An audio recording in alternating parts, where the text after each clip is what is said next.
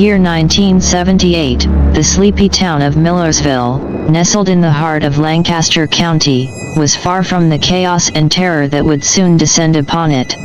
On a chilly Friday the 13th in May, the town was bustling with its usual activities.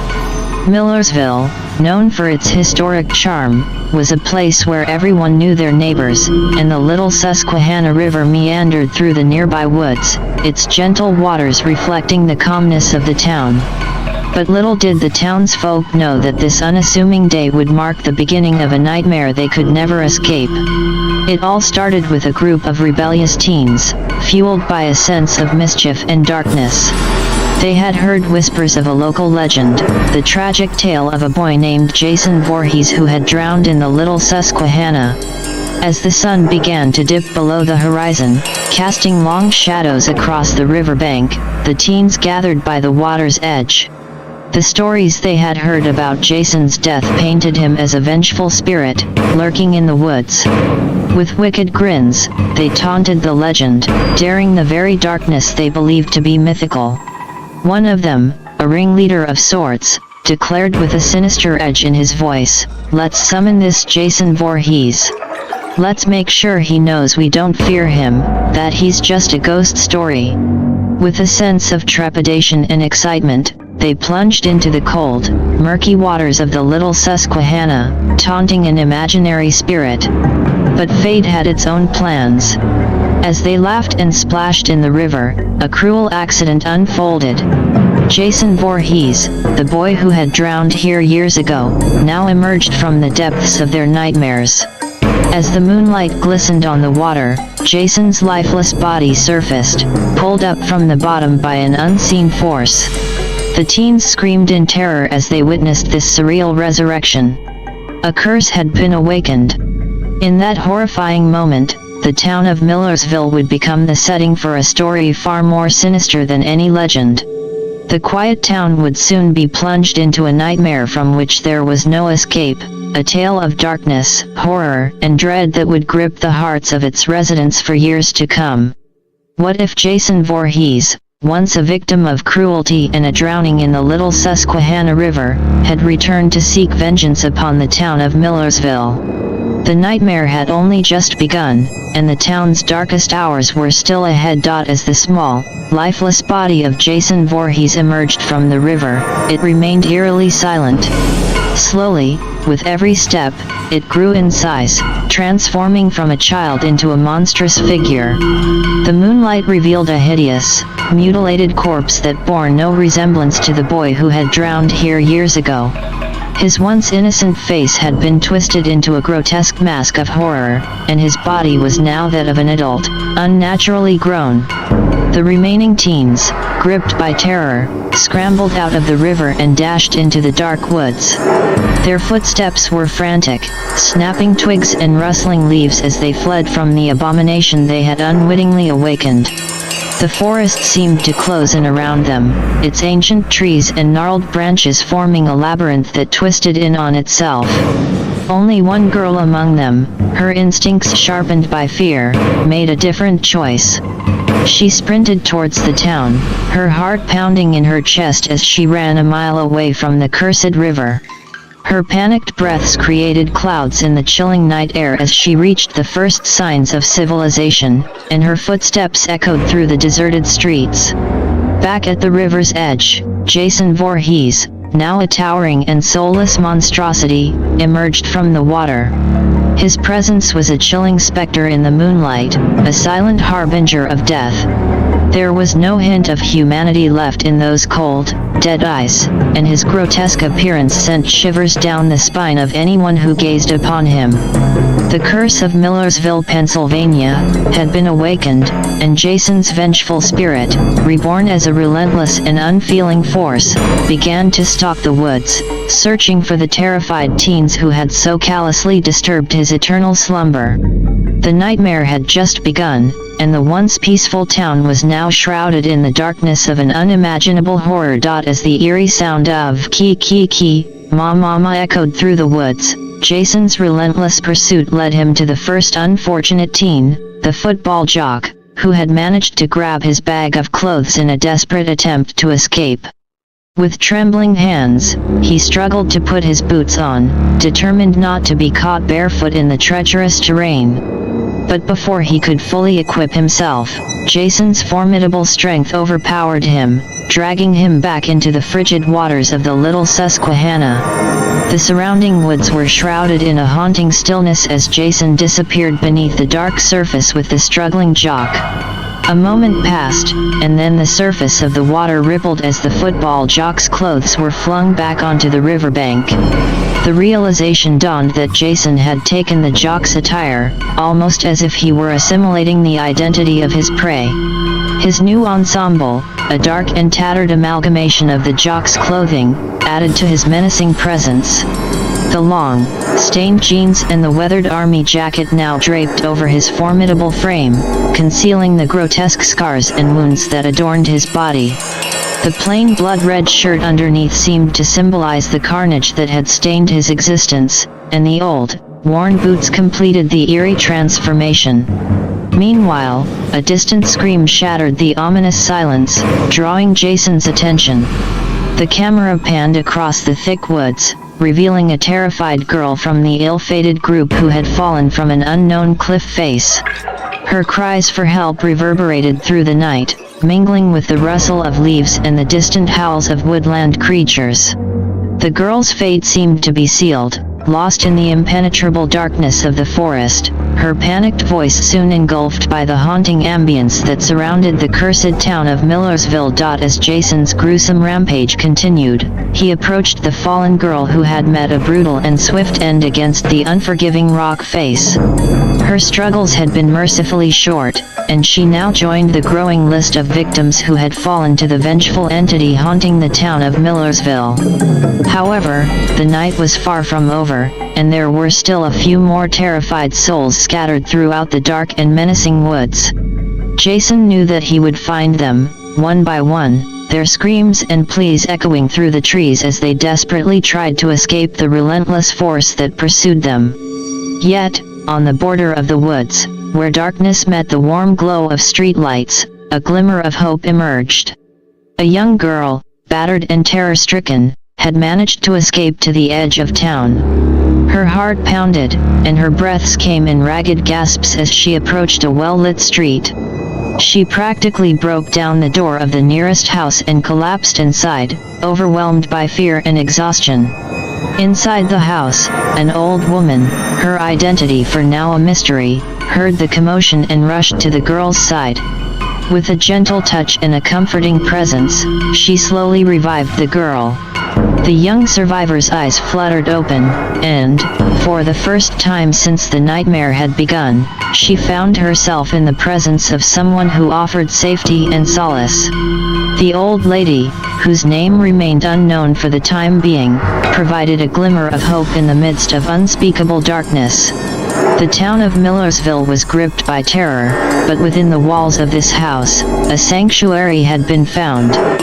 For now, the young girl was safe, and the horrifying tale of Friday the 13th in Millersville continued to unfold, with Jason Voorhees on a relentless pursuit, and the town's secrets and horrors waiting to be uncovered. In the shadowy depths of the woods, Jason Voorhees closed in on his next victim, the older brother of the jock he had drowned in the river. This young man had managed to get fully dressed, his trembling figure huddled over his bag, tears streaking down his face. Jason, with his heavy and soulless footsteps, crept ever closer, his cold, dead eyes fixed on the prey before him. As he raised his menacing arms, ready to grab the unsuspecting teen and throw him into a nearby tree, a sudden burst of desperate courage and fear overcame the young man. In a split second, he stopped crying and, with a voice filled with terror, let out a bone-chilling scream. In a shocking turn of events, he swung a metal object with all his might, smashing it into Jason's skull. The impact was brutal, knocking the unfeeling monster to the ground. For a brief moment, the relentless force that was Jason Voorhees had been stunned, his grotesque mask concealing his twisted features now tilted awkwardly on his face. A long, dark gash with dried blood marred his visage, a cruel reminder of the young man's desperate, but seemingly successful, defense. The teen didn't hesitate. Driven by fear and adrenaline, he sprinted away from the fallen monstrosity, leaving the object he had used to fend off the vengeful spirit behind. It was only then that the camera panned down to reveal the nature of the metal object. It was a reinforced hockey mask, bearing a set of red and blue chevrons. As Jason, still reeling from the sudden attack, regained his feet and steadied the mask upon his grotesque face, the familiar and unsettling chant, "Ki ki ki, ma ma ma," echoed through the woods. The hockey mask, now ominously adorned, signaled that the terror was far from over. The cursed town of Millersville had not yet escaped the relentless grasp of Jason Voorhees, and his pursuit continued, undeterred and even more malevolent than before. Inside the safety of the house, the young girl, still trembling from the horrors she had witnessed, explained the horrifying attack they had suffered in the woods. Her voice shook as she recounted the relentless pursuit of the vengeful entity known as Jason Voorhees. She described the gory scenes, the fear that had gripped her group of friends, and the relentless brutality with which Jason had struck them down. The older woman listened attentively, her eyes filled with sorrow and a deep, knowing dread. She had heard the stories, the chilling legends that had haunted the town of Millersville for years. As the young survivor spoke, the older woman felt compelled to share her own knowledge about the malevolent force that had terrorized their town. With a heavy heart, the older woman recounted the legend of Jason Voorhees. She spoke of the cursed history, the tragedy that had befallen the Voorhees family, and the relentless and unfeeling monster that had emerged from the depths of the Little Susquehanna River. Every bone-chilling detail was revealed, from the drowning of the young boy to his gruesome transformation into an unstoppable force of darkness. With a somber tone, she admitted that even her own child had fallen victim to the horrifying image they had seen of Jason today. The image, so often dismissed as mere superstition, had now become a brutal reality that threatened the very existence of the town. As she spoke, the sense of impending doom weighed heavy in the room, and the survivors realized that they were facing a terror far beyond their wildest nightmares. The legend of Jason Voorhees had become all too real, and the fate of Millersville hung in the balance as they grappled with the horrors that had been unleashed upon their once peaceful town. In the darkest depths of the woods, the remaining 3 teens had gathered, their panic and fear palpable. They debated the whereabouts of their missing 4th member, completely unaware that she was safe in the house on the edge of town, thanks to the old woman's assistance. Little did they know that their conversation had not gone unnoticed. From the shadows, Jason Voorhees, the embodiment of relentless terror, heard their voices and realized that there was one more victim to claim. With malevolent determination, he rushed forward, his monstrous presence bearing down on them. In the blink of an eye, he brutally slammed his fists through the chests of 2 of the teens, their anguished cries piercing the night. As they collapsed to the ground, their life force ebbing away, they gazed up at the 3rd teen, the one who had escaped Jason's relentless pursuit earlier. Their voices trembled and wavered as they used their final moments to convey a desperate plea. In a dying voice filled with agony, they gasped, "Johnny, run." The last survivor, Johnny, stood frozen in horror as he witnessed the gruesome end of his friends. He had narrowly escaped Jason once before, and now the relentless force of darkness was closing in on him once again. The chilling realization that he was the last one left, and that the terror of Friday the 13th in Millersville had not yet released its grip, sent shivers down his spine. With their dying words echoing in his ears, Johnny turned and bolted into the woods, a terrified figure running for his life, hunted by the malevolent force that knew no mercy. The cursed night had taken a heavy toll on Millersville, and the horrors that lurked within its depths were far from over. As the tension heightened, the narrative bounced back and forth between the house and the heart-pounding chase in the woods. Inside the house, the woman turned to the young survivor and asked for her name. The girl, still shaken by the horrors she had witnessed, replied with a quiver in her voice, "My name is Kyla." It was a brief moment of connection amidst the chaos that unfolded around them. In the woods, Jason Voorhees, the relentless and malevolent force, continued his pursuit of Johnny. With inhuman strength, he picked up objects of all sizes from the surroundings: bushes, small, barely grown trees, big rocks, even small boulders. He hurled them with frightening force at the running Johnny, the projectiles narrowly missing their mark as he sprinted through the dark and menacing forest. Back in the house, the tension continued to rise. Kyla, realizing the dire situation they were in, uttered, "I must call for help." However, the older woman's response was chilling. She informed Kyla that there was no phone in the house, leaving them isolated and cut off from any potential rescue or aid. The realization that they were on their own, facing a relentless and supernatural threat, cast a pall of despair over the room. The back-and-forth narrative between the house and the relentless chase in the woods intensified the sense of dread and impending doom, as both Kyla and Johnny found themselves in a nightmarish battle for survival against an enemy that appeared to be unstoppable.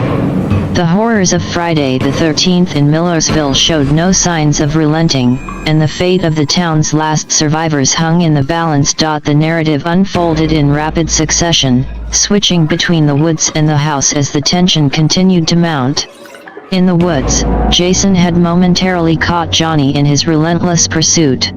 His monstrous grip closed around the young man, but Johnny, fueled by a desperate will to survive, jabbed his fingers into Jason's eye sockets. The towering menace bellowed in pain and surprise, losing his hold on Johnny. The young man seized this opportunity and bolted once more, disappearing into the darkness.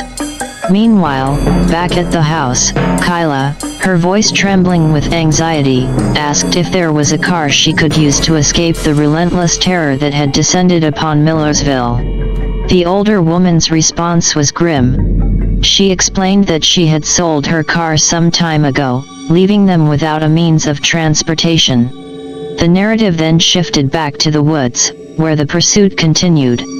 In a twist of fate, Jason stumbled into an old bear trap that lay concealed beneath the forest underbrush.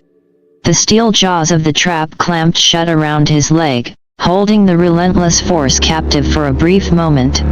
Johnny, seizing this momentary respite, managed to clear the woods, gasping for breath as he temporarily escaped the relentless clutches of Jason Voorhees. As he sprinted down a moonlit street, Johnny's heart pounded with fear, and he could see a well-lit house in the distance. The glowing windows offered a glimmer of hope, and the young survivor knew that he had to reach it, praying that the occupants inside would offer refuge from the nightmare that pursued him through the cursed woods of Millersville. Amidst the growing fear and desperation, Kyla couldn't help but inquire about the older woman's son. Her voice trembled as she asked, "What happened to your boy? Can you tell me more, please?"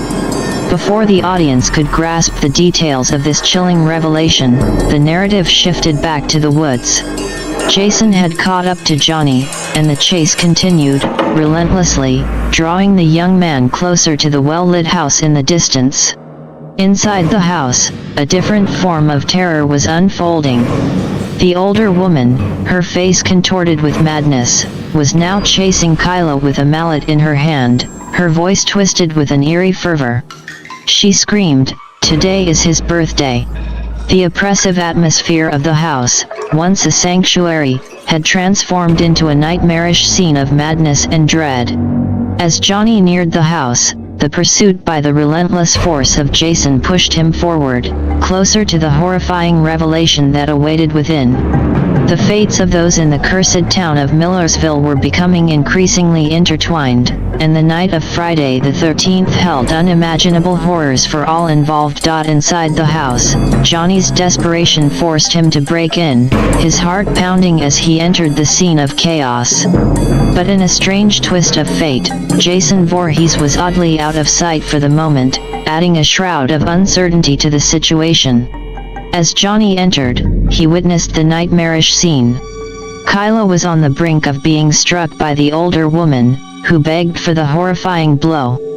Fueled by fear and a desire to protect Kyla, Johnny seized the mallet from the floor and struck the older woman, driving her back with a series of forceful blows. She screamed in anguish and panic, retreating and pleading for her boy. The madness that had overtaken her had reached a fever pitch, and she seemed beyond reason. Suddenly, from above, a menacing figure descended. Jason Voorhees, the relentless and unstoppable force, had found his way into the house from the roof. He pursued Kyla, his presence casting a shadow of terror over the room. Johnny, mallet in hand, knew that he had to act quickly to protect Kyla from the malevolent entity that had been haunting the town. With grim determination, Johnny gave chase, his heart racing as he pursued the terrifying scene that unfolded before him. The mallet became his weapon against the relentless darkness that sought to claim them all, and the horrors of Friday the 13th in Millersville showed no signs of abating. In the midst of the struggle, the older woman tackled Johnny to the ground with surprising force. A brief but intense scuffle ensued as they fought for control of the mallet. It was a desperate clash between survival and madness, with each of them trying to overpower the other. Ultimately, Johnny managed to gain the upper hand and, with a heavy heart, he ended the conflict. As he looked down at the bloodied aftermath of their struggle, his eyes fell upon an old ID that had fallen from the woman's pocket. It was a relic from the 1960s, and the name on the ID sent shockwaves through him. In disbelief, Johnny read the name, his voice quivering with dread as he whispered, "Pamela Voorhees." The revelation was a horrifying twist in the nightmarish tale, linking the older woman to the legendary tragedy of the Voorhees family. The true nature of the terror that had descended upon Millersville was becoming increasingly clear, and Johnny's world had been upended by the revelation of the woman's identity. Outside, the nightmarish pursuit continued. Jason had cornered Kyla in a nearby shed, and the girl, in a desperate bid for survival, barricaded the door, her heart racing with fear. She knew that the relentless force of Jason Voorhees was breaking through the flimsy barrier, and her time was running out. With sheer determination, Kyla grabbed a sharp object from a shelf in the shed and, with all her strength, slammed it into Jason's head. A hatchet struck him, leaving a gruesome axe mark in his head and mask. The impact knocked him back momentarily, but to her horror, Jason began to rise once more, his unstoppable nature undeterred by the devastating blow. Kyla's scream of terror pierced the night as she realized that her desperate attempt to fend off the relentless force had been in vain. Just as hope seemed lost, Johnny, who had been inside the house, walked outside, his mallet still in hand.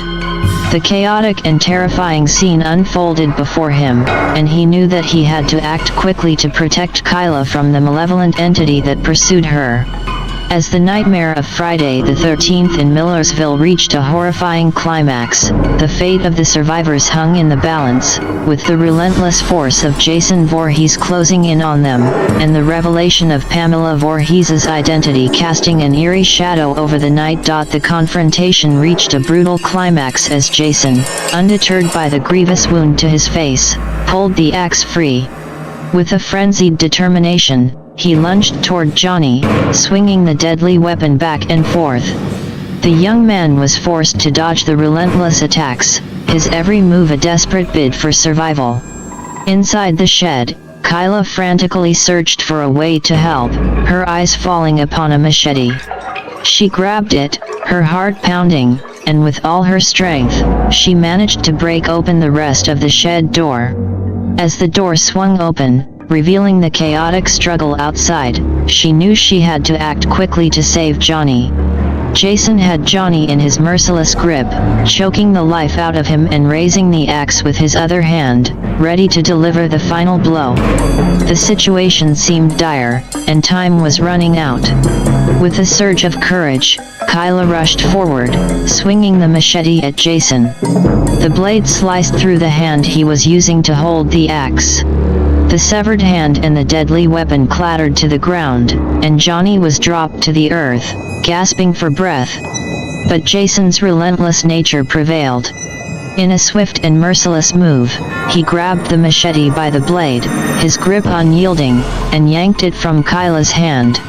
The horrifying confrontation had taken a new turn, and the survivors were left to face the unrelenting terror of Jason Voorhees once more. In the tense and heart-pounding final moments of the encounter, Jason swung the machete left and right, but Kyla managed to evade the deadly blows, sprinting to safety. Jason, undeterred and relentless as ever, prepared to throw the machete with deadly precision. However, Johnny spotted the axe on the ground, a desperate and final means of defense. In a swift and desperate move, he seized the axe and with all his strength, ended the relentless threat. The blow struck Jason, and with a final, agonized gasp, the towering menace collapsed. As the camera panned over the two survivors, they stood amidst the horrors they had witnessed, tears streaming down their faces. Slowly, they began to walk away, the night turning into dawn, a glimmer of hope on the horizon. Soon, the sound of approaching police cars filled the air, their flashing lights piercing the fading darkness. The camera panned down to the spot where Jason would have been, but there was no sign of the relentless force that had haunted Millersville. As the chilling chant of "Ki Ki Ki, Ma Ma Ma" played in the background, the night's horrors were over. The survivors had emerged from the nightmare, and the town of Millersville could begin to heal, knowing that they had faced the darkest of terrors and survived to see a new day. In the 18th century, Lancaster City was a burgeoning settlement, a place defined by its sense of community and a rich cultural tapestry in the making. The heart of the town was its square, a place of gathering and commerce, dominated by a fountain that locals believed had healing properties. Nearby stood the courthouse, an embodiment of both justice and community, as it served multiple purposes, from legal matters to town meetings. James Buchanan, a young, ambitious lawyer, was a prominent figure in the community. Unlike in our world, in the Starfield timeline, Buchanan was not just a political aspirant. He was also fascinated by the local legends and folklore that seemed to saturate the very soil of Lancaster City.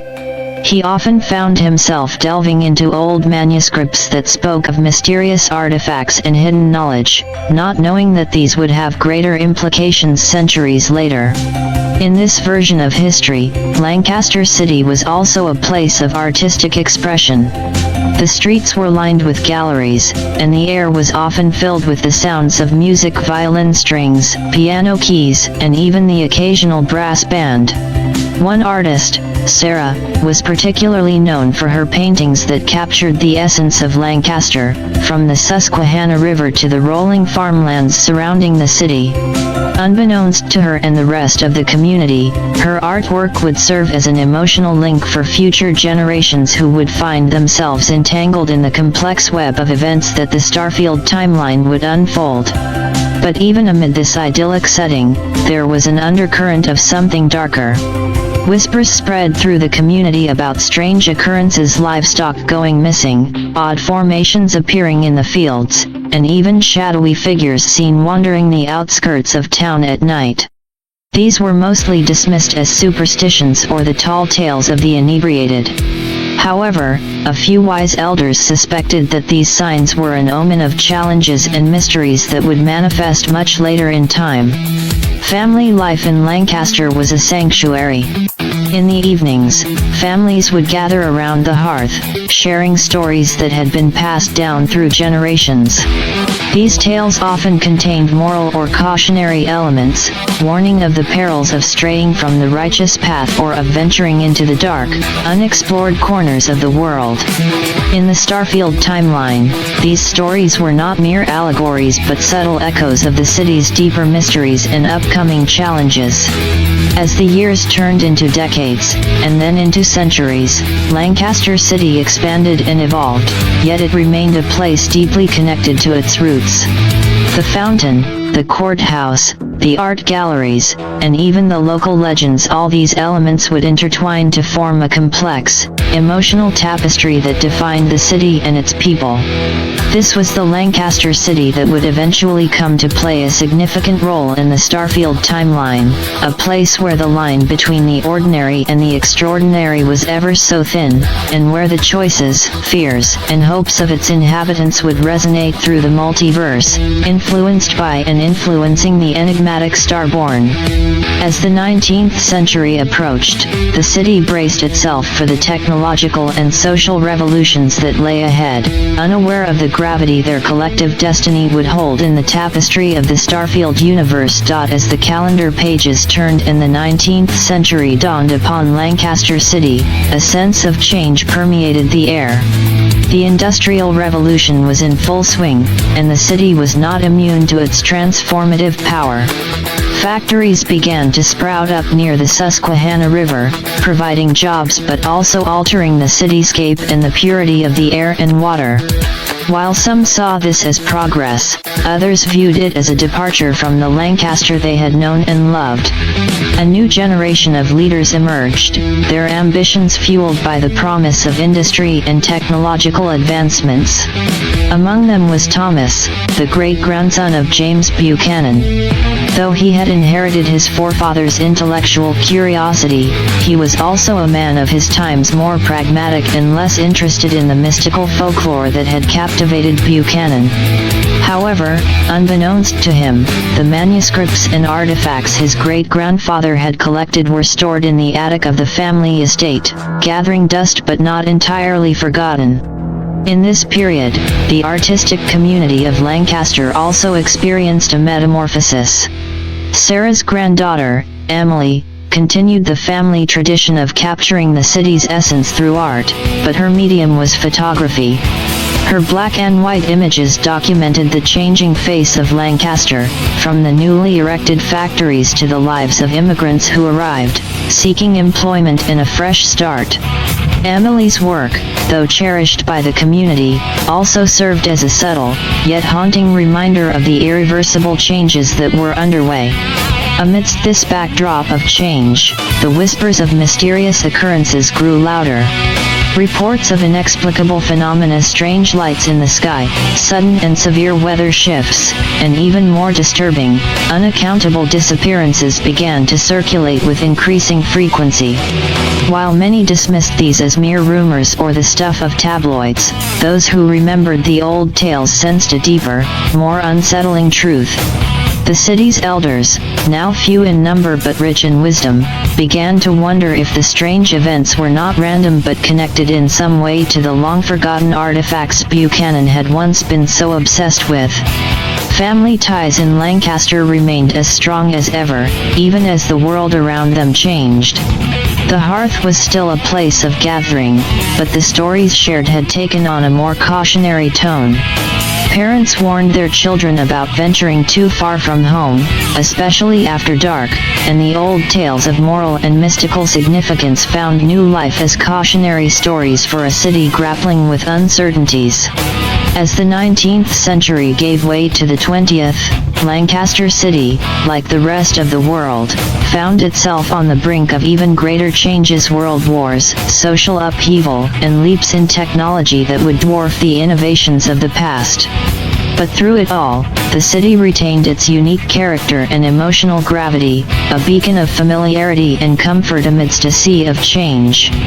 However, unbeknownst to the residents, the artifacts in the Buchanan family attic were not just relics of a bygone era.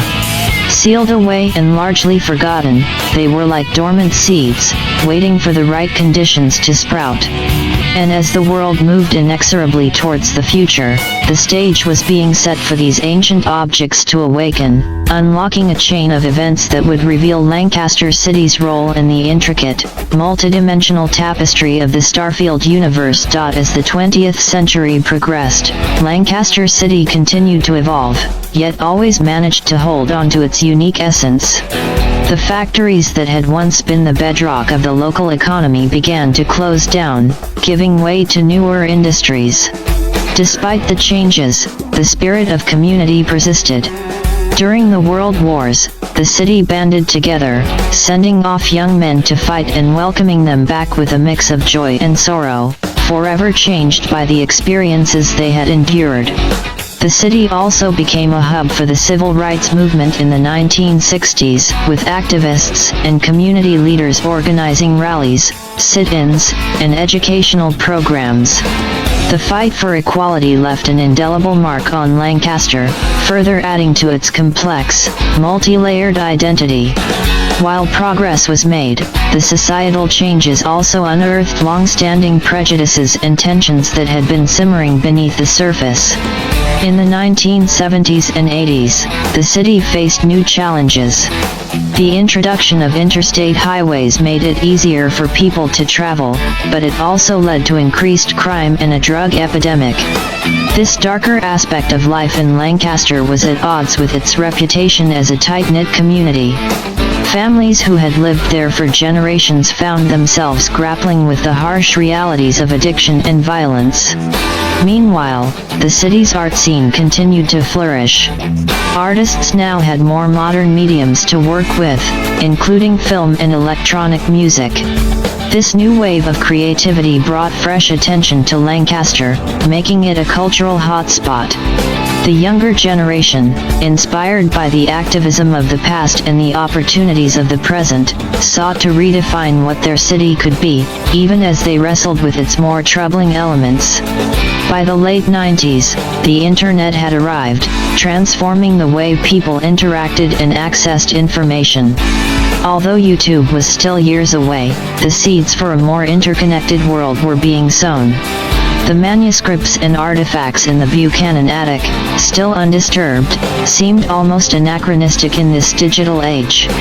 Yet, even as the world changed at an unprecedented pace, those objects remained a silent, lurking enigma, their true significance still veiled. As the millennium turned, a new era dawned, one that would bring challenges and opportunities unlike any the world had ever seen.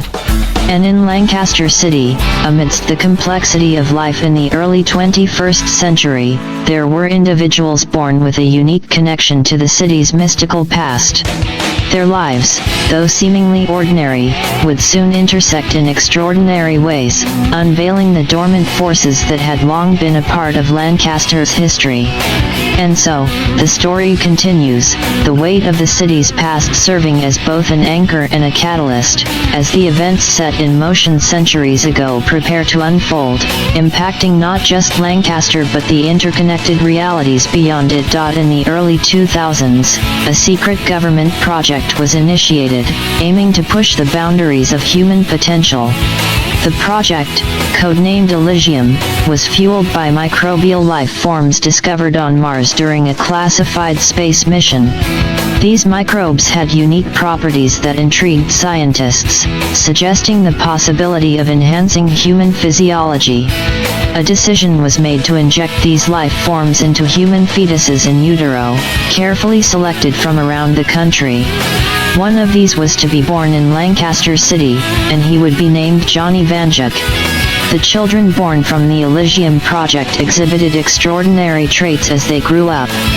Johnny Vanduke, in particular, showed an uncanny ability to see clearly in the dark, as if he possessed natural night vision. But the changes weren't just physical, they were emotional and psychological too. Johnny felt a deep, unexplainable connection to Lancaster City, as if the very fabric of the place resonated within him. While Johnny grew up aware of his abilities, he was oblivious to their origin. His parents, bound by non-disclosure agreements and their own fears, never spoke of the project. Johnny lived a seemingly normal life, going to school, making friends, and exploring his love for art and music. But he always felt different, a feeling accentuated by the strange dreams that often visited him, dreams of otherworldly landscapes and a sense of impending doom. As Johnny ventured into adulthood, he found himself drawn to the darker aspects of Lancaster City's history. He felt compelled to explore the old Buchanan estate, driven by a force he couldn't quite understand. Upon entering the attic, he felt a surge of energy. The manuscripts and artifacts seemed to call out to him. As he touched them, visions flooded his mind, flashes of past and future, all connected through an intricate tapestry of choices and consequences. But Johnny wasn't the only one affected by Elysium. Others in Lancaster and beyond also exhibited peculiar abilities, their lives slowly intertwining with Johnny's. Sarah, a local journalist, found herself able to discern lies from truth effortlessly. Mark, a history teacher, began to experience vivid flashbacks of historical events as if he had lived through them. Emily, a young musician, could manipulate sound in ways that seemed almost supernatural. These individuals were drawn together, their fates converging as the city's hidden history began to surface. The strange occurrences in Lancaster City escalated, the sense of impending doom grew more palpable. But what none of them realized was that the microbial life forms within them were not just enhancing their abilities, they were also awakening the dormant forces that had been part of Lancaster's history for centuries. As they delved deeper into the mysteries surrounding them, they found that the choices they made would have repercussions beyond their understanding, possibly affecting the very nature of reality itself. Unbeknownst to them, they were becoming key players in events set in motion long ago, events that were now reaching their crescendo. And at the heart of it all was Lancaster City, its emotional gravity pulling them in, binding them to its history, its people, and its unfolding destiny. The stage was set for a revelation that could either save or doom not just Lancaster City but also the interconnected realities it was unknowingly a part of. And as the boundaries between the ordinary and the extraordinary blurred, Johnny Vanduke and his newfound allies found themselves at the epicenter, ready or not. As the years rolled by, the sense of foreboding that enveloped Lancaster City never seemed to wane.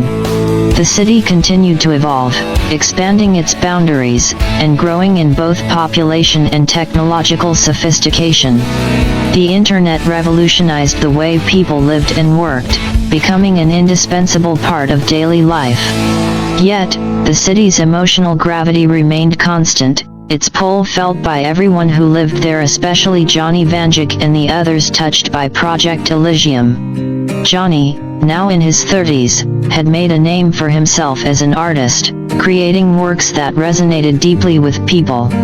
There was something about his art that touched upon the collective fears and hopes of humanity, perhaps influenced by his unique abilities and the strange dreams that still visited him. Sarah, Mark, Emily, and others like them found their own paths, each one unerringly drawing them deeper into the city's unfolding mystery. As for Johnny's personal life, he married Alice, a schoolteacher who was as drawn to Lancaster's emotional gravity as he was. Together, they had a daughter named Lily, who from a young age exhibited an uncanny intuition, almost as if she had inherited some aspect of her father's extraordinary abilities. Lily was fascinated by her father's artwork and the histories that Mark would sometimes share, weaving these influences into stories that seemed beyond her years. Through it all, Lancaster City remained a central figure in their lives. Its landmarks like the Fulton Theatre, Central Market, and the historic districts were more than just places, they were characters in the unfolding narrative. Even as skyscrapers rose and technology advanced, these landmarks stood as reminders of the city's rich history, silently witnessing the lives of its residents. When the calendar flipped to the year 2100, an archaeological dig near the Susquehanna River unearthed an artifact of unknown origin. It didn't align with any known civilizations, and its discovery sent ripples of excitement and apprehension through the academic community. The artifact was eventually stored in a local museum, unaware of its significance or its role in the impending doom. By this time, Johnny was an old man, his hair graying but his eyes still sharp, filled with the wisdom and burdens of a lifetime. He never lived to see the invention of the first grav drive in 2138 or the subsequent mass exodus from Earth that would start in 2150. Johnny Vanduke passed away in 2130, surrounded by family and loved ones, his last moments filled with a strange sense of peace and dread. Yet, his legacy lived on through Lily and her children, who carried not just his name but also a piece of the extraordinary abilities inherited from the Elysium project.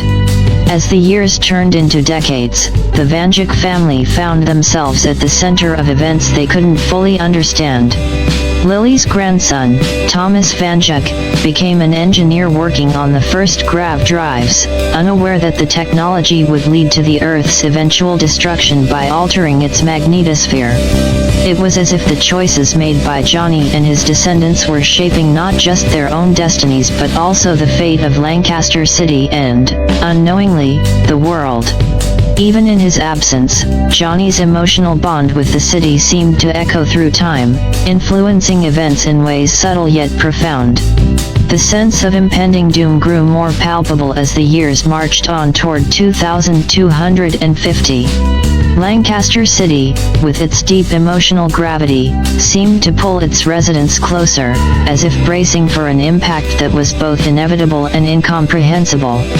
And as the Vanduke family and others like them navigated through these turbulent times, they found themselves questioning the very nature of home, destiny, and the intricate web of choices that define us all. The Vanduke family had always been close-knit, sharing triumphs and tragedies alike. But the atmosphere in their Lancaster City home was especially electric that day in 2150. Gathered around the computer in the living room, Lily's grandson, Thomas Vanduke, clicked on the latest news headline with a sense of pride and expectation. NASA announces breakthrough in grav drive technology, a new era for humanity, the headline read. The article went on to describe how the newly invented grav drive would revolutionize space travel, making it faster and more efficient than ever. Thomas couldn't help but swell with pride. After all, he was one of the engineers who had worked on the project. His mother, Lily, looked at him with a mixture of pride and that ever-present, indefinable worry that seemed to be a part of the Lancaster City's emotional tapestry. "You're making history, Thomas," she said softly, putting a hand on his shoulder. Thomas smiled, trying to shake off a vague sense of unease. "It's just the beginning, Mom. Imagine the possibilities: colonizing other planets, resource exploration, a new frontier for humanity." His sister, Emily, who had inherited more of the artistic tendencies of their great-grandfather Johnny, chimed in. "It's like something out of a science fiction story. Only it's real, and it's happening now." Over the next months, the grav drive became the subject of public fascination and debate. Talk shows, social media, academic forums, everyone was discussing the implications of this groundbreaking technology. In Lancaster City, the local schools even started incorporating grav drive technology into their science curricula. Life-size replicas of the grav drive were installed in public parks, becoming new landmarks in a city already rich with history. The Vanduke family continued their lives, each member pursuing their own dreams and ambitions, yet always interconnected by the deep emotional bonds that Lancaster City seemed to cultivate in its residents. Thomas went on to receive accolades for his work, his name mentioned in scientific journals and mainstream media alike. Lily, now a grandmother several times over, took to writing, capturing the essence of her life experiences in a memoir that would be cherished by her family for generations to come. Emily, in the meantime, discovered her own path in psychology, delving into the nature of emotional bonds and their impact on human behavior. Her work often led her back to the unique emotional gravity of Lancaster, which she tried to decode through her studies. As the years passed, the grav drives were implemented on a larger scale. Massive ships were built, equipped with the new technology, and for the first time, commercial trips to Mars were now within reach. The Vanduke family watched with bated breath as the first of these ships took off, carrying with it the collective hopes and dreams of humanity. Yet, as the years continued to roll forward, subtle changes began to occur. Weather patterns grew increasingly erratic. Animal behavior changed inexplicably. And Lancaster City, that emotional cornerstone, seemed to be humming with an intensity that many found difficult to ignore. But the Vandukes, like the rest of the world, remained largely unaware of the cataclysm that was slowly unfolding. Each family member was too caught up in their own lives, their own achievements and struggles, to notice the signs. The emotional gravity of Lancaster City was as strong as ever, but now it carried with it an undercurrent of something darker, more urgent. It was as if the city itself was trying to communicate, to warn its residents of the impending doom that was drawing ever closer.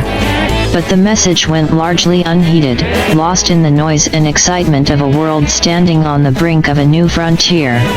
And so, the Vanduke family, along with the rest of humanity, continued on their path, unaware of the irreversible chain of events that had been set into motion. As Thomas Vanduke climbed the professional ranks, his access to classified information expanded. It was around 2170 when he first caught wind of the artifact, a mysterious object discovered 2 decades earlier. The artifact was spoken of in hushed tones among his peers, discussed in memos encrypted with the highest levels of security. Though he didn't know the specifics, Thomas gathered enough to understand that it played a significant role in the development of grav drive technology. The first time he saw it, in a high-security lab deep within a NASA facility, he felt an almost magnetic pull. The artifact was unlike anything he had ever seen, an intricate assembly of shapes and symbols that defied understanding. It was said to be the keystone for advancements in grav drive technology, though no one seemed to fully understand how or why. But what bothered Thomas the most was the sense of apprehension he felt when near it, a whisper in the back of his mind cautioning him of unseen dangers. As the years rolled on, Thomas found himself increasingly preoccupied with the artifact. Late at night, in the quiet solitude of his Lancaster City home, he would find his thoughts drifting back to it. The feeling was not unlike the emotional gravity he felt toward his hometown, but it was tinged with a darkness he couldn't shake off. It was as if the artifact was connected, in some inexplicable way, to the deepening sense of foreboding he felt, both in his city and within himself. He considered talking to his sister Emily about it. Her work in psychology had led her to explore the complex emotions and bonds that defined human interaction. But every time he picked up the phone, he was held back by the non-disclosure agreements he had signed, and the fear of what the government would do if such sensitive information were to leak. As Thomas grew older, nearing retirement, a sense of regret began to settle in.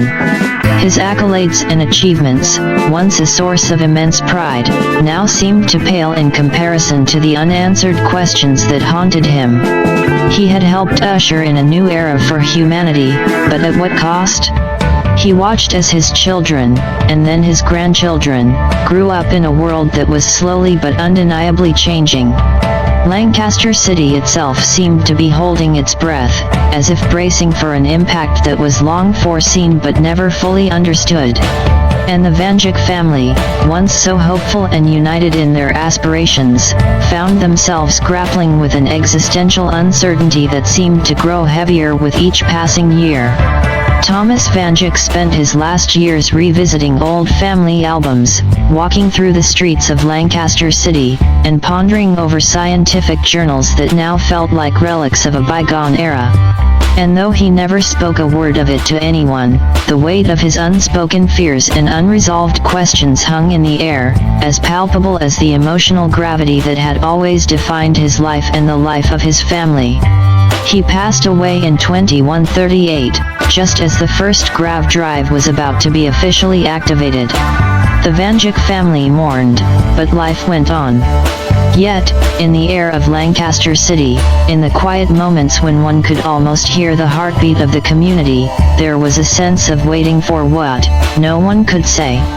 And so, the Vanduke family, along with their city, continued to live under the emotional gravity of both love and unspoken fears, as they moved toward an uncertain future. The Vanduke family gathered in their living room, their eyes fixed on the large screen mounted on the wall. The atmosphere was heavy, as if the air itself had thickened. NASA had announced a special broadcast, and given the ongoing Earth evacuation that had been subtly ramping up since 2173, everyone sensed that this would be a pivotal moment. The screen flickered to life, showing the NASA logo before cutting to a middle-aged scientist standing in a sleek, modern lab. He was Dr. Eleanor Martinez, a prominent figure in astrophysics and the public face of NASA's Grav Drive project. Behind her, large monitors displayed complex algorithms and 3D models of celestial bodies. The gravity of the moment was evident in her usually cheerful eyes, now tinged with a solemnity that made the Vanduke family exchange uneasy glances. "Good evening," Dr. Martinez began, her voice steady but tinged with an undeniable gravity. "I am here tonight to provide an update on the Earth evacuation initiative that we began in 2173. As many of you know, the advancements in Grav Drive technology have made it possible for us to explore and colonize other planets in ways we had only dreamed of. Tonight, I am going to recap our journey thus far, our discoveries, and our future direction." The screen behind her shifted, showing footage of massive ship's arcs. They were called lifting off from various points around the Earth. They were behemoths, capable of carrying thousands of people and all the resources they would need to start anew on another world. Since 2173, we have successfully launched 27 arcs, each headed to different planets that our probes have determined to be habitable, Dr. Martinez continued. So far, 12 have landed and begun the process of terraforming and colonization.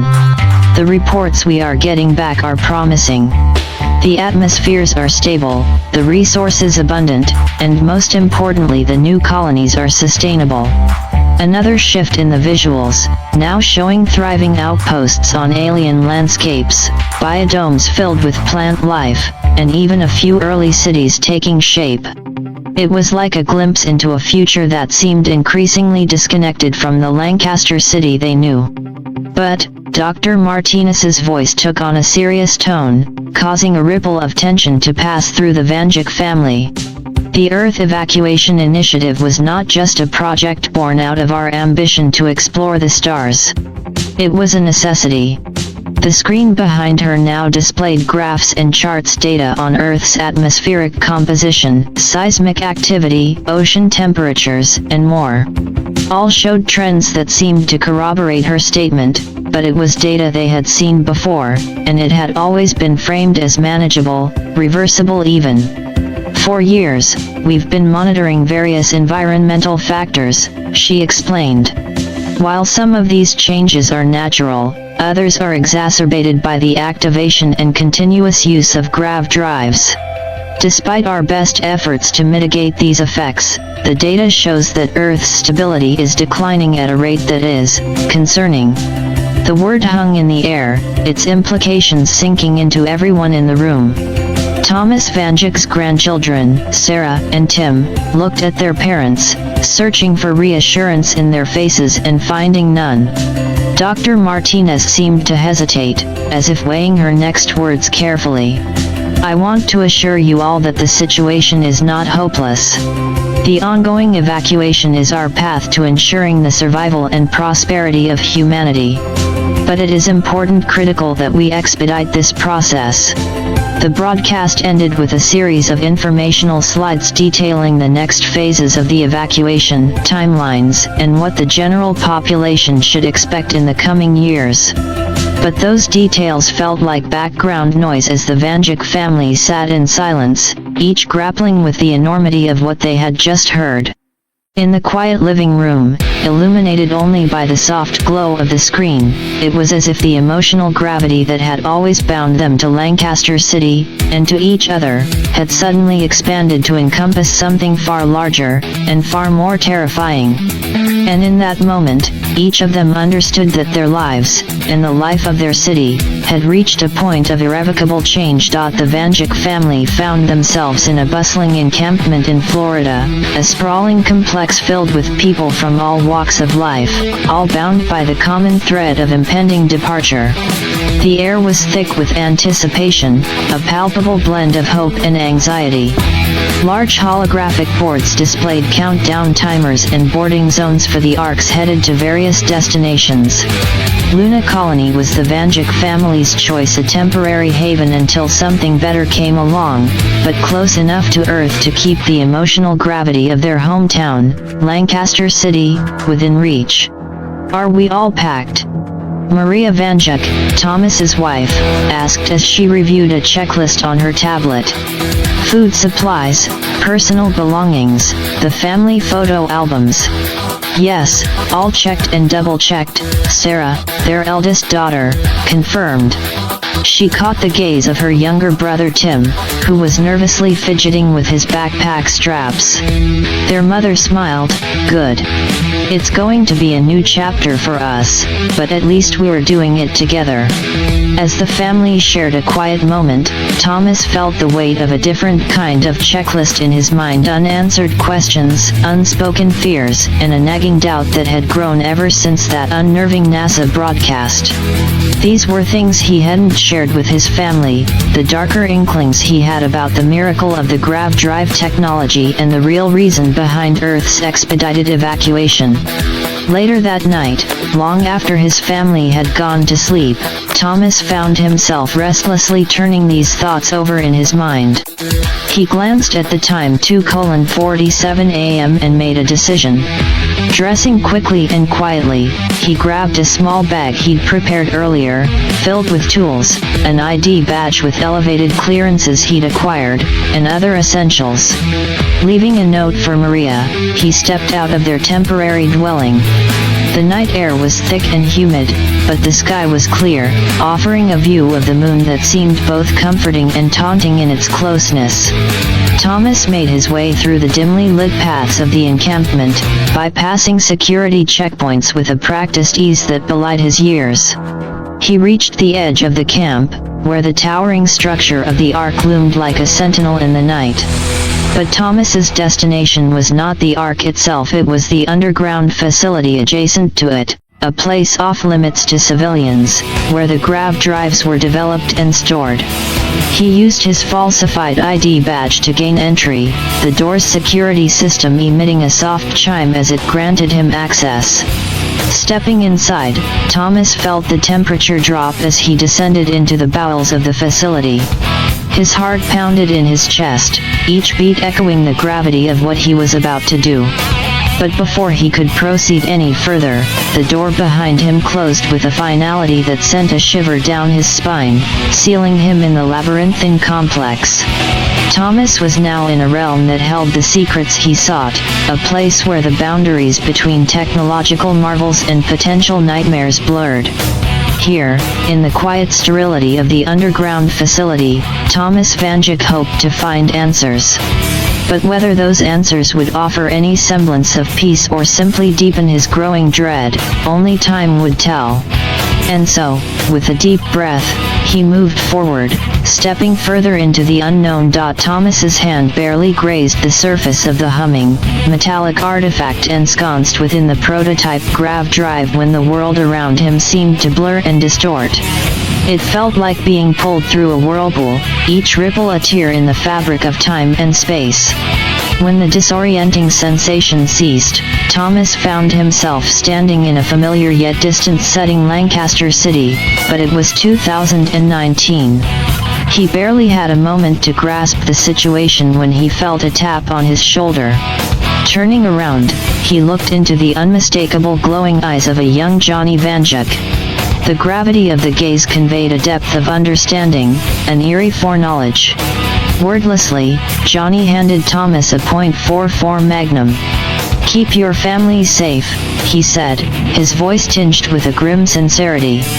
Before Thomas could reply, the world around him distorted again. This time, he landed in an apocalyptic Lancaster City, dated 2077. The air was thick with radiation, and what appeared to be ghouls roamed the streets. Again, there was Johnny, older now, wielding a weapon and dispatching the ghouls with practiced ease. His eyes still glowed, a beacon in a world gone dark. Another pull, another shift. Now it was 2030, and the city was overrun by the undead. Zombies meandered through the streets, their groans echoing through the air. Johnny was there too, taking down the reanimated corpses methodically, one by one. Thomas's journey through time continued. He saw Johnny fighting a giant moth in a dilapidated loom factory, both a younger and an older version of him standing their ground. He witnessed Johnny in mortal combat with the monstrous killer of Crystal Lake, finally sacrificing himself to subdue the unkillable entity. Just as suddenly, Thomas was pulled back to the underground facility, to the very room housing the grav drive prototype. This time, however, he was not alone. Standing before him was his own double, holding the humming artifact in his hands. This can never be found again by anyone, his doppelganger intoned solemnly, staring into Thomas's eyes as if peering into his soul. Thomas nodded, his own fears and doubts mirrored in the eyes of his double. Agreed. His double placed the artifact back into its compartment, sealing it away. Thomas followed suit, initiating a series of commands on the adjacent control panel. Red warning lights flashed, and the chamber housing the grav drive prototype went into lockdown, its access permanently revoked. Taking one last look at the now sealed chamber, Thomas felt a strange sense of closure mingled with lingering trepidation. He exited the facility, retracing his steps back to the surface, back to his family waiting in the encampment.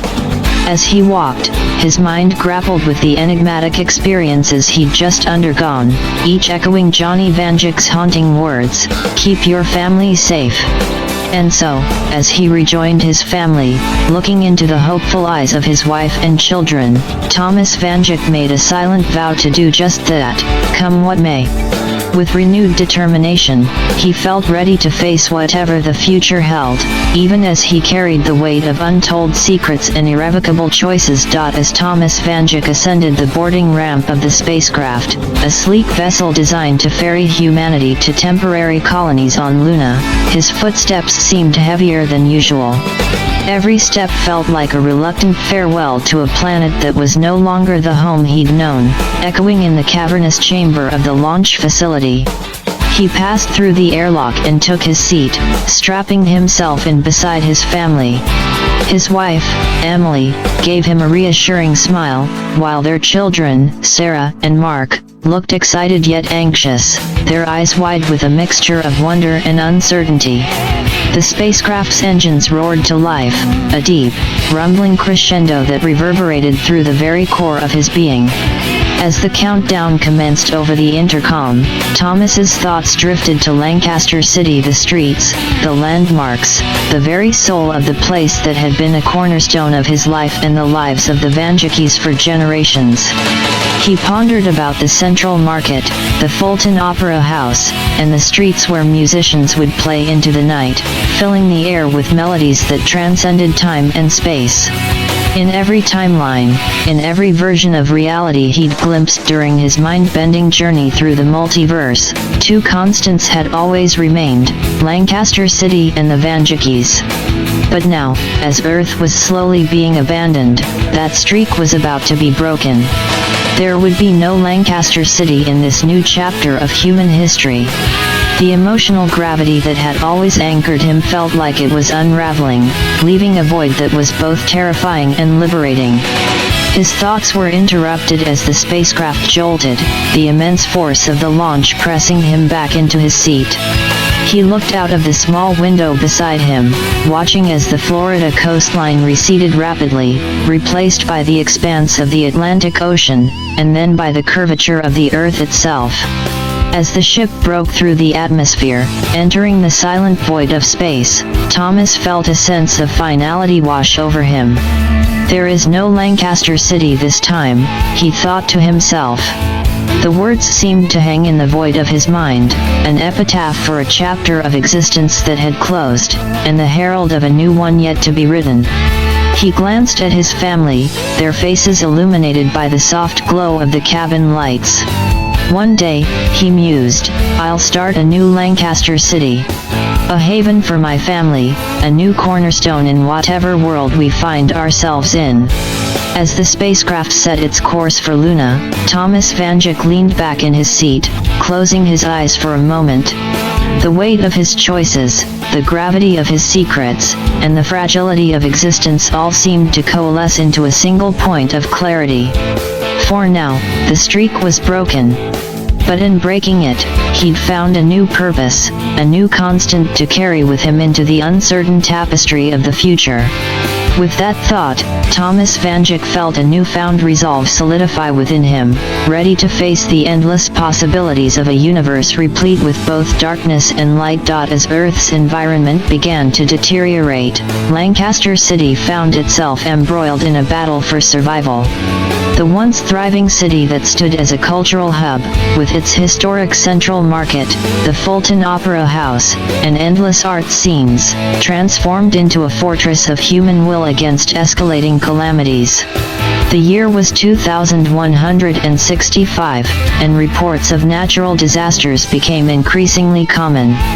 Hurricanes ravaged the coasts, wildfires consumed vast forests, and droughts turned fertile lands into barren wastelands. Yet, the people of Lancaster fought back.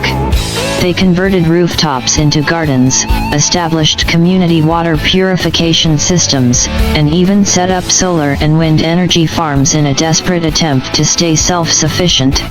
But the air grew thick and toxic. Even with improvised masks, people coughed incessantly, their lungs laboring to extract oxygen from an atmosphere increasingly filled with carbon dioxide and other pollutants. Hospitals, already stretched thin, were overwhelmed. Every day, a grim procession of vehicles carried the old, the young, and the sick to their final resting places. Despite this, the people held on, their eyes weary but determined. By 2170, news from the outside world trickled to a near halt. Communications were breaking down, and rumors floated that Lancaster was one of the last cities still standing. The streets that once echoed with the sound of live music and cheerful chatter grew quiet. The people huddled together for warmth and companionship, sharing stories of a world that once was a world that their children would never know. In 2175, a strange phenomenon was observed. The sky, usually a thick blanket of gray, began to show a different hue, a sickly, unnatural shade of green.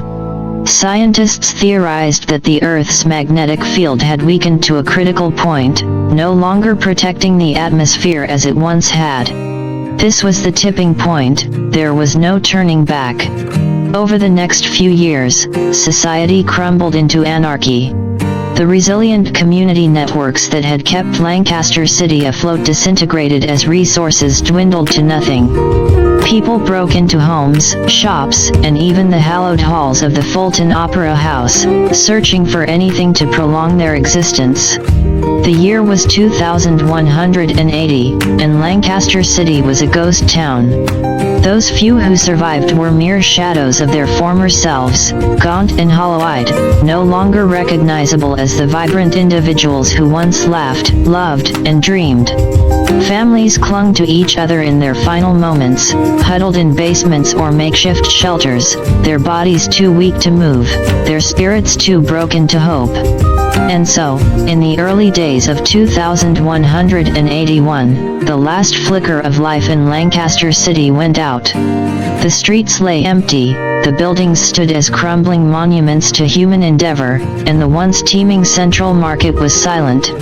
Earth, too, was silent, as if mourning the loss of its children. In the grand tapestry of the universe, the demise of Lancaster City was but a tiny thread unraveled. Yet, for those who lived through its final days, the city's end marked the loss of something infinitely precious, the loss of home, of community, of humanity itself. And though no one remained to remember it, the soul of Lancaster City would forever be etched in the annals of time, a testament to the indomitable spirit that once thrived against all odds, only to fade away into the unfathomable depths of the cosmos. In the years following 2181, Lancaster City became a haunting tableau of decay and desolation. Buildings that once stood as symbols of prosperity and culture, like the Fulton Opera House and the Ware Center, were now decaying skeletons, their grandiosity reduced to crumbling facades. The city's famous Central Market, which had served as a community hub for centuries, was overgrown with weeds, its stalls empty and decaying. The year 2200 came, and the small number of humans that remained were mostly holed up in underground bunkers or makeshift shelters.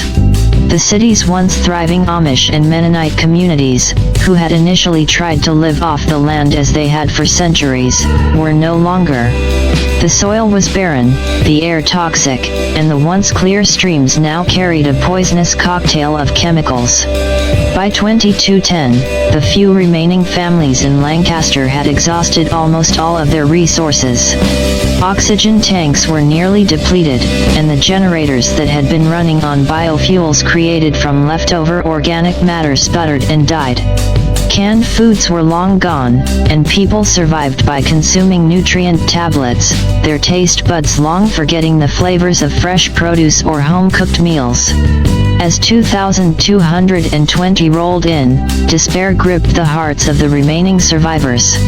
Many had taken to wearing relics from the past: old baseball caps, tattered theater playbills, faded photographs, as if clinging to these objects could somehow bring back a sliver of the world they'd lost.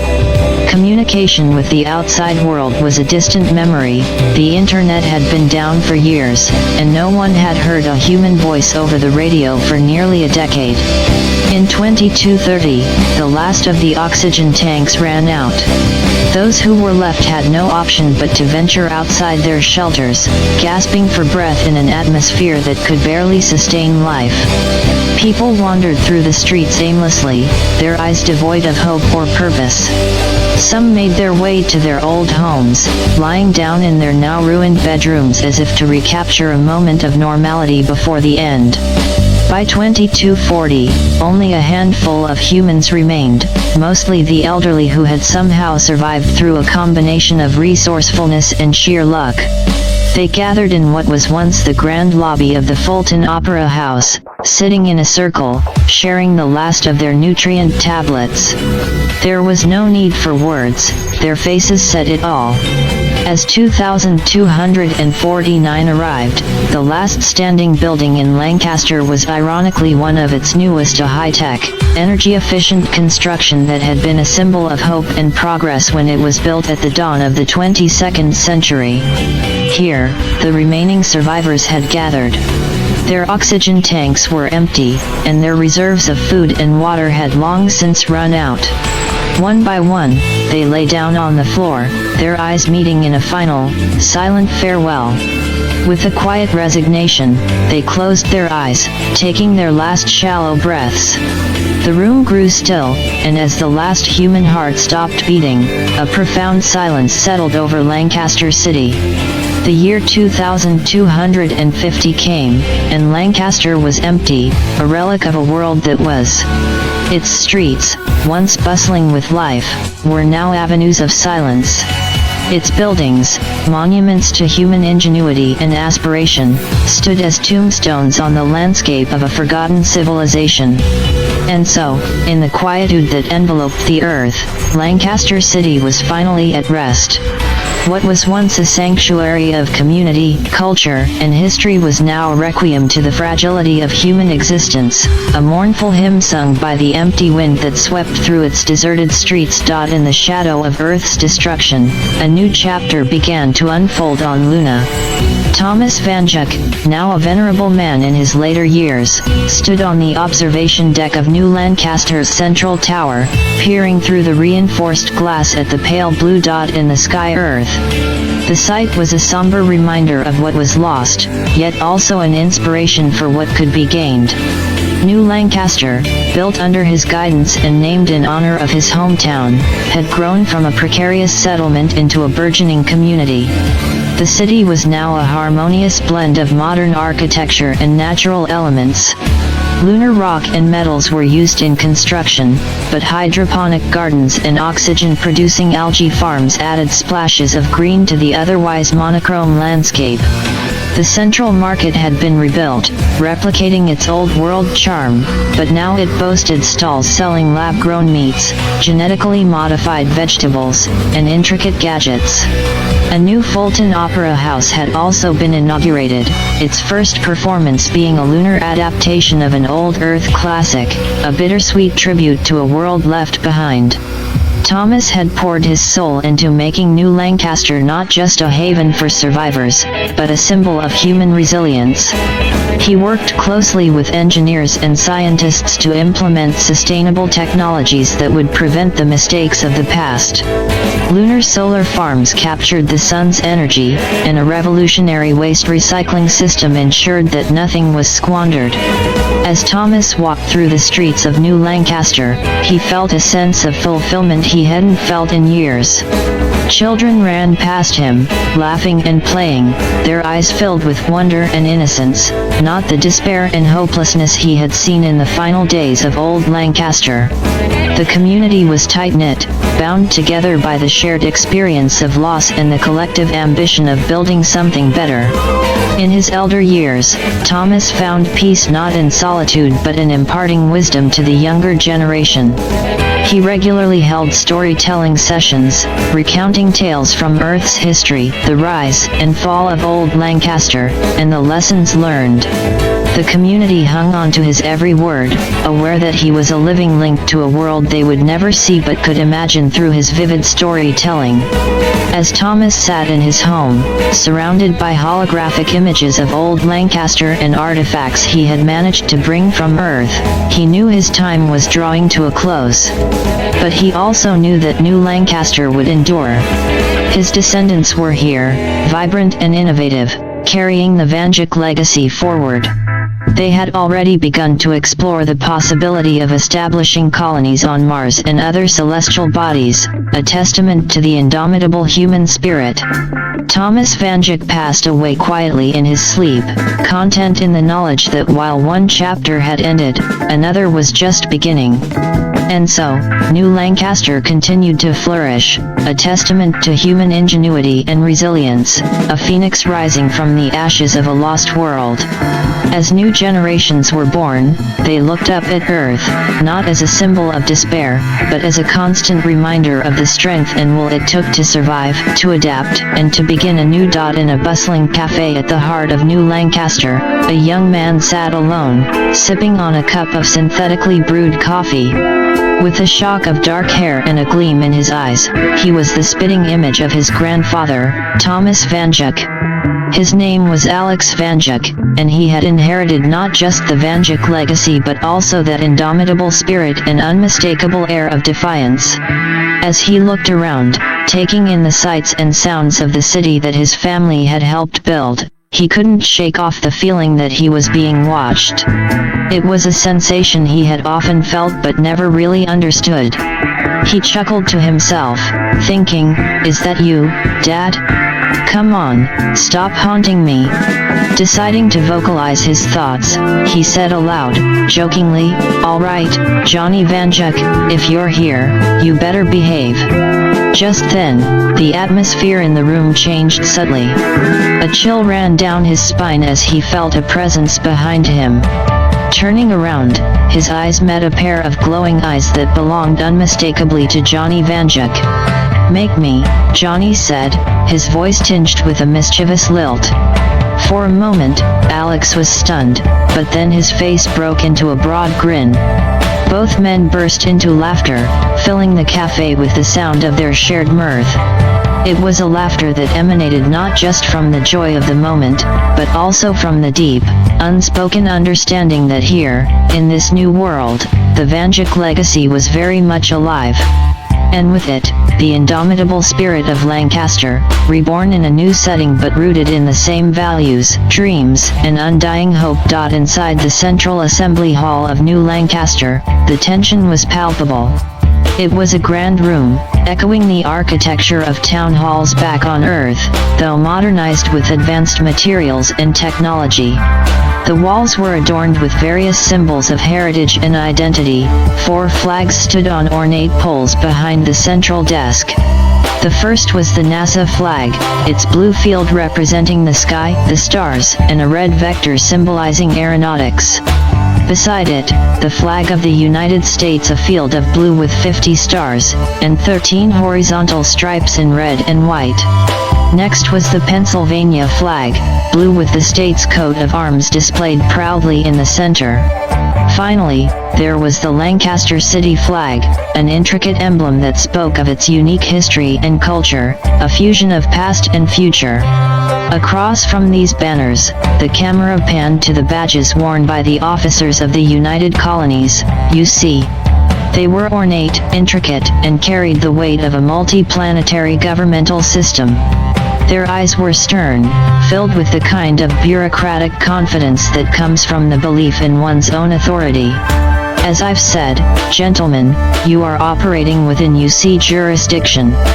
Luna, Earth, and therefore New Lancaster, are subject to our laws and governance, one of the UC officers stated, his voice tinged with barely concealed impatience. Johnny Vanduke leaned back in his chair, his eyes never leaving the faces of the UC officers. Alex Vanduke stood beside him, and the air between them seemed to crackle with a kindred spirit of defiance. The room was filled with other colonists, men and women who had built New Lancaster into what it was, a thriving community of 1 million souls. Johnny broke the silence. I reckon you didn't hear us the first time, so let me be plain. We remember the colony wars. We also remember that we come from a land where freedom isn't just a word, it's a birthright. As if on cue, the colonists around the room reached behind their backs or under their tables. With synchronized movements born of unity and purpose, they brandished an assortment of firearms. AK-47s with their distinctive curved magazines. AR-15s, lightweight and versatile. M1911s, a classic sidearm with a history as long as the modern military. Berettas, known for their reliability. And to add to the array, Desert Eagles, Mossberg shotguns, and even an old Thompson submachine gun, a veritable museum of Earth's martial history. Alex Vanduke stepped forward, his voice steady but tinged with warning. This is old Earth fashion, gentlemen. We don't take kindly to threats or unwarranted oversight. We suggest you leave before things escalate beyond words. Johnny Vanduke added, his eyes meeting those of the UC officers, consider this your final warning. New Lancaster is a land of free people, and we intend to keep it that way. Now, kindly remove yourselves from our assembly hall, and from our lives. The room was so still you could hear a pin drop. Everyone's eyes were on the UC officers, waiting for their decision. The weight of the moment, the gravity of choices to be made, hung heavy in the air. It was a standoff not just of men and weapons, but of ideologies and histories, a moment that would define the future of New Lancaster and its people. After the UC officers left the assembly hall, their expressions a mix of disbelief and begrudging respect, the atmosphere in New Lancaster shifted. The tension that had gripped the room minutes before was replaced by a palpable sense of unity and community spirit. The colonists holstered their weapons and began to mingle, conversations filling the air like a well-rehearsed symphony. It was a moment that encapsulated the very essence of New Lancaster's culture, a blend of old Earth traditions, a fierce love for freedom, and a deep sense of community. In the town square, vendors set up stalls selling everything from fresh produce grown in hydroponic gardens to handcrafted goods that echoed Lancaster's Amish heritage. Quilts with intricate patterns, wooden toys, and even blacksmith-forged tools were displayed with pride. But there were also stalls for high-tech gadgets, 3D printed accessories, and sustainable energy solutions, testaments to New Lancaster's commitment to innovation and progress. Music played a significant role in the life of New Lancaster's residents. From traditional folk and country tunes to electronic beats and synth waves, there was something for everyone. Musicians, both young and old, performed at the community amphitheater, where holographic projectors created mesmerizing visual effects to accompany the tunes. Johnny Vanduke was known to occasionally join in, his guitar skills as sharp as his marksmanship. But it wasn't just about entertainment and commerce. New Lancaster took education seriously. Schools were a blend of old and new, where students learned not just science, technology, engineering, and mathematics, but also history, arts, and ethics. Lessons often included stories from Earth's past, the struggles and triumphs that had shaped humanity, and the importance of freedom and self-determination. This educational philosophy was a cornerstone in developing well-rounded individuals ready to face the challenges of life in space and beyond. Families in New Lancaster were tight-knit, often spanning multiple generations, living under the same roof or within the same community cluster. Dinners were a time for everyone to gather, share their day, and engage in meaningful conversations. It was common for the older generation to pass down stories and lessons to the younger ones, oral traditions preserved and enriched with each telling. Spirituality also found its place in New Lancaster. While the community was diverse in its religious and spiritual beliefs, there was a universal respect for each individual's right to worship or not in their own way. Places of worship ranged from traditional churches echoing the designs of Earth's historical cathedrals to modern, multi-faith spiritual centers equipped with meditation rooms and libraries filled with theological texts from various traditions. And then there was the issue of governance. New Lancaster had a council, elected by its residents, which worked alongside a direct democracy platform accessible to all citizens. This platform allowed for immediate feedback and voting on key community decisions, ensuring that the voice of the people was always heard. In essence, New Lancaster was a microcosm of the best parts of old Earth culture, but adapted for a new era of human civilization. It was a place where history and future coexisted, where the rugged individualism of the frontier melded seamlessly with a collective commitment to mutual support and progress. And standing at the heart of it were figures like Johnny Vanduke and his family, symbols of both continuity and change, embodying the virtues and values that made New Lancaster a beacon of human resilience and aspiration in a universe of endless possibilities. The landing pads of New Lancaster were usually a bustling hub of activity, cargo ships unloading supplies, small personal shuttles taking off for short jaunts to nearby asteroids, and colonists arriving or departing for various reasons. But today, the atmosphere was different. A state-of-the-art UC Envoy ship gracefully touched down, its engines humming softly as it settled on the landing pad. The design was sleek and modern, with polished metal surfaces and the UC insignia prominently displayed on its hull.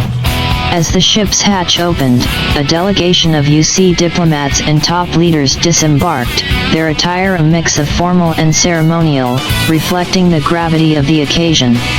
They were led by Ambassador Illyra Voss, a seasoned diplomat with a reputation for fairness and tact. Following her were several high-ranking members of the United Colonies, including Admiral Chen, General Hawthorne, and Dr. Selina Quill, a leading scientist in the field of astrobiology. They were greeted by Johnny Vanduke, his family, and a selection of New Lancaster's council members. Pleasantries were exchanged, but everyone knew that the situation was a delicate one. The envoy was escorted to the community hall, where a special assembly had been arranged. Residents filled the seats, their eyes filled with a mix of curiosity and apprehension. Ambassador Voss took the podium first. "Ladies and gentlemen of New Lancaster, thank you for receiving us today. I want to begin by acknowledging that our previous interactions have been less than ideal. For that, I apologize.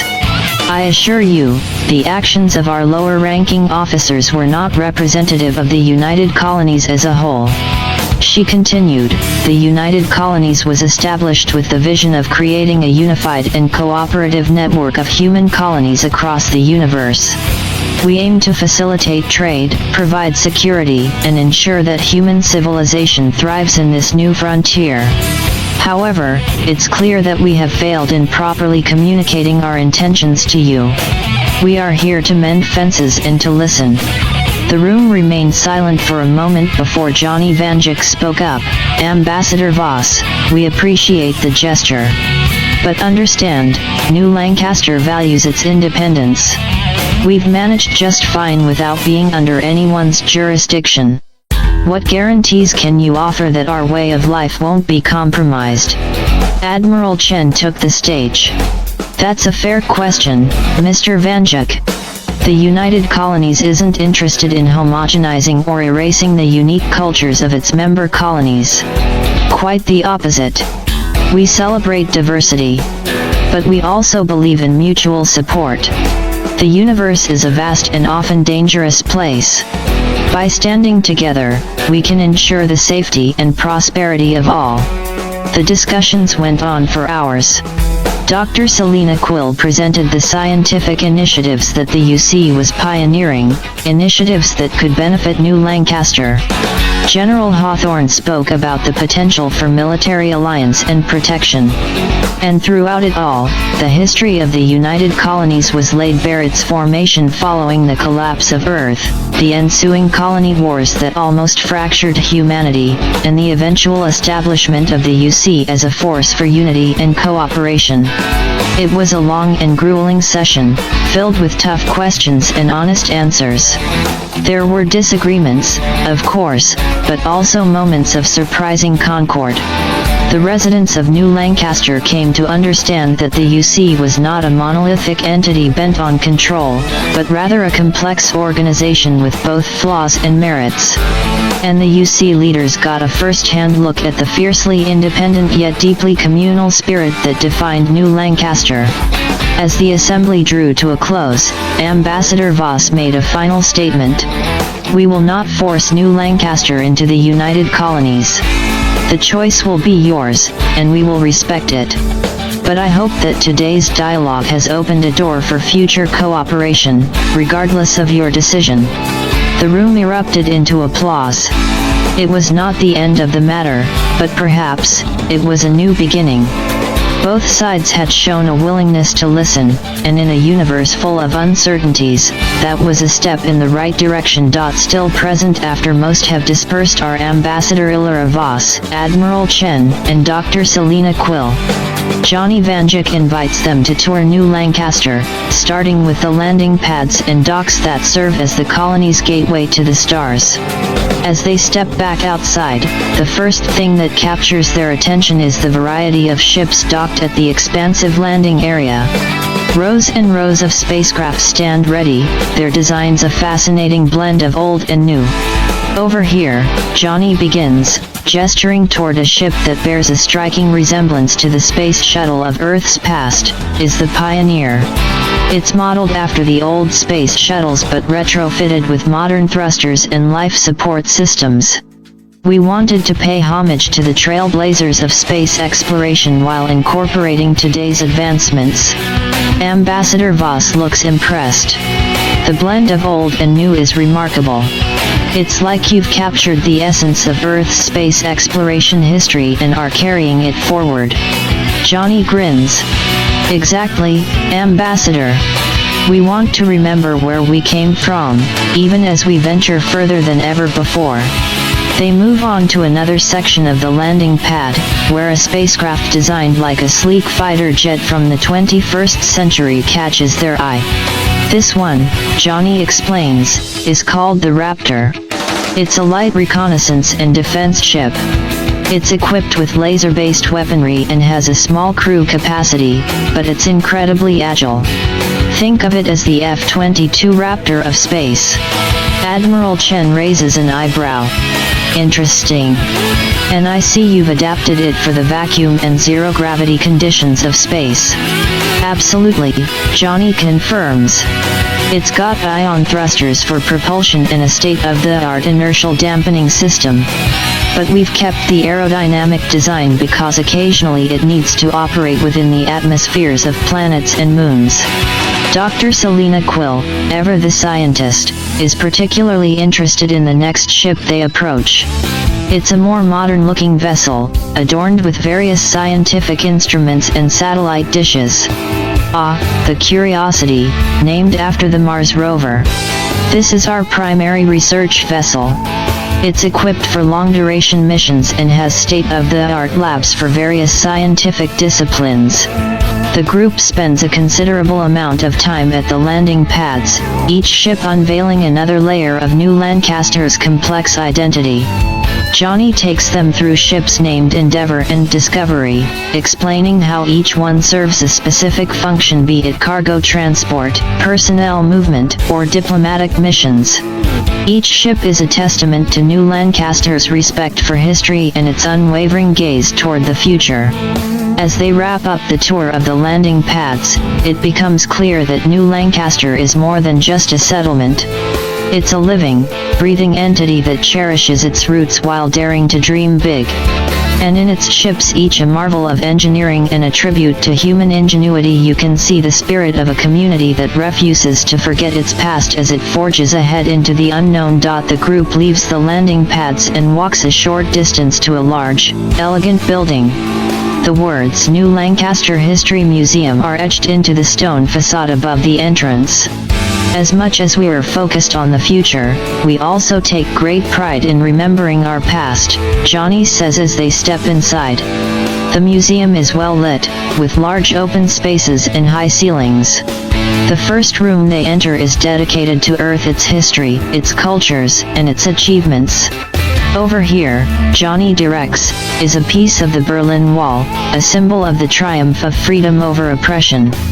The concrete slab is displayed in a glass case, graffiti still visible on its surface. And next to it, a first edition of To Kill a Mockingbird, a literary masterpiece that challenged racial injustice. Ambassador Voss is visibly moved. You've managed to preserve such significant artifacts. It's remarkable. They move on to another section that catches Dr. Selena Quill's eye, a display dedicated to scientific milestones. Ah, the original DNA helix model by Watson and Crick, she remarks, looking at the intricate structure of wires and balls. And there's an early 20th century microscope, still in immaculate condition. Johnny leads them further into the museum, toward a room that's distinctly different. It's designed to replicate a street, and a sign at the entrance reads, Ruby Street, a glimpse of old Lancaster. As you can see, Johnny begins, we've recreated Ruby Street, an iconic street back in Lancaster on Earth. Notice the cobblestone roads and the historic facades of the buildings. This was the heart of the arts and culture scene. The group walks down the simulated Ruby Street, marveling at the attention to detail.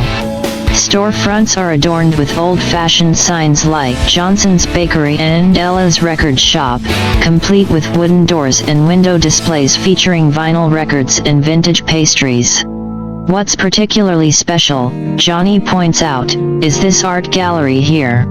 They step into a space filled with paintings and sculptures. We've managed to preserve and replicate some of the art that made Lancaster famous. Here is a lifelike statue of Robert Fulton, who hailed from Lancaster County and invented the steamboat. And over there are original artworks by local artists who gained worldwide recognition. Admiral Chen, generally a man of few words, finally speaks up. You've captured the soul of your origins. It's like stepping back in time. Johnny nods. That's the idea. We want every generation to know where we came from. Our history is our strength, and we carry it with us, no matter how far from Earth we venture. They spend a significant amount of time exploring Ruby Street, each shop and exhibit a testament to Lancaster's rich cultural and historical heritage. As they eventually exit the room, it's clear that the museum is more than just a collection of artifacts and exhibits. It's a declaration of identity, a tribute to a past that continues to shape the present and future of New Lancaster. Johnny leads the delegation through a secured door into a room that looks like a blend of a high-tech lab and a traditional armory. A large sign hanging overhead reads, New Lancaster Weaponry and Innovation Lab. I hope you're all ready for a bit of a surprise, Johnny says with a grin as they enter the lab. The first section they come across is a tribute to classic firearms. On a long, glass-enclosed table lies a collection of meticulously maintained and modified ballistic weapons. There's an AK-47 with advanced stabilization mechanisms, an AR-15 featuring a cutting-edge scope with real-time ballistics calculations, and a Beretta M9 that has been retrofitted with a suppressor of futuristic design. Ah, I see you've kept the classics, says Admiral Chen, his eyes lingering on the firearms. Absolutely, Johnny replies. We believe in the tried and true. But we also believe in innovation. They move to another section where newer, more exotic ballistic weapons are displayed. One that catches everyone's eye is a railgun that uses electromagnetic fields to launch projectiles at incredible speeds. Another is a gyrojet, a gun that fires small rockets known as microjets, which gain speed and stabilize after leaving the barrel, making them highly effective at longer ranges. These are our own designs, Johnny explains, conceived and built right here in New Lancaster. While we haven't ventured into laser or plasma weaponry, we've made significant advancements in ballistic technology. The railgun, for instance, can pierce most known armor at ranges exceeding traditional firearms. And our gyrojets offer a unique combination of range and stopping power. Dr. Selena Quill is particularly interested in a display showing what looks like standard bullets but are labeled as smart rounds. What are these? She asks. Ah, those are our latest innovation, Johnny says, picking one up to show the group. They're equipped with microsensors and tiny propulsion systems. Once fired, they can adjust their trajectory in real time to counteract wind or even evade minor obstacles. They're still in the experimental stage, but the early tests are promising. Ambassador Voss looks intrigued but also slightly concerned. Your advancements are commendable, but I must ask, what's the intent behind such an aggressive focus on weaponry? Johnny locks eyes with the ambassador. We're a peaceful colony, but we also value our independence and freedom. In a universe where threats can come from any corner, we believe in being prepared. Besides, our advancements in ballistic technology have multiple applications, not just for warfare. For instance, the propulsion systems in our smart rounds are already being adapted for medical delivery systems. As they wrap up the tour of the weapons lab, it becomes clear that New Lancaster's approach to technology is a blend of tradition and innovation, always rooted in the values and lessons of their past.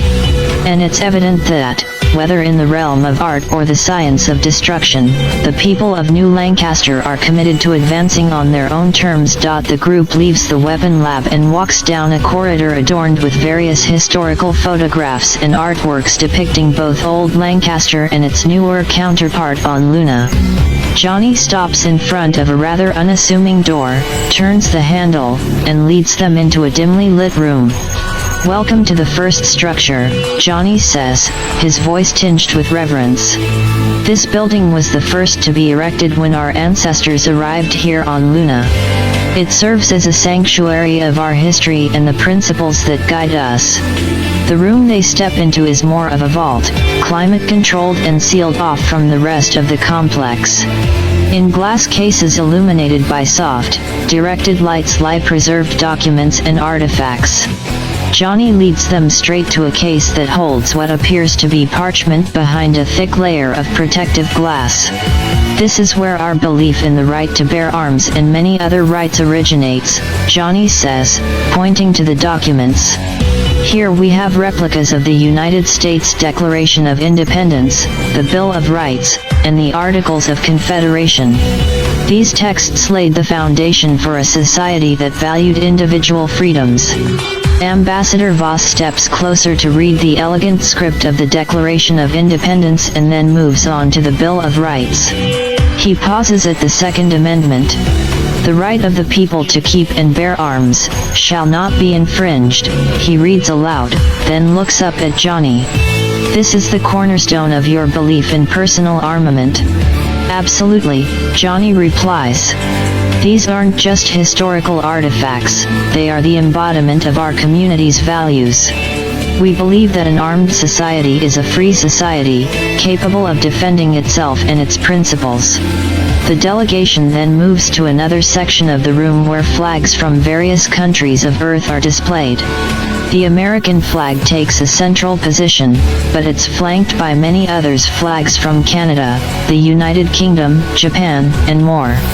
These flags remind us that while we may have roots in one nation, we are a community of diverse origins, Johnny explains. But regardless of where we come from, the principles of freedom and self-determination are universal. Dr. Selena Quill takes a moment to absorb it all. It's fascinating, she says, how you've managed to preserve so much of Earth's history, especially from a nation that held out until the very end. It's a testament to the resilience and values of your community. Johnny nods. We see it as our duty to remember and uphold these principles. They guide our decisions, influence our laws, and even inspire our technological advancements, as you saw in our weapons lab. As the delegation exits the first structure, each member can't help but feel the weight of history and the depth of conviction that defines New Lancaster. It becomes clear that this is not just a colony, it's the continuation of a legacy. And in this new world, amid the complexities of interstellar politics and survival, that legacy feels more important than ever. As they step out of the first structure, the atmosphere has shifted subtly but noticeably. There's a sense of mutual understanding now, a recognition of shared values and histories that transcend interstellar borders. Ambassador Voss turns to Johnny Vanduke, extending his hand. I must say, this tour has been most enlightening. The United Colonies could benefit greatly from a relationship with New Lancaster. Johnny shakes his hand firmly. The feeling is mutual, Ambassador. We've been self-sufficient for quite some time, but a partnership could open doors for both of us. Dr. Selena Quill chimes in, the technological advancements alone could be groundbreaking. Your weapons technology and our energy solutions could make for a formidable collaboration. Johnny nods in agreement. Trade routes could be just the beginning. I can see joint research projects, cultural exchanges, maybe even a mutual defense pact down the line. As can I, says Ambassador Voss, smiling. But let's start with the trade routes. We'll have our trade ministers draw up some proposals. Sounds like a plan, Johnny replies. In the meantime, our doors are always open to our friends from the United Colonies. As the delegation boards their ship to return to their interstellar governing body, the engines roar to life, and the craft lifts off, leaving behind the sprawling, resilient community that is New Lancaster. Johnny watches the ship ascend into the Luna sky, its contrails fading into the blackness of space. As he turns to walk back, he can't help but think about the future. New Lancaster had stood alone for so long, a stronghold of Earth's values on a foreign celestial body. Now, the prospect of an alliance looms on the horizon, promising not only economic prosperity but also a sense of belonging in this vast universe. But Johnny knows that this is just the beginning. Alliances are delicate, often fraught with complexities and challenges. Yet, there's a part of him, perhaps the defiant part that he attributes to his lineage, that looks forward to navigating these complexities. After all, New Lancaster was built on resilience, and its people have always risen to the challenge. As he walks back to the community that he loves, a phrase from the old Earth texts comes to mind: a more perfect union. It's an ideal as relevant now as it was centuries ago on a planet far, far away. And as the sun sets on Luna, casting long shadows over the New Lancaster settlement, Johnny Vanduke can't help but feel that they are one step closer to achieving it. Johnny's eyes gleam with an almost uncontainable excitement as he gives the orders. Get the Pioneer ready. And make sure those extreme element suits are triple-checked. We're making a trip that's long overdue. The crew members exchange glances, a mix of astonishment and anticipation filling the room. You mean Earth, sir? One of the engineers finally breaks the silence. That's right, Johnny confirms, his voice tinged with a solemnity that commands respect. It's about time we find out what's left of our home.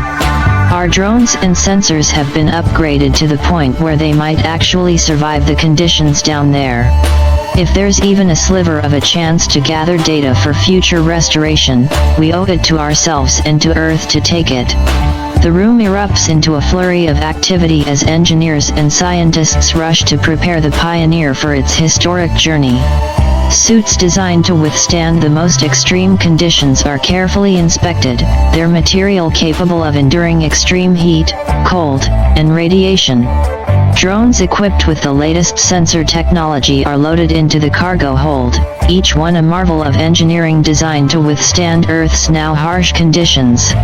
As Johnny walks through the preparations, he passes by the suits, pausing to touch the fabric. They're a far cry from the makeshift gear of the early colonists, a testament to how far New Lancaster has come in its technological prowess.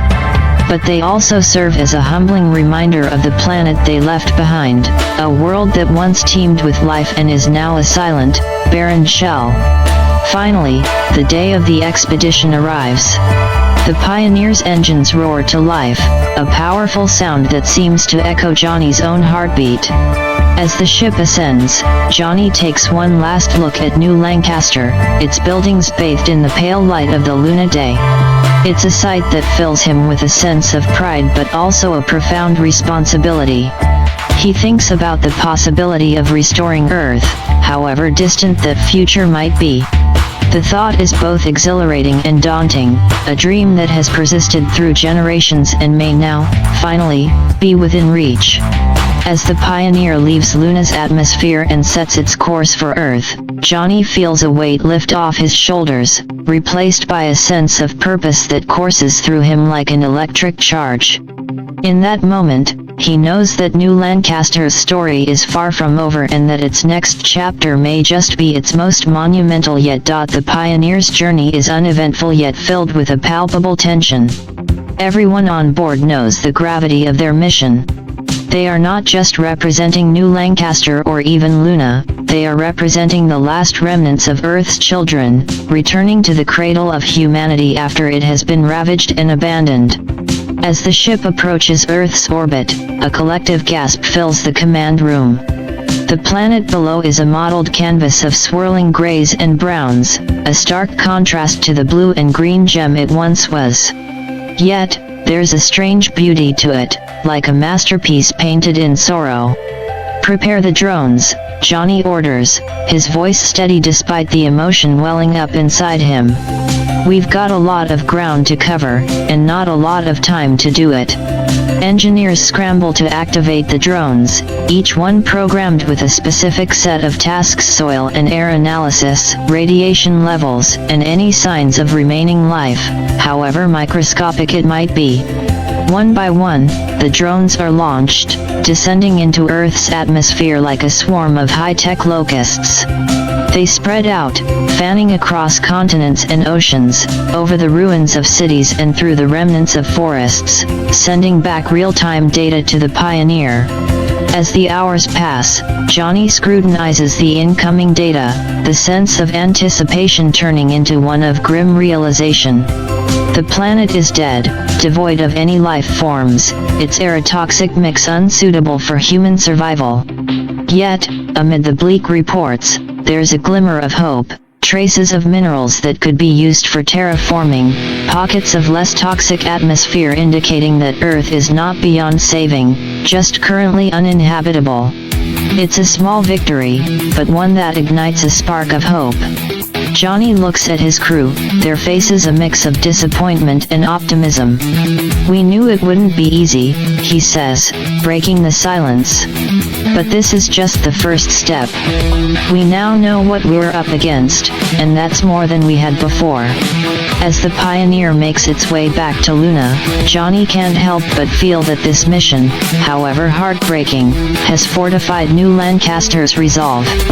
They have peered into the abyss, and instead of being consumed by it, they have found a reason to fight, to dream, and to hope.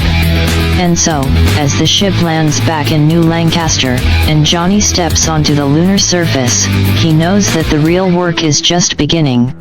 There are plans to make, alliances to forge, especially with the UC now aware of their capabilities and intentions. But more than that, there's a planet to save, a home to reclaim.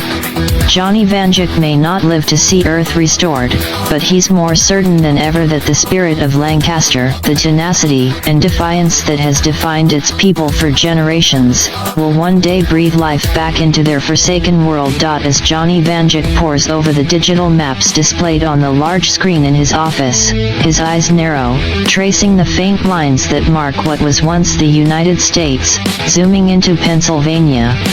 The digital cartography is layered with data from the drones, the details crude but telling.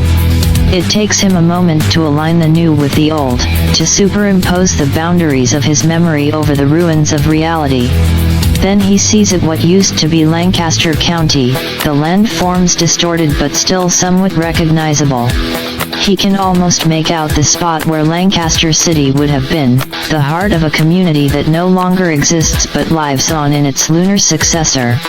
A strange emotion wells up inside him, a mix of sorrow and pride. He can almost hear the distant echoes of the city's bustling markets, see the artisans in their studios, and feel the warmth of the community gatherings at local parks. The memories clash with the cold data on the screen, creating a dissonance that's hard to shake off. He takes a screenshot of the coordinates, saving them into a file labeled Project Reclamation. It's a long shot, a dream within a dream, but Johnny knows that dreams are where reality takes root. If New Lancaster is ever going to contribute to the Earth's restoration, it has to start with reclaiming its own history, its own sense of place. He leans back in his chair, contemplating the journey that lies ahead. The diplomatic ties with the UC are still fragile, and there's much to be done on Luna. But in that moment, as he looks at the map, Johnny Vanduke feels a bridge form, a bridge between past and future, between Earth and Luna, between despair and hope. And for the first time in a long while, Johnny Vanduke allows himself to dream, not of new beginnings on foreign soil, but of homecomings. Of returning to the place that shaped him, that made him who he is. And as he shuts down his terminal and steps out of his office, heading for a meeting with the Lunar Council to discuss the findings from Earth, he carries with him the coordinates of old Lancaster, like a talisman that holds the key to their collective past and, perhaps, their future. Johnny Vanduke stands in the corridor, the weight of his recent discoveries still fresh on his mind. As he turns the corner, he's met with a figure that stops him in his tracks, a figure donned in a dark space suit, its facial features hidden behind a mask. A starborn. "Long time no see," says the enigmatic figure, his voice tinged with an intimacy that borders on unsettling. "Good to know every version of Lancaster has the Vandukes after all." Johnny's eyes, capable of piercing through the dark, lock onto the mask. He taps into his unnatural night vision, and the opaque material becomes translucent under his gaze. What he sees leaves him staggered, almost stumbling back. The face behind the mask is his own or a version of it. "That's impossible," Johnny mutters, his voice quivering despite himself. "You died in 2130. The Starborn, his other self, shakes his head slowly, almost mournfully. "No. Every version of Lancaster has a Vanduke, even the ones in the past and future and Lancaster cities not yet built," he says. His hand lifts, holding an object that Johnny recognizes instantly, the artifact. As the Starborn touches Johnny with the artifact, a surge of indescribable energy pulses through him. It's as if the very fabric of reality is being torn, then stitched back together in a pattern he can't yet comprehend. Visions flash before his eyes, Lancasters that were, that could be, that might yet still be. Vandukes in different timelines, living different lives, but all connected through the unbreakable thread of this inexplicable reality. And then, as suddenly as it began, the connection is severed. The Starborn, the artifact, and the myriad possibilities they represent seem to fold back into the ether, leaving Johnny alone in the corridor. But he's not the same. He's glimpsed the multitudes of his existence, the countless Lancasters that ripple out from this point in space and time. And he knows that he, and the city he calls home, are but one thread in a tapestry too vast to fully grasp. He takes a deep breath, steadying himself. There's much to be done, both here and in realms he's just beginning to understand. But for now, he takes solace in the unbreakable connection he feels to his city, to his lineage, and to the countless versions of himself that exist across the unfathomable expanse of reality. As the artifact's energy continues to surge through him, Johnny's senses are overwhelmed by a kaleidoscope of realities unfolding before his eyes. Each vision is a window into a different world, a different Lancaster where the strings of fate have been woven in vastly different patterns. First, he sees the nightmare of the killer of the Little Susquehanna, a shadowy figure lurking in the dark corners of an otherwise peaceful town. The townspeople live in perpetual dread, every creak of their wooden floors a potential harbinger of doom. In this world, another version of Johnny Vanduke is leading a group of volunteers, patrolling the nights, eyes vigilant and weapons ready. Next, he's transported to Quarryville, where the legend of the pigman terrifies the community.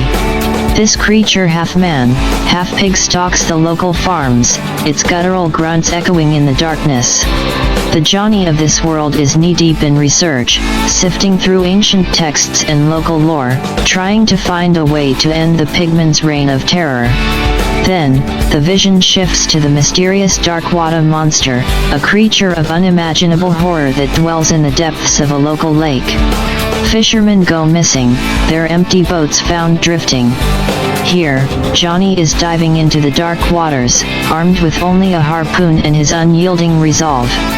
The scenes flicker faster now, skinwalkers in Little Britain, shape-shifting entities that assume the guise of animals to deceive and attack.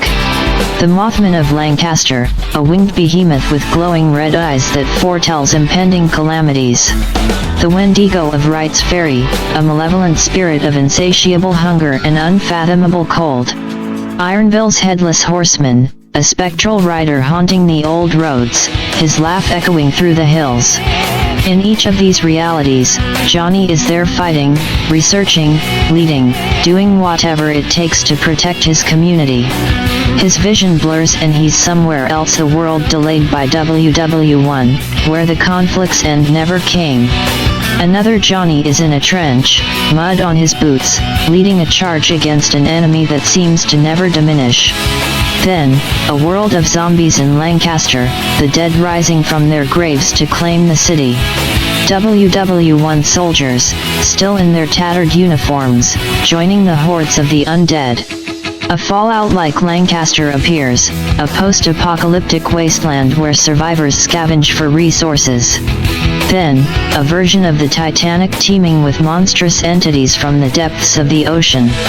A world devoid of computers, where information is still stored in vast, dusty libraries. An America that became an empire, its flag altered, its principles rewritten. Finally, a world where Lancaster was never built, an empty landscape that seemed to lack a certain indescribable spirit. It's a void that tugs at Johnny's heart, a world that feels incomplete without the community he knows and loves. As the visions start to fade, Johnny finds himself back in his own reality, the artifact's energy dissipating into the ether. But he's changed. He's seen the multitudes of his existence, the countless challenges and evils faced by his other selves. And though each world is different, the one constant is him, Johnny Vanduke, forever tied to the fate of Lancaster, in all its myriad forms. The starborn Johnny, still hidden behind the visor of his dark spacesuit, nods solemnly. Yes. Lancaster and the Vandukes are constants across countless realities. Different challenges, different foes, different timelines, but always, there's a Lancaster, and always, a Vanduke fighting to protect it. The weight of this revelation settles over Johnny. It's almost too much to comprehend, but the visions he's seen, the horrors, the challenges, the courage make it impossible to deny. Somehow, across the vast tapestry of existence, he and Lancaster are intrinsically linked, each shaping the destiny of the other. It's a heavy burden, the starborn Johnny says, but also a profound honor. You're part of a legacy much larger than yourself, much larger than this one version of Lancaster. And it's a legacy that will continue to unfold, in ways you can't even begin to imagine. As he speaks, the starborn Johnny starts to fade, his form becoming translucent. I must go, he says, his voice tinged with a sadness Johnny can't quite place. Other worlds need me, other Lancasters, other Vandukes. But remember, you're never alone, and the choices you make here ripple across realities. With that, he disappears, leaving Johnny alone with his thoughts, the artifact, and a newfound understanding of his place in not just this world, but countless others. And as he stands there, a thought crosses his mind, a thought both humbling and empowering. In every Lancaster, in every world, he has a role to play. And so, too, does the community he loves. As Johnny is still absorbing the enormity of what he just learned, there's a shimmer in the air, like a heat wave distorting reality. From this ripple steps another figure, garbed in a vault suit with the number 717 emblazoned on it. This Johnny is older, his face etched with years of struggle, eyes glowing an unnatural shade of blue. Hey there, kid, says Vault Dweller Johnny, a wry smile breaking through his grizzled demeanor. Looks like you just had your mind blown, huh? Johnny nods, still somewhat dazed. You could say that. Who are you? Another starborn. Vault Dweller Johnny laughs, a deep, rumbling sound. No, not starborn. Just a guy who's been through a lot, survived a world of radiation and FEV, mutant creatures, you name it. But at the core of it all, still a Vanduke, still from Lancaster. Johnny feels a connection, an inexplicable but undeniable link with this other version of himself. You're from a world that suffered nuclear devastation. Got it in one, Vault Dweller Johnny confirms. The world outside Vault 717 was hellish. But even there, Lancaster stood as a beacon, a symbol of human resilience and spirit. Altered, but not destroyed. Just like me. And you're here because I'm the first Johnny Vanduke you ever saw when you touched that artifact, Vault Dweller Johnny says, his eyes becoming serious. I'm here to remind you that no matter how bad things get, no matter what reality you're in, you fight. You survive. You protect what's dear to you. That's what being a Vanduke means. That's what Lancaster stands for. Johnny feels a surge of inspiration, a fresh wave of determination flooding through him. Thank you, he says, looking this other version of himself in the eyes. I needed to hear that. Vault Dweller Johnny gives him a nod, his form starting to fade. Remember, kid, you're stronger than you think. And you're never alone. As he vanishes, Johnny Vanduke of New Lancaster takes a deep breath. With renewed purpose, he turns back toward his world, his city, his people. There's much to do, challenges to face, a future to build. But whatever comes their way, Johnny knows they'll face it together, as a community, as Lancaster. And somewhere, in countless other realities, other Johnnies and other Lancasters are doing the same. Johnny's eyes widen as he spots the blueprints lying where Vault Dweller Johnny had just stood. They're detailed, annotated in a script he doesn't recognize but somehow understands.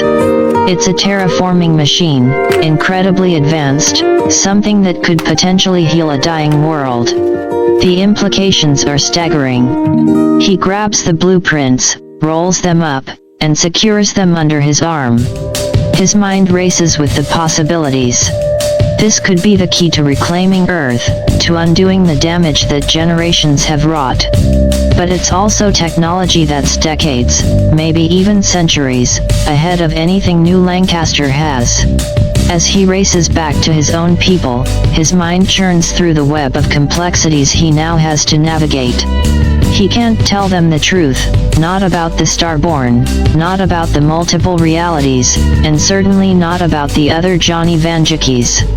It would be too much, too unbelievable, and there's no time to lose. So, he opts for a lie, but a well-intentioned one. Bursting into the central meeting chamber where the top scientists, engineers, and community leaders are gathered, Johnny announces, "I've found something incredible, something that could change the course of our future. I found it in an old NASA bunker. It's a blueprint for a terraforming machine."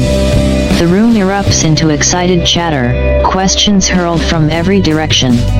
Johnny unrolls the blueprints on the central table, and the room falls silent as everyone leans in to look.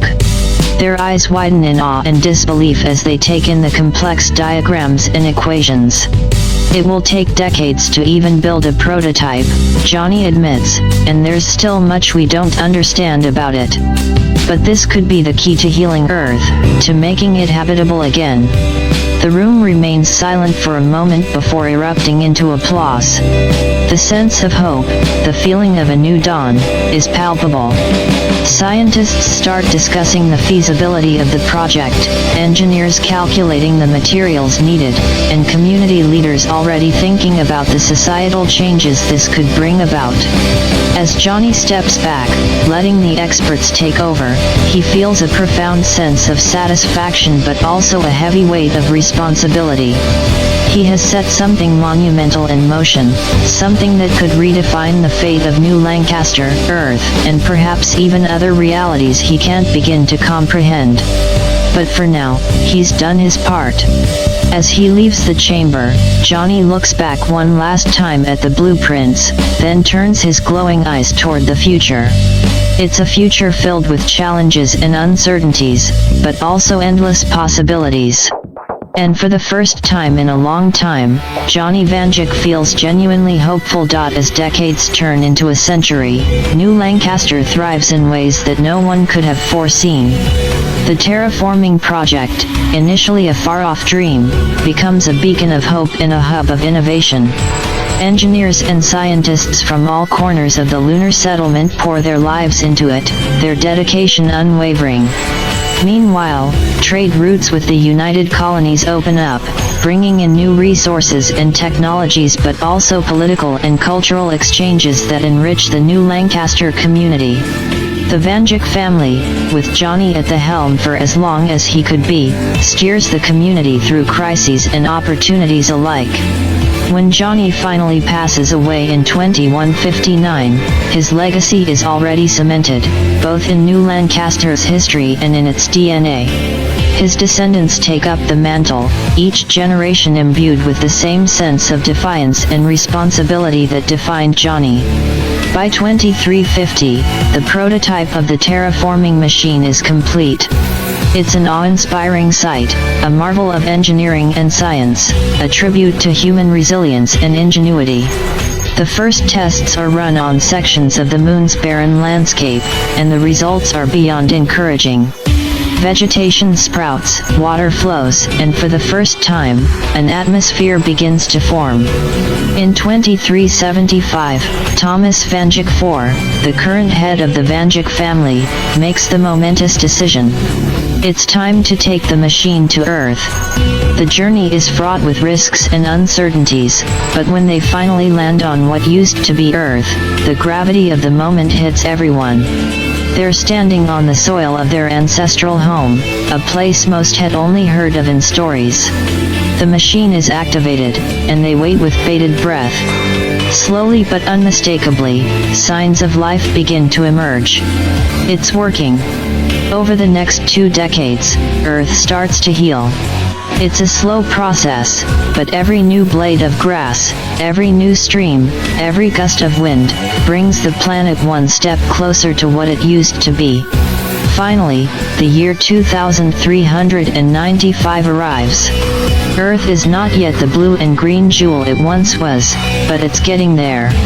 New Lancaster, too, has evolved, becoming a symbol of what humanity can achieve when it works in harmony with its environment rather than exploiting it. On Earth, in a ceremony attended by both New Lancastrians and representatives from the United Colonies, a new settlement is founded.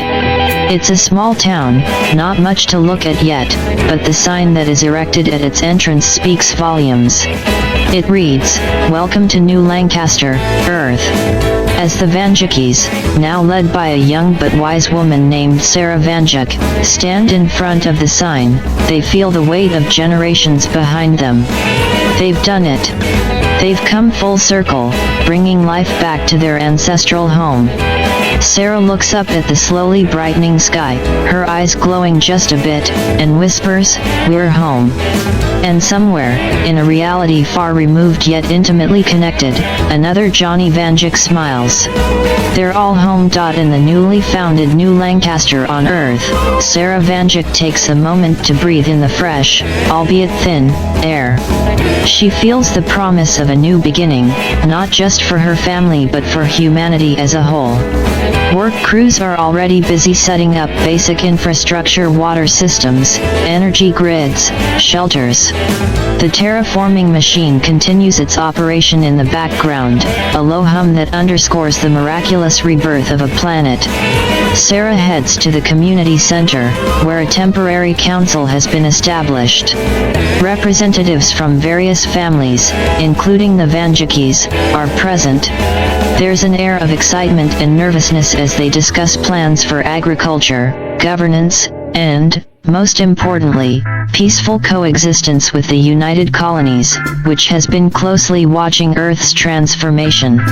As Sarah presents a plan for a democratic system of governance, based on ancient Earth texts that have been preserved and studied in New Lancaster on the Moon, she can't help but think about the Vandukes of the past, especially Johnny. They had set all of this into motion, guided by visions of a better future and a relentless drive to make it happen. She feels their presence, almost as if they're standing next to her, nodding in approval. Months turn into years, and New Lancaster on Earth grows. Children are born, the first Earthlings in centuries. They're raised on stories of the Moon Colony, of the Vanduke family, of the visions that guided them back to Earth, and of the multiverse that reminds them of the infinite possibilities and challenges that lie ahead. Sarah Vanduke grows old, but her spirit remains indomitable. In her later years, she takes to writing, documenting the history and philosophies that have guided her family and community through the darkest of times into this era of rebirth. By the time she passes away, she's a legend, not just in New Lancaster but across human settlements in the United Colonies. Her writings become essential readings, her philosophies discussed and debated but mostly admired. The Vandukes continue to play a vital role in the governance and defense of New Lancaster, Earth. They have become, in essence, the keepers of humanity's conscience, a living reminder of where they came from, and what they can become. In 2395, on the anniversary of New Lancaster's founding on Earth, a statue is unveiled in the center of the growing town. It's a statue of Johnny Vanduke, the man whose vision, defiance, and undying hope set the course for this new chapter in human history. As people gather around the statue, someone no one knows who places an artifact at its base. It's unassuming, but everyone feels its weight. It serves as a reminder that the story of New Lancaster, of the Vandukes, and of humanity, is far from over. The multiverse is vast, filled with challenges and opportunities, darkness and light. But for now, in this reality, in this version of Lancaster, there's hope. And as every Vanduke has always known, where there's hope, there's a way forward. As the crowd disperses, their attention is drawn to a row of flagpoles standing majestically in the distance, just beyond the central square. Each pole bears a flag, not just of New Lancaster or the United Colonies, but of nations and entities from Earth's storied past. The flags ripple in the gentle earth wind, each a silent testament to the triumphs and tragedies, the highs and lows of humanity's journey. From the stars and stripes to the Union Jack, from the tricolor to the flags of nations that exist only in history books, they all stand there. It's as if time itself has been captured on those poles, a living museum of human endeavor. For a moment, everyone present, old and young, those born on Earth and those born in colonies far removed from it, feels a profound connection to each other and to the generations that came before them. It's a moment of collective remembrance and collective hope. As the sun sets, casting its golden light on the flags and the statue of Johnny Vanduke, the people of New Lancaster can't help but feel that they are not just witnesses to history but active participants in the making of a new future. They are the sum of all that has been, and the promise of all that is yet to come.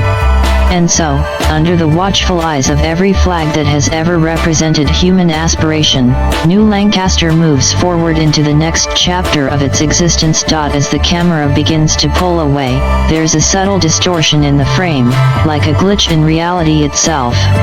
The crowd has dispersed, but one figure remains standing in front of the flags. He's dressed in clothes reminiscent of Earth's early 2000s, faded jeans, a graphic t-shirt, and a leather jacket.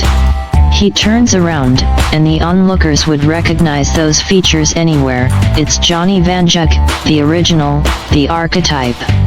For a moment, he stands there, staring into the distance as if looking through time and space, glimpsing realities yet to unfold.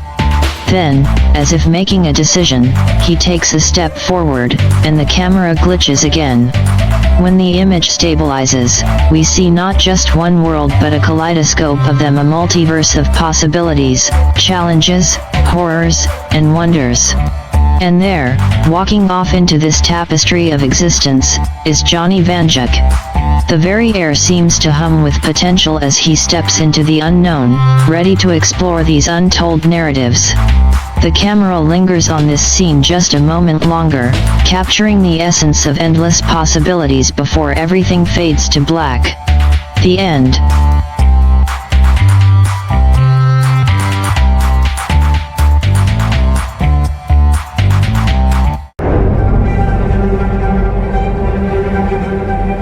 In the sleepy little town of Millersville, Pennsylvania, a place known more for its university than anything remotely sinister, an ominous fog rolled in over the banks of the Little Susquehanna River on the evening of Friday, July 13, 1978. The misty blanket seemed almost sentient, as if it had chosen this particular day to manifest. Teenagers often ventured out to these parts, indulging in youthful escapades while basking in the town's tranquil obscurity. But this Friday, a heavier sense of dread hung in the air, so palpable it could almost be touched. On this ill-fated evening, a group of teenagers, local Millersville kids, decided to take their escapades to a new level. Driven by boredom, recklessness, and the foolish invincibility that comes with youth, they found themselves bullying a quiet, peculiar boy who had somehow caught their attention. Unlike most kids in the area, this boy didn't belong to any particular group, didn't excel in sports, didn't stand out in school. His presence was almost ghost-like, forgotten as soon as he was out of sight. Drawn by a twisted curiosity and a mean streak they themselves didn't fully understand, these kids decided to play a prank on him. Under the guise of newfound friendship, they lured the boy to the banks of the Little Susquehanna River. Laughter and taunts filled the air as they cruelly pushed the boy into the water, disregarding his frantic screams that he couldn't swim. They watched, detached, as his flailing arms finally succumbed to the water's embrace. The moon, partially hidden by thickening clouds, was the only silent witness to this dark act. Once he had sunk, the teenagers scattered, swallowed by the fog and the heavy silence that followed. Back in town, oblivious to the terrible act that had just taken place, a woman was pacing restlessly in her modest home. She felt an inexplicable ache in her heart, an instinctual dread that sent her gaze drifting toward the wooded horizon. As a single mother, she had learned to live with constant worry, but this was different, more pressing, as if the evening itself was trying to warn her. She couldn't shake off the feeling that she had just lost something irreplaceable, something infinitely precious. Her heart pounded in her chest, and for reasons she couldn't understand, she found herself gradually walking toward the door. Unbeknownst to her, the soul-crushing act committed by the teenagers had set in motion a series of events that would forever taint the idyllic peace Millersville had taken for granted. Darkness had fallen, and it was as if the fog that enveloped the Little Susquehanna carried with it an insidious whisper, a promise of horror and retribution. The teenagers returned to their homes, ignorant of the devastating chain of events their vile actions had initiated. In their youthful arrogance, they assumed they'd get away with it, as they had with so many other small cruelties before. But some acts are too evil to go unpunished, too dark for any small town to contain. In Millersville, a chilling undercurrent had been awakened, an impending doom that would manifest in terrifying ways, irrevocably changing the lives of its residents. And in the heart of a grief-stricken mother, a ferocious resolve began to take form, a merciless vendetta ignited by an agony only a parent could comprehend. Something had snapped. An age-old equilibrium had been shattered, and the town of Millersville would soon come to realize that some fates are far worse than death. The mist over the Little Susquehanna had carried away the innocence of a town, leaving behind a silence that screamed in its haunting emptiness. The story was far from over. In fact, it had only just begun. Months turned into seasons, and the tight-knit community of Millersville went about its daily life, blissfully ignorant of the gathering storm. But the woman, whose eyes had lost their luster and whose laughter had died the day her son never returned, was not idle. She had scoured the wooded areas, spent countless hours alongside local law enforcement searching the riverbanks of the Little Susquehanna, and even knocked on every door in town, hoping against hope that someone had seen something, anything that could explain her son's mysterious disappearance. Officially, he was considered missing, but in her heart, she knew he was gone forever. Each passing day only intensified the churning vortex of her despair and, more alarmingly, her unquenchable thirst for retribution. She had come to know the faces of the teenagers responsible, their habitual haunts, and the intricate tapestry of their seemingly mundane lives. Local festivals, Friday night football games at Penn Manor High, the annual township fair, these became her stages of quiet observation. Unbeknownst to the merry participants, each public gathering was also a scouting mission, where she weighed and considered the instruments of her inevitable wrath. The quiet boy's absence was hardly noted. Teachers cleared his name from their rosters, attributing his disappearance to a possible out-of-state move, or perhaps a tragic, unspoken event that was best left undiscussed. In a community where everyone knew everyone else, it was unsettling how quickly someone could be erased, relegated to a fleeting memory or an uncomfortable pause in conversation. The teenagers who had tormented him suffered from fleeting nightmares, jolts of unease, but they were too caught up in their lives to dwell on past misdeeds for long. Then, as autumn leaves began to carpet the landscape in shades of orange and brown, another Friday the 13th loomed on the calendar. The year was 1979, and the atmosphere in Millersville was different this time. Halloween decorations adorned the porches of suburban homes, the excitement for the season's festivities palpable in the air, but the atmosphere was heavy, clouded by an intangible dread that settled over the community. Animals acted strangely, restless. The wind carried cryptic murmurs through the boughs of the ancient trees lining the Little Susquehanna. This Friday the 13th, the group of teenagers decided to host a bonfire in the woods near where they had committed the cruel act just over a year before. Perhaps they were drawn there by a subconscious desire for closure, or maybe just the recklessness that accompanies youth. They laughed, they drank, and they reveled in the crisp autumn night, their faces flickering in the bonfire's dance. Yet, amidst the laughter and shouts, they couldn't shake the feeling of being watched.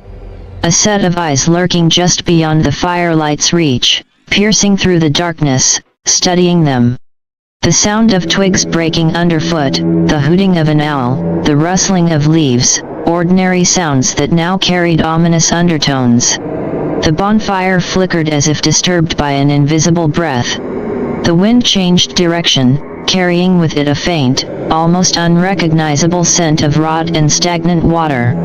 The atmosphere grew dense, suffocating. That's when they found the first token, a dilapidated doll hanging from a tree by a noose, its plastic eyes gouged out, wearing the torn remnants of what looked to be children's clothing. A scream caught in the throat of one girl, a choked gasp in another. The boys exchanged uneasy glances but dismissed it as a distasteful prank by a rival group. It was then that the sense of impending doom reached its climax, its noxious fumes intoxicating the air around them. One by one, they decided to call it a night, a stifled urgency hastening their movements. As they snuffed out the bonfire and made their way out of the woods, they couldn't shake the dread that clung to them like a second skin. They had awoken something, and as they walked away, none of them noticed the figure of a woman emerging from the veil of the trees, her eyes alight with a cold, unfathomable fury. In her hands, she held a tarnished locket containing a faded photograph of a young boy, her boy.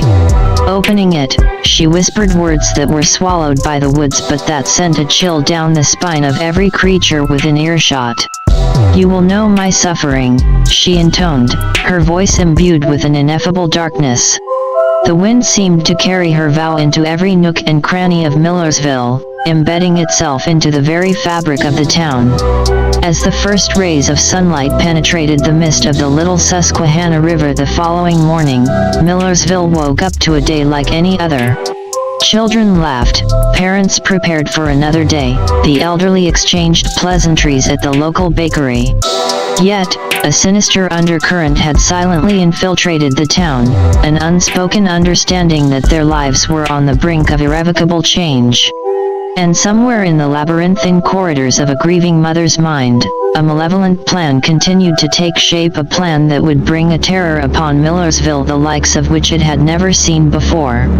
Unseen, unfelt, but they're always there like a slowly tightening noose. The town remained blissfully unaware, its residents still treating each day as a gift, each mundane event as a moment to cherish. But for how much longer? As they say, some things are better left undisturbed, for when darkness is awakened, it is indiscriminate in its wrath. Millersville would soon learn the cost of harboring sins that are too monstrous to remain buried. For in those dark woods, by the banks of the Little Susquehanna, something had stirred. And it was awake now, its eyes wide open, hungry for retribution. The wheel had been set in motion, and there was no turning back. In the subsequent weeks, Millersville began to feel the subtle shifts that come when a place is marked for something sinister. Small things at first, pets going missing, odd carvings found on tree trunks deep in the woods, the sense of being watched growing ever more pervasive. Nightfall, once a gateway to respite and relaxation, now became a curfew. The sun setting over the little Susquehanna River cast long shadows that seemed to stretch into the very souls of the townspeople. For the woman, whose life had collapsed into a single, burning purpose, each day was a preparation for the night. Using the cover of darkness, she visited places that carried the scent of her tormentors. She could feel their youthful arrogance, their unearned confidence, wafting in the air. The local diner where they often hung out after school, the makeshift parking lot that turned into an impromptu party spot on weekends, even their homes, where they slept without a care in the world, wrapped in the safety of their ignorance. She left behind tokens, similar to what she had left in the woods, symbols of childhood innocence, twisted into harbingers of doom: a stuffed animal with its eyes sewn shut, a nursery rhyme book with all the words blacked out, except for "too late, too late." Whispers started to snake their way through the halls of Penn Manor High. Rumors that they were cursed, that they had been marked for something terrible. In a town where folklore was often traded like currency, the stories began to take on lives of their own. Each rumor seemed to feed into the sense of impending doom, giving it weight, making it real. People recounted older tales that their grandparents had once muttered about legends of vengeful spirits in haunting grounds near the Little Susquehanna. It wasn't long before some began connecting the dots, tracing the events back to that fateful night over a year ago, when a young boy went missing. But it was too late for repentance. Too late for prayers to wash away the indelible marks on their consciences. The second Friday the 13th since the boy's disappearance was fast approaching, and this time, the day was greeted not with casual dismissals or light-hearted superstitions, but with a collective sense of dread. The group of teenagers, now bound not by friendship but by the shared weight of their dark secret, decided to confront the matter head-on. They returned to the place where it all began, the woods by the Little Susquehanna River. No bonfire this time, no alcohol-fueled revelry. They were there to face whatever was haunting them, to put an end to the torment. As they stood in a circle, each person could feel the icy fingers of the past clawing at their back. The wind seemed to carry whispered accusations, the trees appeared to close in around them, and the darkness itself felt oppressive, as though trying to smother them. Then, she appeared. A silhouette in the waning moonlight, hazy, almost floating as she moved closer. She carried something in her hand, a rusty, old-fashioned lantern that cast an eerie glow on her features. She was almost within reach now, close enough for them to see the mixture of sorrow and rage that had carved itself onto her face. For a moment, the entire world seemed to hold its breath. Then she spoke, her voice quivering with an emotion too complex to name. "Do you remember him?" She held up a picture, the one from her locket illuminated by the lantern's glow. The face of a young boy, forever frozen in a moment of innocent joy, stared back at them. The question lingered, echoing off the trees, mingling with the night air. The young people looked at each other, eyes wide, mouths agape, but no words came. Finally, one of them broke the silence. "We didn't mean to." But she cut him off. "Intentions are the comfort of fools and the damned," she hissed. "You all took something from me, and now, I will take something from you." The lantern flickered and went out, plunging them into darkness. When it came back on, she was gone. But something had changed. An invisible line had been crossed. It was as if the very air around them had thickened, charged with the promise of unspeakable acts to come. In the days that followed, life in Millersville unraveled in ways that defied explanation.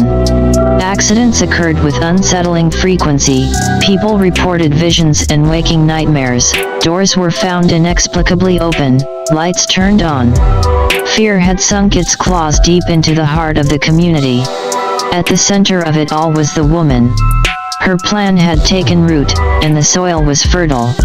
Now, it was just a matter of time before she harvested the dark fruit it bore.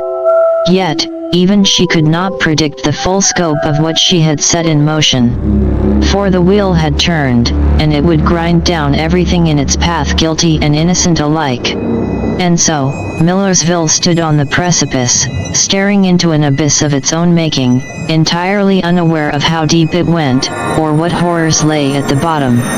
All they knew was that they were falling, and the darkness was rushing up to meet them. Perhaps the most terrifying part was the knowledge that this was just the beginning, a prologue to a story that had yet to reveal its most monstrous chapters. Because in those dark woods, on the banks of the Little Susquehanna, a lingering spirit had found its voice, its purpose, and its terrible, vengeful power. There would be no turning back. The storm had arrived, and it would show no mercy. As autumn leaves blanketed Millersville, creating a mosaic of red, orange, and brown that signaled the approaching winter, people had already begun locking their doors earlier, watching their children more closely, and avoiding eye contact with neighbors they'd known for years. It was as though the town itself were holding its breath, bracing for an impact that everyone felt but nobody could articulate. The community sense of unity had been replaced by a veil of suspicion and fear. Nobody felt safe, especially when the sun dipped below the horizon, casting the world into an unsettling darkness. Inside the once close-knit group of teenagers, fractures were growing. They had dispersed in different directions after the harrowing night in the woods. Some coped through denial, trying to lose themselves in the mundanity of schoolwork and social obligations. Others spiraled, their eyes bloodshot, their minds a labyrinth of paranoia and guilt. And then there were those who searched for explanations in the esoteric, poring over old town records, newspaper clippings, and even delving into dark corners of the occult, trying to find something, anything that could give them a shred of understanding. Parents grew concerned, observing the sullen faces and troubled behaviors of not just these teens, but their friends and acquaintances as well. The school guidance counselor found his appointment book filled with names, yet sessions rarely yielded more than awkward silences and thinly veiled anxiety. Teachers noted the lack of focus, the jumpiness that seemed to grip students at random moments. Whispers among the faculty pointed to drugs, but deep down, they knew it was something far more insidious. As for the woman, she found that the soil of dread she had so carefully tilled was bearing grotesque fruit. She continued her nocturnal visits, no longer just a sentinel but an active agent of chaos. Electrical outages began to plague certain houses, cars inexplicably failed to start, cherished family heirlooms were found missing or destroyed. Yet, she left no evidence, no tangible trace of her interventions, just a lingering feeling of violation, a sense that the walls between the home and the horrors outside were thinning. Millersville's small police department found itself inundated with calls, stretching their limited resources. The town had seen its share of mischief and minor delinquencies, but this felt different. The police chief, a stern man who had served for decades, sensed that they were dealing with a new kind of malevolence, one that defied logic or reason. He increased patrols, particularly around the wooded areas bordering the Little Susquehanna River, but each morning's debrief only brought more questions, more dead ends, and an ever-growing sense of helplessness. The day before the next Friday the 13th, a strange occurrence seized the town's attention. The church at the center of Millersville, a historical landmark with a proud, tall steeple, had its large wooden doors defaced. Carved deeply into the ancient oak were symbols that no one could identify, but everyone could feel, a malevolent intent, an announcement that sanctity had been violated. And beneath the markings, almost as an afterthought, were the words, "Too late." This latest act seemed to be a tipping point. Townsfolk gathered in hastily arranged community meetings, theories were shared, and accusations were flung. Yet, for all the talk, they were no closer to answers, and the clock ticked inexorably toward the date that loomed large in everyone's minds. Preparations were made. People stocked up on non-perishables, flashlights, and yes, even weapons. No one spoke it out loud, but the message was clear: Millersville was under siege, and everyone was on their own when darkness fell. When the fated day arrived, the atmosphere was thick with tension, like the air before a thunderstorm. Schools let out early, businesses shuttered their windows, and by evening, the streets were empty. Families huddled together in their homes, some praying for the first time in years, others simply sitting in silence, staring at walls as though expecting them to crumble.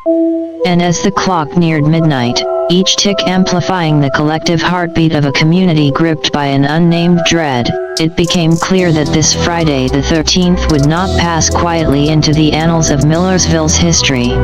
Something was coming, carried on the wind that howled through the skeletal trees, reflected in the turbulent waters of the Little Susquehanna River. The woman knew it, the teens who had set this in motion knew it, the town knew it. And when the first scream shattered the stillness of the night, echoing through the empty streets and into the darkened homes, everyone understood that the descent into darkness had only just begun. Millersville would never be the same again. For in the labyrinthine corridors of human fear, a door had been opened.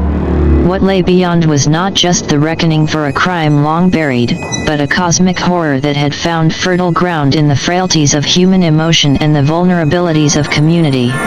And so, as the clock struck midnight, sealing the fate of a once peaceful town, the woman allowed herself a grim smile.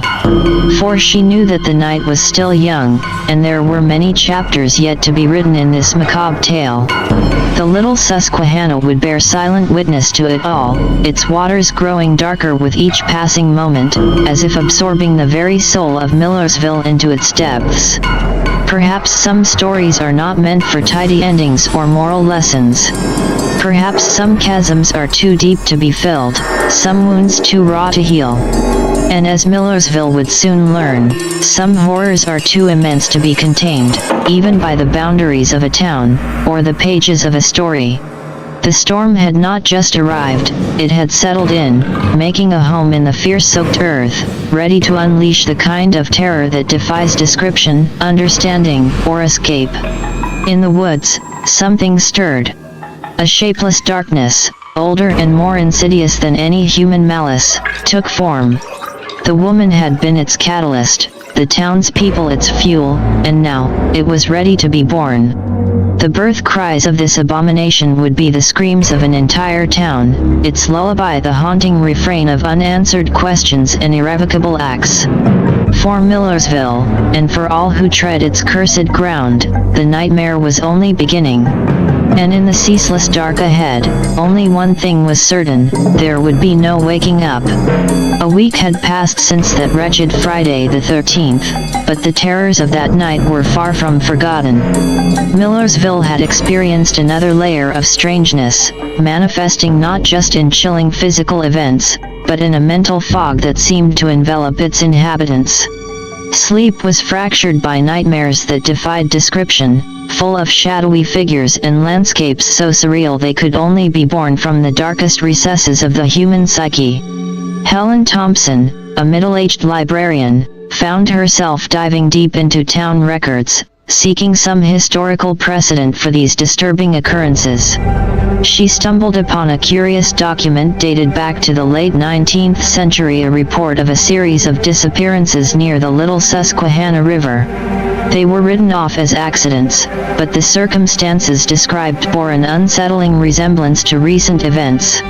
At Millersville University, a group of psychology students, led by their curious and somewhat unorthodox professor Dr. Emily Lang, began an independent study of the collective behavior of the town. Their interviews and observations yielded disturbing patterns. Several people mentioned the feeling of being watched even in the sanctuary of their homes, and many recounted the same inexplicable nightmares. Meanwhile, the group of teenagers who had been present on that first night found themselves inextricably bound by their shared secret and growing dread. In a desperate bid to rid themselves of their guilt and fear, they agreed to meet up at the riverbank where it all started. They lit a bonfire, the flames flickering ominously as though trying to ward off an encroaching darkness. And then, each wrote down their most shameful secret, something that tied them to the terrifying events, and threw it into the fire as a form of catharsis, perhaps even atonement. Yet, as the scraps of paper turned to ash, they all felt it, the very air around them thickening, as if whatever they were trying to banish had instead been summoned. Eyes met, each teenager reflecting the horror they saw in one another.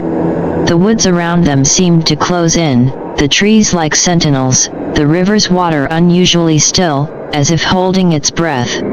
Elsewhere, the woman continued her clandestine activities, but with a newfound urgency. She had sensed the shift, the escalation of a horror she herself didn't fully comprehend. Delving into rituals and practices that she unearthed from dusty, forgotten tomes, she realized that her actions had caught the attention of something much older and far more malevolent than her own tortured spirit. Despite the enormity of her actions and their consequences, she found herself but a pawn in a cosmic game that spanned beyond time and reality. And as she looked into the mirror, she could swear her reflection grinned back at her, an omen of darker things awaiting. Another figure began to emerge in town, a drifter who went by the name of Jack. On the surface, he appeared to be just another transient, albeit one with an unnerving, piercing gaze and a knack for appearing whenever disaster struck. But Jack was no ordinary wanderer. He was a seeker of secrets, a hunter of dark truths.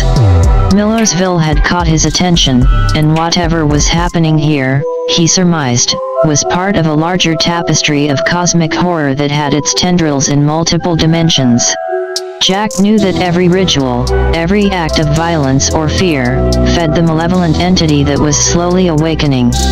And so, he watched, his notebook filling up with observations and hypotheses, aware that he was racing against time.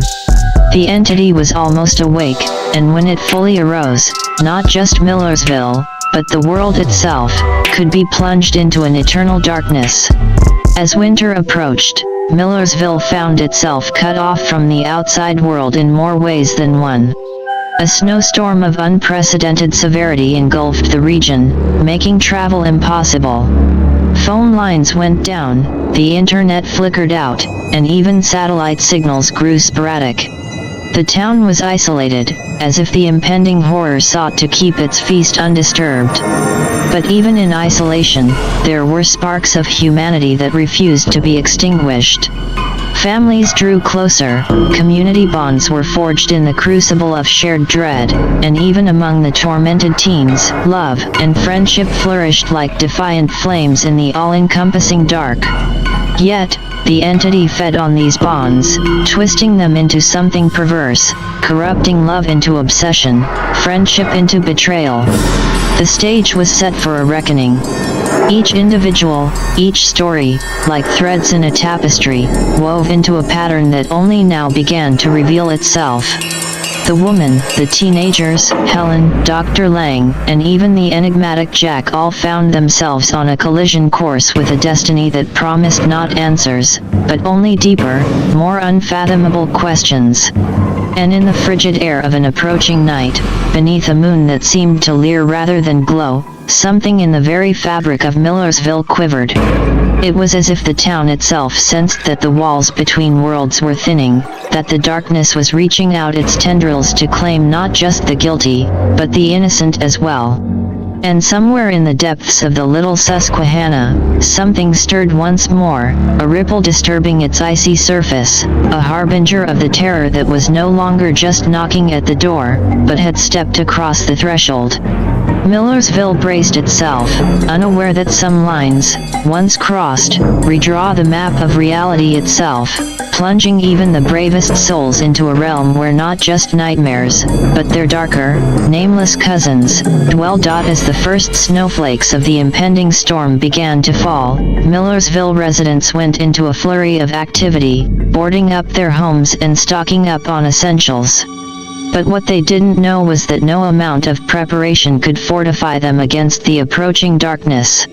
At the Millersville Police Department, Sheriff Tom Davis found himself sorting through a mountain of incident reports: stray pets, missing persons, and unsettling instances of vandalism involving occult symbols.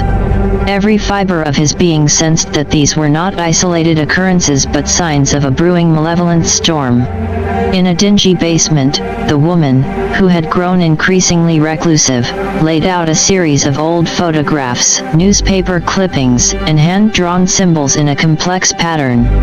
She then took a dagger, its hilt adorned with intricate carvings, and began a chant that seemed to come from another era, another world. As she finished, the room darkened momentarily as if acknowledging her intent, and then returned to its usual dreary lighting. But something had changed. The air was now tinged with a palpable sense of dread. At the local diner, Jack sat at the counter, nursing a cup of coffee as he glanced through his notebook filled with cryptic observations and crisscrossing timelines. He had reached a grim conclusion. The terror descending upon Millersville was not a singular event but a cyclic occurrence. Every action, every decision, was a cog in a horrific machine destined to churn again and again until it achieved its dreadful purpose. Meanwhile, the group of teenagers, now bound by more than just guilt, found themselves the focus of escalating violence. Their homes were vandalized with ominous messages written in what appeared to be blood. Pets went missing, only to be found later in horrifying states. It seemed as if the sins of that night were coming back to haunt them in increasingly gruesome forms. Finally, on a night when the snowfall reached blizzard-like conditions, the darkness claimed its first victim. Mike, one of the teenagers from the river incident, was found dead in his home, his body contorted in an unnatural pose, eyes wide open in eternal terror. Authorities attributed it to a freak accident caused by a power outage, but those who saw the scene knew better. This was no accident, it was a message. Panic spread through Millersville like wildfire. The townspeople barricaded themselves in their homes as if walls and locks could keep out the malevolence that had enveloped their lives. The tension reached a breaking point at a town meeting, where accusations flew, alliances crumbled, and a fight broke out, leaving several people injured. It was evident that the town was tearing itself apart from the inside, playing right into the hands of the invisible puppeteer pulling the strings. Dr. Emily Lang, who had continued her investigation in spite of the growing danger, connected the dots between the psychological anomalies she had observed and the physical manifestations of horror in the town. She theorized that the events were not just the acts of a sadistic killer but were influenced by a hive mind of dread, a collective nightmare taking physical form. As the storm outside intensified, the lines between reality and nightmare blurred even further. Residents reported seeing shadowy figures lurking at the edges of their vision, only to vanish when confronted. Inanimate objects seemed to move on their own, as if possessed. Even the walls seemed to whisper in indecipherable languages, driving some to the brink of madness. Jack, now sure that the climax of this grim saga was at hand, took it upon himself to confront the dark force directly. Armed with knowledge gleaned from obscure texts and his own investigations, he ventured into the woods, towards the malevolent heart of it all, the little Susquehanna River. Arriving at the snow-covered riverbank, he set up an intricate pattern of salt and talismans, an attempt to contain whatever was emerging from the river's depths. But as he chanted the incantations, he realized something was terribly wrong. The air grew colder, and the snowflakes turned into ash, falling from a sky that seemed to darken by the second. Suddenly, a figure emerged from the icy waters, grotesque and yet strangely familiar. It was a distorted reflection of human suffering, eyes devoid of soul, and hands that seemed more like claws, ready to rend flesh from bone. Jack found himself paralyzed, not just by fear but by a sense of overwhelming despair. All his knowledge, all his preparations, had led him to this moment of utter helplessness. But before the figure could reach him, another presence intervened. The woman, now fully embraced by her dark path, appeared on the scene. She spoke words that seemed neither human nor entirely monstrous, and the figure hesitated, as if recognizing her authority. With a final incantation, she turned towards Jack and whispered, "Run." Back in town, the community felt a temporary reprieve, as if the noose had been loosened just a fraction. Families huddled together, still fearful but grateful for the momentary respite. Yet, in the pit of their stomachs, they knew that the nightmare was far from over. The woman returned to her sanctuary, her face a mask of cold resolve and burgeoning madness. Beside her, the figure from the river stood, obedient but restless, a harbinger of the cataclysm yet to unfold. Together, they would tear apart not just Millersville but the very fabric of reality, allowing the chaos of an unfathomable abyss to consume all. And so, as the first rays of a deceptive sun broke over Millersville, the malevolent tapestry continued to weave itself, each thread a tragedy, each pattern a prelude to an unspeakable climax. The dark multiverse of Millersville continued to unfold, a cosmic horror story with chapters yet to be written and victims yet to be claimed. The haunting chant, distorted as if whispered through layers of time and torment, reverberated through the air, clinging to the walls and the souls of Millersville's residents. It echoed from the dense woods surrounding the little Susquehanna River to the furthest corners of the town, leaving an indelible mark on everyone who heard it.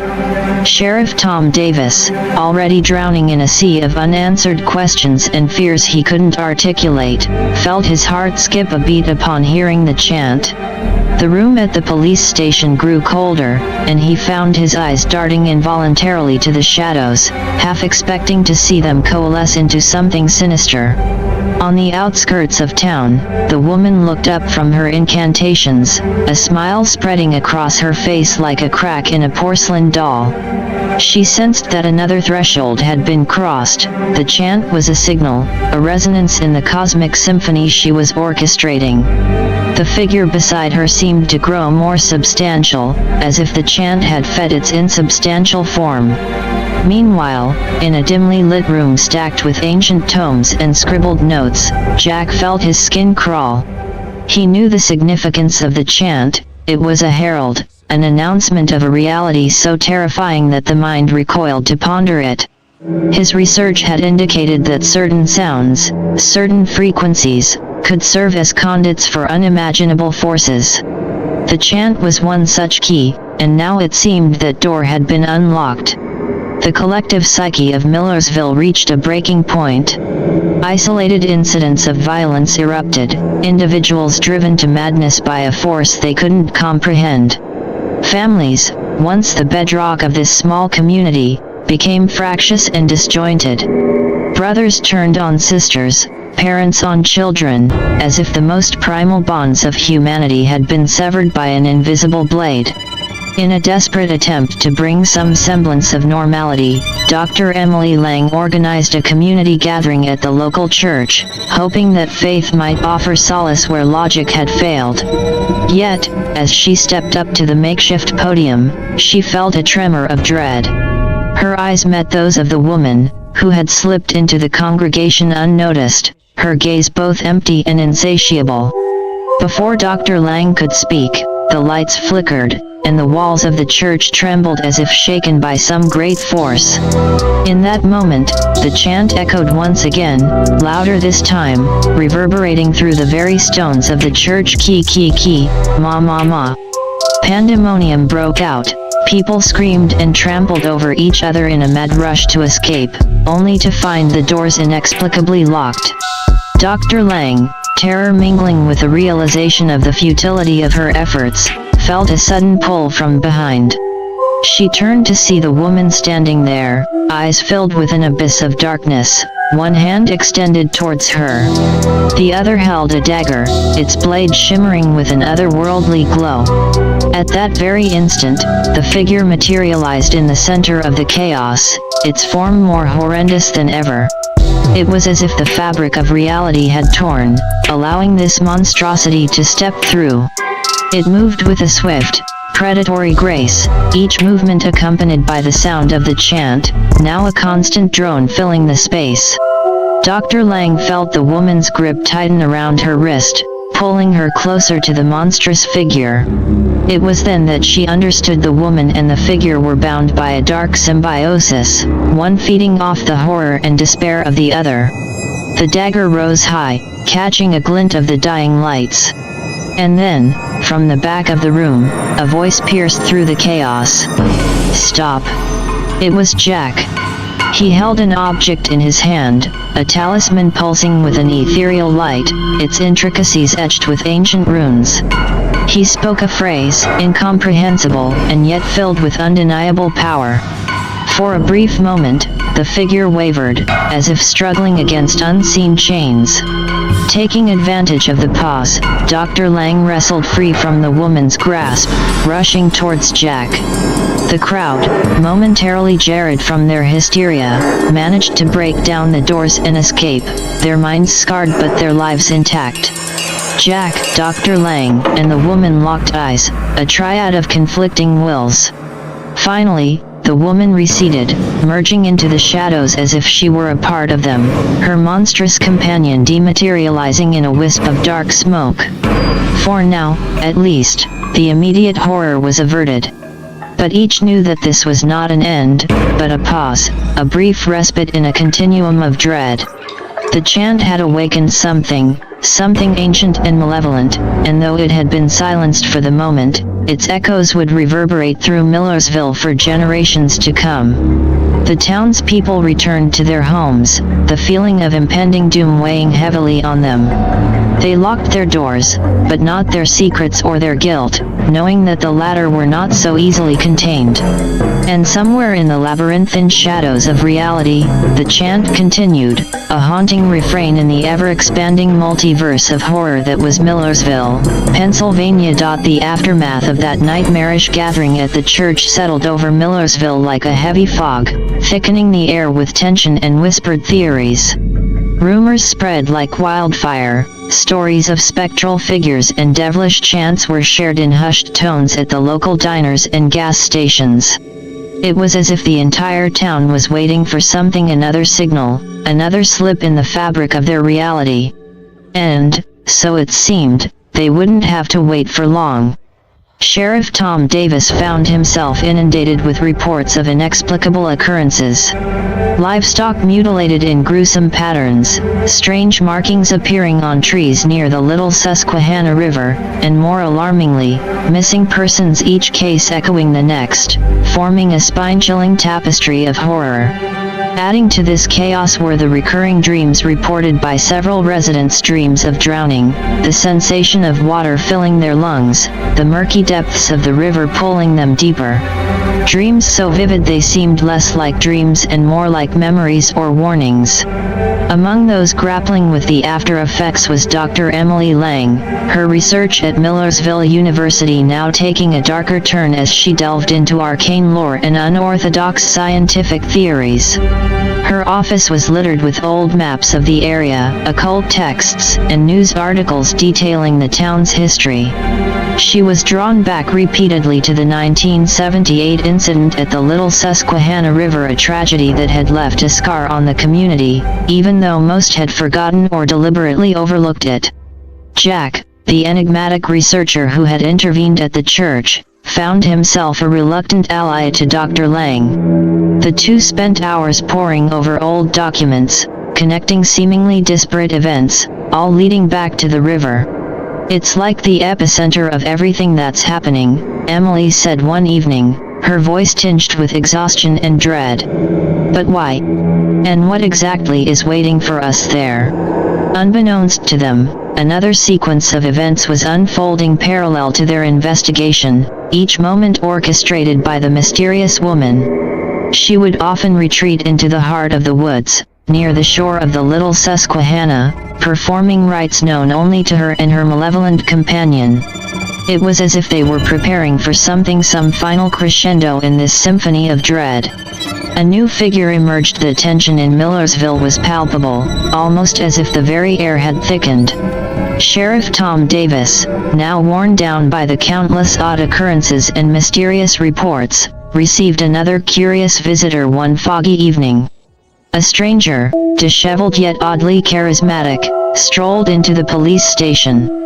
He didn't give a name but claimed to be an out-of-towner who had lost his way. The sheriff couldn't shake the feeling that there was something familiar about this man, like a character from a half-forgotten dream. The stranger was well-spoken but elusive, his inquiries about the town seeming both casual and calculated. He asked about the local history, recent events, and the mood among the populace. As he left the station, he exchanged a lingering glance with Sheriff Davis, and for a moment, the sheriff felt as if this stranger could see right through him. Meanwhile, Dr. Emily Lang and Jack were reaching a turning point in their investigations. As they sifted through layers of mystery, they stumbled upon an ominous pattern in the occurrences, a cycle, tied to the lunar calendar, with each new moon corresponding to a surge in unexplainable events and sightings around the Little Susquehanna River. The stranger began appearing in various locales around Millersville, observing the landscape with an analytical eye. He visited the Little Susquehanna River during the dead of night, took detailed notes, and seemed particularly interested in the very trees that had those strange markings. He avoided interaction but was invariably spotted by one or two residents, including a bar owner named Cindy who noted that the man ordered the same drink every night, a scotch on the rocks, and always sat facing the door, as if expecting someone, or something. As the new moon approached, another character re-emerged, the mysterious woman. Her rituals intensified, and she could be seen skirting the woods, often accompanied by her monstrous companion. The energies they had been harnessing were almost ripe, culminating in a palpable aura of impending dread that seemed to hang over the town. But she was not alone, the stranger was there too, watching from a distance shrouded by the night. He seemed impervious to the malevolent atmosphere, and even the creature paused, sensing his presence though failing to pinpoint his location. There was something about this stranger, his calculated movements, his analytical eye, and the concealed .44 Magnum that glinted briefly under the moonlight. And those eyes, piercing through the darkness, glowing faintly like the eyes of a nocturnal predator. On the eve of the new moon, another gathering was called, this time at the Millersville Community Center. Dr. Emily Lang and Jack felt it was crucial to share their findings, to make the residents aware of the pattern they had discovered. As the meeting unfolded, a latecomer slipped quietly into the room. It was the stranger, and this time, Sheriff Tom Davis knew exactly where he had seen those familiar eyes. They had peered back at him from numerous case files and newspaper clippings over the years. And so, for the first time, their paths converged, Dr. Lang, Jack, the sheriff, and the stranger whose real name would soon be revealed, setting the stage for an inevitable confrontation. The elements were aligning, the characters were in place, and as Millersville held its collective breath, it was clear that the coming new moon would bring with it a reckoning of horrifying proportions. As the community meeting at Millersville's community center progressed, an air of restless anticipation settled over the room. Dr. Emily Lang's revelations were met with a mixture of skepticism and fear. Jack, pacing nervously behind her, could feel the collective mood tipping toward panic. But before another word could be said, Sheriff Tom Davis stood up, interrupting the silence. "We have a situation," he declared, his eyes scanning the crowd before finally landing on the stranger seated in the back. For a brief moment, their eyes locked, and an unspoken understanding passed between them. Just then, an urgent dispatch call crackled through the sheriff's radio, breaking the tense silence. Multiple reports of disturbances near the Little Susquehanna River. Request immediate assistance. The room erupted into hushed conversations and concerned murmurs. Sheriff Davis grabbed his coat and headed for the door, beckoning for Dr. Lang and Jack to follow. The stranger also rose from his seat and blended into the chaos, trailing behind them as they left. The journey to the river was fraught with a sense of urgency and dread. Sheriff Davis drove, his grip tightening around the wheel with every passing second. Dr. Lang stared out of the window, her mind racing through possibilities and theories. Jack, too, seemed lost in thought, his eyes distant yet vigilant. Unbeknownst to them, the stranger had followed in his own nondescript car, maintaining a safe distance. They arrived at the riverbank, the darkness overwhelming, broken only by the beams from their flashlights. What met their eyes defied explanation. The trees with the strange markings were now uprooted, creating a grotesque semicircle near the water's edge. The air was thick with an otherworldly energy, an almost electric hum that vibrated through the ground beneath them. As Dr. Lang stepped forward to examine one of the uprooted trees, her flashlight caught a glint of something metallic half buried in the ground, a bullet casing. .44 Magnum. She picked it up, turning it over in her hands, puzzled. Before she could voice her thoughts, a bone-chilling growl echoed from the dark woods beyond the river. They all turned toward the sound, their hearts pounding. The stranger, standing just at the periphery of their flashlight beams, felt a cold smile spread across his face. For the first time, his eyes glinted visibly in the darkness, a pair of glowing orbs, almost feral, illuminating his rugged features. He unholstered his .44 Magnum and aimed it toward the eerie darkness beyond the river, right where the growl had originated. Time to pull back the curtain, he whispered to himself, as a feeling of grim satisfaction washed over him. Just then, an unholy shriek ripped through the night air, so piercing it seemed as if the very atmosphere had been torn asunder. Something was emerging from the darkness, something both human and monstrously inhuman, hell-bent on consummating the evil that had been festering in the town of Millersville for far too long. And as the entities on both sides readied themselves, a name resounded in the stranger's mind, a name that would soon be revealed, a name that would tip the balance of this intricate dance between light and dark. The name was Johnny Vanduke. And this twisted tale of terror had just found its catalyst for the impending climax that would either liberate Millersville or plunge it into an eternal nightmare. The haunting key ma ma ma resonated through the misty air, a symphonic chorus of impending doom that seemed to emanate from every corner of the woods surrounding the little Susquehanna River. The date's cruel irony dawned upon Dr. Lang and Sheriff Davis. It was Friday the 13th. But the date had an even more sinister implication. It was also a birthday.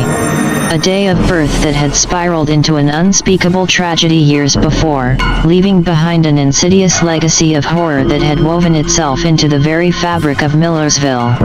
As the dark forms began to coalesce in the inky shadows, the stranger, now internally acknowledged as Johnny Vanduke, felt an electric thrill of dark excitement. His eyes shone like phosphorescent orbs as he readied his .44 Magnum. "Looks like I've crashed the birthday party," he muttered. Suddenly, a monstrous figure lunged from the darkness, charging with inhuman speed and ferocity. Dr. Lang screamed, instinctively stepping back. Sheriff Davis raised his shotgun, but before he could pull the trigger, a deafening blast reverberated through the night. Johnny Vanduke's .44 Magnum roared, its flash briefly illuminating the grotesque features of the entity. It let out an agonized screech, temporarily thwarted, and retreated back into the shadows. The momentary respite allowed them to regroup. Dr. Lang, her hands trembling, looked at Johnny. "Who are you?" she stammered. "I'm the one who's going to end this," Johnny replied, reloading his Magnum. His presence was like an enigmatic force, both unsettling and oddly reassuring. His connection to Millersville was a mystery yet to unravel, but for now, his objectives aligned with theirs to confront and terminate the malevolent beings haunting their town. Sheriff Davis, still stunned, finally spoke. "Do you know what we're dealing with?" Johnny looked towards the direction from where the creature had emerged. "Evil doesn't change, Sheriff. It just wears different faces. Today, it's wearing one that this town should have dealt with a long time ago." Just then, a sorrowful wail filled the air. It was mournful yet brimming with malevolent intent. It was a mother's lament, a requiem for a twisted love that defied the natural order. The mysterious woman was closer than they'd ever sensed her before. And with her was the monstrosity, now more emboldened, perhaps aware that its day of reckoning had come. As the chilling wail resonated through the woods, a collective realization washed over them. The woman and her abominable companion were manifestations of a story that had mutated into a terrible reality, a localized legend bred from a mother's grief and an unspeakable tragedy that had occurred years ago. Only now, the woman was no mere grieving mother, and her companion was no innocent victim. They had become avatars of pure malevolence, out to wreak havoc and sow chaos. "Tonight, it ends," Johnny Vanduke proclaimed, his voice laced with steely resolve. As they advanced toward the epicenter of the haunting sounds, each armed and each carrying their own burden of dread, one thing was certain: the events of this unholy Friday the 13th would forever be etched into the annals of Millersville's history, either as a grim tragedy or as a night when darkness was vanquished. But whatever the outcome, Johnny Vanduke knew that this macabre dance was far from over. For darkness has a way of mutating, of finding new vessels, and as long as there were shadows cast upon the world, there would always be malevolent forces lurking within them.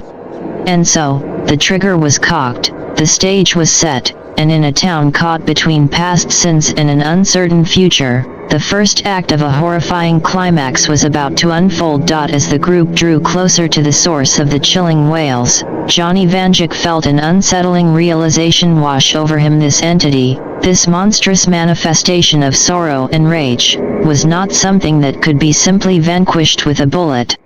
This was an abomination that defied the laws of nature and mortality. Be prepared. Conventional means won't stop it, Johnny warned, looking directly at Sheriff Davis and Dr. Lang. His voice was tinged with an almost respectful recognition of the adversary's indomitable nature.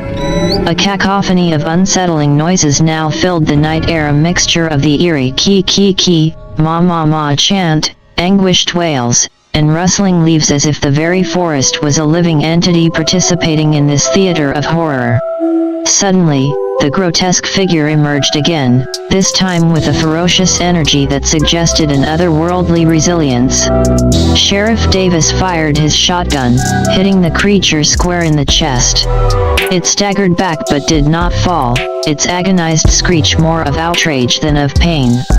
Johnny Vanduke aimed his .44 Magnum and fired. The creature recoiled, momentarily stunned, but still very much alive, or whatever its unholy state could be called. As it recovered, its eyes locked onto Johnny's, and for a fleeting moment, there was a recognition, a mirroring of darkness that neither could fully comprehend. "Can't kill what's not living," Johnny muttered, more to himself than anyone else, understanding now that the entity before them was not bound by the limitations of flesh and blood. It was as if it was fueled by the dark emotions that had given birth to it: the grief, the hatred, the desire for revenge, and as such, it was virtually indestructible. Dr. Lang, eyes wide, grabbed Johnny's arm. "Then what do we do? How do you stop something that can't be killed?" The air grew thick with a foul, wet smell like decayed foliage and stagnant water. The chanting grew louder, reverberating off the trees, the sky, the very atoms in the air. And then, she emerged, the spectral woman, her visage twisted in a permanent mask of sorrow and malevolence. Her presence seemed to invigorate the creature, empowering it with renewed fervor. "We have to separate them," Johnny declared, a plan quickly forming in his mind. "Their power comes from their unholy union. One fuels the other. We break the link, we break their strength. But how does one sever a connection rooted in something as intangible yet powerful as a mother's love twisted into malevolence?" It was a perilous gambit, but it was the only plan they had. As the nightmarish duo advanced on them, their malevolent energies almost palpable, Johnny, Sheriff Davis, and Dr. Lang steeled themselves for a confrontation that would determine not just their fates, but the soul of Millersville itself. This was at the climax of a cursed tale years in the making, about to unfold on the banks of the Little Susquehanna River, in a town gripped by a legacy of horror. Whether this twisted maternal bond could be severed, and at what cost, remained the dreadful unknown. But Johnny Vanduke knew one thing for certain: the darkness ahead was unlike any he had faced before, and as the line between the living and the dead blurred in the most horrific of ways, they were about to venture into uncharted territory, where conventional rules did not apply. Sheriff Davis stared at Johnny, incredulous, his voice tinged with desperation and disbelief. "And how do you even know all this, Vanduke?" Johnny looked up, his eyes glowing like orbs in the dark, taking on an almost otherworldly hue. "Simple. I hunt these things for a living in your time and many others." "What?" both Dr. Lang and Sheriff Davis exclaimed in unison, their voices pitching high in a cocktail of fear and astonishment. Before any more could be said, a deafening screech filled the air.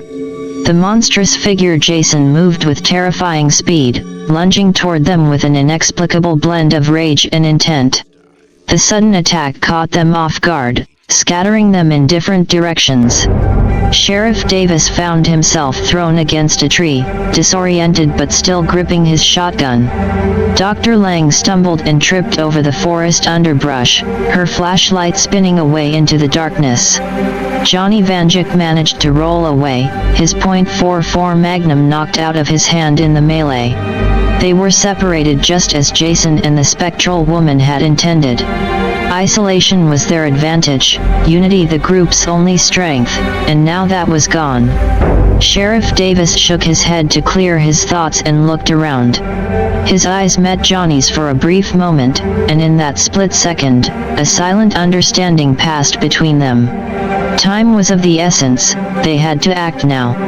Sheriff Davis took off in one direction, intent on finding Dr. Lang and regrouping. Johnny, his eyes still glowing, went in search of his Magnum. Each step they took was heavy with dread, for they knew that in their isolated states they were most vulnerable to the relentless entities hunting them. Deep in the woods, Dr. Lang heard footsteps approaching. Her heart pounded as she braced herself for the worst. The flashlight beam then flickered across her face. It was Sheriff Davis, visibly shaken but alive. "Are you all right?" he asked, extending his hand to help her up. "I am, but we need to find Johnny and end this," Dr. Lang said, her voice tinged with an urgency that resonated with the sheriff. Meanwhile, Johnny Vanduke had found his Magnum. As he picked it up, he sensed rather than heard the low growl that came from behind him. He turned around slowly, his finger poised on the trigger. There, lurking in the shadowy recesses of the forest, were the glowing eyes of Jason. And unlike the others, Johnny was not surprised.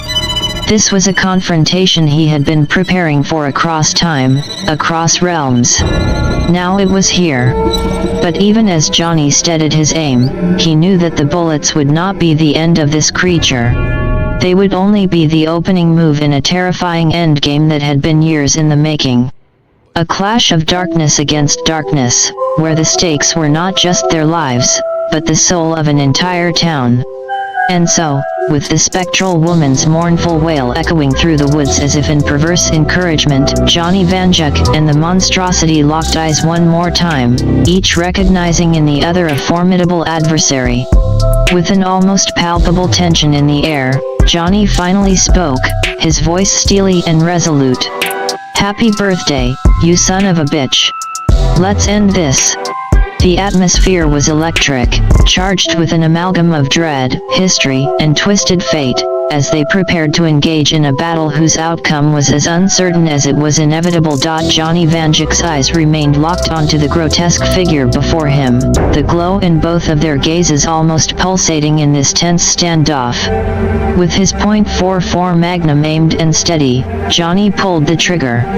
A thunderous shot echoed through the forest, illuminating the clearing for a split second as the bullet found its mark. Jason staggered back but did not fall. A guttural growl emanated from his throat, a beastly sound tinged with malice and defiance. With an inhuman burst of speed, he lunged at Johnny, brandishing a crude yet devastatingly sharp weapon.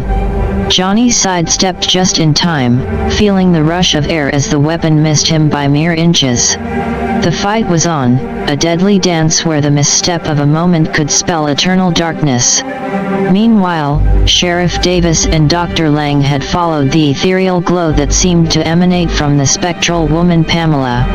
They found her standing next to a dilapidated shack, her visage even more malevolent in the sickly, unnatural light that surrounded her.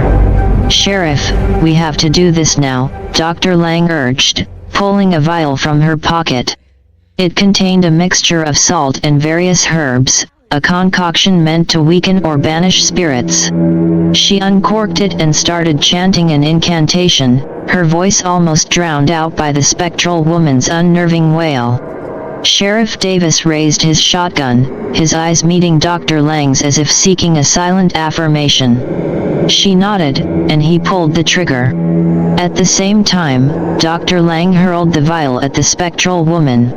The shot hit its target, disorienting her, while the vial shattered, enveloping her in a cloud of salt and herbs.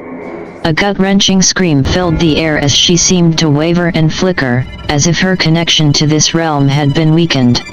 Back at Johnny's location, the fight was reaching its zenith. Blow after blow, shot after shot, both Johnny and Jason seemed to draw from an endless well of stamina and rage. But Johnny could feel that Jason was different now, perhaps weakened by whatever Sheriff Davis and Dr. Lang were doing to Pamela.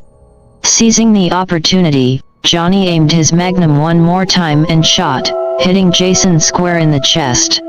Jason let out an agonized screech but did not go down. Instead, he glared at Johnny, as if acknowledging his tenacity but also signaling that this fight was far from over. "Fine by me," Johnny growled, lowering his weapon but keeping his gaze locked onto his opponent. "Whenever you're ready to continue, I'll be here." The tension was palpable, a static charge in the air that promised more darkness, more conflict. For now, though, there was a lull, a momentary pause in this eternal struggle, as if the universe itself held its breath, waiting for the next horrifying chapter in this twisted tale. In that volatile clearing amidst the twisted trees of Millersville's dark woods, Johnny Vanduke felt something he hadn't felt in a long time: finality. This moment, this confrontation, had an air of conclusiveness that made his skin crawl. With a surge of adrenaline, Johnny lunged for the machete that Jason had dropped in their tussle. Gripping it tightly, he swung it at the monstrosity before him. The blade sliced through the air and found its mark, slashing across Jason's arm. A guttural growl emanated from the depths of the masked figure's throat, but Johnny was already in motion. He drew his .44 Magnum and fired several rounds. Each bullet hit with a force that would have dropped any mortal man, but Jason was no such thing. Just as Johnny prepared to fire another round, Jason's weapon, a gruesome, makeshift blade, came swinging through the air. It connected, sending a shock of pain through Johnny's arm and causing him to drop his magnum. Blood flowed down his arm, warm and slick, but Johnny's gaze remained locked onto Jason's mask. Time was running out, he knew what he had to do. With a snarl, Johnny lunged forward, grabbing the edges of Jason's mask and ripping it off with all his might. The face beneath was a grotesque caricature of humanity, twisted and malformed. Without a moment's hesitation, Johnny used his remaining strength to pummel Jason's face with the machete's hilt, each strike fueled by years of hunting, by the weight of lost souls and endless timelines. Finally, after blows that left Jason's eye sockets unrecognizable, Johnny took one last look at the monster he had vanquished. Then, mustering every ounce of strength left in his weary body, he grabbed Jason by the neck and threw both of them into the depths of the little Susquehanna River. They hit the water with a splash that seemed to reverberate through the very fabric of the universe, a sound that signaled both an end and an eternal silence. As they sank deeper into the dark waters, Johnny felt his consciousness slipping away, but he held on to Jason, making sure the monstrosity would not escape this watery tomb. Then, as darkness closed in around him, Johnny Vanduke felt a strange peace.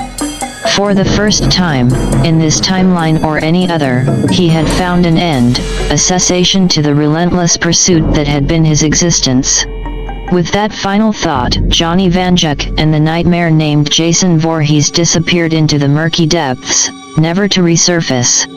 Above them, the little Susquehanna River continued its endless flow, as if washing away the stains of an incomprehensible evil and the echoes of a fight that defied the boundaries of time and reality. The moon hung low in the sky, casting its pallor over the quiet town of Millersville, oblivious to the eternal struggle that had just reached its horrific conclusion. And so, the story came to an end, or perhaps, just another haunting pause, in a tale as old as fear itself. As dawn broke over the little Susquehanna River, the eerie stillness that had blanketed Millersville began to lift. Birds started to sing, their melodies filling the air, as if trying to cleanse the horrors that had unfolded on that fateful Friday the 13th. Sheriff Davis and Dr. Lang stood by the riverbank, their faces etched with the weight of what they'd experienced. Both had felt a chilling calm settle over the woods, as if the malevolent force that had lurked there had finally been extinguished. "People will talk, you know," Sheriff Davis said quietly. "They'll say it's some kind of legend or folk tale. But we know better, don't we?" Dr. Lang looked at the rising sun, her eyes filled with an indescribable mix of relief and sorrow. "Yes, we do. But legends have a way of coming back, Sheriff. We can't forget what happened here. We have to stay vigilant." As they walked away, the camera equipment that Johnny Vanduke had set up to document his hunt captured one last scene, the placid surface of the river, and the reflection of the morning sun, as if signaling both an end and a new beginning. Then the camera's battery died, leaving behind a lasting image of tranquility that belied the unspeakable events of the night before. The Friday the 13th curse that had gripped the town was broken, or so it seemed. And yet, deep within the waters of the little Susquehanna, where daylight couldn't reach, the dark secrets of that night would remain, hidden but not forgotten.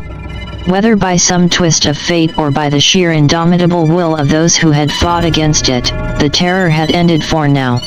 But as the townspeople of Millersville began to pick up the pieces, one question lingered in the air, a haunting reminder that some evils never truly die. When the calendar once again marks that ill-fated date, would the nightmare return? For now, at least, Friday the 13th was over. As the final echoes of "Ki ki ki ma ma ma" reverberated through the still air, a shiver passed through those who heard it. Even as life in Millersville returned to its quiet routine, those haunting syllables served as a chilling reminder that some tales are never truly over. They become the stuff of legends, whispered around campfires and passed down through generations, their power to terrify undiminished by the passage of time. As kids went back to school, as leaves began to fall in the steady march toward another winter, residents found themselves glancing over their shoulders more often. Despite the tranquil facade, the memory of that horrific Friday the 13th clung to the town like a shadow. The surface of the little Susquehanna River remained undisturbed, its depths hiding secrets that perhaps should never be unearthed. And every now and then, when the moon was just a sliver in the night sky, you could almost hear it, the soft, almost imperceptible sound of water churning, as if something below was stirring, waiting for the right moment to rise again. But for now, those eerie sounds were drowned out by the clamor of everyday life, leaving only the whispered refrain of "Ki ki ki ma ma ma" to keep the legend alive. The end. Or is it just another beginning in the terrifying lore of Millersville? Only time will tell. In a cinematic fade, the tranquil surface of the little Susquehanna River gives way to a group of callous teenagers, their laughter tinged with cruelty as they push a deformed young kid towards the water's edge. With a final shove, the kid splashes into the river, sputtering and gasping for air, arms flailing as he's pulled down by the current. At the same time, a few miles downriver, the battered body of Johnny Vanduke washes ashore.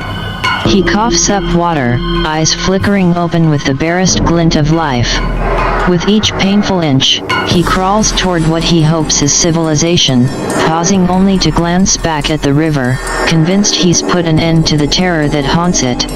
Back at the first location, the deformed child starts to go under, when suddenly he's lifted, almost hurled to the shore, but with a touch more gentleness. The group of teenagers freeze, their sadistic glee transforming into raw horror as they come face to face with a menacing figure, Jason Voorhees.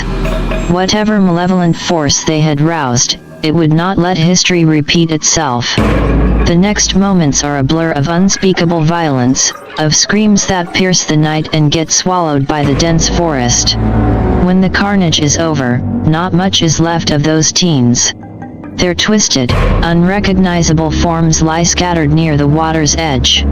Jason then turns to the deformed child, who is watching in both terror and fascination. He lays down a machete in front of the young one, a symbol or perhaps a rite of passage. With a final, inscrutable glance, Jason turns and walks back into the depths of the river, disappearing into its murky darkness. The screen fades to black on the kid's bewildered face, left alone on the riverbank, but alive. In the distance, the faint echo of "Ki ki ki ma ma ma" fills the air, a chilling lullaby that melds with the sound of the rushing river, leaving the viewers with a haunting realization: evil may be vanquished, heroes may rise and fall, but legends never truly die. The end.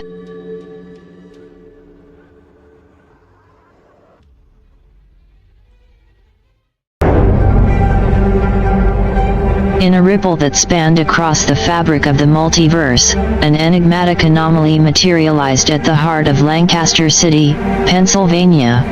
A cosmic convergence, unseen and unforeseen, began to draw together the myriad realities, each tethered to a distinct Vanduke incarnation.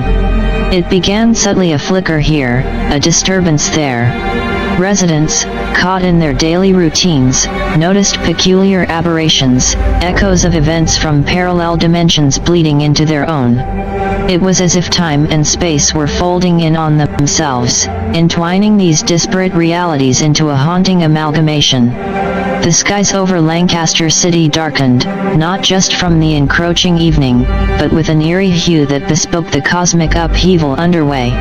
An obscure alignment of celestial bodies mirrored the alignment of timelines, marking the union of these myriad Vanduke variants.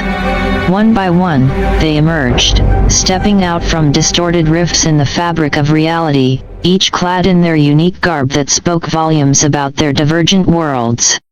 The Vanduke who witnessed an American empire strutted forth, his demeanor stoic yet bearing the weight of dominion.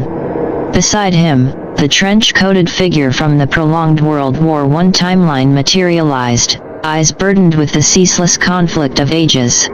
The Vanduke who navigated a world where the Titanic stood defiant against the sea, the Vault 717 survivor with a distinct Pip-Boy, and the iterations besieged by undead horrors all converged upon the familiar streets of Lancaster. They emerged, bewildered yet resolved, their .44 magnums holstered but poised. Their gazes met in a collective understanding, a silent acknowledgement of the uncanny gathering. Each Vanduke bore the echoes of their reality's traumas, victories, and divergent histories etched upon their countenances. The multiversal anomaly lingered overhead, crackling with an ominous energy that transcended comprehension. It was a transient maelstrom, a convergence of timelines now coalescing within the confines of Lancaster City. The air itself quivered with the weight of multiple existences intersecting at a singular point, a nexus of disparate realities entwined by an inexplicable cosmic phenomenon. As the last Vanduke stepped into the converging vortex, the anomaly pulsed, radiating an otherworldly luminescence before dissipating into the urban landscape. Lancaster City stood at the epicenter of an unprecedented collision of multiverses, with its streets now treading host to an assembly of Johnny Vandukes from realms uncharted and unfathomable. With a resonating hum, a distortion in the air signaled the arrival of yet another Vanduke. From the world entrenched in the Fallout timeline, emerged a rugged figure adorned in vault gear, bearing the iconic 717 insignia on his attire.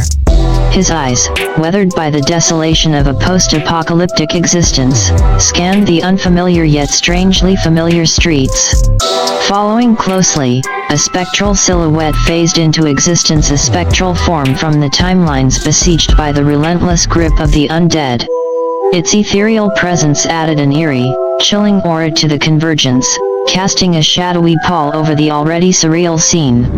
Then, in an abrupt flurry, two Vandukes appeared almost simultaneously. One, emanating from a reality halted in the technological grip of the World War I era, donned attire reminiscent of the early 20th century, a steampunk-esque ensemble.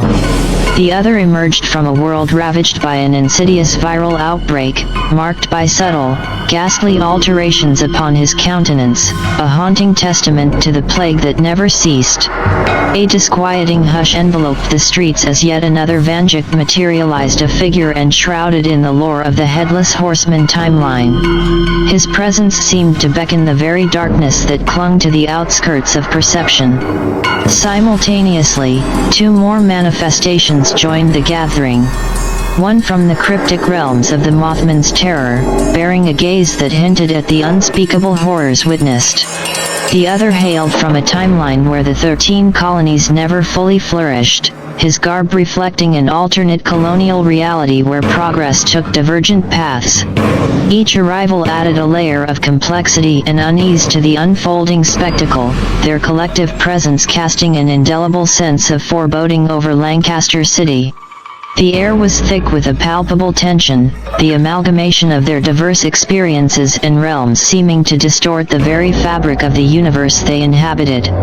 And as the convergence continued, another Vanduke, shaped by the enigmatic lore of the skinwalkers of Little Britain, emerged cautiously, his demeanor a testament to the unsettling forces that lurked just beyond the veil of normalcy. The multiverse continued to stitch itself together within the heart of Lancaster, each new arrival bearing the weight of their reality upon their shoulders, their collective presence forming a mosaic of countless tales, horrors, and divergent timelines converging upon this singular point in space and time. In the wake of this cosmic convergence, the fabric of reality continued to unravel, heralding the arrival of more Vandukes from the far reaches of the multiverse. A subtle distortion shimmered, announcing the emergence of the Vanduke entangled in the dark waters of an ominous timeline. His presence seemed to carry the weight of submerged secrets and unfathomable depths. Simultaneously, a figure stepped forth, emblematic of the haunting legends surrounding the pigment of Quarryville, a specter wrapped in the chilling lore of local myths and inexplicable phenomena. As the convergence persisted, another Vanduke materialized, a harbinger from the timeline overrun by the relentless dread of the Friday the 13th horrors. His demeanor, etched with the echoes of relentless terror, added yet another layer to the unfolding enigma in Lancaster City. The cosmic ballet of realities continued its intricate dance, each successive emergence weaving a tapestry of diverse experiences, timelines, and horrors. The air buzzed with an otherworldly resonance, an echo of multitudes of existence now converging upon this singular nexus. These Johnny Vandukes, each a testament to their respective universes and the terrors they bore witness to, stood amidst the amalgamation of divergent histories and unfathomable realms, their presence shaping an unprecedented juncture of multiversal collision within the boundaries of Lancaster City. With an ethereal shimmer, a figure emerged from the cosmic maelstrom, encapsulated within the reality of the Starfield timeline. This Vanduke bore the mystique of uncharted space, his presence hinting at cosmic mysteries and interstellar terrors beyond human comprehension. Following closely, another Vanduke stepped forth, marked by the aura of artificial intelligence, a sentient being intertwined with the fabric of digital existence. His gaze held the enigma of boundless knowledge and the unfathomable depths of a cybernetic reality. Then, in a cascade of multiversal convergence, two more Vandukes manifested their presence. One, hailing from a world where the landscape mirrored the desolate slums of a dystopian era, bore the scars of societal decay and technological disparity. The other emerged as Bradley Vanduke, a convergence of the human essence amidst the myriad incarnations of Johnny Vanduke. Their arrival further enriched the kaleidoscope of realities woven into the streets of Lancaster City. Each new incarnation added depth to the collective consciousness of this cosmic amalgamation, a convergence of multifaceted experiences, fears, and divergent timelines coalescing in an unprecedented display of interdimensional entanglement. The air crackled with an otherworldly energy, an amalgamation of timelines converging into a bewildering tapestry of existence. These Johnny Vandukes, each a harbinger of their respective realms and the horrors they had faced, stood together, a symphony of multiversal echoes and divergent fates, their convergence marking a momentous juncture within the heart of Lancaster City. In the wake of the swirling multiversal tempest, a subtle yet distinctive distortion heralded the arrival of the penultimate Vanduke, veiled in the enigmatic tapestry of the Wendigo timeline. His presence resonated with the primal fears of ancient legends, an embodiment of chilling folklore and the lurking horrors of the wilderness. As the cosmic convergence approached its culmination, a final shimmer materialized at the epicenter. From the remnants of time and space, emerged the culmination of all echoes, a convergence of every aspect, experience, and iteration of Johnny Vanduke. This amalgamation stood at the crossroads of multiverses, an embodiment of collective knowledge, terror, and resilience, bearing the weight of infinite realities upon its enigmatic countenance. With this ultimate arrival, the convergence reached its zenith, the very fabric of the multiverse converging within Lancaster City. The air hummed with an ineffable resonance, a symphony of timelines, horrors, and divergent fates entwined into an unparalleled mosaic of existence. These numerous Johnny Vandukes, each an emissary of their unique reality, now stood together amidst the amalgamation of converging multiverses. Their collective presence marked an unprecedented juncture, an assembly of echoes and divergent paths converging upon the unsuspecting streets of Lancaster City, embodying the infinite possibilities of the multiverse within their enigmatic convergence. Amidst the nebulous shroud of the cosmic event, a faint yet discernible disturbance heralded the emergence of yet another Vanduke. From the timeline plagued by the relentless scourge of the dogmen of Millersville, a figure stepped forth, shrouded in the lore of cryptic myths and unsolved mysteries that loomed in the woods. Following this, the mists of the multiverse unveiled a resonance, a manifestation from the fragmented and fractured reality of a virus-ridden Lancaster. This Vanduke bore the haunting visage of a city beleaguered by an unrelenting epidemic, a testament to the horrors of a world steeped in perpetual chaos and affliction. Their arrivals added further complexity to the convergence, each Vanduke a living testament to the divergent paths and nightmarish realities they had traversed. The streets of Lancaster City now bore witness to an unprecedented gathering, where myriad incarnations of Johnny Vanduke stood as living embodiments of infinite possibilities and harrowing experiences across the tapestry of existence.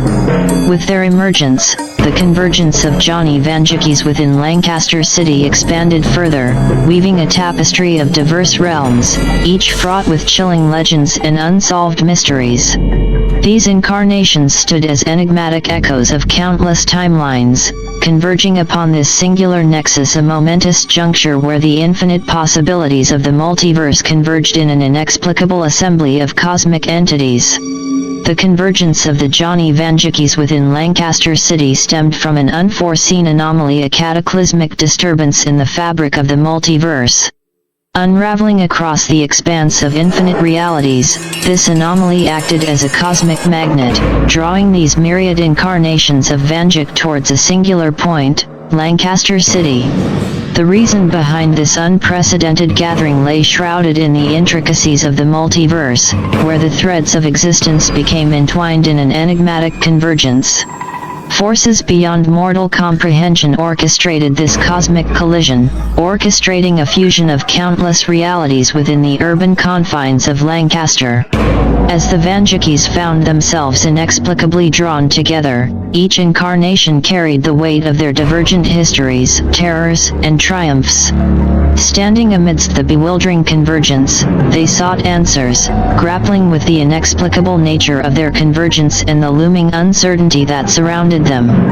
Now, amidst the amalgamation of multiversal echoes and divergent paths, a story began to unfold, a tale woven from the intricate tapestry of their collective experiences and fears, a narrative that transcended the boundaries of time and space.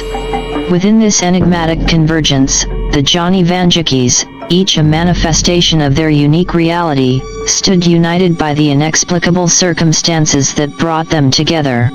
And as the cosmic anomaly lingered overhead, Lancaster City became the stage for an unparalleled saga, a tale of multiversal collision, divergent fates, and the haunting mysteries that awaited their unraveling. In a crescendo of horror, the skies above Lancaster City twisted and convulsed, birthing an aberrant menagerie of grotesque entities and haunting aberrations from the nightmarish depths of each Vanduke's respective realities. From the American Empire timeline, towering constructs of mechanized oppression loomed, giant war machines and ironclad behemoths, symbols of tyrannical dominion. A horde of undead monstrosities, remnants of the prolonged World War I, clawed their way through the convergence, their ghastly visages twisted by the unending conflict. The unsinkable Titanic materialized in an eerie specter, looming over the cityscape, its colossal form casting a haunting shadow over the streets, an embodiment of tragedy and fate defied. From the desolate Fallout realm, mutated abominations emerged, grotesque creatures twisted by radioactive decay and desolation, their presence heralding a post-apocalyptic nightmare. Zombies, relentless and hungering for flesh, surged forth from their apocalyptic timelines, their collective moans echoing through the city, a relentless cacophony of the undead. Amidst this pandemonium, archaic war machines reminiscent of the World War I technology surged forth, a haunting reminder of a world stagnated by its own history. The viral plague that ravaged another Lancaster manifested as grotesque, plague-ridden horrors, embodying the relentless spread of disease and decay. From the legends of the Headless Horseman, spectral riders, and their eerie mounts galloped through the ethereal veil between worlds, their presence instilling a primal fear in the onlookers. The enigmatic Mothman, a harbinger of doom, soared through the tumultuous skies, casting its ominous gaze upon the chaos unfolding below. The fractured reality of the colonies that never fully developed unleashed an array of colonial terrors, from enigmatic cryptids to echoes of primal fears long forgotten. Skinwalkers prowled the streets, shrouded in dark mystique and chilling transformations, haunting the very shadows of the converging dimensions. Echoes of Darkwater summoned forth eldritch horrors from the abyssal depths, their presence invoking primal dread and the unknown terrors lurking in the murky waters. The haunting legends of the pigmen of Quarryville materialized as grotesque swine-like entities, a manifestation of rural terror and enigmatic folklore. The sinister legacy of Friday the 13th unleashed relentless terrors of the night, from masked horrors to spectral manifestations of unending terror. From the cryptic void of Starfield emerged cosmic aberrations and interstellar horrors, their alien forms defying comprehension. Artificial intelligence entities surged forth, their digital forms twisting into malevolent manifestations, symbols of the dark underbelly of cybernetic existence. Within the slums of a dystopian future, societal decay manifested as twisted, dehumanized entities, embodiments of a world eroded by neglect and despair. The haunting enigma of the Wendigo beckoned forth primal spirits and ancient entities, embodying the chilling folklore of the wilderness. Spectral echoes of the dogmen of Millersville prowled the urban landscape, their predatory presence invoking primal fears and chilling encounters. The virus-ridden hellscape manifested its relentless horrors, twisting the fabric of existence with plague-ridden abominations, symbols of unending affliction. From the cryptic lore of the Headless Horseman, spectral entities rode through the veil between worlds, instilling primal fear within the convergence. The enigmatic Mothman, harbinger of doom, soared above the tumultuous skies, casting an ominous shadow over the chaos below. These monstrous apparitions, a terrifying parade of nightmares and horrors from the depths of countless realities, converged upon Lancaster City, transforming it into a realm where the Vandukes faced their ultimate nightmare, a world where their struggles were in vain, and the monstrous entities from their disparate timelines had emerged victorious. The cityscape was now a nightmarish battleground, an amalgamation of horrors where the Vandukes would have to confront the darkest depths of their fears and histories. The Vandukes, each an embodiment of resilience forged from their own divergent timelines, scattered amidst the chaotic onslaught of nightmarish entities. Armed with their .44 magnums and the echoes of their harrowing experiences, they fought valiantly against the relentless tide of monstrous aberrations that surged forth from the shadows of their realities. But the multitudes of horrors that besieged Lancaster City proved overwhelming. The amalgamation of monsters, each an embodiment of terror and nightmare, outnumbered the Vandukes, their unyielding onslaught threatening to overwhelm even the bravest of defenders. The Vandukes, despite their unwavering resolve, found themselves beset from all sides. The relentless onslaught of undead, mechanical constructs, spectral apparitions, cosmic aberrations, and grotesque entities clawed at their defenses, pushing the defenders to the brink of exhaustion. In the chaos and desperation of the battle, the Vandukes struggled to maintain their footing. Their once united front began to fracture as they fought individual battles against the ceaseless horde of horrors. Each Vanduke fought with unmatched valor, drawing upon their unique experiences and skills honed in their respective realities, yet the relentless onslaught threatened to overwhelm them. As the cacophony of battle echoed through the streets, hope seemed to wane amidst the looming shadows of the monstrous entities.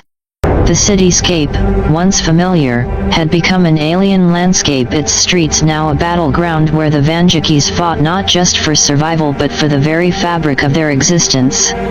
Realizing the overwhelming odds stacked against them, the Vandukes exchanged desperate glances amidst the chaos of the relentless assault. With grim determination, they acknowledged the pressing need for retreat, a decision forged in the crucible of survival instincts and the looming realization of their outnumbered position. The Vandukes, each facing their own nightmarish adversaries, communicated wordlessly through shared understanding. With a unified resolve, they began to disengage from the ceaseless onslaught, retreating step by step through the labyrinthine streets of Lancaster City. The cacophony of battle raged around them as they navigated through the city's convoluted pathways, their retreat a strategic maneuver to regroup and strategize amidst the relentless assault of monstrous entities.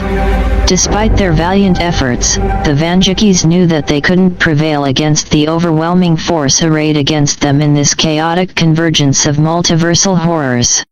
Their retreat, while a temporary reprieve, was essential to gather their strength, reassess their tactics, and devise a plan to confront the nightmarish adversaries that now ruled the once familiar streets of Lancaster City. Seeking refuge from the relentless onslaught, the scattered Vandukes converged at the dilapidated and desolate remains of the old loom factory in the south side of Lancaster. The looming structure, a relic of Lancaster's industrial past, stood as a ghostly sentinel amidst the chaos that now engulfed the city. Within the cavernous halls of the abandoned factory, the Vandukes found a temporary haven, the echoes of their footsteps mingling with the eerie silence that permeated the decrepit corridors. Dust-laden machinery and forgotten remnants of a bygone era filled the cavernous space, casting long shadows that danced in the flickering light filtering through broken windows. Gathering amidst the industrial ruins, the Vandukes caught their breath, their ragged breaths harmonizing with the distant echoes of the ongoing battle outside. Their faces bore the marks of the conflict etched with determination and the weight of impending doom that hung heavy in the air. Amidst the desolation, the Vandukes began to strategize, their minds racing to devise a plan against the overwhelming multitudes of nightmarish entities. They pooled their diverse experiences and expertise, each Vanduke contributing their unique insights garnered from their encounters with the horrors of their respective timelines. With the din of battle echoing from the city's streets, the Vandukes forged a tenuous alliance, driven by the shared goal of survival amidst this multiversal convergence of terror. The abandoned loom factory, once a symbol of Lancaster's industrial past, now became a sanctuary, a makeshift base where the Vandukes prepared to confront the nightmarish entities that had turned their home into a realm of unrestrained chaos and horror. In the eerie confines of the abandoned loom factory, amidst the grim shadows and the lingering silence, the gathered Vandukes confronted the pressing question that weighed heavily upon their collective consciousness. Their gazes met, each Vanduke bearing the weight of their divergent realities, their shared presence in this convergence an inexplicable enigma. Their experiences and histories woven from the fabric of countless timelines, converged within Lancaster City, a city now transformed into a nightmarish battleground. The air crackled with uncertainty as they grappled with the unsettling truth they were unwitting pawns in a cosmic upheaval, drawn together by an unseen force that defied the laws of their realities. The convergence of their multiversal incarnations within Lancaster City was an anomaly, a cataclysmic event that defied comprehension. As they exchanged bewildered glances, the collective realization dawned upon them, a grim understanding that they were trapped within a nightmarish convergence, a battleground where the monsters from their disparate timelines had emerged triumphant. Their home, Lancaster City, had been transformed into a realm where the horrors they had faced in their respective realities now reigned supreme, a twisted amalgamation where the Vandukes stood not as victors but as beleaguered survivors amidst an overwhelming tide of monstrous entities. In this surreal convergence, the Vandukes faced a daunting task: to unravel the mysteries behind their inexplicable gathering, to confront the harrowing forces that now besieged their home, and to reclaim Lancaster City from the clutches of the nightmarish entities that had turned it into a twisted reflection of their worst fears and darkest histories. The Vandukes gathered within the echoing caverns of the abandoned loom factory, their gazes fixed upon the spectral murals that adorned the factory walls, a haunting depiction of a shadowy figure, an echo of the Vanduke lost to this forsaken timeline. These murals, painted with an ethereal quality, whispered of a legacy erased, of a hero forgotten by a reality plagued with desolation. As they surveyed the desolate streets of this Lancaster, the absence of Vandukes was conspicuous, a void that echoed across the cityscape. Shadows danced upon the dilapidated walls, mingling with the eerie silence that pervaded the city, painting a grim picture of a realm abandoned by hope. Streets that once bustled with life now lay in disarray, a haunting testimony to a world where citizens were forced to traverse in shadows, scrounging for survival amidst the looming specter of monsters that ravaged homes at irregular intervals. The citizens, reduced to shadows themselves, moved with furtive glances, perpetually chased by fear and deprivation. The Vandukes observed with a heavy heart the haunting murals depicting a lost legacy, the citizens robbed of their essence, and the cityscape transformed into a dystopian nightmare. Through the broken windows, the Vandukes witnessed the panoramic horror that had enveloped the entire Lancaster County, an expansive militarized quarantine zone, once bustling communities now overrun by monstrosities. The harrowing truth unfolded before their eyes. Every cataclysmic event from their divergent timelines had converged here, colliding in a catastrophic cataclysm that eliminated the very essence of the Vanduke in this forsaken reality. In the distance, the skyline was marred by towering shadows, monstrous silhouettes that loomed over the horizon, casting an ominous pall over the desolate landscape. The Vandukes realized the magnitude of the horror that had befallen this version of their beloved Lancaster, the entire county monsterized, a realm where the darkest events from their timelines had converged, leaving devastation and despair in their wake. Amidst this surreal panorama of desolation and despair, the Vandukes grappled with the overwhelming reality they were alone, standing amidst a city that bore the scars of a convergence where nightmares replaced hope, and where the absence of their own existence had plunged Lancaster into an unending abyss of horror. A chilling truth settled upon them all: of Earth turned a blind eye to this forsaken timeline, leaving it isolated in its nightmarish plight. In the heart of this haunting convergence, the Vandukes navigated the decrepit halls of the loom factory, their steps echoing amidst the silent remnants of Lancaster's industrial past. The factory walls, once adorned with vibrant machinery, now bore faded murals that depicted a solemn silhouette, a testament to the absence of the Vanduke in this desolate timeline. Through the shattered windows, the outside world revealed a city entrenched in a perpetual gloom. Citizens, stripped of hope and humanity, moved as mere silhouettes in the fading light, scurrying through the alleys cast in perpetual shadow. Each stolen glance spoke volumes of fear and desperation etched onto faces burdened by the relentless struggle for survival. Monstrous entities prowled the streets, their looming shadows a constant reminder of the terror that plagued every corner. Homes, once sanctuaries, were now vulnerable to relentless raids by these horrors, leaving the once thriving communities in a state of perpetual torment. The Vandukes observed the eerie murals adorning street corners, a haunting narrative of a lost hero, an echo of a legacy erased in this bleak reality. The absence of their own presence here, a stark contrast to the mural's depiction, hung heavily in the air, a chilling reminder of their non-existence in this desolate realm. The panorama beyond the factory windows extended to the horizon, a landscape scarred by devastation. Lancaster County, once verdant and alive, now lay swallowed in an abyss of horror. A militarized quarantine zone encased the entire county, a futile attempt to contain the monstrosities that now roamed freely, turning the once thriving communities into desolate ruins. Towering shadows dominated the skyline, monstrous silhouettes that seemed to stretch endlessly into the horizon. The Vandukes, observers in this surreal theater of despair, grasped the enormity of the catastrophe that had befallen this iteration of their beloved city. And amidst this haunting tapestry of desolation and despair, the Vandukes stood united, confronting the grim reality of their absence in a world bereft of hope. They grappled with the unanswerable question: how had this convergence, this cataclysmic collision of events from their varied timelines, led to the eradication of the essence of the Vanduke in this forsaken reality? As the Vandukes stood amidst the desolation, a realization seeped through the bleakness, a whisper of unity in the face of insurmountable odds. Each Vanduke, a testament to resilience forged in their respective realities, shared a common resolve to confront the horrors that now plagued this Lancaster. Gathering their collective resolve, they navigated the labyrinthine corridors of the loom factory, seeking answers amidst the echoes of their lost legacy.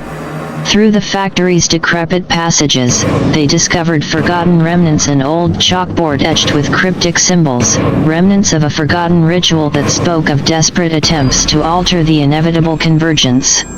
Upon closer inspection, the chalkboard revealed faded diagrams, a convergence of timelines, an attempt to rewrite history, and a plea for salvation. The Vandukes deciphered the cryptic messages, piecing together the remnants of a desperate effort to avert the cataclysmic collision that now enveloped this forsaken reality. Their study led to revelations: the convergence had been a result of a cataclysmic anomaly, an unintended consequence of the merging timelines that shattered the fabric of this world. A ritual, conducted in desperation by the last remnants of this reality, aimed to prevent the convergence by weaving the essence of the Vanduke into the fabric of this timeline.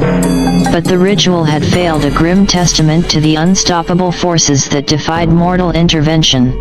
The Vandukes realized that the convergence had not just erased their presence in this timeline but had turned their beloved city into a nightmarish amalgamation of horrors, a realm where despair held sway. As they unearthed these somber truths, a glimmer of determination shone within the Vandukes. Despite the overwhelming darkness, they resolved to defy fate, to confront the horrors that had taken root in this Lancaster, and to reclaim a semblance of hope amidst the despair that now gripped the city. Exactly, that's the crux of this convergence, a cataclysmic collision of events from the diverse timelines of each Vanduke, coalescing into a singular moment of catastrophic culmination within this forsaken Lancaster. The convergence wasn't just a mere merging of timelines, it was an amalgamation of every cataclysm, every horror, and every significant event from the disparate realities, condensed into a singular, devastating occurrence. Every significant event, every apocalyptic scenario, every supernatural encounter, each defining moment that shaped the Vandukes' respective timelines crashed into this reality simultaneously.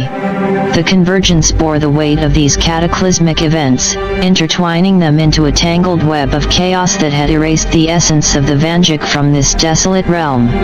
The collision of these myriad events had transformed Lancaster City and its surroundings into a nightmarish reflection of every horror, every catastrophe that the Vandukes had faced in their disparate timelines.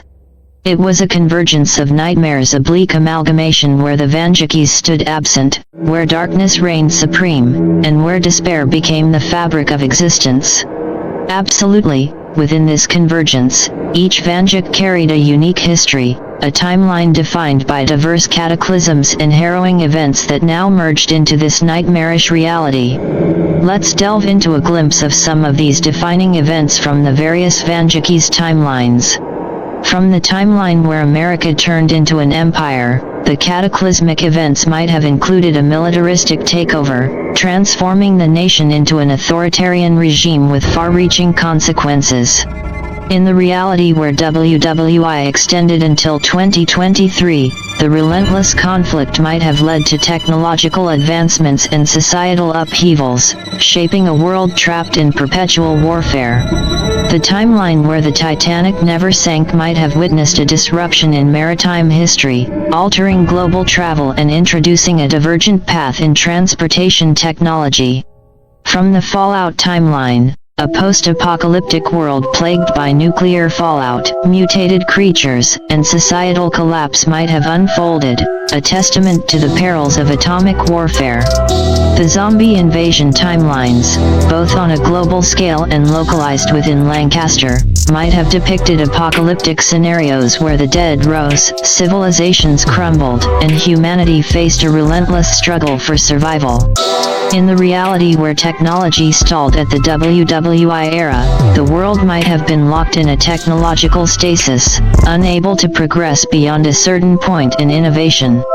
From the virus-ridden timelines, widespread pandemics, and relentless contagions might have engulfed cities, leading to societal breakdowns and irreversible changes to human civilization. The timelines end shrouded in cryptic legends, such as those of the Headless Horseman, the Skinwalkers, the Wendigo, and the Mothman, might have seen supernatural encounters and terrifying folklore come to life, challenging the boundaries of human understanding. In the haunting echoes of Friday the 13th and the cosmic void of Starfield, the Vandukes might have encountered relentless horror from masked assailants or cosmic aberrations that defied mortal comprehension. Each Vanduke brought forth a timeline rife with its own unique horrors, catastrophes, and supernatural encounters, all of which converged into this twisted reality of Lancaster City, a convergence where the absence of the Vanduke had tipped the scales toward unending darkness and despair. Let's continue exploring the unsettling tapestry of events that converged within this nightmarish Lancaster. From the American Empire timeline, alongside the rise of militarism, there might have been drastic societal shifts, imposing strict regulations and surveillance, diminishing civil liberties in the name of national security. In the prolonged WWI timeline, technological advancements might have been pushed to unprecedented levels, leading to the development of futuristic weaponry and revolutionary scientific breakthroughs amidst the perpetual conflict. The Titanic's survival could have altered the course of maritime history, leading to divergent advancements in transportation technology, impacting global trade routes, and possibly influencing the world's geopolitical landscape. The Fallout timeline might have witnessed the emergence of mutated creatures, radiation-induced anomalies, and the relentless struggle of survivors amidst the desolate wastelands, a world teetering on the brink of extinction. The zombie invasions, whether global or localized, would have plunged humanity into chaos, facing not just the undead but also societal breakdowns, scarcity of resources, and the moral dilemmas of survival in an apocalyptic world. In the technology-stagnated WWI era, societal norms and cultural development might have remained rooted in a bygone era, devoid of the rapid technological progress that shaped modern societies. The virus-ridden timelines would have grappled with global pandemics, affecting population dynamics, economies, and healthcare systems, leaving enduring scars on the fabric of society. Legends of cryptic entities like the Headless Horseman, Skinwalkers, Wendigo, and Mothman might have manifested as supernatural occurrences, challenging human perceptions and instilling primal fears into the consciousness of these timelines. The echoes of Friday the 13th and Starfield could have brought relentless horror from masked assailants and enigmatic cosmic aberrations that defied conventional understanding, haunting the very fabric of reality itself. Each Vanduke's reality brought forth a tapestry of events, shaping a landscape riddled with horror, despair, and fantastical occurrences, all converging within this twisted version of Lancaster City, a convergence that held the absence of the Vanduke as the linchpin to the city's descent into unending darkness. The convergence of events within this Lancaster of nightmares spans further, each Vanduke's timeline contributing to the multifaceted tapestry of horrors. From the American Empire timeline, the militaristic dominance might have led to global conflicts, international tensions escalating into widespread warfare, reshaping geopolitical alliances and plunging the world into perpetual chaos. In the protracted WWI reality, the prolonged conflict could have resulted in radical societal changes, the very fabric of civilization altered by ceaseless warfare, technological advancements, and a global population molded by unending struggles. The Titanic's survival might have influenced not just maritime advancements but also altered the course of global history, impacting diplomatic relations, economic systems, and technological developments far beyond the realm of seafaring. In the Fallout timeline, the post-apocalyptic world would have seen the rise of factions vying for control, the evolution of mutated creatures, and the relentless pursuit of survival amidst the irradiated wastelands.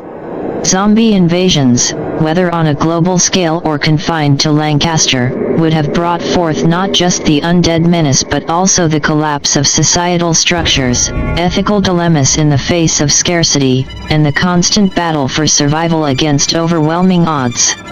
The technology-stagnated WWI era might have resulted in unique cultural stagnation, a society arrested in time with implications on art, literature, and societal norms. Virus-ridden timelines would have witnessed the irreversible transformation of healthcare systems, social dynamics, and technological advancements geared toward combating relentless pandemics. Legends of cryptic entities would have manifested as tangible horrors, reshaping belief systems and challenging the boundaries between reality and myth. The echoes of Friday the 13th and Starfield could have introduced not just horror but enigmatic cosmic anomalies and existential threats, blurring the line between sanity and the unknown. The convergence of events, each timeline contributing its unique array of horrors and cataclysms, has transformed Lancaster City into a nightmarish amalgamation, a realm where despair reigns, and the absence of the Vanduke has become a catalyst for unending darkness. The challenge before the Vandukes is unprecedented, a convergence not just of events but of the fabric of time itself. Confronting a reality where time has collided, where every timeline's cataclysms coalesce into an unyielding abyss, presents an insurmountable obstacle. Time, the immutable force that governs existence, has been fractured within this convergence, a shattered tapestry that defies the very laws that bind the multiverse. The Vandukes, despite their collective experiences and valiant struggles across timelines, have never faced a threat of this magnitude, a temporal cataclysm that transcends their ability to fix the flow of time itself. Their battles, fought against monsters and cataclysms, have always been within the confines of their individual realities. But here, within this nightmarish convergence, time itself has been ruptured, creating a realm where the very essence of their existence has been erased. Confronting time itself presents an enigma beyond their comprehension, a challenge that exceeds their abilities, an anomaly that defies the principles of their experiences and expertise. The Vandukes, resilient as they are, stand against a force that transcends the limits of their understanding, a temporal fracture that may be irreparable. Yet, amidst this dire revelation, a glimmer of determination flickers within the Vandukes, an unwavering resolve to defy the odds, to confront the uncharted territories of this temporal chaos, and to seek a semblance of hope within this abyss of despair. Though the challenge looms unfathomably vast, the Vandukes stand united, drawing upon their collective strength, determined to navigate this uncharted realm where time itself has become a battleground. Amidst the gloom within the Loom Factory's cavernous halls, a resolute voice pierced through the haunting silence. The distinct timbre of Fallout Vanduke echoed with determination. "We don't fix time, we fight monsters and mutants." The resounding declaration resonated within the desolate confines, a call to arms amidst the unsettling darkness. The Fallout Vanduke, resolute in purpose, turned to address the assembly, locking eyes with the likes of Starfield Vanduke, Slum Vanduke, and Mothman Vanduke, a plea for unity amidst the cacophony of chaos that gripped this forsaken reality. "Are ya with me?" The words carried a weight of determination, a rallying cry to stand against the encroaching horrors that now plagued Lancaster City, a city abandoned to an unending abyss of despair and nightmarish entities. The room fell silent as the other Vandukes absorbed the gravity of the moment, the echoes of their collective pasts reverberating within the shadows of the factory. Their gazes met, a silent exchange of determination and shared purpose flickering amidst the darkness that had engulfed their convergence. A tense moment lingered, each Vanduke considering the call to action, a choice to unite against the convergence's horrors, to confront the relentless onslaught of monsters, and to defy the grim fate that had befallen this forsaken Lancaster. The Fallout Vanduke's resolute gaze searched for affirmation, seeking solidarity from every Vanduke present, an unspoken plea to stand together against the cataclysm that defied their very existence. The shadows whispered with anticipation, awaiting the collective decision of these embodiments of resilience and defiance, the choice to stand united against the relentless tides of darkness that now threatened their reality. The resounding words of the Fallout Vanduke echoed with a profound resonance, a testament to resilience forged in the desolate wastelands of their home reality. "If I come from a world of radiation and FEV, a world of waste and no reclamation, and yet Lancaster and our people still survive, if I've lived through that, then we can fix this Lancaster." The declaration reverberated within the cavernous expanse of the Loom Factory, carrying the weight of undeniable resolve and unyielding determination.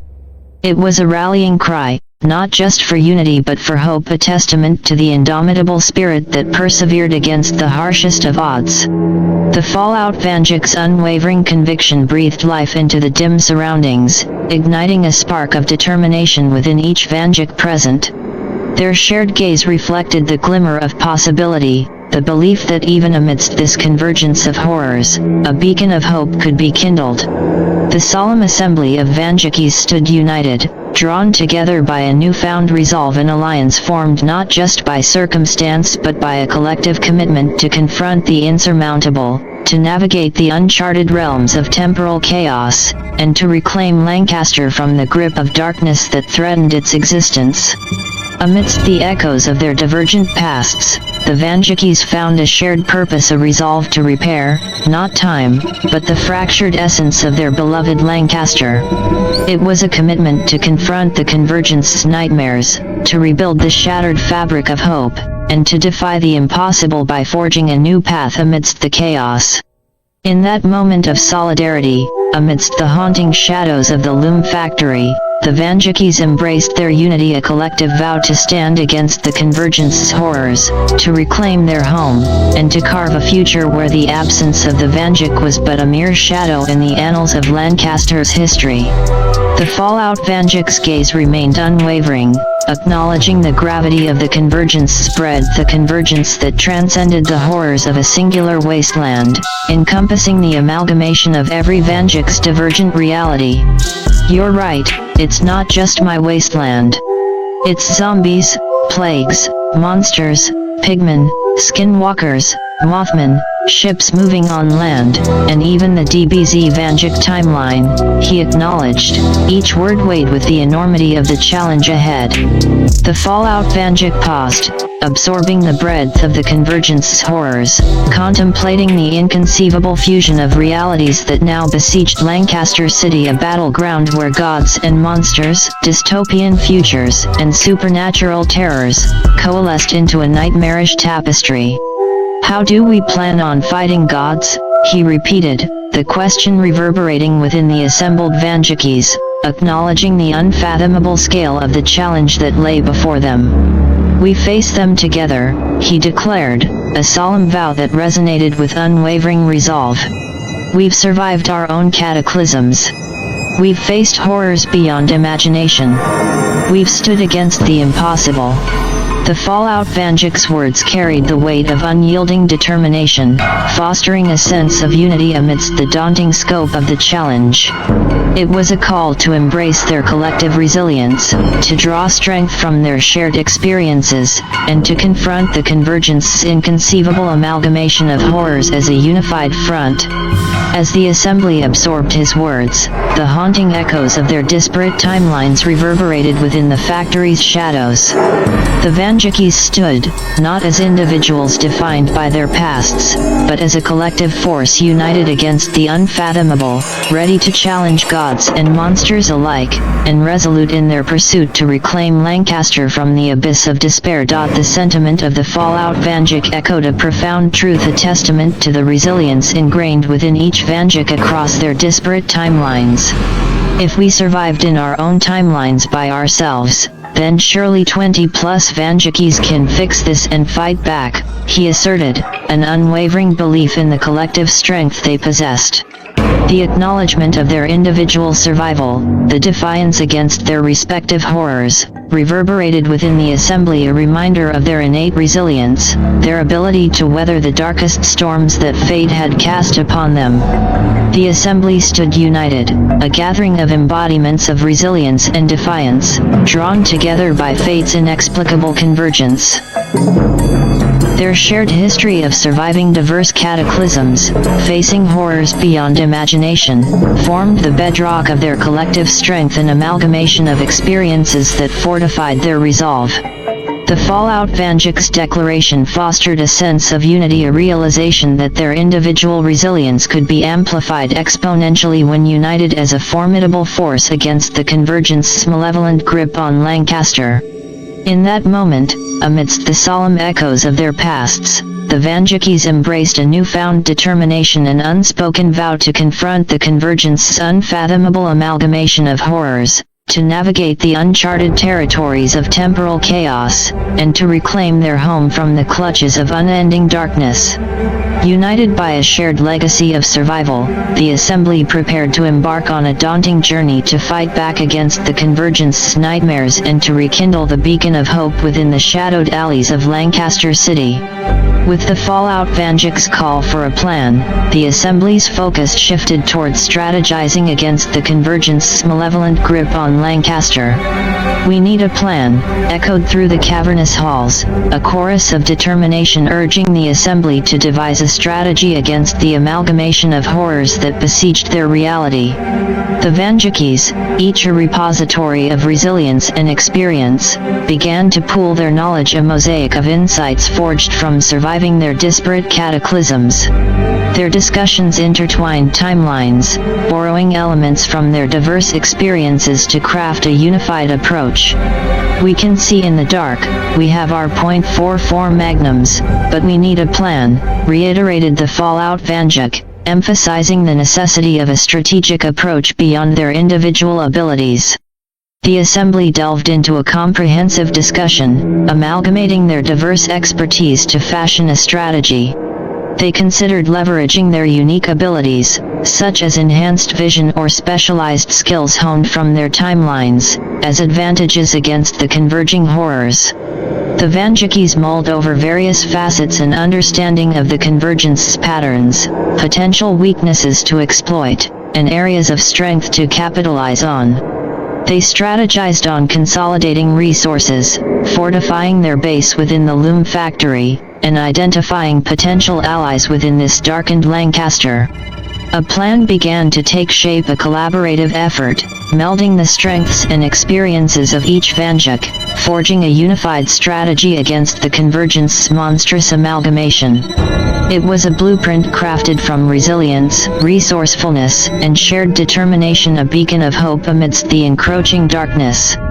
As the discussions continued, a sense of purpose swelled within the Assembly, a collective commitment to implement the devised strategy, to defy the Convergence's odds, and to reclaim their beloved Lancaster from the abyss that threatened its very existence. The Assembly of Vandukes, fueled by determination and strategy, gathered around a detailed map of Lancaster City, a blueprint for their audacious plan to dismantle the Convergence's hold on their reality. Each line, each mark on the map held the weight of their collective resilience, a path laid out to confront the amalgamation of horrors that plagued their beloved city. "We strike at the ship first," declared the fallout Vanduke, his finger tracing the sinister iconography etched upon the map, the ominous vessel serving as the Convergence's formidable base. The Vandukes nodded in agreement, acknowledging the ship's pivotal role as the Convergence's stronghold. The Mothman, an integral asset in their strategy, stood poised for aerial support, a tactical advantage to dismantle the enemy's reinforcements. "The other monsters will be left without backup. They need the Mothman to bring in more monsters," explained the fallout Vanduke, unraveling the intricate web of dependencies within the Convergence's ranks. The plan unfurled with meticulous precision, the Mothman's intervention disrupting the enemy's aerial support, severing the reinforcement linkages that sustained their adversaries. The Assembly's focus shifted toward the streets of Lancaster, structures from alternative timelines pinpointed as crucial anchor points, the very foundations empowering the Convergence's malevolent grip on the city. "We start destroying the structures," commanded the fallout Vanduke, an imperative to dismantle the Convergence's sources of power, weakening their stronghold and creating vulnerabilities. The Vandukes mobilized, a synchronized assault upon these enigmatic structures, their unified efforts chipping away at the Convergence's foundation, each demolition a step closer to reclaiming their city. The plan progressed meticulously, a strategic cascade targeting the cryptic entities, the Phantom Riders, and the dangerous specters, their removal vital in destabilizing the Convergence's defenses.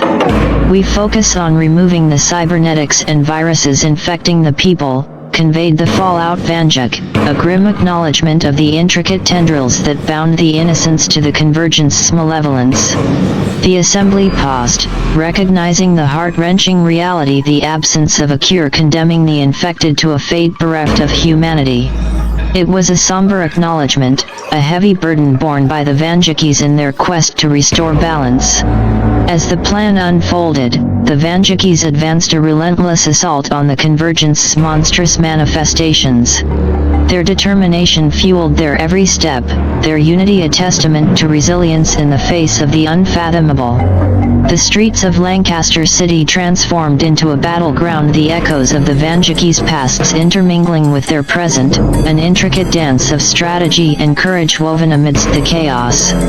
With precision and unwavering resolve, the Vandukes surged forward, a collective force confronting the Convergence's horrors, each step toward liberation a testament to their indomitable spirit and unyielding unity. With a resolute nod and steely determination, the assembly of Vandukes prepared to set their audacious plan into motion, their unified resolve shining bright amidst the encroaching darkness. "Let's start the show," echoed the fallout Vanduke, his voice carrying the weight of their collective determination, a rallying cry amidst the looming chaos that enveloped Lancaster City. The Mothman, a spectral presence hovering above the cityscape, prepared for his pivotal role, an aerial assault aimed at severing the Convergence's aerial reinforcements, plunging the enemy into disarray. As the Mothman soared into action, his silhouette melding with the starlit skies, the Vandukes commenced their orchestrated assault, each member of the assembly carrying out their assigned tasks with meticulous precision. Explosions echoed through the streets as structures from alternative timelines fell under the Vandukes' relentless assault, each demolition weakening the Convergence's grasp on the fabric of reality. Cryptic entities, phantom riders, and menacing specters faced the Vandukes' unyielding determination, a strategic onslaught to dismantle the Convergence's defenders, weakening their defenses with every confrontation. Amidst the chaos, the Vandukes meticulously targeted the cybernetics and viruses infecting the populace, a solemn endeavor, a grim necessity in their quest to free the innocents from the Convergence's malevolent influence. The battleground transformed into a symphony of confrontation, a cacophony of clashes, demolitions, and strategic maneuvers carried out by the Vandukes, each action a deliberate step toward liberation. As the Convergence's hold wavered, the streets of Lancaster City bore witness to a clash of realities, the Vandukes, embodiments of resilience and defiance, confronting the Convergence's amalgamation of horrors with unwavering unity. Through their relentless assault, amidst the chaos and tumultuous battles, the Vandukes pressed forward, a beacon of hope amidst the encroaching darkness, steadfast in their mission to reclaim their beloved city from the suffocating grip of despair. With every explosive demolition, every confrontation with cryptic entities, and every intervention against the Convergence's sinister machinations, the Vandukes etched their defiance into the fabric of this nightmarish Convergence, each action a testament to their unyielding determination. The showdown had begun, a clash between the Vandukes' indomitable will and the Convergence's malevolent grasp, a battle that would determine the fate of Lancaster City, a testament to the unwavering resolve of those who dared to defy the impossible. Fallout Vanduke, leading the charge, he directs the assault on the ship, targeting its power core with precision shots from his .44 Magnum. His expertise in navigating wastelands aids in uncovering weak spots within the ship's defenses. Starfield Vanduke, utilizing cosmic knowledge, he unleashes gravitational anomalies to disrupt enemy forces. His bursts of cosmic energy create dazzling displays, disorienting the converging monsters. Mothman Vanduke, soaring through the skies, he darts with supernatural speed, swooping down to disrupt aerial reinforcements, using his eerie aura to disorient and confuse enemy entities. Slum Vanduke, with guerrilla tactics honed from urban survival, he stealthily infiltrates enemy lines, sabotaging structures and disrupting communications with intricate traps and technology. Skinwalker Vanduke, employing shape-shifting abilities, he confuses enemy forces, taking on various monstrous forms to sow chaos amidst their ranks, creating an atmosphere of uncertainty. DBZ Vanduke, unleashing bursts of energy and lightning-fast combat moves, he engages in high-speed confrontations, striking with martial prowess against the Convergence minions. Friday the 13th Vanduke, employing stealth and fear tactics, he lurks in the shadows, striking fear into the hearts of enemies, utilizing the environment to set up traps and ambushes. Zombie Invasion Vanduke, strategically directing resistance efforts, he coordinates survivors and mounts a relentless assault against the infected, utilizing knowledge of zombie behavior to outmaneuver them. Cryptid Vanduke, utilizing knowledge of cryptid lore, he lures and traps otherworldly entities, using specialized equipment and traps designed to counter their supernatural abilities. Cybernetic Vanduke, hacking into enemy systems, he disrupts cybernetic control mechanisms, freeing the afflicted and shutting down technological tethers anchoring the Convergence. Phantom Rider Vanduke, riding spectral mounts, he charges into the fray, wielding ethereal weapons against the Convergence spectral entities, channeling ancient wisdom to counter their attacks. Pigman Vanduke, employing strength and resilience reminiscent of folklore, he bulldozes through enemy lines, utilizing sheer brute force to weaken structures and enemy defenses. Wendigo Vanduke, tapping into primal ferocity, he unleashes chilling screams and uses territorial tactics, disorienting and repelling the Convergence forces with haunting supernatural abilities. AI Vanduke, with unparalleled computational abilities, AI Vanduke infiltrates enemy systems, disrupting their coordinated efforts and decoding encrypted data. It neutralizes technological threats by creating countermeasures that exploit weaknesses in enemy algorithms, providing invaluable support to the Vanduke's strategic assault. Empire Vanduke, leveraging leadership skills honed in an alternate American empire, this Vanduke rallies and organizes resistance groups within the city, uniting them under a common cause. His ability to inspire loyalty and strategize on a macroscopic level bolsters the Vanduke's efforts, creating an organized resistance against the Convergence's control. Nevermore Vanduke, drawing from the depths of Poe-inspired darkness, Nevermore Vanduke uses eerie poetic incantations to disrupt enemy formations and sow psychological discord. His unnerving verses resonate through the city, instilling fear in the Convergence's entities, making them vulnerable to the assault. Demon Knight Vanduke, embodying ancient knightly valor, this Vanduke stands as a stalwart defender, shielding allies and strategically holding key positions against the Convergence's onslaught. His combat prowess and steadfast defense become a bulwark in protecting critical points within the city. Dying Kid Vanduke, merging past experiences with present determination, this Vanduke serves as a strategic scout, navigating unseen territories and uncovering hidden enemy tactics. His reconnaissance efforts provide vital intel, aiding the Vandukes in planning targeted assaults against converging threats. CT-325 Vanduke, combining technological proficiency with tactical know-how, CT-325 Vanduke crafts ingenious gadgets and weaponry tailored to counter specific enemy entities. His inventions, adapted from advanced timelines, provide a technological edge against the Convergence's monstrous forces. Bradley Vanduke, drawing from his diverse experiences across timelines and his intrinsic connection to Lancaster City, Bradley assumes a strategic oversight role. Using his knowledge of the city's history and layouts, he provides tactical guidance, identifying critical anchor points and vulnerabilities within the Convergence's influence. He coordinates communication among the Vandukes, ensuring synergy in their actions and making on-the-fly adjustments to optimize their assault. His understanding of the city's intricate details aids in unraveling the Convergence's grip on specific areas, directing forces with precision to maximize their impact. Kira 6 Vanduke, channeling supernatural elements from alternate realities, Kira 6 employs mystical incantations and rituals to disrupt the Convergence's ethereal entities. His knowledge of ancient mysticism becomes a crucial asset in countering spectral and cryptic adversaries. Each Vanduke, with their distinct abilities and experiences derived from diverse timelines, contributes uniquely to the Vanduke's collective struggle against the Convergence's grip on Lancaster City.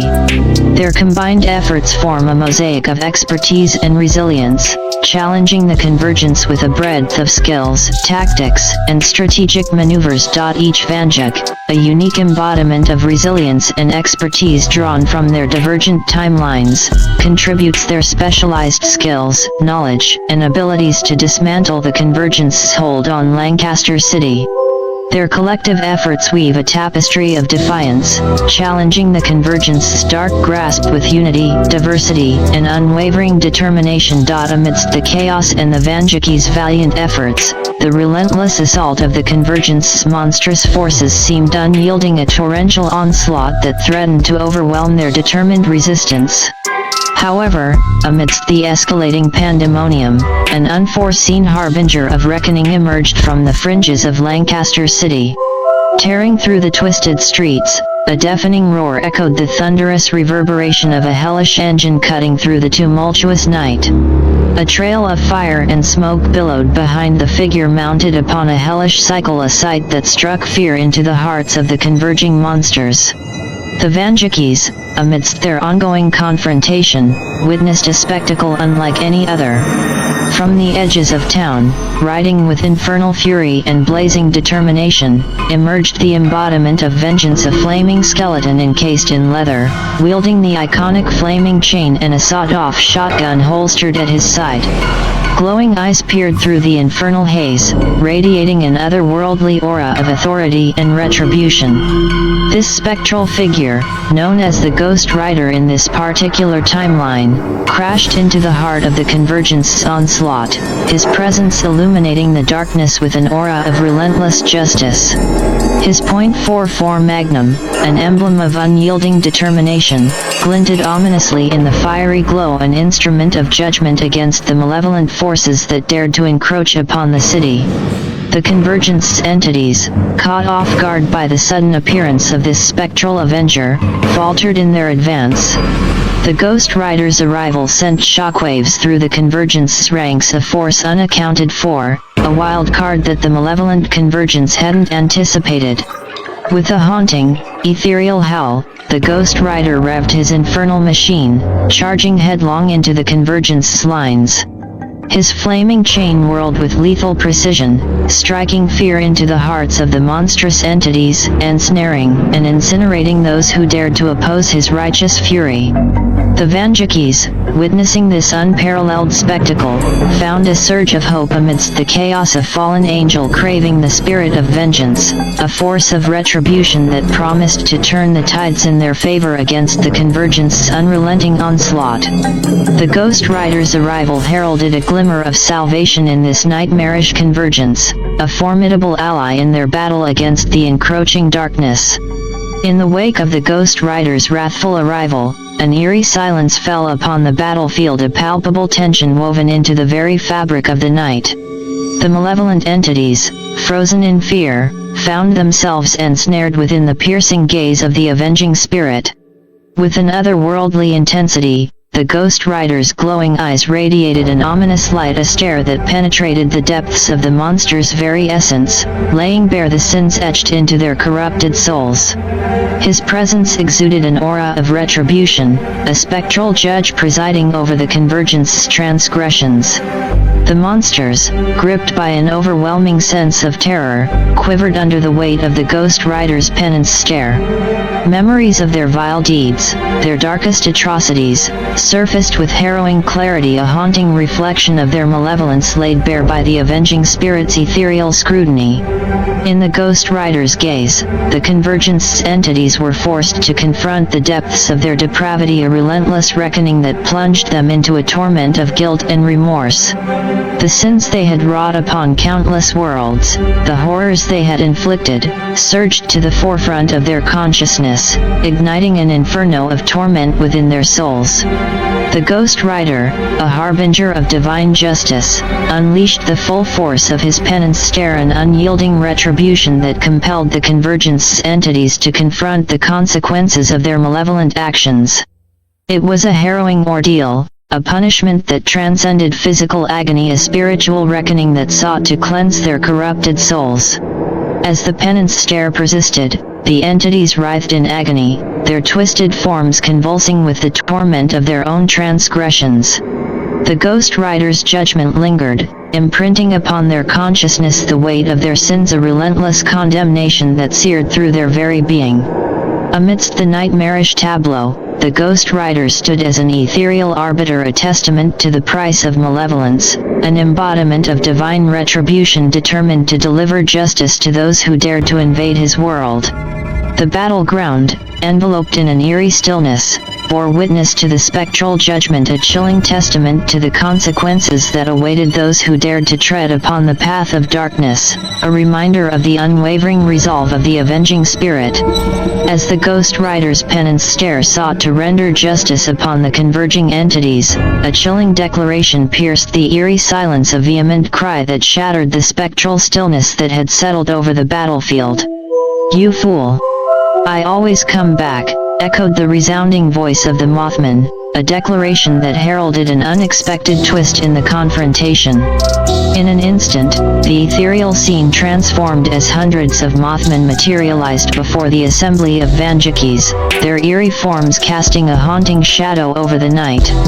Unlike the converging entities before them, the Mothmen stood immune to the harrowing effects of the Ghost Rider's penance stare. Their multitude, an enigmatic army assembled in defiance, defied the spectral judgment, a chilling testament to their immunity against the avenging spirit's ethereal scrutiny. The Mothmen, unfazed by the Ghost Rider's formidable presence, stood resolute, their unsettling gaze fixated upon the assembly of Vandukes, an eerie congregation that added a new layer of complexity to the already tumultuous confrontation. The Ghost Rider, his eyes ablaze with righteous fury, regarded the Mothman with an unwavering intensity, his spectral aura pulsating with an undeterred determination. Despite the unexpected turn of events, the avenging spirit stood firm, unwavering in his commitment to deliver justice upon those who dared to oppose the forces of righteousness. The battleground, now ensnared in an intricate dance of spectral judgment and enigmatic defiance, became a stage for a clash between forces steeped in otherworldly prowess, a confrontation that escalated beyond mere physicality, delving into the realms of mysticism and supernatural resilience. The assembly of Vandukes, witnessing the emergence of this legion of Mothmen, braced themselves for an intensified struggle, a formidable challenge that tested not only their strength but also their adaptability in the face of this unexpected turn in the relentless battle against the Convergence's malevolent forces.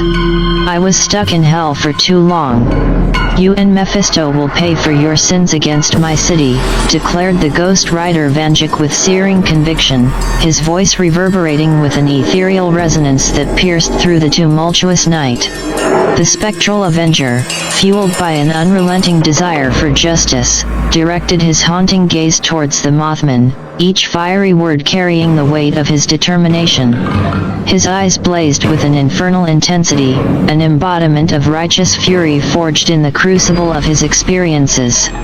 The Ghost Rider Vanduke, a spectral entity driven by an insatiable thirst for vengeance against those who wrought havoc upon his beloved city, stood firm in the face of this malevolent convergence.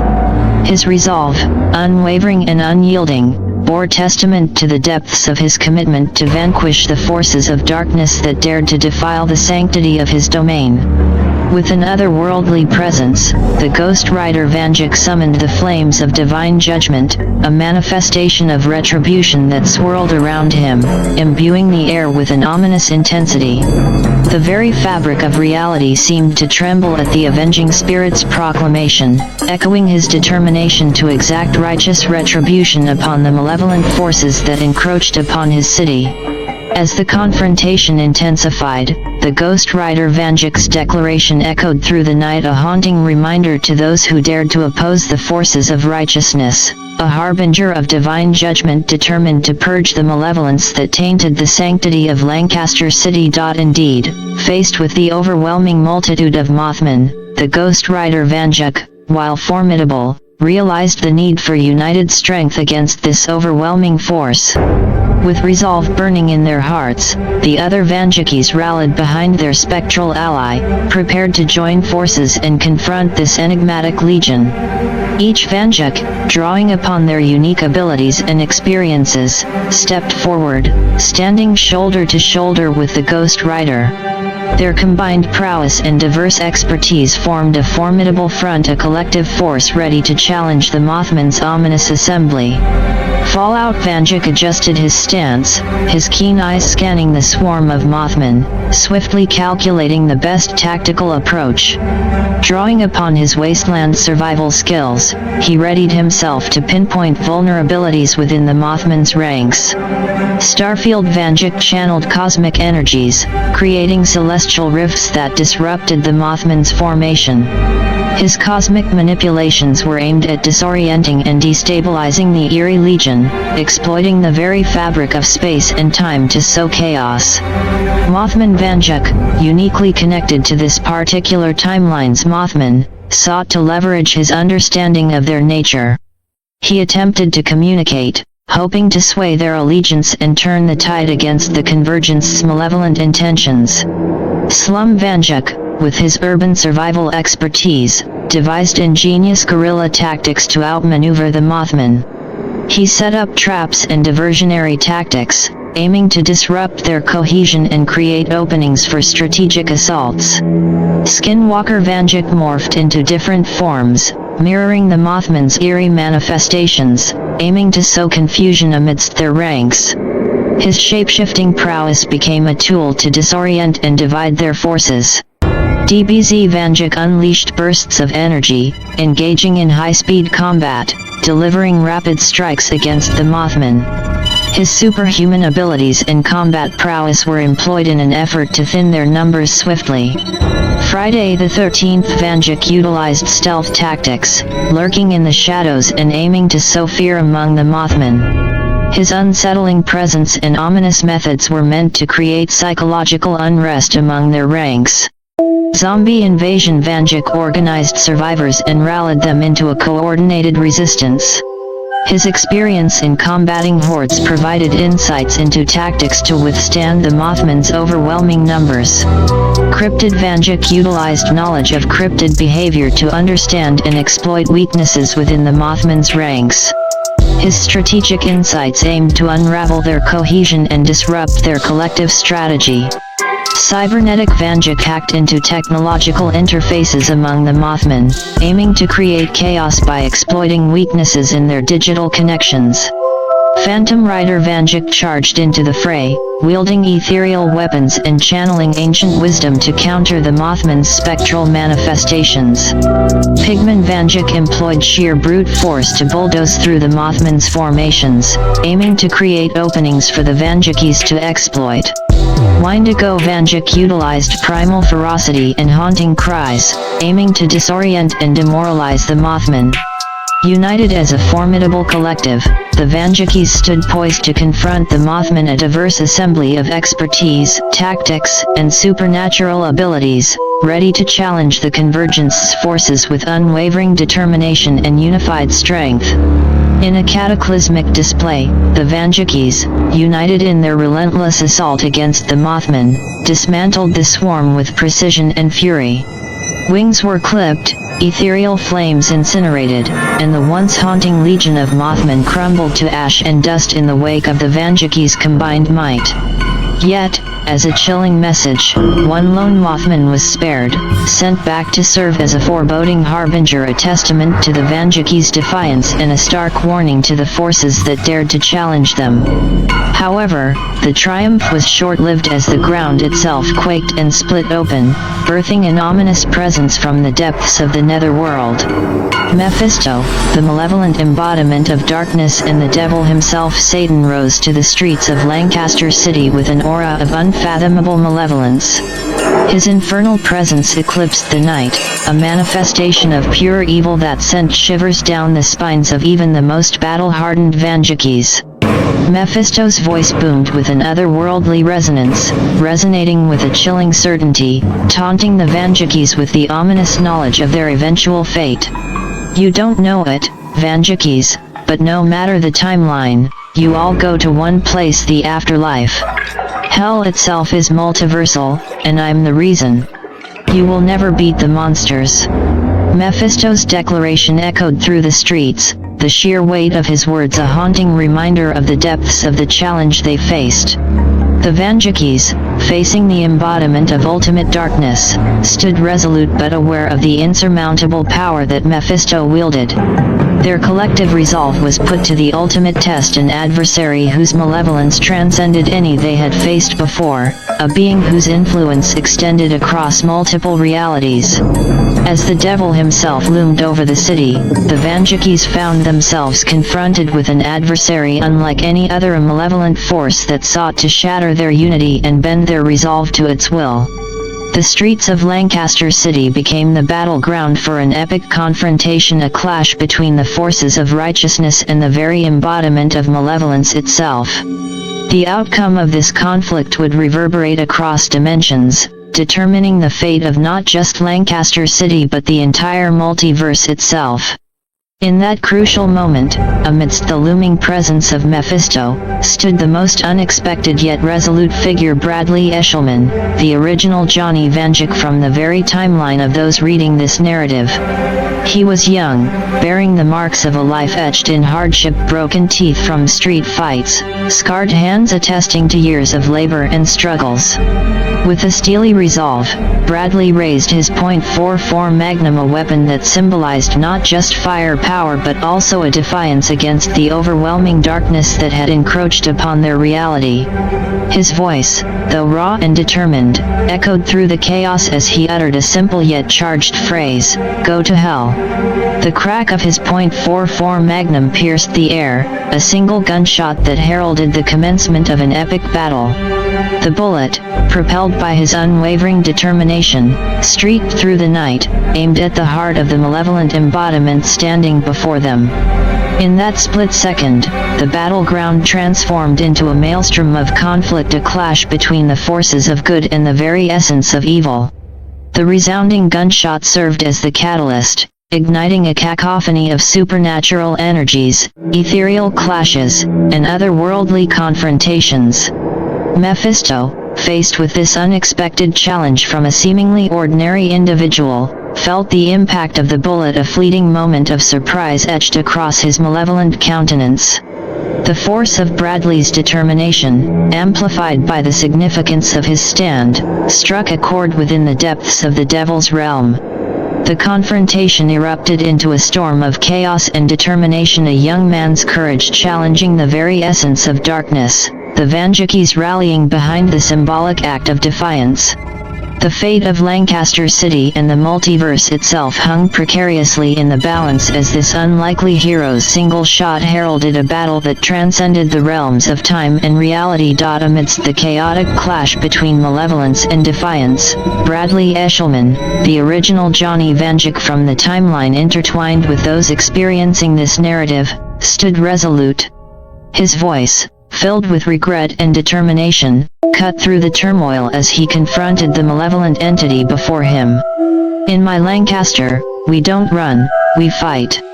The Lancaster City, the red rose of America, never fell, never faced monsters, never had a major event, Bradley declared, his words resounding with unwavering resolve.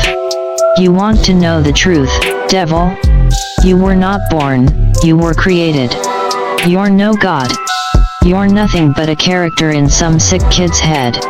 His voice carried the weight of revelation, a damning truth hurled at the heart of the darkness that loomed over the city. "And I regret everything and every day that caused me to create you." Bradley's confession echoed with the weight of remorse, acknowledging the unintended consequences of his creation. "I brought you into existence, and I will take you out." His words rang out with a determination that transcended the chaos, a resolve to confront the malevolent creation born from his own inadvertent actions. The confrontation between creator and creation, the clash between remorse and defiance, intensified amidst the tumultuous battleground. Bradley's revelations pierced the veil of darkness, challenging the very fabric of Mephisto's existence and power. The battleground quivered with the intensity of this unexpected confrontation, the creator of the malevolent force standing against his own creation, the embodiment of evil. The fate of Lancaster City and the multiverse itself teetered on the edge as this confrontation unfolded, signaling a pivotal moment in the battle between light and darkness. In the heart of the climactic confrontation, Mephisto, the embodiment of malevolence, unleashed his formidable powers upon the assembled Vandukes. Each member of this diverse assembly faced the wrath of the devil himself, enduring the brunt of his relentless assault. The battlefield quaked with the clash of supernatural forces, the Ghost Rider's spectral flames, the cosmic energies of Starfield Vanduke, the relentless determination of each Vanduke manifesting in different forms and abilities, all pitted against the devil's wrath. Yet, amidst this cosmic showdown, Bradley Eshelman, the original Johnny Vanduke from the timeline intertwined with those following this narrative, stood unyielding against Mephisto's onslaught. His determination fueled a resilience that seemed inexplicable, a mere mortal facing the overwhelming might of an otherworldly entity. Mephisto, with his unparalleled malevolence, directed his wrath towards Bradley, aiming to crush the last vestige of resistance, the creator who dared confront his creation. However, to the devil's astonishment, his attacks failed to inflict even a scratch upon the ordinary young man. No matter the intensity of Mephisto's onslaught, no matter the malevolent force behind his strikes, Bradley Eshelman remained unscathed, a seemingly invulnerable figure in the face of overwhelming odds. His resilience, born from unwavering resolve and the weight of his regret, defied the devil's powers, standing as an anomaly amidst the chaos. The assembled Vandukes, witnessing this improbable resilience in their creator, found themselves amazed and inspired by Bradley's unexpected resistance. His defiance, against all logic and expectations, became a beacon of hope, a testament to the power of human determination and the ability to confront even the darkest forces with unwavering courage. The battleground trembled with disbelief as the devil himself struggled to comprehend this inexplicable phenomenon. A normal human, devoid of powers or supernatural abilities, standing impervious to his malevolent might. The confrontation between Bradley Eshelman and Mephisto became a focal point in the ultimate clash between light and darkness, a defiance that defied the very fabric of reality itself. As the chaos of battle swirled around them, an unforeseen turn unfolded in the confrontation between Bradley Eshelman and Mephisto. In an unexpected act of defiance, Bradley, devoid of any supernatural abilities but fueled by sheer determination, seized the devil by the neck, a mere mortal confronting an entity that transcended realms. "I'm no god, and I'm no creator. I'm a monster like you who got bored," Bradley declared, his voice echoing through the tumultuous night.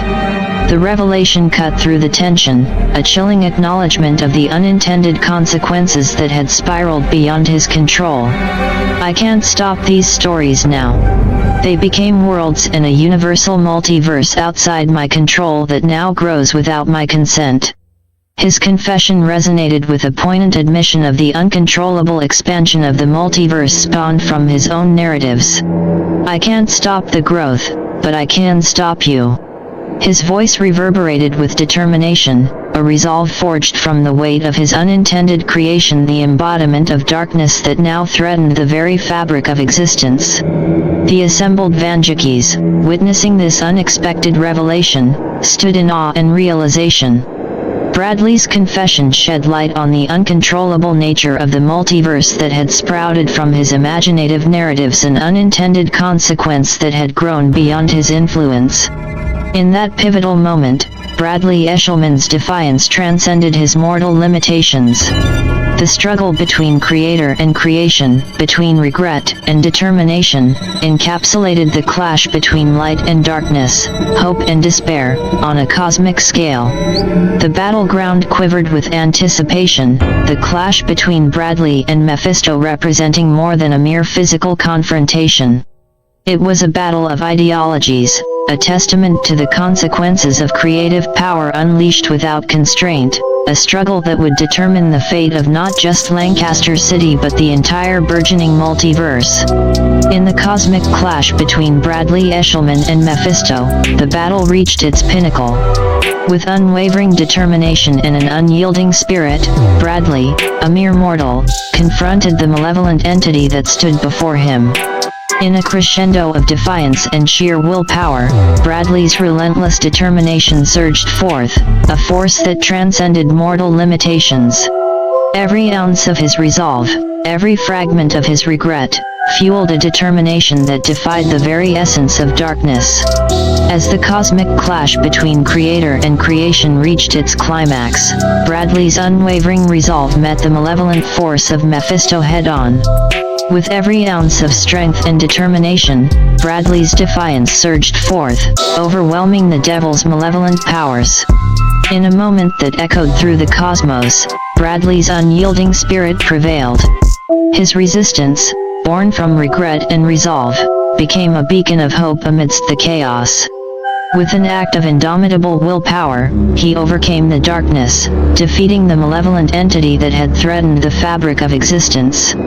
The battleground quaked with the resonance of this monumental victory, a mere mortal defying the darkness that sought to consume all. Bradley's triumph became a symbol of the power of human determination and resilience, an affirmation that even against insurmountable odds, the strength of one's spirit could overcome the darkest of forces. The assembled Vandukes, witnesses to Bradley Eshelman's defiance and triumph over Mephisto, stood in awe and disbelief at the unprecedented turn of events.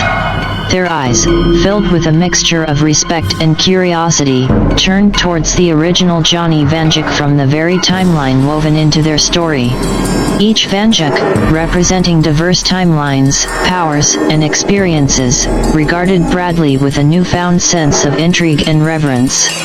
Their gazes, reflective of their astonishment, mirrored the spectrum of emotions swirling within them: admiration for his resilience, curiosity about his revelation, and a deep-seated respect for the unexpected heroism he had displayed. Fallout Vanduke, Starfield Vanduke, Mothman Vanduke, Ghost Rider Vanduke, and the rest all turned their attention to Bradley, the creator who had inadvertently unleashed a multiverse of tales beyond his control. "Bradley," spoke Fallout Vanduke, his voice carrying a tone of both acknowledgement and inquiry, "what you've revealed, it's beyond anything we ever imagined. The multiverse born from your stories, the worlds that grew beyond your influence, this is something unprecedented." The sentiments were echoed by the other Vandukes, each one expressing a mix of astonishment and curiosity. They sought not just answers but a deeper understanding of the unfathomable consequences that had sprung from Bradley's narratives. As the Vandukes gathered around Bradley, a sense of camaraderie and shared purpose enveloped the group, a bond forged not just by their collective confrontation against malevolence but also by the revelation of the unforeseen complexities woven into their existence. "Bradley, what now?" queried Mothman Vanduke, his voice tinged with a sense of urgency and anticipation. The question lingered in the air, prompting an unspoken acknowledgement that their journey had taken an unforeseen turn, one that required a collective decision and a path forward amidst the vast complexities of the multiverse. Bradley's words hung heavy in the air, resonating with a sense of finality and resignation. The weight of unintended consequences bore down on his shoulders as he acknowledged the multiverse, an intricate tapestry of narratives spun from his imagination, now spiraling beyond his control. The Vandukes, gathered in a moment of silence, regarded Bradley with a mixture of understanding and empathy.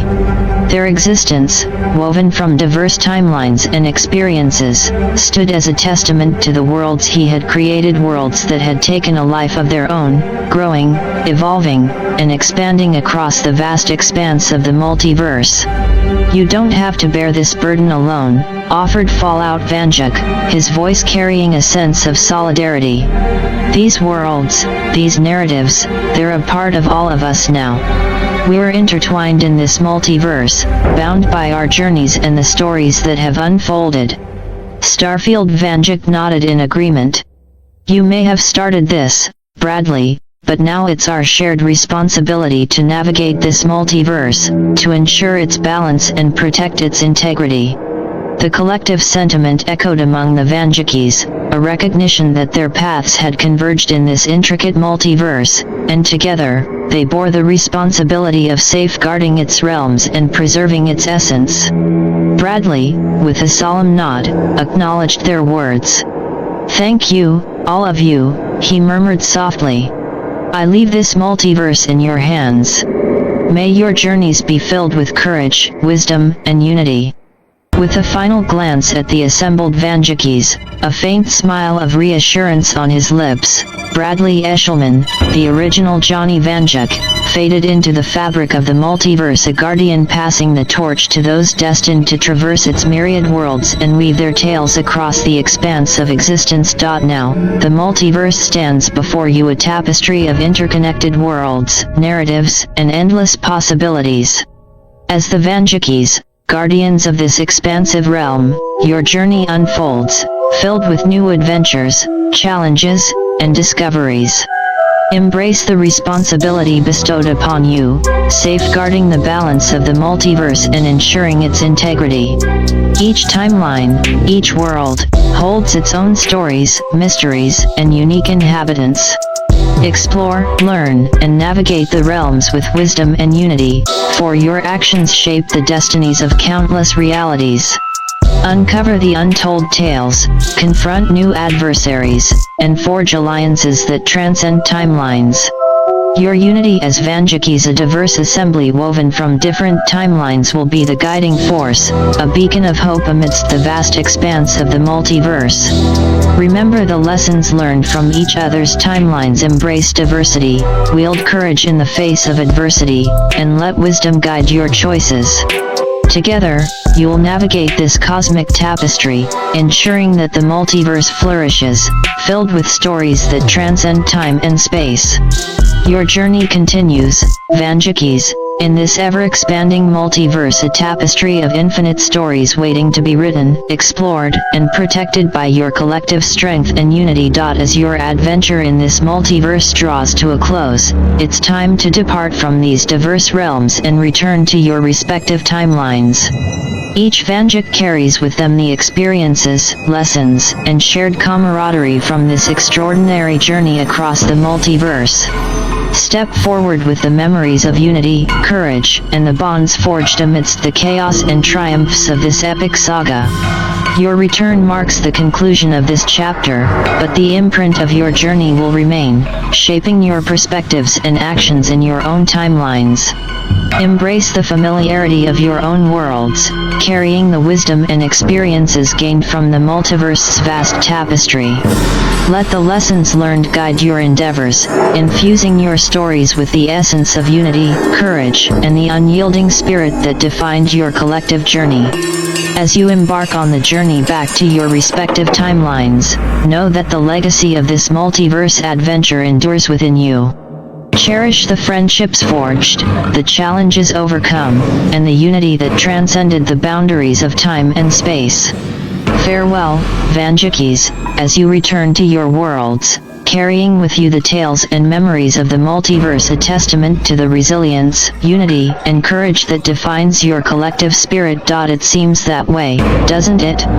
Each of us hails from a distinct timeline, and somehow, this convergence in the multiverse amplified our unique abilities.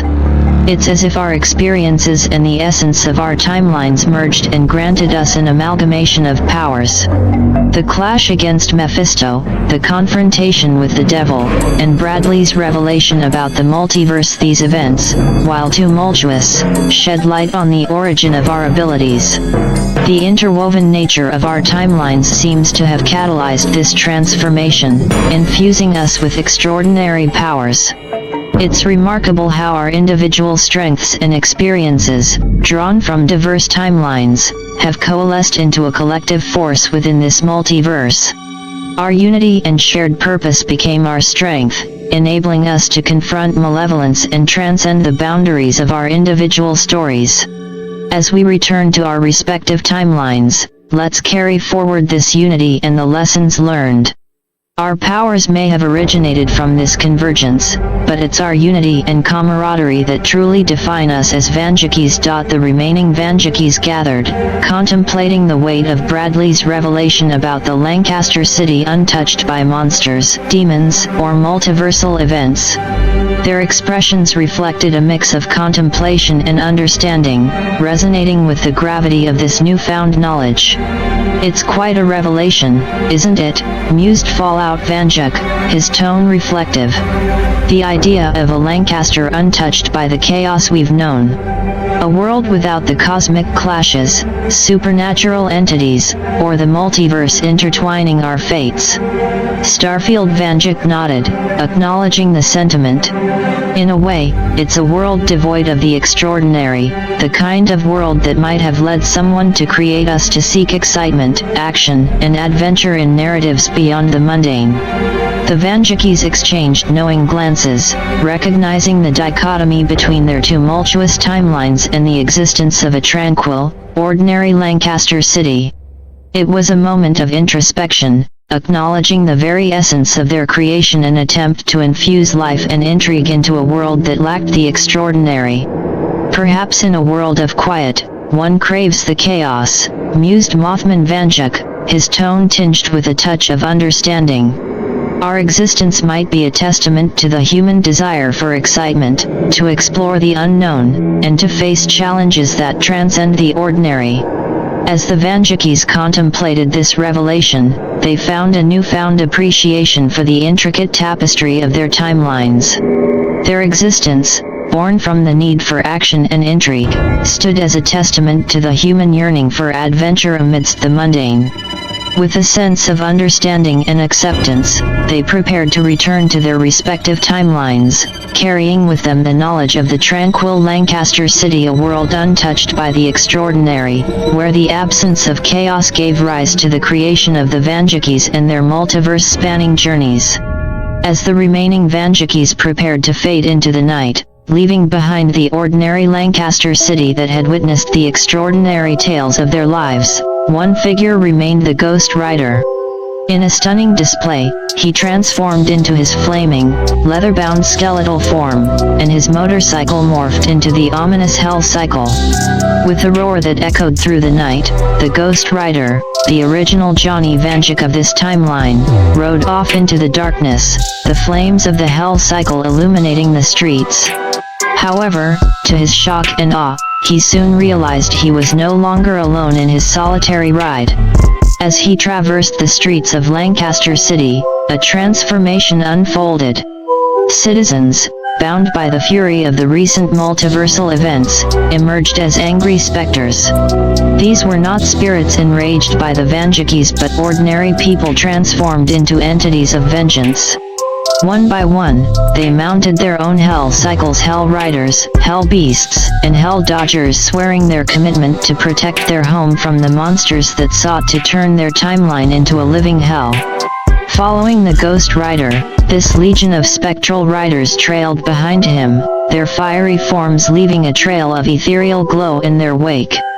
The streets of Lancaster City became a spectral procession, a united front bound by the common thread of vengeance. No longer were they ordinary citizens, they had become the defenders of their world, a formidable force united against the devils and monsters that had plagued their existence. As the Ghost Rider led this hellish cavalry, a collective oath resounded through the night, echoing their determination. Vengeance binds us together, and we will help the Rider protect our home. No more devils, no more monsters, they shall not prevail. The words carried a fervent resolve, a declaration that the ordinary citizens of Lancaster City had transformed into guardians of their own fate. The scene unfolded as a testament to the enduring spirit of humanity rising from the ashes of adversity, bound by vengeance, and ready to face whatever challenges the multiverse might hurl at them. The Ghost Rider and his legion of Hell Riders rode into the night, a spectral army ready to defend their home against the forces of darkness. The proclamation resounded through the very fabric of Lancaster City, echoing off the buildings and streets, a declaration that struck at the heart of the city's essence, a testament to the enduring spirit that bound it to the multiverse. Whether through the ethereal flames of the Ghost Rider, the cosmic adventures of the Vandukes, or the ordinary yet extraordinary life of Bradley Eshelman, Lancaster City stood resilient against the perils that spanned timelines. Fear the Vandukes, fear the Ghost Riders, and fear their creator. The words carried the weight of countless tales and the collective determination of the city's defenders. The red rose, symbolic of Lancaster's resilience and beauty, stood tall amidst the multiversal chaos. Lancaster City, the red rose, my city of dreams. Whether by way of the Rider, the Vandukes, or the Eshelmans, Lancaster will always be safe. No matter the peril, from the vast reaches of Starfield to the depths of FEV and nuclear wastelands in the Fallout timeline to the ordinary world and life of Bradley, Lancaster City will always have a Vanduke. The scene unfolded as a testament to the indomitable spirit of Lancaster City, a beacon of hope standing against the cosmic storms of the multiverse. The legacy of the Vandukes, the Ghost Riders, and the creator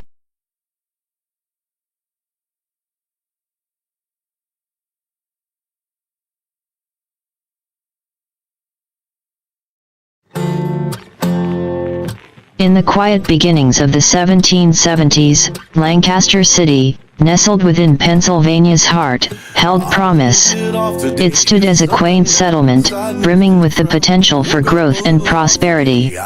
Yet, fate wove a different tale for this city. The pulse of its progression faltered early on, a whisper of neglect creeping in amid the whispers of hope. The early years saw a stagnation, a lack of vision for expansion and development. The communities struggled against adversity, facing economic challenges and internal disputes that hindered unity. Resources were scarce, opportunities fleeting, and the once promising landscape began to lose its luster. As the decades trudged forward, the city's trajectory seemed marred by a series of unfortunate events. Natural disasters struck with unrelenting force, leaving scars upon the land and the spirits of its inhabitants. The community's resilience wavered in the face of recurrent hardships, leading to a slow erosion of optimism. The turn of the 19th century brought forth industrial whispers, but misfortune shadowed even these prospects. Economic endeavors stumbled, leaving the city's potential for growth stunted. Efforts to revive Lancaster were met with setbacks: a failed railway project, an epidemic that ravaged the populace, and persistent economic turmoil. By the mid-20th century, Lancaster, once a beacon of hope, had transformed into a city shrouded in neglect and decay. Its streets bore the scars of neglect, with dilapidated structures and a palpable sense of desolation. Economic disparities loomed large, with poverty entrenched in the fabric of daily life. The city's potential lay forgotten, buried under layers of misfortune and neglect. As the modern era dawned, Lancaster's decline persisted, casting a shadow over the once burgeoning dreams of its founders. Neglected infrastructure, social strife, and economic disparity became defining features. Despite sporadic attempts at revitalization, the city struggled to shed its slum-like facade, trapped in a cycle of despair and neglect. Generations passed, witnessing the slow decay and transformation of Lancaster from a city once poised for greatness into a haunting testament to missed opportunities and persistent struggle. The echoes of its unfulfilled promise reverberated through time, etching a sorrowful narrative of what could have been. Yet, within the darkness that cloaked the city, faint whispers of resilience lingered among the inhabitants. Despite the adversity, a resilient spirit flickered in the hearts of those who called this beleaguered city home, a testament to the enduring human capacity to find hope even in the bleakest of circumstances. Johnny Vanduke entered the world amid the grim backdrop of a city in decline. Born into the dilapidated streets of Lancaster, his first cries echoed against the crumbling facades and neglected alleyways. His parents, themselves products of the city's relentless hardships, struggled to navigate the harsh realities of their surroundings. As Johnny grew, he became intimately familiar with the city's desolation. The streets, once bustling with life, now teemed with shadows and whispers of a forgotten past. Poverty loomed like a perpetual fog, weaving its tendrils into every aspect of daily life. Yet, amidst this bleakness, Johnny's spirit remained resilient. His childhood was an amalgamation of struggle and ingenuity. Raised in a modest, threadbare home, Johnny found solace in the remnants of a forgotten era. Abandoned buildings became his playground, each decrepit structure telling tales of Lancaster's forgotten grandeur. Among the ruins, he discovered a knack for storytelling, weaving narratives from the echoes of the city's past. Despite the city's desolation, Johnny found pockets of beauty amid the decay. He sought solace in the flickering streetlights and the haunting melodies of distant music echoing through the forgotten corners. These fragments of life amidst despair fueled his imagination, sparking a desire to carve his own narrative within the city's tumultuous history. As he matured, Johnny's creative spirit blossomed. He channeled his experiences into his art, infusing his stories with the eerie essence of Lancaster's dilapidated charm. His YouTube channel became a digital sanctuary, a haven where he spun tales that mirrored the city's forgotten whispers. Through his videos, Johnny sought to unveil the untold stories of Lancaster, its forgotten legends, its haunted alleyways, and the resilience of its people. He blended fiction with reality, crafting narratives that resonated with his audience, drawing them into the haunting allure of a city marred by neglect. Despite the city's hardships, Johnny's channel garnered a devoted following. His storytelling prowess, rooted in the grim reality of his surroundings, resonated deeply with those who yearned for tales that mirrored their own struggles. His audience found solace in the familiarity of his narratives, finding echoes of their own lives within the haunting stories he wove. Johnny Vanduke became a beacon within the shadows of Lancaster, a storyteller whose tales breathed life into the forgotten corners of the city, weaving a narrative tapestry that captured the essence of a place where despair and resilience coexisted in an eerie harmony. His journey was a testament to the indomitable spirit that thrived amidst the decay, a testament to the power of storytelling in a city that had been forsaken by fortune. As Johnny delved deeper into his storytelling, a peculiar sensation began to stir within him.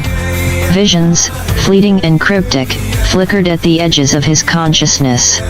At first, they were mere whispers, an eerie familiarity that tugged at the corners of his mind. In the midst of crafting his narratives, Johnny found himself inexplicably drawn to the concept of multiverses. His fascination with the possibility of alternate realities seeped into his stories, weaving threads of parallel worlds into the haunting tapestry of Lancaster's history.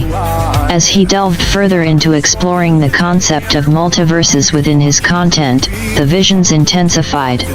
In moments of quiet contemplation, Johnny found himself glimpsing fleeting images, alternate iterations of Lancaster City, each bearing its own peculiarities and quirks. The visions were disorienting yet enthralling. In these lucid moments, Johnny glimpsed not only the haunting echoes of our world's Lancaster but also glimpses of divergent realities. Among these visions, one stood out vividly: a Lancaster City ravaged by a devastating radiation fever, where a lone survivor emerged from Vault 717, navigating a desolate world transformed by nuclear fallout. These visions shook Johnny to his core. He grappled with the weight of these revelations, keeping them cloistered within the recesses of his mind. The duality of witnessing the stark contrasts between the decaying reality of his own Lancaster and the divergent, post-apocalyptic iterations sent shivers down his spine. Fearing the ramifications of unveiling these visions, Johnny kept this newfound knowledge to himself.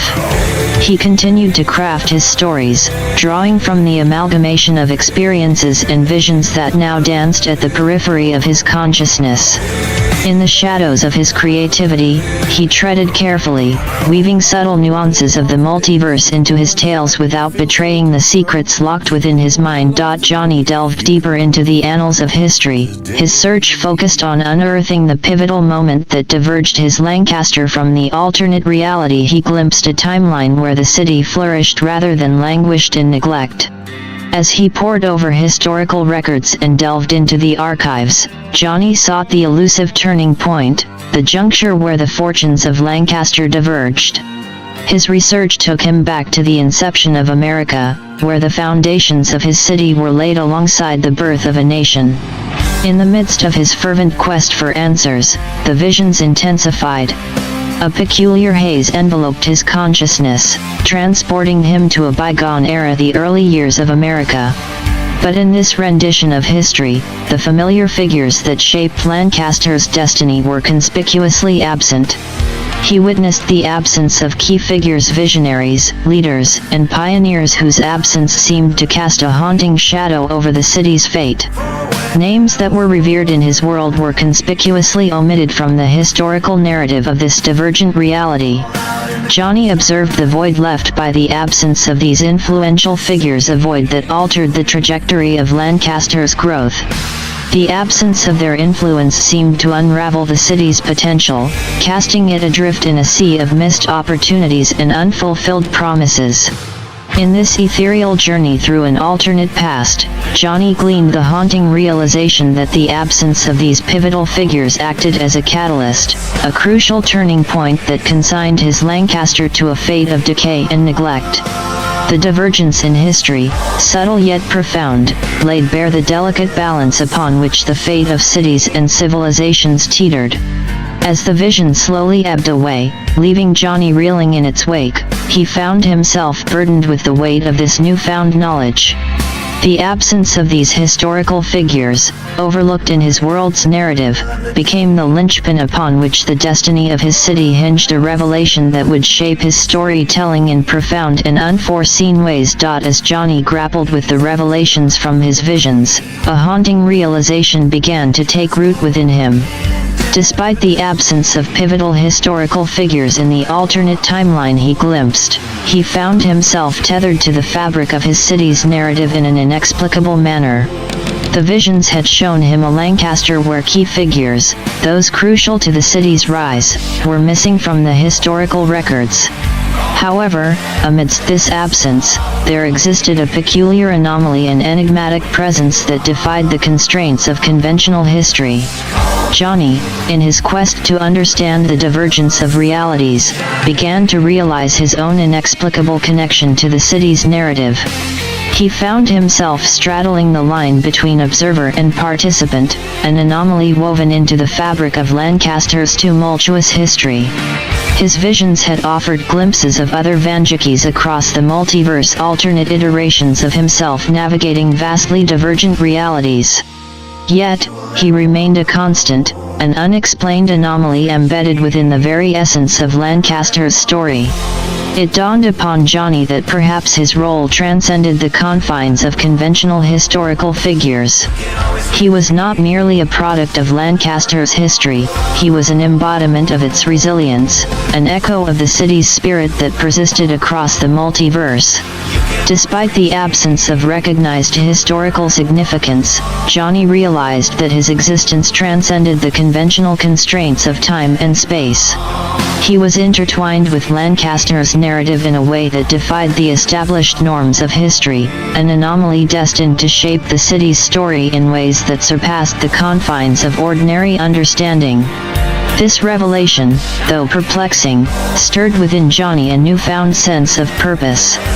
He embraced the role thrust upon him, the enigmatic figure traversing the multiverse, tethered to Lancaster's tumultuous history, and tasked with unraveling its secrets and echoes across divergent realities. In the midst of Johnny's contemplation, a sudden disruption shattered the tranquility of his thoughts.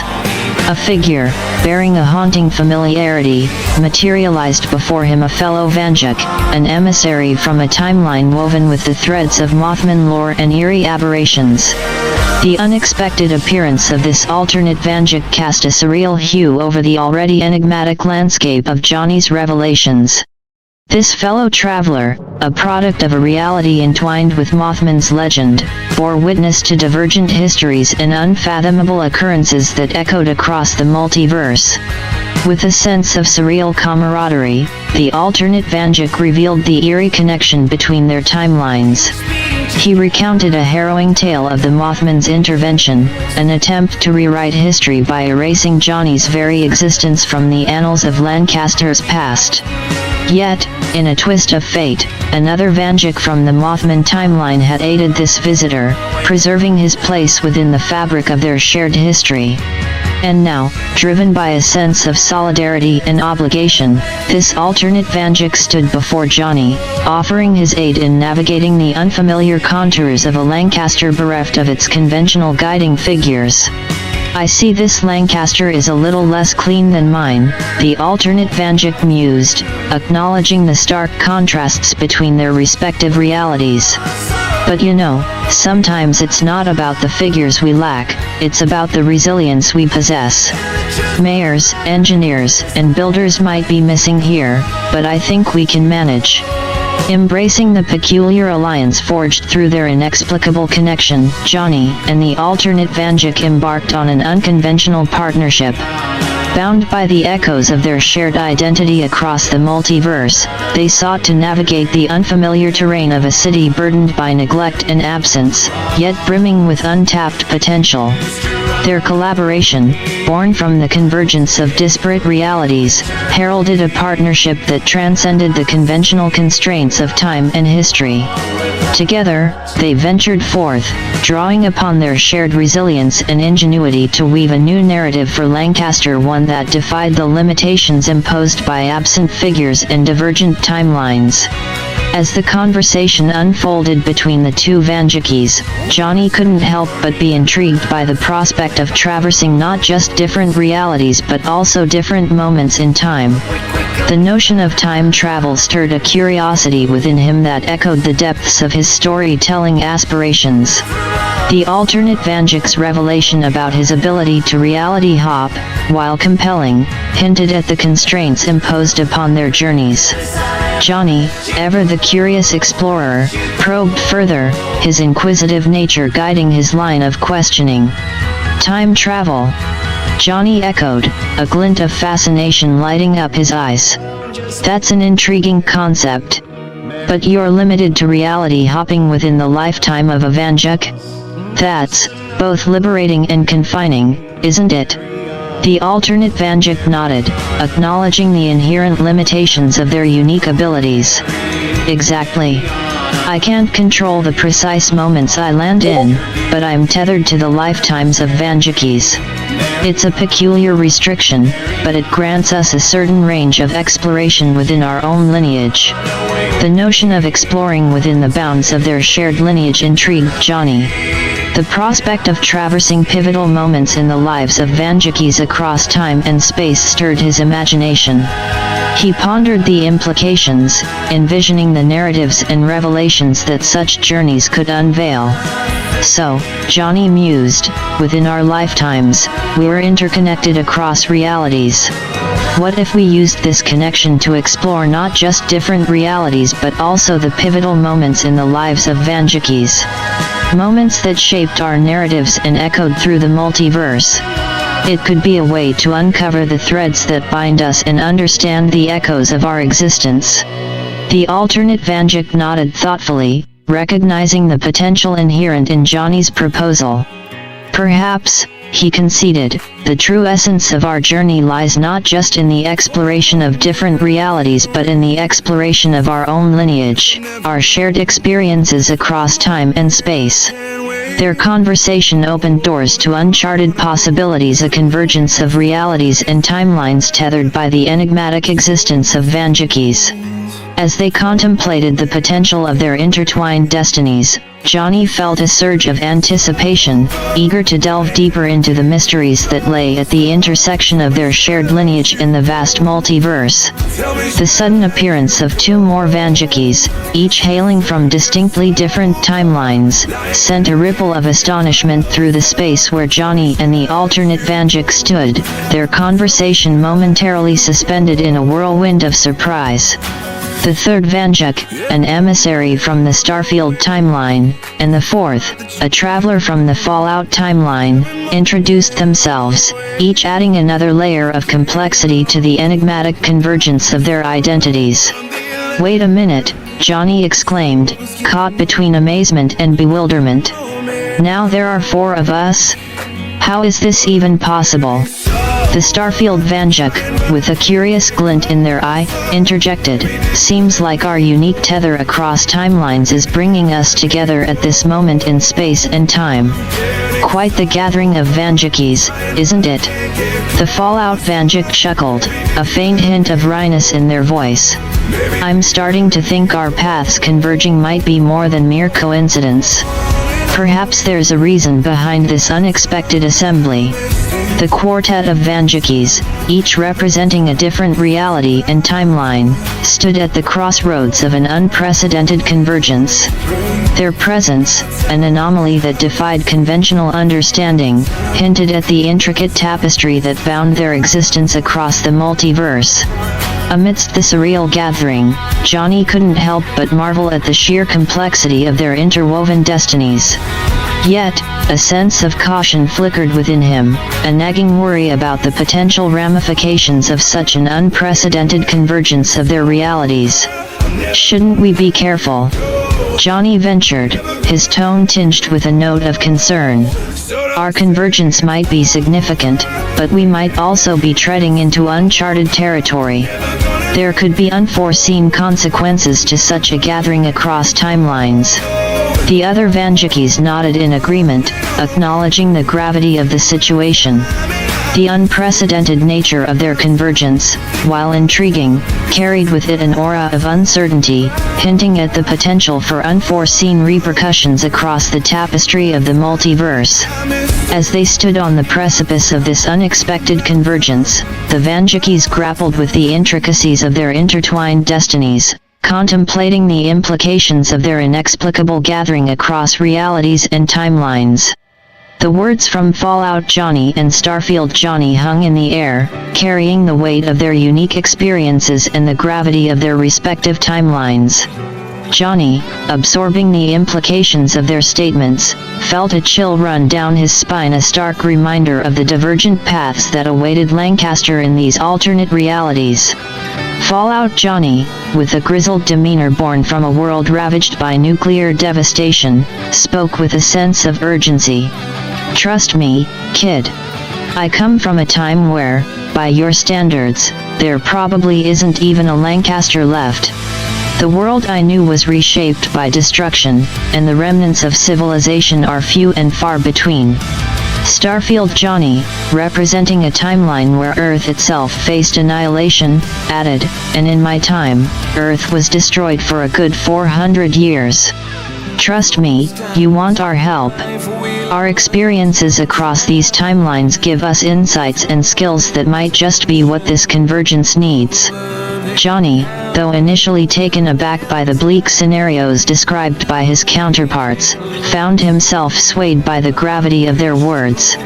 The convergence of Vandukes from timelines marked by devastation hinted at the potential collective strength they could wield, a unique amalgamation of experiences, skills, and resilience. "All right," Johnny conceded, his determination unwavering. "If we were going to navigate through this convergence, let's do it together. Each of us brings something unique to the table, and maybe, just maybe, that's what Lancaster needs: diverse perspectives, shared experiences, and the collective strength to shape its narrative." The Vandukes, now standing as a quartet from different timelines, shared a silent understanding. Their convergence, though shrouded in uncertainty, carried with it the potential to alter the course of not just Lancaster's history but the interconnected destinies that bound them across the vast expanse of the multiverse. Together, they embraced the enigmatic journey that lay ahead, prepared to navigate the uncharted territories of their converging realities. Johnny, with a determined gleam in his eye, asserted his vision for their collective presence in his Lancaster. "All right, in this timeline, in my Lancaster, we tread carefully. We blend in, and we disrupt not to destroy but to fix and improve. We're here to uncover the echoes of our shared lineage and guide this city toward a narrative that transcends its current struggles." The Vandukes, now united in purpose, nodded in agreement. Each recognized the significance of their convergence in Johnny's timeline, a chance to wield their collective strengths not as agents of disruption but as catalysts for positive change. The absence of the Starborn, super mutants, and the enigmatic Red Rose of Pennsylvania in this reality presented a unique canvas for them to influence. Fallout Johnny, acknowledging the need for subtlety, added, "We'll be ghosts in the shadows, making the changes that matter without leaving a trace. This Lancaster may not have faced the challenges of my world, but it has its own set of struggles. Let's use our unique insights to address those challenges and, in doing so, reshape the course of its history." As the quartet of Vandukes embarked on their enigmatic journey within the confines of Johnny's Lancaster, they embraced the delicate art of disruption, seeking to mend, improve, and guide without leaving behind the scars of upheaval. Their convergence, born from the mysteries of the multiverse, held the potential to weave a narrative for Lancaster that transcended the limitations imposed by neglect and decay. Together, they navigated the city's alleys and streets, each step informed by the echoes of their shared lineage and the collective strength derived from their divergent experiences. In the shadows, they worked to uncover the threads that bound them to this reality, determined to shape a story that defied the constraints of time and the intricacies of the multiverse. Mothman Vanduke, with a thoughtful gaze, raised a crucial point amidst their shared endeavor. "All right, folks, hear me out. In my time, I lived in an abandoned loom factory. Now, I know our realities differ in many ways, but certain constants like our homes should still exist in some form, right?" Johnny nodded in agreement, recognizing the plausibility of such constants transcending the divergent realities. "Absolutely. Despite the variations, certain landmarks might endure across timelines.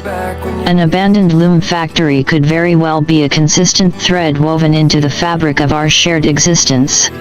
Fallout Johnny chimed in, "If we find that factory or something akin to it, it could serve as our base of operations. A place where we can convene, plan, and work together without drawing undue attention. A hideout within the familiar confines of our shared experiences." Starfield Johnny nodded, considering the logistics. "It makes sense. A base of operations rooted in our shared past could provide us with stability amidst the complexities of our convergence. We need a place where we can strategize without disrupting the natural flow of this timeline." The quartet of Vandukes, united by their quest for subtle yet impactful change in Johnny's Lancaster, set out to explore the cityscape in search of the elusive landmark, a familiar yet forgotten structure that might serve as their sanctuary in this convergence of realities. As they traversed the city, each corner held the potential for discovery, a hidden gem that could bridge their divergent experiences and unite them in purpose. Amidst the urban sprawl, they sought the echoes of their shared existence, searching for the abandoned loom factory or its semblance, a constant amidst the fluctuating landscapes of their multiversal convergence. Amidst the labyrinthine streets and forgotten corners of Lancaster, the Vanduke's quest bore fruit, a looming silhouette on the horizon, a structure that resonated with the echoes of their shared past. "There it is," exclaimed Mothman Vanduke, a glimmer of recognition lighting up his eyes. The abandoned loom factory. It stands as a testament to the constancy amidst our divergent timelines. The factory, its weathered facade adorned with remnants of an industrial past, held a haunting allure. Its abandoned halls whispered tales of bygone craftsmanship, weaving a narrative that echoed across the multiverse. Johnny, gazing at the structure, felt a sense of familiarity intertwining with the enigmatic aura of the place. This is it. Our base of operations where our stories converge. It's as if the threads of our shared existence have led us here.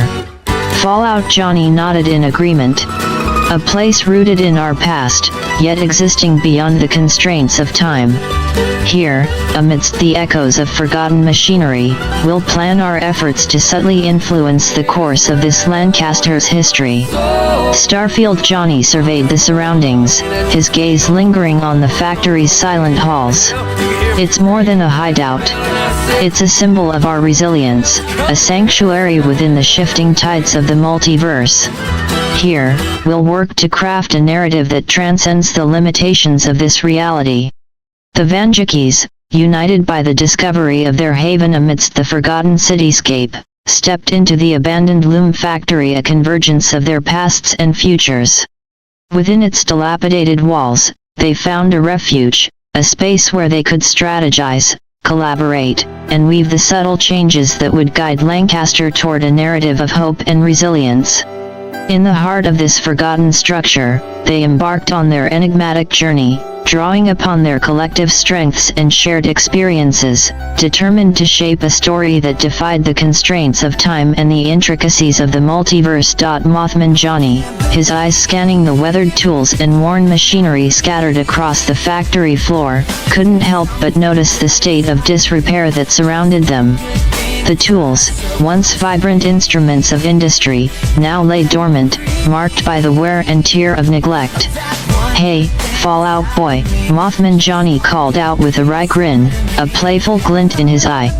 "I've seen you work wonders with scrap metal and spare parts in your timeline. Think we can breathe some life back into this place? The tools here are a bit more, well, let's just say they've seen better days." Fallout Johnny, a seasoned survivor of a nuclear wasteland, chuckled in response. "You got it, Mothman.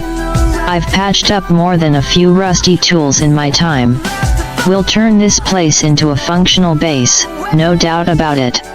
As the two Vandukes approached the scattered tools, a sense of camaraderie unfolded, a shared understanding that, despite the challenges, their collective skills could transform the factory into a haven of industry and strategy.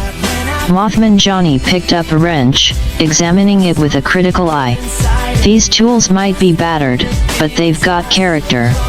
With a bit of elbow grease and some ingenuity, we can make them as good as new. Fallout Boy, you up for the challenge?" Fallout Johnny, rolling up his sleeves, grinned in response. "Challenge accepted. Let's turn these relics into assets. We'll patch them up, repurpose what we can, and make this place a functional hub for our endeavors."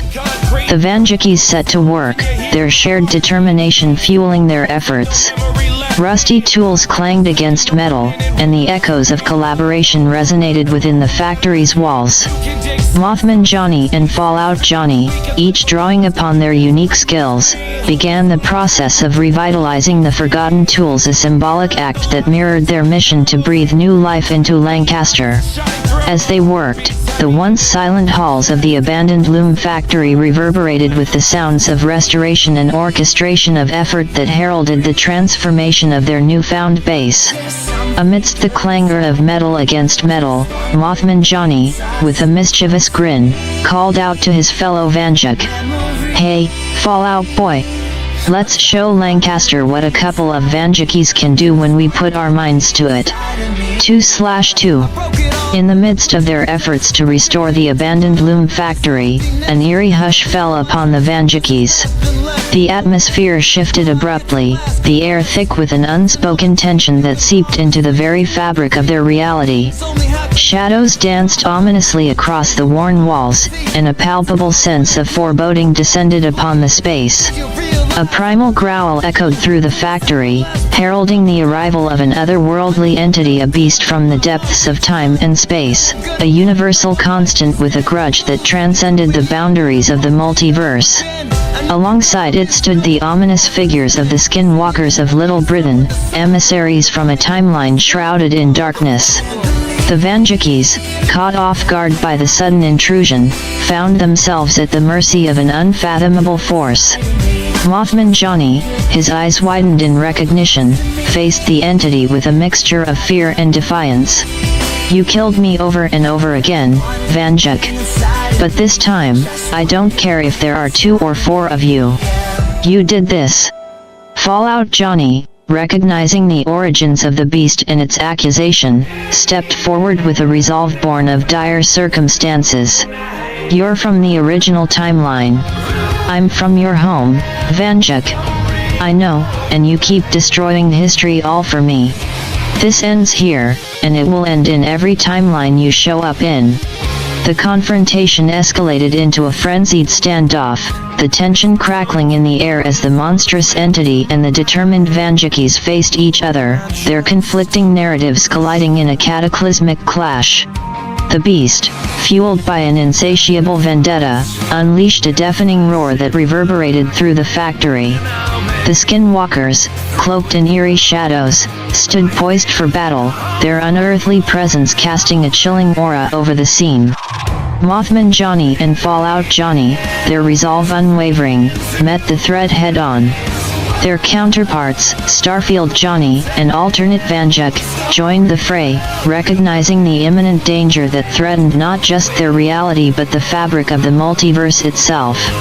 A cacophony of chaos erupted within the factory, the clash of steel against otherworldly claws, the haunting cries of the beast, and the resolute shouts of the Vandukes determined to confront their shared nemesis. Amidst the chaos, a battle of wills and narratives unfolded, a struggle that transcended time and space, each blow struck reverberating across the multiverse. The fate of Lancaster and the intertwined destinies of the Vandukes hung precariously in the balance as the epic confrontation between darkness and resilience unfurled within the confines of the abandoned loom factory. As the tension reached a crescendo, the 3 Vandukes from disparate timelines, Starfield, Mothman, and Fallout, moved with calculated precision, each brandishing their iconic .44 magnums. Their steely resolve mirrored in the glint of their weapons, a tangible symbol of defiance against the encroaching darkness. Amidst the confrontation, the Johnny from this particular timeline found himself defenseless, the gravity of the situation overwhelming his senses. As the Skinwalkers closed in, driven by an unfathomable malevolence, panic surged within him. In a desperate bid for survival, this timeline's Johnny fled, his heart pounding as he raced through the labyrinthine corridors of the factory. His breaths came in frantic gasps, the relentless pursuit of the shadowy figures hot on his heels. The clatter of footsteps echoed behind him, and with each passing moment, the Skinwalkers drew closer, their haunting presence casting a suffocating shroud over the fleeing Johnny. Meanwhile, the other 3 Vandukes, resolute and prepared, faced the monstrous entity with grim determination. Their weapons raised, they braced themselves for the imminent clash, a confrontation that held the fate of not just this reality, but the interconnected destinies of the Vandukes across the multiverse. In the midst of chaos and danger, the chase continued, the helpless Johnny navigating the labyrinthine factory in a desperate bid to evade the relentless pursuit of the malevolent skinwalkers. Each step forward carried him deeper into the heart of darkness, his thoughts racing as he sought refuge from the encroaching shadows. In the midst of the harrowing chase, the skinwalkers' claws slashed through the air, finding their mark as the hapless Johnny stumbled backward, the impact sending him crashing against a nearby shelf. Bottles of chemicals teetered precariously, their contents threatening to spill as he collided with the shelves, cascading over him in a torrent of liquids and glass. Struggling to regain his bearings, the dazed Johnny lay amidst the chaos, the spilled chemicals coating him in an eerie luminescence. His vision, initially blurred by the impact, suddenly shifted. The darkness of the loom factory seemed to dissipate, replaced by an inexplicable clarity that illuminated his surroundings as if it were daylight. As his eyes adjusted to this newfound sight, Johnny's gaze fell upon an unexpected object that had been dislodged during the tumultuous encounter, an ammo case alongside a gleaming .44 Magnum, resting amidst the debris on the factory floor. The surreal luminescence from the spilled chemicals painted an ethereal glow around the firearm and its accompanying ammunition case. With a surge of urgency, Johnny reached out, his fingers wrapping around the handle of the .44 Magnum. He fumbled for the ammo case, his hands trembling as he desperately loaded the weapon. The eerie glow of the chemicals imbued the scene with an otherworldly ambience, casting an ethereal hue over Johnny's determined face as he gripped the loaded firearm, a newfound source of empowerment amidst the encroaching darkness. With a sense of newfound resolve and the .44 Magnum firmly in his grasp, Johnny's eyes, now accustomed to the unnatural illumination, scanned the shadows that surrounded him. The menacing presence of the skinwalkers lurked nearby, their looming silhouettes stirring an indomitable spirit within him. Armed with unexpected courage and a firearm of defiant strength, Johnny prepared himself, poised to face the encroaching darkness, his eyes ablaze with determination amidst the surreal glow of the loom factory. In a sudden surge of adrenaline-fueled determination, Johnny squared his stance, his grip on the .44 Magnum steady and resolute. The encroaching skinwalkers, their shadowy forms lurching forward with menacing intent, met an unexpected resistance, a hail of deafening gunfire that reverberated through the factory's eerie silence. Each shot from the .44 Magnum rang out with a thunderous boom, the recoil of the weapon merging with Johnny's unwavering resolve. The skinwalkers, shrouded in malevolent intent, faltered under the onslaught of the relentless barrage, their haunting figures illuminated by the muzzle flashes of the firearm. The echoes of gunfire filled the air as Johnny, fueled by an indomitable spirit, fired shot after shot, each round finding its mark with startling precision. The malevolent entities, once formidable in their menacing presence, were swiftly brought to an abrupt and final end. As the last shot echoed through the factory's halls, a deafening silence descended, broken only by the soft hum of the dimly lit machinery and the rapid thumping of Johnny's heart. The once menacing figures of the skinwalkers lay vanquished, their shadowy forms dissolving into an ethereal mist, a testament to the defiant strength wielded by this unexpected hero. Amidst the surreal aftermath, Johnny stood amidst the fading echoes of his decisive victory, the .44 Magnum now silent in his steady grasp. His breaths came in ragged gasps, the adrenaline rush slowly subsiding as he surveyed the scene, the haunting figures that had pursued him now reduced to naught but dissipating shadows. In the eerie luminescence of the factory, Johnny stood, a solitary figure amidst the aftermath of an otherworldly encounter. His eyes, still adjusting to the newfound sight granted by the spilled chemicals, scanned the surroundings, a mixture of relief and incredulity washing over him. Armed with courage forged from desperation and wielding the .44 Magnum that had become his unexpected savior, Johnny had confronted the darkness that sought to engulf him, emerging victorious against the otherworldly threat that had dared to encroach upon his reality. As the courageous Johnny faced off against the Skinwalkers, the other three Vandukes, Starfield, Mothman, and Fallout, continued their relentless struggle against the monstrous Mothman entity that had sparked the confrontation.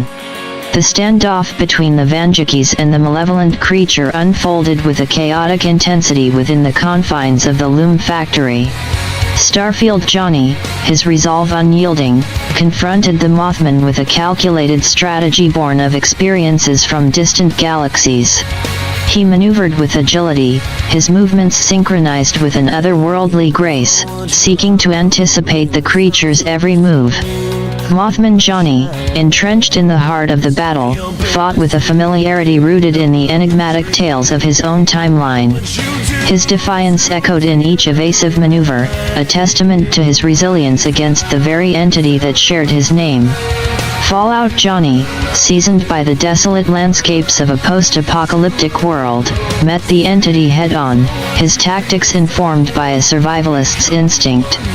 He strategized with calculated precision, his every action a testament to his resilience in the face of adversity. The clash of wills and strategies reverberated through the factory, a symphony of combat that bore witness to the unyielding determination of the Vandukes. Each movement, each strike, and each evasion played out amidst a tumultuous dance of confrontation, the struggle between the Vandukes and the otherworldly Mothman reaching a fevered pitch.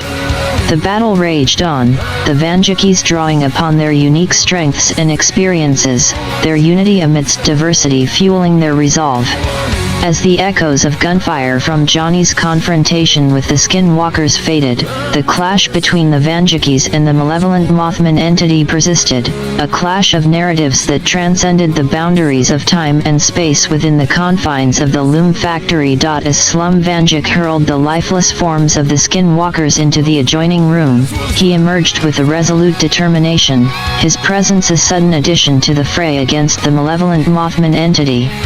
With a stern expression, he positioned himself alongside the other Vandukes, a newfound resolve emanating from his every movement. The malevolent Mothman entity, its chilling gaze fixed upon Slum Vanduke, exchanged a haunting stare, acknowledging the defiance in the eyes of this unexpected ally. Mothman Vanduke, a harbinger of darkness in his own right, recognized the transformative glow in his counterpart's eyes, a badge of honor that signified an unforeseen evolution. Well, uttered Mothman Vanduke, a sardonic edge to his voice. Looks like you finally gained your badge of honor. His words, laden with ominous implications, alluded to the transformative glow that now illuminated Slum Vanduke's eyes, signifying an unforeseen ascension within the eerie confines of the Loom Factory. Slum Vanduke, undeterred by the malevolent entity's eerie acknowledgement, steadied his resolve. His gaze, a mixture of defiance and newfound understanding, locked with Mothman Vanduke's haunted stare, a silent recognition that transcended the confines of their divergent timelines. The battle between the Vandukes and the malevolent Mothman entity raged on, each movement, each calculated strike, a testament to the unyielding determination of these enigmatic figures. Slum Vanduke, now a participant in this otherworldly confrontation, stood as a symbol of transformation within the shifting narrative of the multiverse, a convergence of timelines and destinies within the heart of the Loom Factory's haunting confines. As the Mothman entity, consumed by a haunting scream, transcended into another universe, the Loom Factory fell into an eerie stillness, a haunting silence that lingered in the wake of the otherworldly confrontation. The echoes of the malevolent entity's final proclamation reverberated through the space, a lingering reminder of its enigmatic presence. The four Vandukes, united by an unforeseen convergence of timelines and destinies, stood amidst the aftermath of the harrowing confrontation. Their breaths came in ragged gasps, the adrenaline-fueled battle having subsided into an uncanny calmness. "We did it," murmured Slum Vanduke, a sense of disbelief mingled with triumph evident in his voice. His gaze met those of his counterparts Starfield, Mothman, and Fallout, each harboring a mix of exhaustion and quiet satisfaction. The Loom Factory, now devoid of the malevolent presence that had cast its ominous shadow, bore witness to the unity and resilience of the four Vandukes. Their convergence within this reality, marked by an unforeseen alliance, had emerged victorious against the darkness that had dared to encroach upon their narrative. As the reality of their shared triumph settled upon them, the four Vandukes exchanged knowing glances, a silent acknowledgement of the surreal events that had unfolded within the factory's haunting confines. Their convergence, a convergence of narratives and destinies, had weathered the storm, emerging as the victors against an otherworldly adversary. In the surreal aftermath, the Vandukes stood as a testament to resilience, a coalition forged amidst the chaos of converging timelines. With a shared nod of understanding, they prepared to navigate the uncertain paths that lay ahead, each carrying the echoes of their diverse experiences and the indomitable spirit that bound them together. The Loom Factory, once shrouded in darkness and foreboding, now bore witness to a newfound unity, a unity born from the convergence of the four Vandukes, their shared triumph heralding a narrative that transcended the constraints of time and the complexities of the multiverse. The cryptic echo reverberated through the fabric of the multiverse, a haunting proclamation that transcended the boundaries of time and space. The enigmatic cry, "I'll always come back," resonated within the Loom Factory, a lingering reminder of the Mothman's enduring presence, even across the vast expanse of the multiverse. The four Vandukes exchanged wary glances, a shared understanding that the enigmatic entity's words held weight beyond their current reality. The echoes of the Mothman's parting words lingered, carrying an ominous implication that spoke of an undying persistence, a relentless return that defied the confines of their understanding. Amidst the uneasy silence, a sense of foreboding lingered, a tacit acknowledgement that the Mothman's proclamation transcended the confines of their current victory. The multiverse itself seemed to whisper of an imminent return, a specter that would inevitably resurface in unforeseen guises and timelines. With a solemn nod, the Vandukes, united by their shared ordeal, prepared themselves for the enigmatic entity's inevitable resurgence.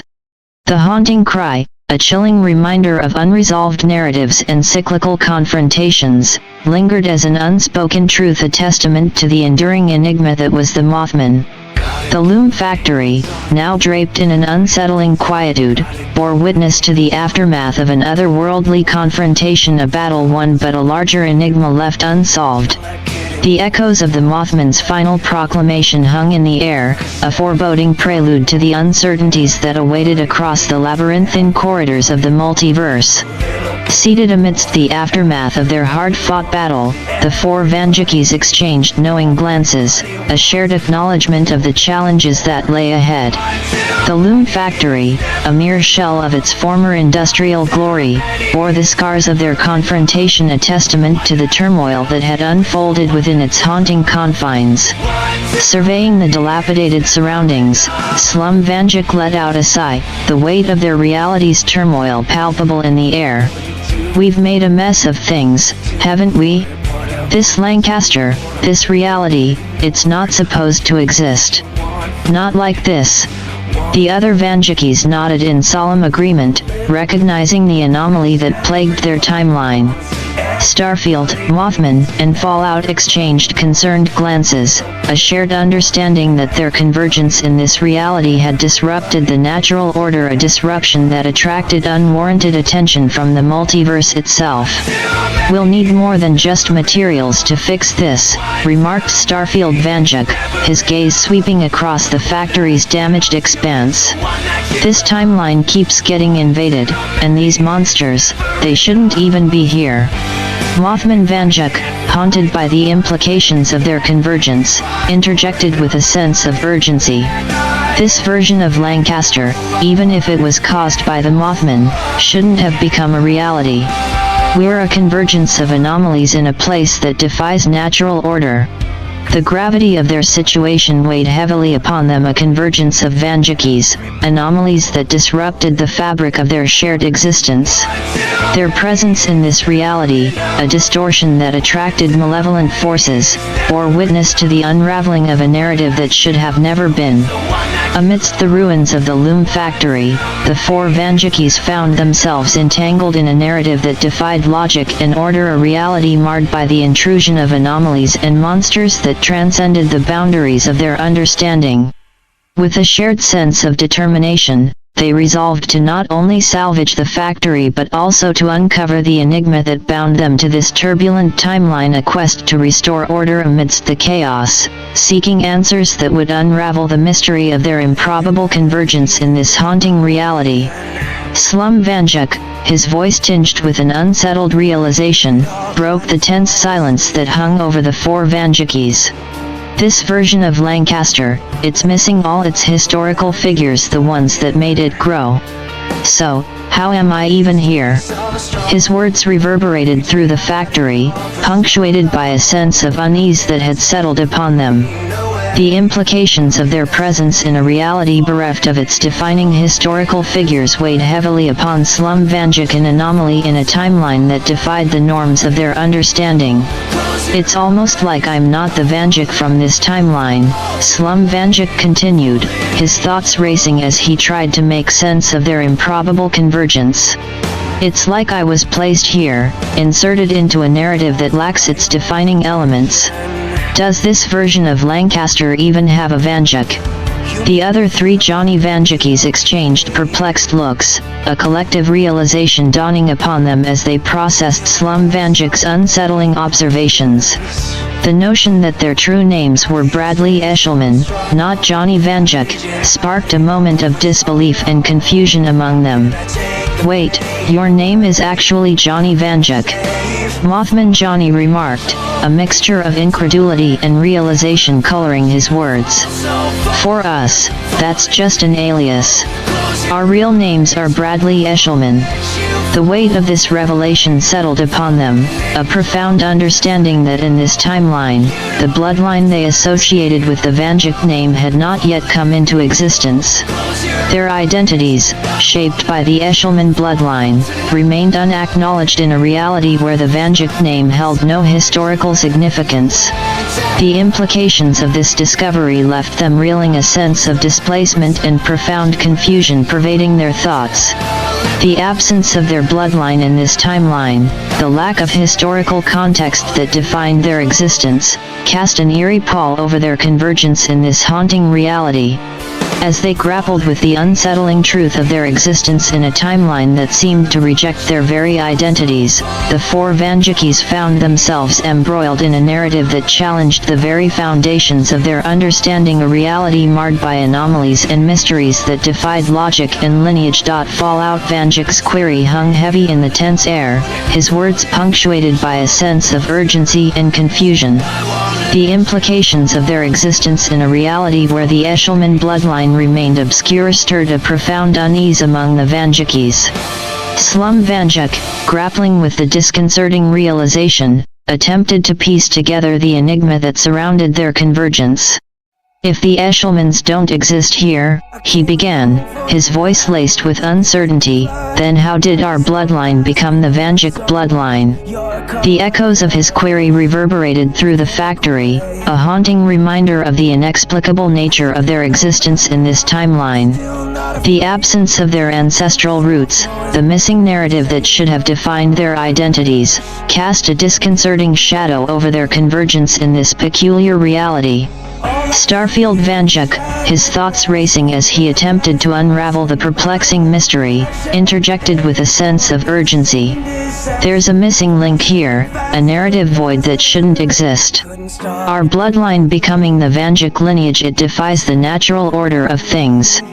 Mothman Johnny, haunted by the implications of their inexplicable existence in this reality, added, "We've always associated ourselves with the Vanduke name, but here, it seems like an anomaly.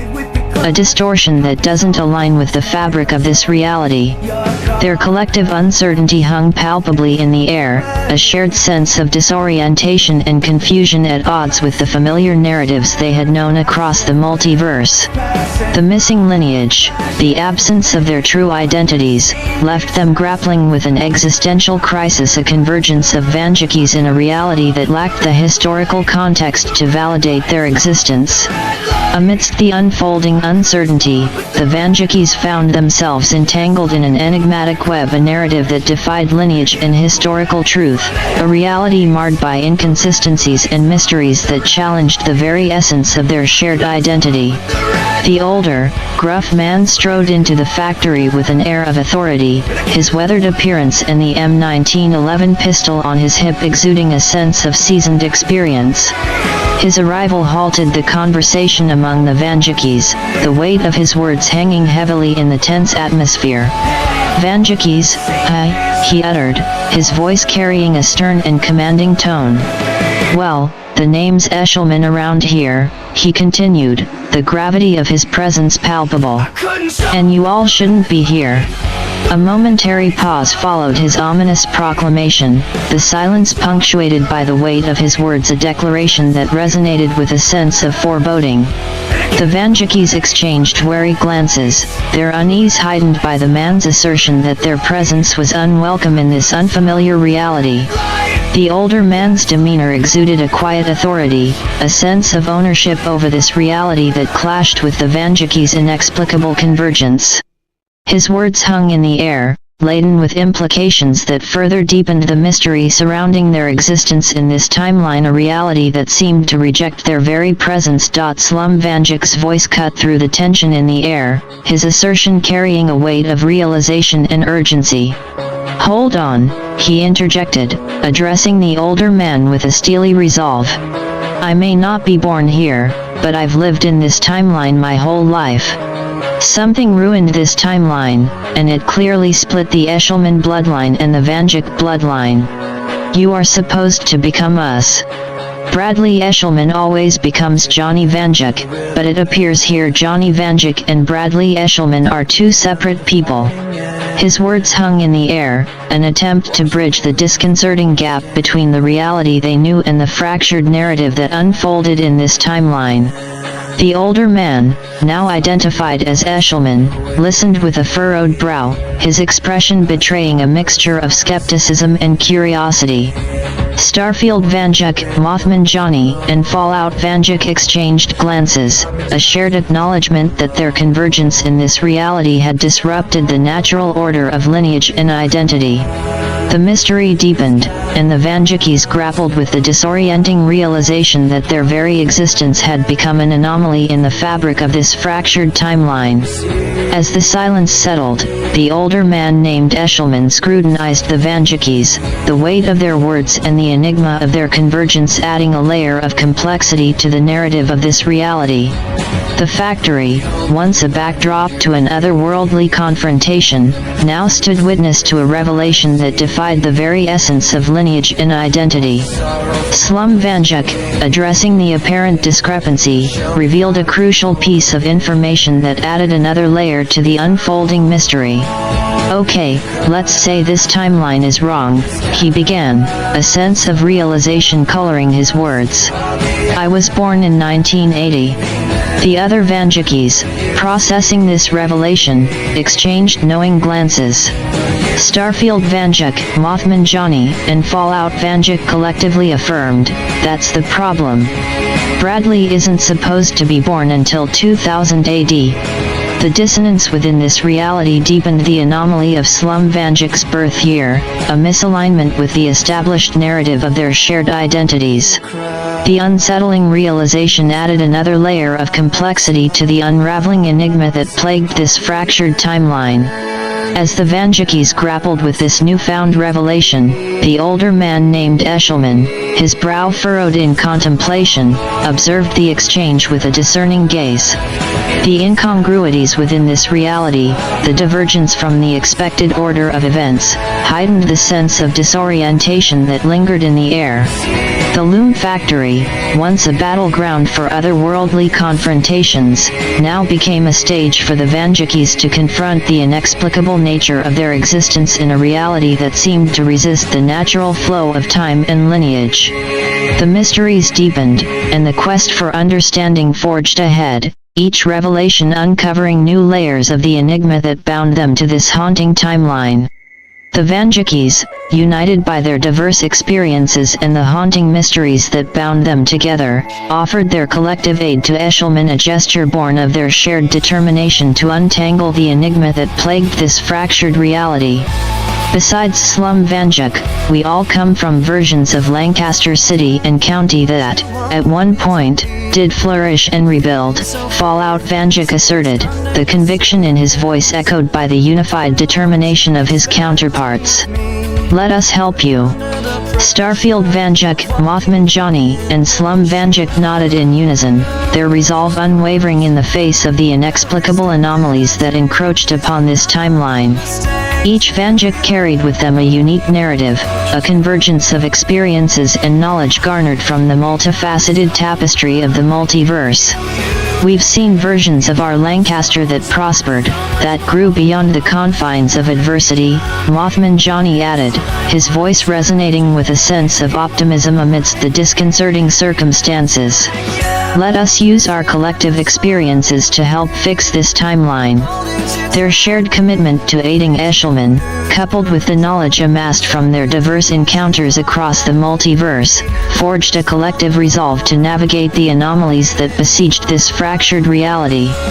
The Vandukes, drawn together by the convergence of their narratives, stood as a united force amidst the unsettling uncertainties that pervaded the Loom Factory. With a shared nod of understanding, the Vandukes and Eshelman prepared to embark on a quest to restore order to this disoriented timeline, a convergence of narratives, experiences, and determination that sought to mend the fractures within the fabric of this haunting reality.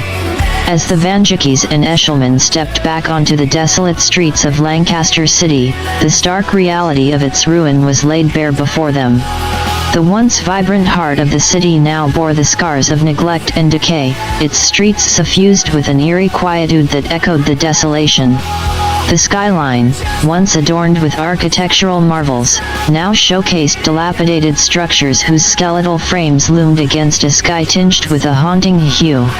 Crumbled facades and shattered windows bore witness to a bygone era, a testament to the city's tumultuous journey from prosperity to destitution. Overgrown foliage, reclaiming its territory, draped the derelict buildings in a tangle of wild ivy and creeping vines.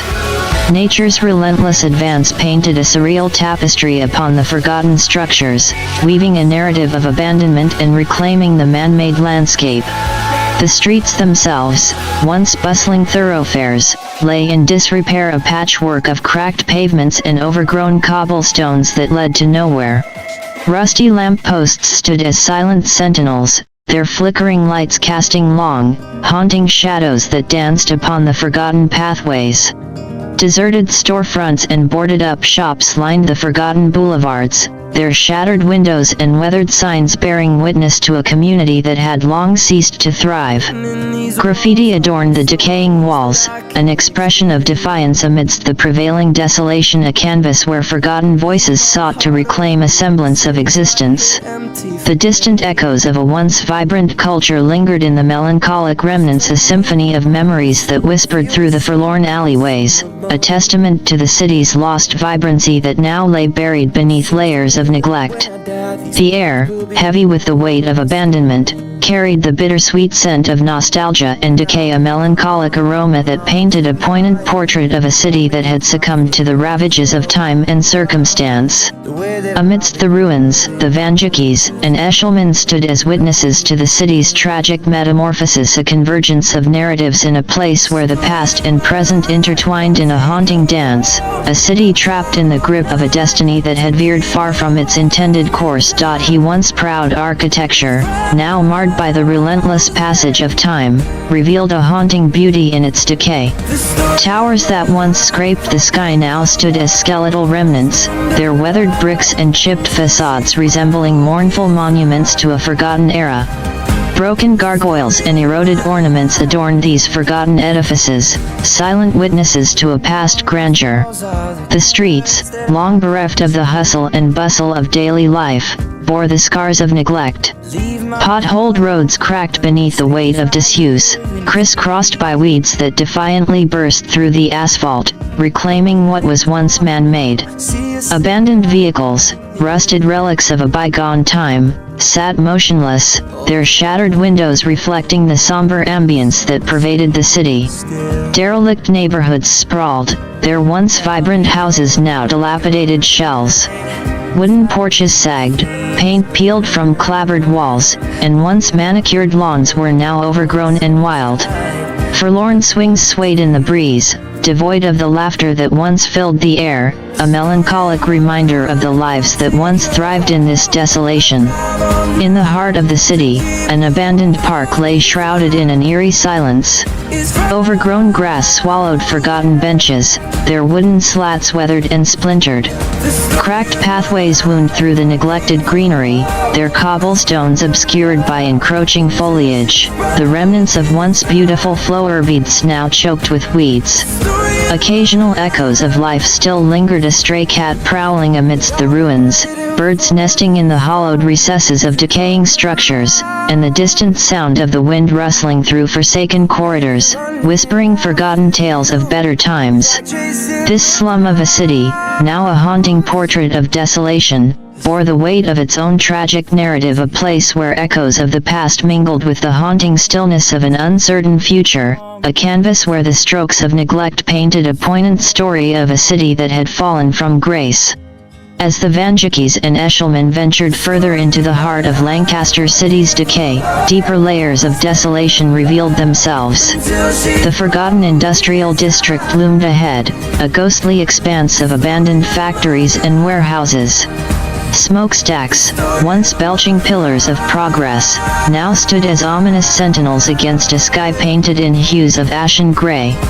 Broken windows and collapsed roofs marked these relics of manufacturing prowess, their cavernous interiors now swallowed by darkness and neglect. The river that once flowed through the heart of the city now mirrored the melancholic state of its surroundings. Its waters, once teeming with life, now trickled sluggishly through polluted banks, carrying the detritus of forgotten ambitions, a ghostly testament to an ecosystem ravaged by disregard. A once grand library stood as a hollow monument to knowledge, its ornate entrance now barred by weathered doors hanging precariously on rusted hinges.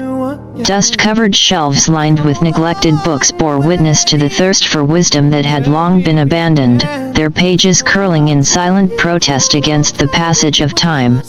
The remnants of a forgotten theater echoed with the whispers of its former glory. Tattered curtains danced with the wind that found its way through shattered windows, while the faded grandeur of ornate balconies and chandeliers spoke of performances that once enraptured audiences, now lost in the silent halls of memory. Amidst the desolation, the occasional glimpse of makeshift shelters hinted at the lingering presence of those who found solace within the city's ruins, a community forged from necessity, seeking refuge amidst the crumbling remnants of a once thriving metropolis.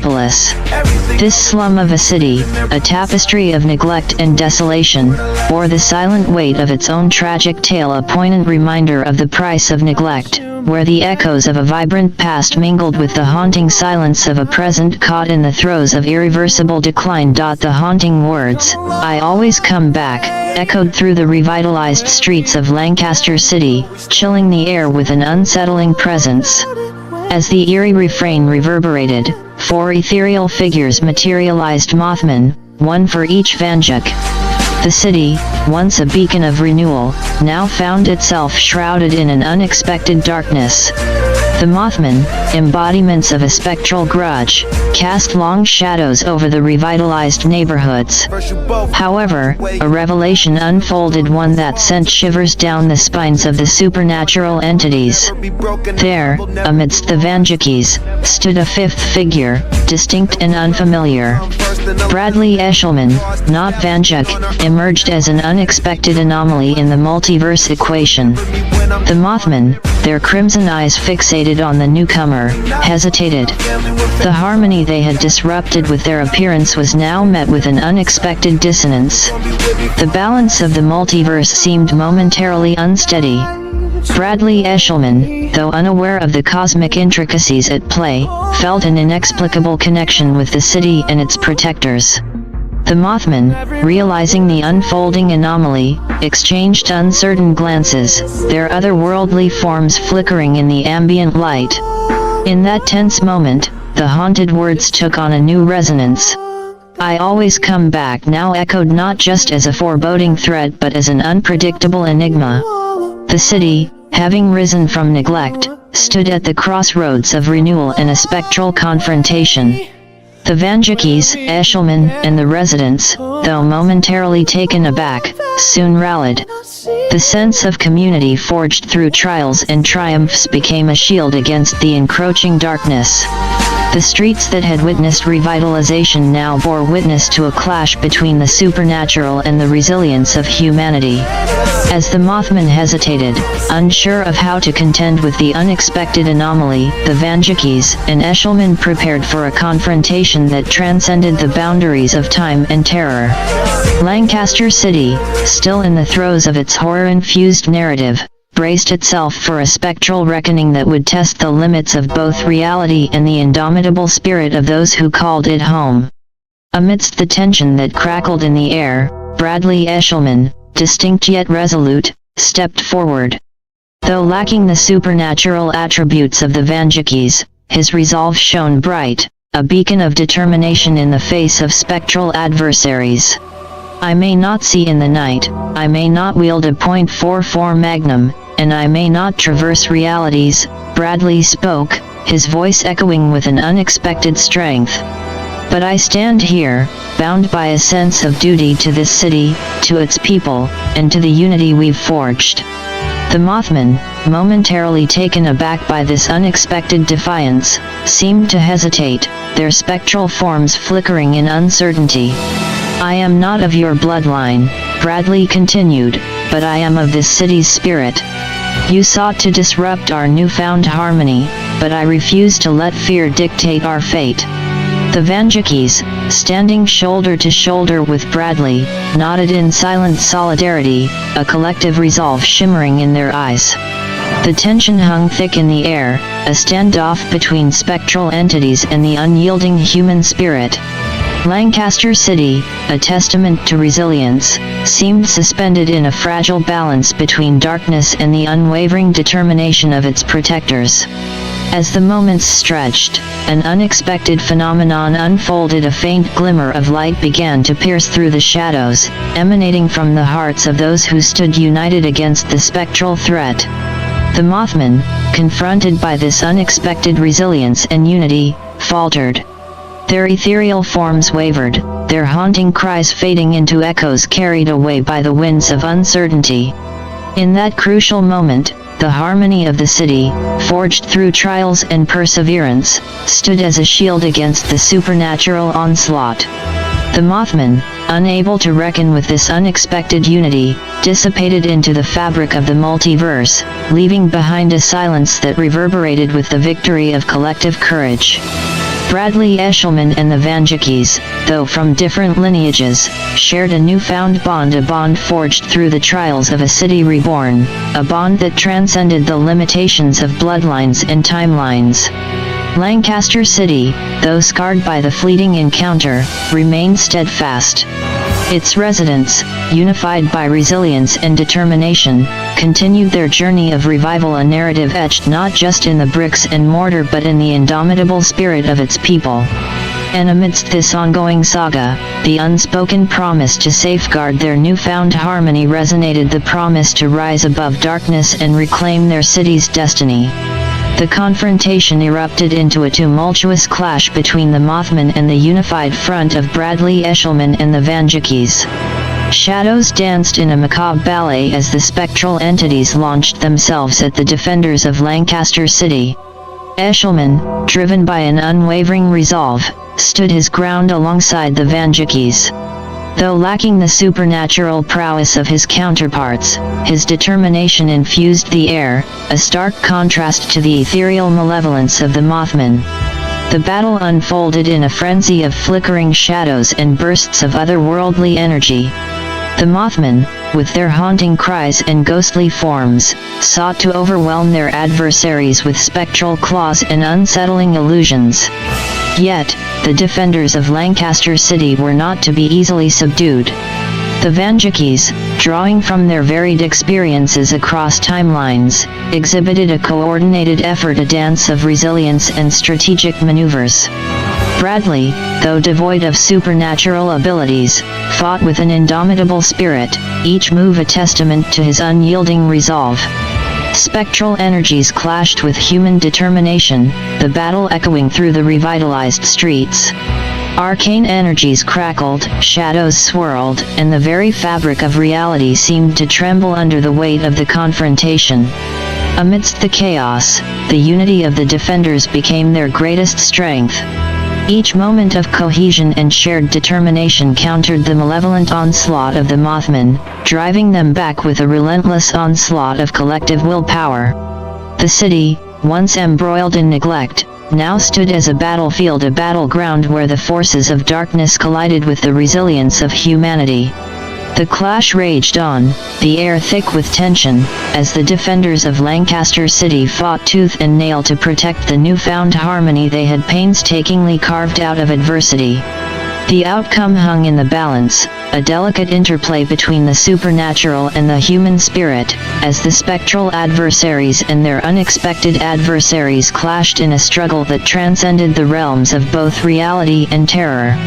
The battle between the defenders of Lancaster City and the spectral Mothmen continued, each side locked in a relentless struggle for supremacy.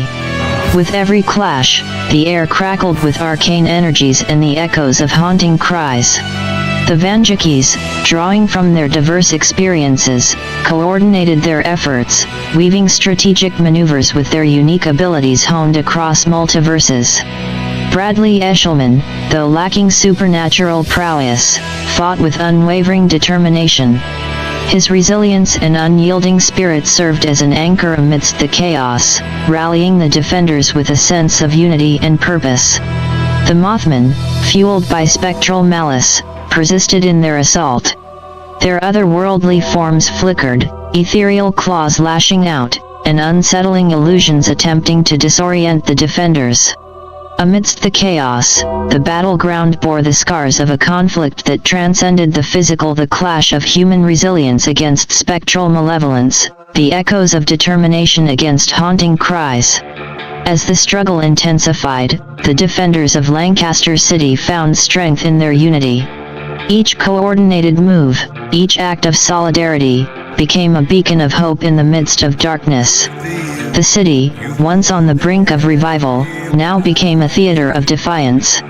The echoes of battle reverberated through its streets, a testament to the unyielding spirit of those who fought not just for survival but for the preservation of their hard-earned unity. Yet, the outcome remained uncertain, a delicate balance between the spectral and the human, a clash that transcended the boundaries of reality and horror.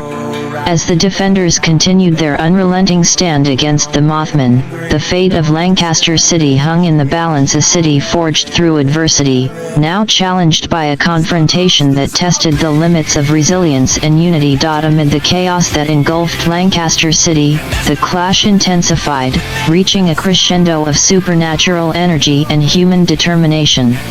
Arcane sparks crackled through the air as the spectral Mothmen launched relentless assaults, their haunting cries piercing through the night. Shadows danced in a haunting rhythm, intertwining with bursts of raw determination from the defenders. The Vandukes, drawing from their multiversal experiences, orchestrated intricate maneuvers, countering the Mothmen's ethereal assaults with calculated precision. Their diverse abilities intertwined a tapestry of time, space, and resilience woven into every movement. Bradley Eshelman, standing firm amidst the spectral onslaught, channeled an unexpected vigor, his determination acting as a grounding force amidst the chaotic tempest. Though devoid of supernatural powers, his unwavering resolve fueled the defenders' unity. The battleground, once a beacon of revitalization, now bore the scars of a spectral confrontation. Shadows swirled in a macabre dance, spectral claws clashed against resilient wills, and the cityscape echoed with a cacophony of unearthly cries and human determination. Buildings trembled, streetlights flickered erratically, and the very fabric of reality seemed to fray at the edges as the clash between the defenders and the Mothman intensified, a conflict that transcended the bounds of mortal comprehension. The outcome remained shrouded in uncertainty, a precarious balance between spectral malevolence and human fortitude. In this chaotic dance between the supernatural and the resilient, Lancaster City stood as a battleground, a testament to the unwavering spirit of those who fought to protect their newfound harmony amidst the looming darkness. In a harrowing twist, one of the Mothmen seized Bradley Eshelman, ascending into the night sky. However, Bradley, armed with his M1911, refused to succumb to the ethereal abduction. With a resolute determination, he aimed the pistol and fired, causing the creature to plummet back to the earth. The impact shook the rooftop upon which they crashed, debris scattering in the aftermath. Unfazed, Bradley emerged from the wreckage, facing the injured Mothman with newfound resolve. The air crackled with tension as the two locked eyes. A visceral fist fight ensued, a clash between mortal tenacity and spectral malevolence. Bradley, empowered by his unyielding spirit, exchanged blows with the otherworldly adversary. Each punch echoed the struggle between the human essence and the haunting specter. As the battle reached its zenith, Bradley's relentless assault forced the Mothman to the ground. He delivered a series of stomps, the sound of ethereal dust emanating from the creature's form. With each stomp, the malevolent presence waned, dissipating into the night. In the aftermath, Bradley Eshelman, now marked by the intensity of the supernatural confrontation, felt a profound transformation. The shadows that once cloaked him now seemed to bend to his will, and the night revealed its secrets to his heightened senses. A metamorphosis had occurred. Bradley Eshelman, once an ordinary resident of Lancaster City, had become a Vanduke. The city, still trembling from the recent clash, bore witness to the emergence of a new protector, a defender who, through the crucible of chaos, had earned the mantle of Vanduke. As the echoes of the confrontation faded, Bradley stood amidst the rooftop wreckage, now a symbol of the city's resilience and the indomitable spirit that had weathered the storm. The night, once an adversary, now became a canvas for his newfound abilities, a testament to the unpredictable nature of the multiverse and the extraordinary journey of those who called Lancaster City home.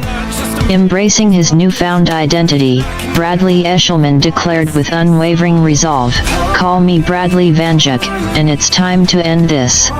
The echoes of his proclamation reverberated through the night, a declaration that marked the beginning of a decisive confrontation against the remaining Mothman. The rooftop, still bearing the scars of the spectral clash, served as the battleground for the final chapter of this otherworldly conflict. Bradley Vanduke, now attuned to the shadows and armed with newfound abilities, faced the spectral adversaries with an air of determination. The remaining Mothmen, though shaken by the defeat of their counterpart, lingered in the shadows, their crimson eyes fixated on the transformed defender. The city, once embroiled in chaos, awaited the resolution of this supernatural struggle. The revitalized streets below, now illuminated by the faint glow of streetlights, bore witness to the culmination of a tale that transcended time, reality, and the very fabric of horror. With a resolute stride, Bradley Vanduke descended from the rooftop, shadows clinging to him like loyal allies. The Mothman, sensing the shift in the balance of power, hesitated. The battleground became a tense tableau, each side poised for the final clash that would determine the fate of Lancaster City. The night, now a tapestry of shadows and determination, awaited the conclusion of this extraordinary tale. Bradley Vanduke, once an ordinary resident, now stood as the embodiment of the city's resilience, ready to face the spectral adversaries and bring an end to the haunting whispers that had threatened the newfound harmony of Lancaster City. In a moment of unity and courage, each of the Vandukes, drawing upon their unique abilities and experiences from their respective timelines, orchestrated a coordinated assault on the remaining Mothmen. With strategic precision and unwavering determination, they incapacitated the spectral adversaries, leaving only one of the haunting entities standing. As the final Mothman, sensing the impending defeat, attempted to retreat into the Veil of Shadows, a transformation took place within the streets of Lancaster City. From every corner, every alleyway, and every building emerged the resilient residents, their faces set with a shared resolve. The citizens of Lancaster, once bystanders in the supernatural conflict, now became the vanguard of their city's defense. Fueled by a collective determination to protect their home, they stormed out from their hiding spots, converging upon the last Mothman. A chorus of voices, a symphony of determination, rose in the air as the citizens encircled the spectral entity. Armed with makeshift weapons, unyielding spirit, and a shared determination, they refused to let fear dictate their fate any longer. The Mothman, cornered by the unified force of the city's inhabitants, found itself confronted by a wall of human resilience and unspoken pact to defend their city against the encroaching darkness. As the citizens closed in, their collective will overwhelming the spectral adversary, the Mothman, unable to withstand the relentless assault, dissipated into a cloud of ethereal dust. Silence descended upon the city streets, broken only by the whispers of the night breeze. Lancaster City, once shrouded in the shadows of supernatural turmoil, now stood bathed in the glow of its resilient inhabitants. The citizens, having faced their fears united, exchanged glances filled with a shared sense of accomplishment. Their city, a testament to resilience and unity, had triumphed against the spectral threat that had haunted its streets. In the aftermath of the supernatural clash, Lancaster City found solace in the unity forged through adversity, a unity that transcended fear and forged a bond among its residents, a bond that would endure in the city's history as a testament to the strength of community and the triumph of the human spirit. Indeed, the harrowing ordeal that had gripped Lancaster City had reached its conclusion. The echoes of supernatural conflict faded into the night, leaving behind a city transformed by resilience and unity. The streets, once a battleground between the spectral and the human, now bore witness to a quiet calm. Lancaster City stood as a testament to the unyielding spirit of its inhabitants, their unity having dispelled the haunting shadows that had threatened their newfound harmony. Amidst the silence, the residents emerged from their hiding spots, their faces etched with a sense of relief and triumph. They exchanged nods and glances, acknowledging the shared courage that had united them in the face of fear. The Vandukes, having played a pivotal role in the city's defense, stood together with Bradley Vanduke, the newfound protector of Lancaster City. Each Vanduke, though from different timelines, shared a silent understanding, a bond forged through a shared experience that transcended the boundaries of their multiversal origins. As the night settled, the city embraced a newfound tranquility. The revitalized streets, once plagued by darkness, now glistened under the faint glow of streetlights, a testament to the resilience and courage of its inhabitants. Bradley Vanduke, now an integral part of the city's narrative, stood amidst the revitalized landscape, a symbol of the city's triumph over the supernatural forces that had threatened its existence. In the heart of Lancaster City, a story had been etched, a tale of courage, unity, and the indomitable spirit that had prevailed against the darkest of adversaries. And as the city settled into the quietude of the night, the echoes of this extraordinary saga remained a testament to the resilience and unity that had transformed Lancaster City from a slum of despair into a beacon of hope and fortitude. In the years that followed the supernatural upheaval, Lancaster City underwent a remarkable metamorphosis, a phoenix rising from the ashes of despair to embrace a new era of prosperity and resilience. The once dilapidated streets and desolate buildings gradually transformed into vibrant avenues bustling with life. The citizens, emboldened by their collective triumph, joined hands in revitalizing their beloved city. Community initiatives flourished, breathing life into every corner of Lancaster. Abandoned buildings were repurposed into vibrant community centers and art spaces, each brick and mortar a testament to the city's resurgence. The scars of the past became canvases for murals, depicting tales of unity and triumph. Commerce thrived as local businesses, once struggling, now prospered in the rejuvenated atmosphere. The once neglected neighborhoods found renewed vigor as residents poured their efforts into building a stronger, more connected community. Education flourished, with innovative programs aimed at nurturing the city's youth.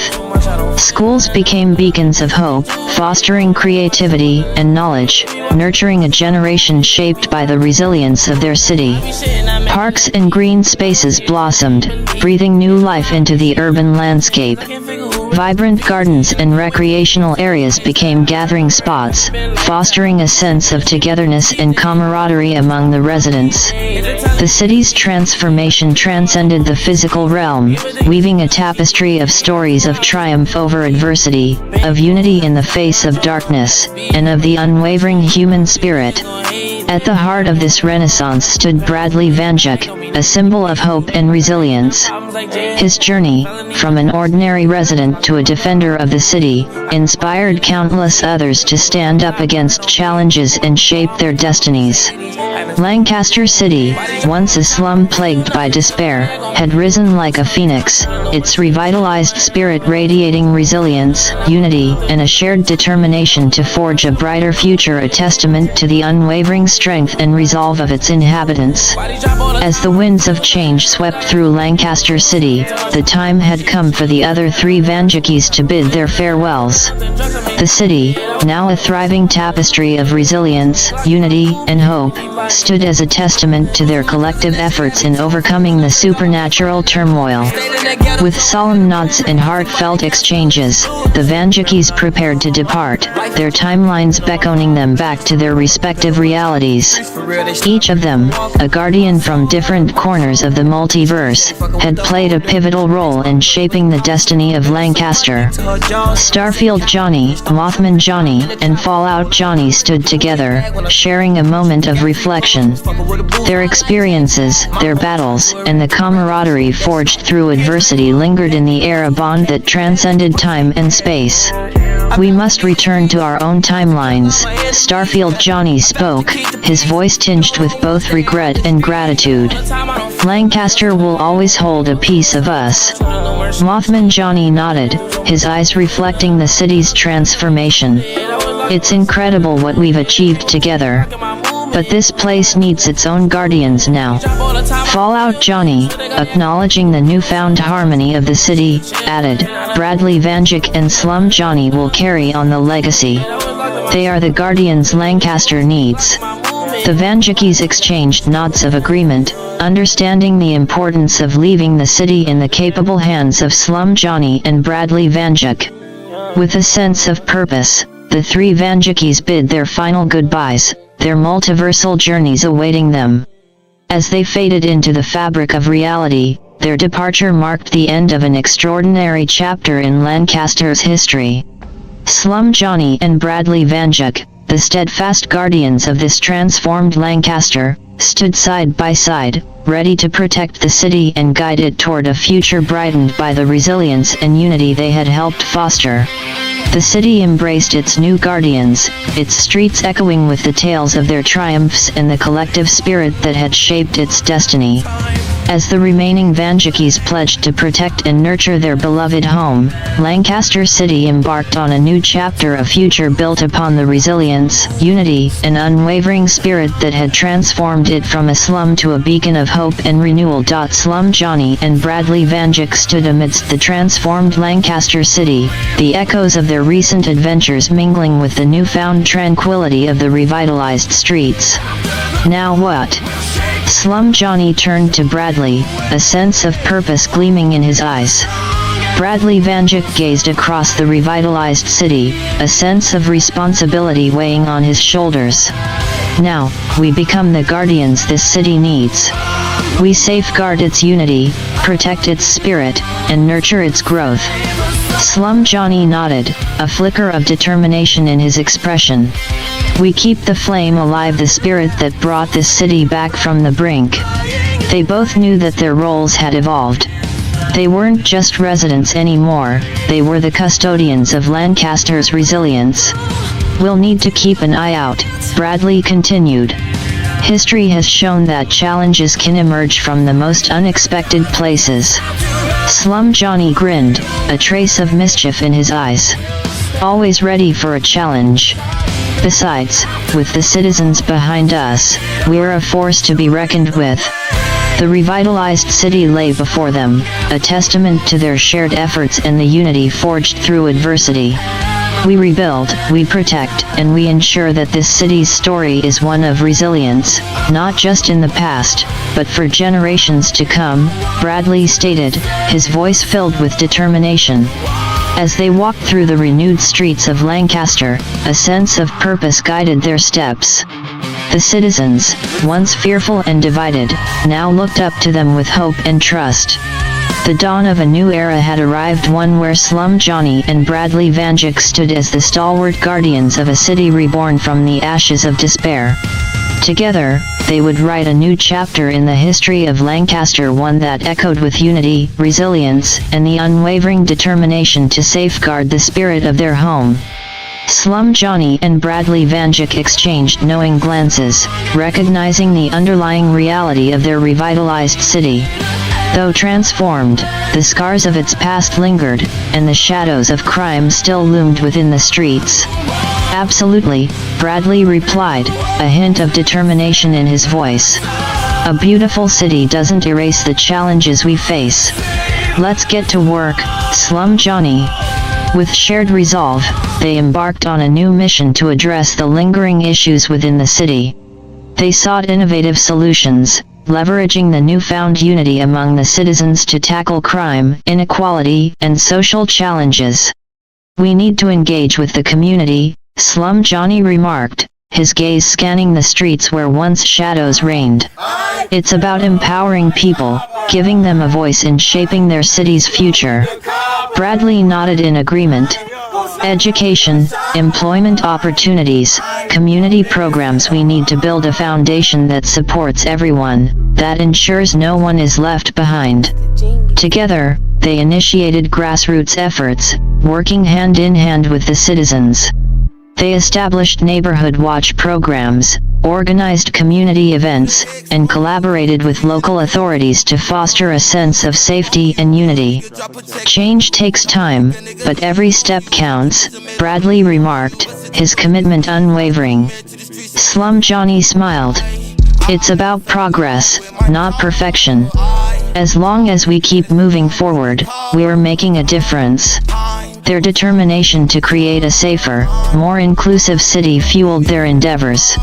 They worked tirelessly, overcoming obstacles, and celebrating every small victory.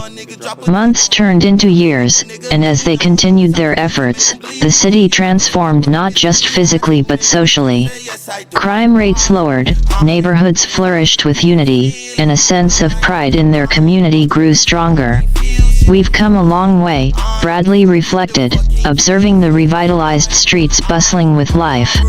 Slum Johnny nodded, a sense of accomplishment reflected in his eyes. The city's spirit is stronger than ever. But our work isn't done. We keep pushing forward, building a city where everyone feels safe and valued. Their commitment remained unwavering, a dedication to nurture a city that echoed with unity, resilience, and the promise of a brighter future for all its inhabitants. As Slum Johnny and Bradley Vanduke patrolled the revitalized streets of Lancaster, a sudden commotion caught their attention. In the distance, they witnessed a standoff unfolding, a group of radicals attempting to raid an EMT dispatch, endangering the vital emergency services that the city relied on. Without hesitation, the Vandukes sprang into action. Their reputation as the guardians of Lancaster preceded them, and the citizens, aware of their commitment, quickly made way for the duo to intervene. Slum Johnny, with a stern expression, addressed Bradley. "Looks like trouble. Let's put an end to this." The radicals, unaware of the formidable force heading their way, persisted in their attempt to disrupt the emergency services. Little did they know, they were about to face the best of the best, the Vandukes. As Slum Johnny and Bradley approached the scene, an air of authority surrounded them. Their mere presence began to diffuse the tension, but the radicals, driven by misguided motives, remained defiant. Bradley Vanduke stepped forward, his voice cutting through the tension. "This ends now. We won't allow you to jeopardize the safety of our city." Slum Johnny, ever resourceful, assessed the situation, ready to act with precision. "Give it up. You're facing the Vandukes. Surrender peacefully, and we might go easy on you." The citizens, emboldened by the Vandukes' arrival, watched as the events unfolded. A hushed anticipation filled the air, and the radicals, outnumbered and outmatched, hesitated in the face of the formidable guardians. The standoff reached its climax, and with a swift and coordinated effort, Slum Johnny and Bradley Vanduke disarmed the radicals, ensuring the safety of the EMT dispatch and the continued operation of essential services. As the situation de-escalated, the citizens applauded the Vandukes, recognizing the unwavering commitment that had once again preserved the peace of their city. The Guardians, with a nod of satisfaction, resumed their patrol, reaffirming their dedication to a city where unity and safety prevailed over any threat. The crackle of an AR-15 shattered the momentary calm as a radical, driven by defiance, fired off a shot in a reckless act. However, the Vandukes, with reflexes honed by experience and a determination unmatched, moved swiftly. Before the echo of the shot subsided, Slum Johnny and Bradley Vanduke reacted with lightning speed. In a blur of motion, they deftly deflected the threat, their swift movements akin to a choreographed dance. The citizens watched in awe as the Vandukes displayed a level of agility and precision that defied belief. The bullet, aimed at sowing chaos, found no mark. Instead, it met the resolute defense of the Guardians, ricocheting harmlessly away from its intended target. The radicals' attempt to instill fear faltered in the face of the Vandukes' indomitable resolve. The Vandukes, unfazed by the attempted aggression, stood tall, their unwavering commitment to protecting the city shining through. Their steely gazes and composed demeanor conveyed a clear message, one of unwavering determination and unyielding defense against any threat to Lancaster's safety. The citizens, witnessing the Vandukes' unmatched prowess and valor, felt reassured. They knew that as long as the Vandukes safeguarded their city, its safety remained unwavering. The radicals' misguided act of aggression had been swiftly neutralized, leaving the citizens with a renewed sense of security, a testament to the unwavering vigilance of their guardians, Slum Johnny and Bradley Vanduke. The lone radical, driven by desperation, lunged forward with a sword, aiming to strike down Slum Johnny. However, the would-be assailant underestimated the resilience of the Vandukes. With a swift and practiced movement, Slum Johnny intercepted the sword strike, catching the blade with his bare hands. To the astonishment of the onlookers, the sword shattered upon contact with Slum Johnny's formidable strength. Slum Johnny, now holding the broken remnants of the sword, looked at the radical with a mix of disbelief and amusement. "You thought a sword would work against me? Really? He continued, his tone filled with a blend of incredulity and assurance. "I've crashed through literal concrete buildings with no armor. Did you truly believe a mere sword could pose a threat? You picked the wrong fight." The radical, realizing the futility of their attempt, took a step back, clearly outmatched by the sheer might and resilience of the Vandukes. The citizens, witnessing the spectacle, couldn't help but marvel at the unmatched strength and fortitude displayed by Slum Johnny. With the threat neutralized, Slum Johnny and Bradley Vanduke stood tall, guardians of a city that refused to bow to intimidation. The citizens, reassured by the Vandukes' unwavering defense, returned to their daily lives, knowing that as long as the Guardians stood vigilant, their city would remain a haven of safety and resilience. As the confrontation with the radicals came to a swift end, Slum Johnny and Bradley Vanduke stood amidst the fading tension, their presence a testament to Lancaster's newfound resilience. The citizens, witnessing the unwavering valor of the Vandukes, surrounded them with expressions of gratitude and admiration. The attempted disruption had been thwarted, and the city's unity stood unshaken. With a nod to each other, Slum Johnny and Bradley Vanduke resumed their patrol, their commitment unwavering. As they walked through the streets, the echoes of the day's events lingered, a reminder of the challenges yet to be overcome. However, amidst the shadows of the past, a beacon of hope shone brightly. The citizens, inspired by the Vandukes' unwavering dedication, pledged to stand united against any threat that dared to cast a shadow over their revitalized city. Days turned into weeks, and weeks into months, yet the memory of the Vandukes' defense against adversity lingered in the hearts of Lancaster's inhabitants. Their actions had solidified a bond between the city and its protectors, ensuring that the spirit of unity and resilience remained ingrained in the city's identity. Slum Johnny and Bradley Vanduke continued their vigilant watch, safeguarding their beloved city. Their presence, a symbol of unwavering determination, served as a constant reminder that in the face of any challenge, Lancaster stood united. As the sun dipped below the horizon, painting the sky with hues of orange and crimson, the streets of Lancaster City exuded a sense of tranquility. The city, once a slum plagued by darkness, had transformed into a beacon of hope, a testament to the unyielding spirit of its inhabitants and the steadfast guardianship of Slum Johnny and Bradley Vanduke. The echoes of their endeavors resonated through the revitalized streets, a tale of unity, resilience, and the unbreakable spirit of a city that had risen from the ashes of despair. In Lancaster, the legacy of the Vandukes persisted, a legacy etched in the heart of a community that refused to be defined by its past but rather by the unwavering resolve to forge a brighter future, united and undeterred. As the night settled over the transformed cityscape of Lancaster, Slum Johnny and Bradley Vanduke found themselves standing atop a vantage point, a place that once overlooked desolation but now embraced a city reborn. Together, they surveyed the cityscape, witnessing the vibrancy that had emerged from the ashes of the past. Lights twinkled in the distance, a testament to the collective efforts that had revitalized once forgotten neighborhoods. "It's incredible, isn't it?" Bradley remarked, his voice carrying a sense of fulfillment. From a city haunted by its history to a beacon of hope and unity. Slum Johnny nodded, a quiet pride in his demeanor. "We've seen it all: fear, darkness, and now this city, resilient and united." Their journey, marked by trials and triumphs, had shaped not only the city but also their own understanding of resilience and unity.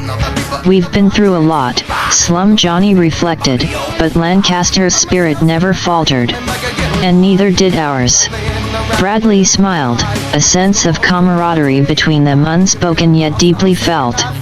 "We're guardians now, not just of the city, but of its spirit." The city lay below, a tapestry of lights and life that reflected the unity and resilience of its inhabitants. Slum Johnny and Bradley Vanduke, the steadfast guardians, embraced their role with unwavering commitment, knowing that the city's future was in capable hands. As the night enveloped them, they turned to each other, a silent understanding passing between them. Their journey as guardians had only just begun.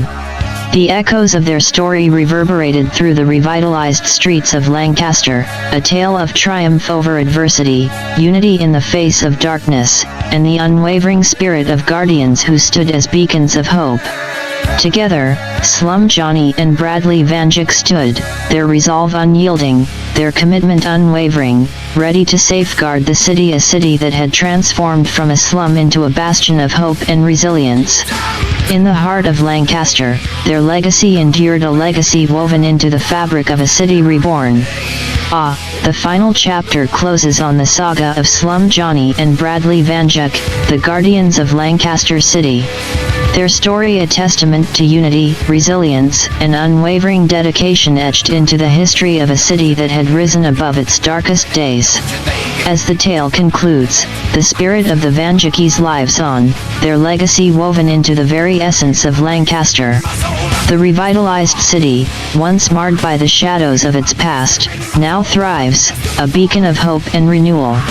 And so, as the story fades into the annals of time, the Guardians' commitment remains, a guiding light for all who call Lancaster home, a reminder that unity and resilience prevail even in the face of the most formidable challenges. With the closing of this chapter, the legacy of Slum Johnny and Bradley Vanduke endures, a legacy of courage, unity, and the unyielding spirit that transformed a slum into a city of hope.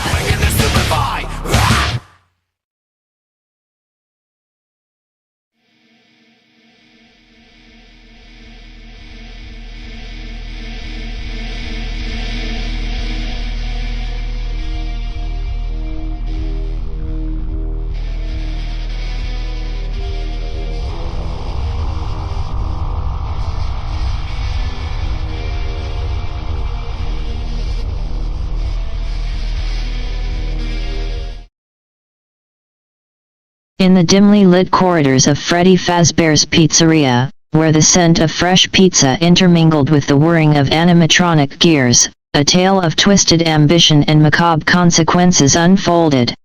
William Afton, a man driven by an unconventional vision of joy, found himself at the crossroads of dreams and despair. It all began with a Circus Bears mesmerizing live show, sparking a revelation in Afton's mind. Fueled by a desire to bring unparalleled entertainment to the world, he ventured into the realm of animatronics. However, lacking expertise in the intricacies of crafting lifelike creatures, he initially resorted to crude, makeshift costumes. Enter Henry, a man with a shared passion for Afton's dream. Together, they embarked on a journey to design animatronics that would captivate and enchant audiences. Little did they know that this collaboration would sow the seeds of their own demise. The turning point came when rival establishments introduced knockoff versions of Afton's creations, the mediocre melodies. Afton's frustration mounted as he discovered that Henry had played a role in the development of these imitations. The dream that once united them now became a source of bitter resentment. In a fit of madness, Afton's fury was unleashed upon Henry's innocent daughter. The echoes of her tragic demise reverberated through the pizzeria, leaving a stain on the once hopeful dream.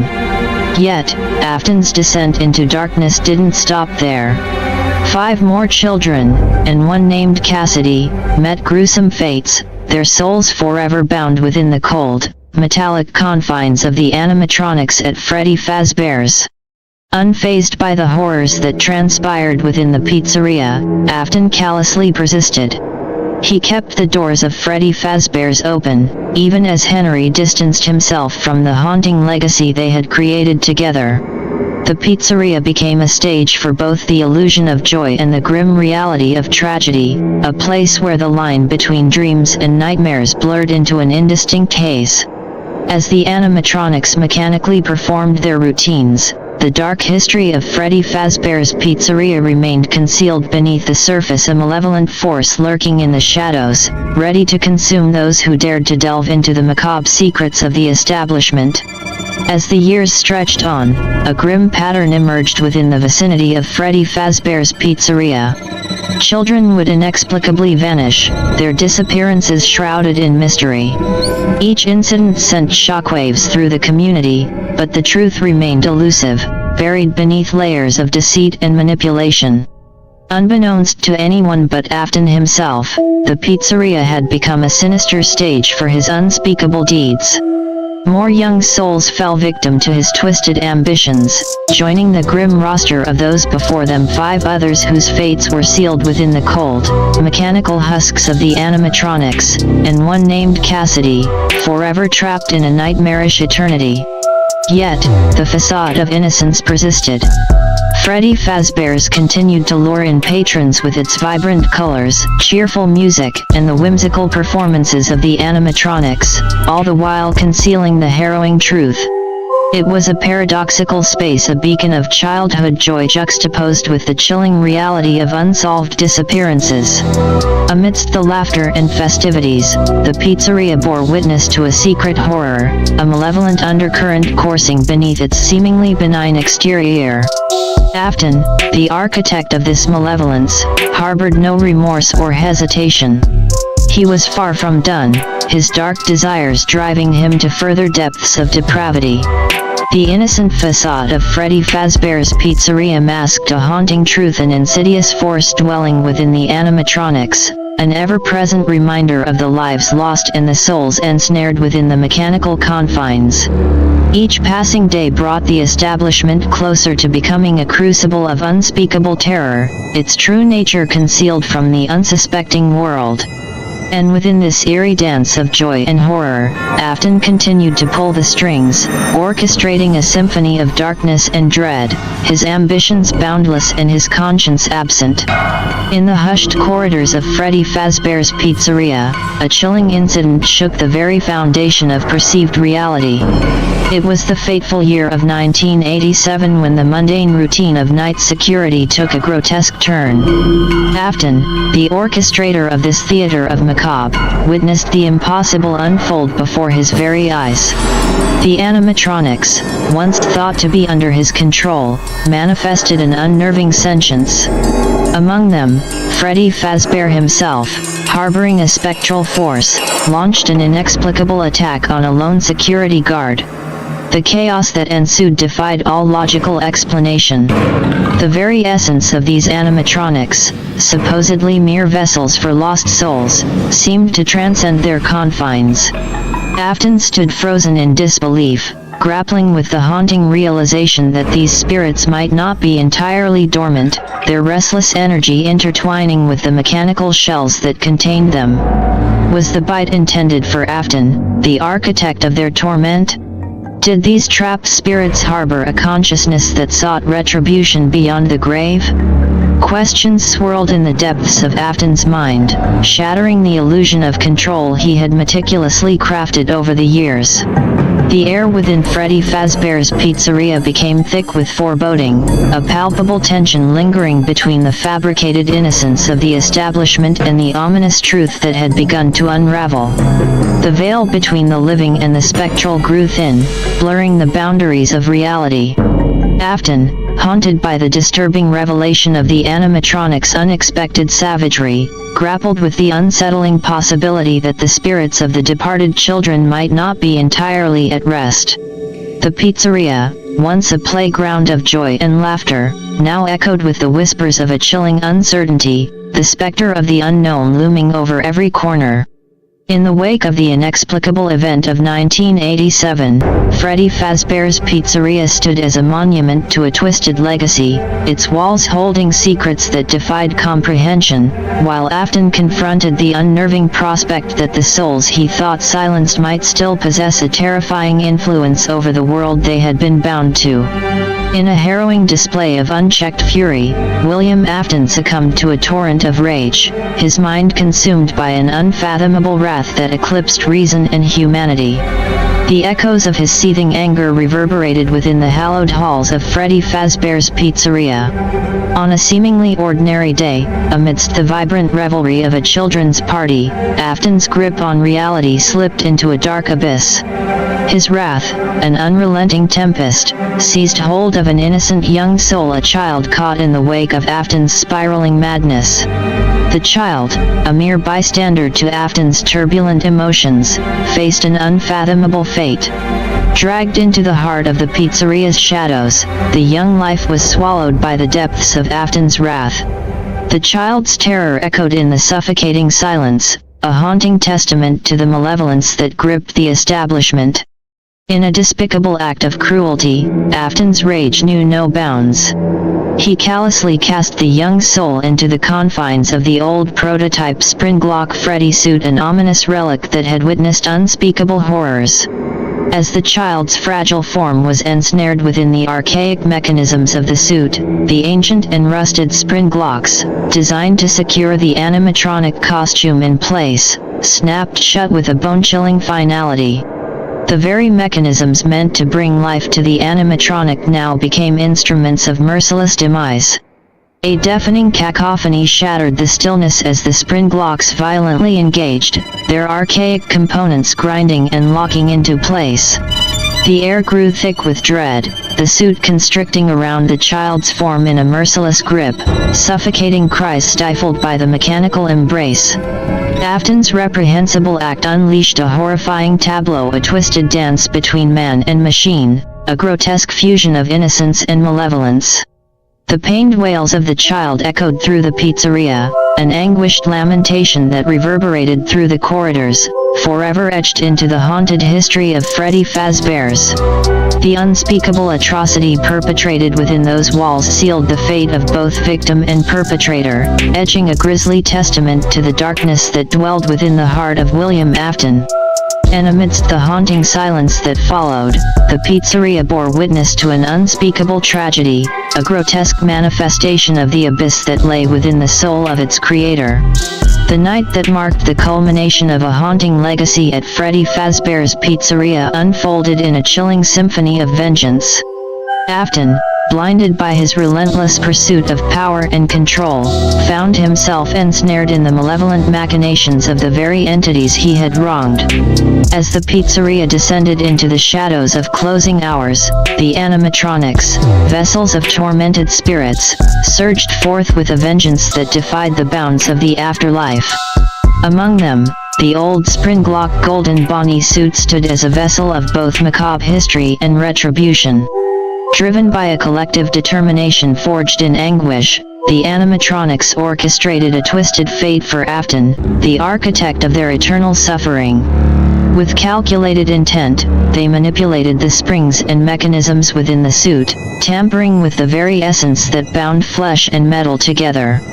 In a cruel twist of fate, Afton found himself at the mercy of the animatronics, a victim of his own malevolence. The springs, once tools of torment for others, now became instruments of his excruciating imprisonment.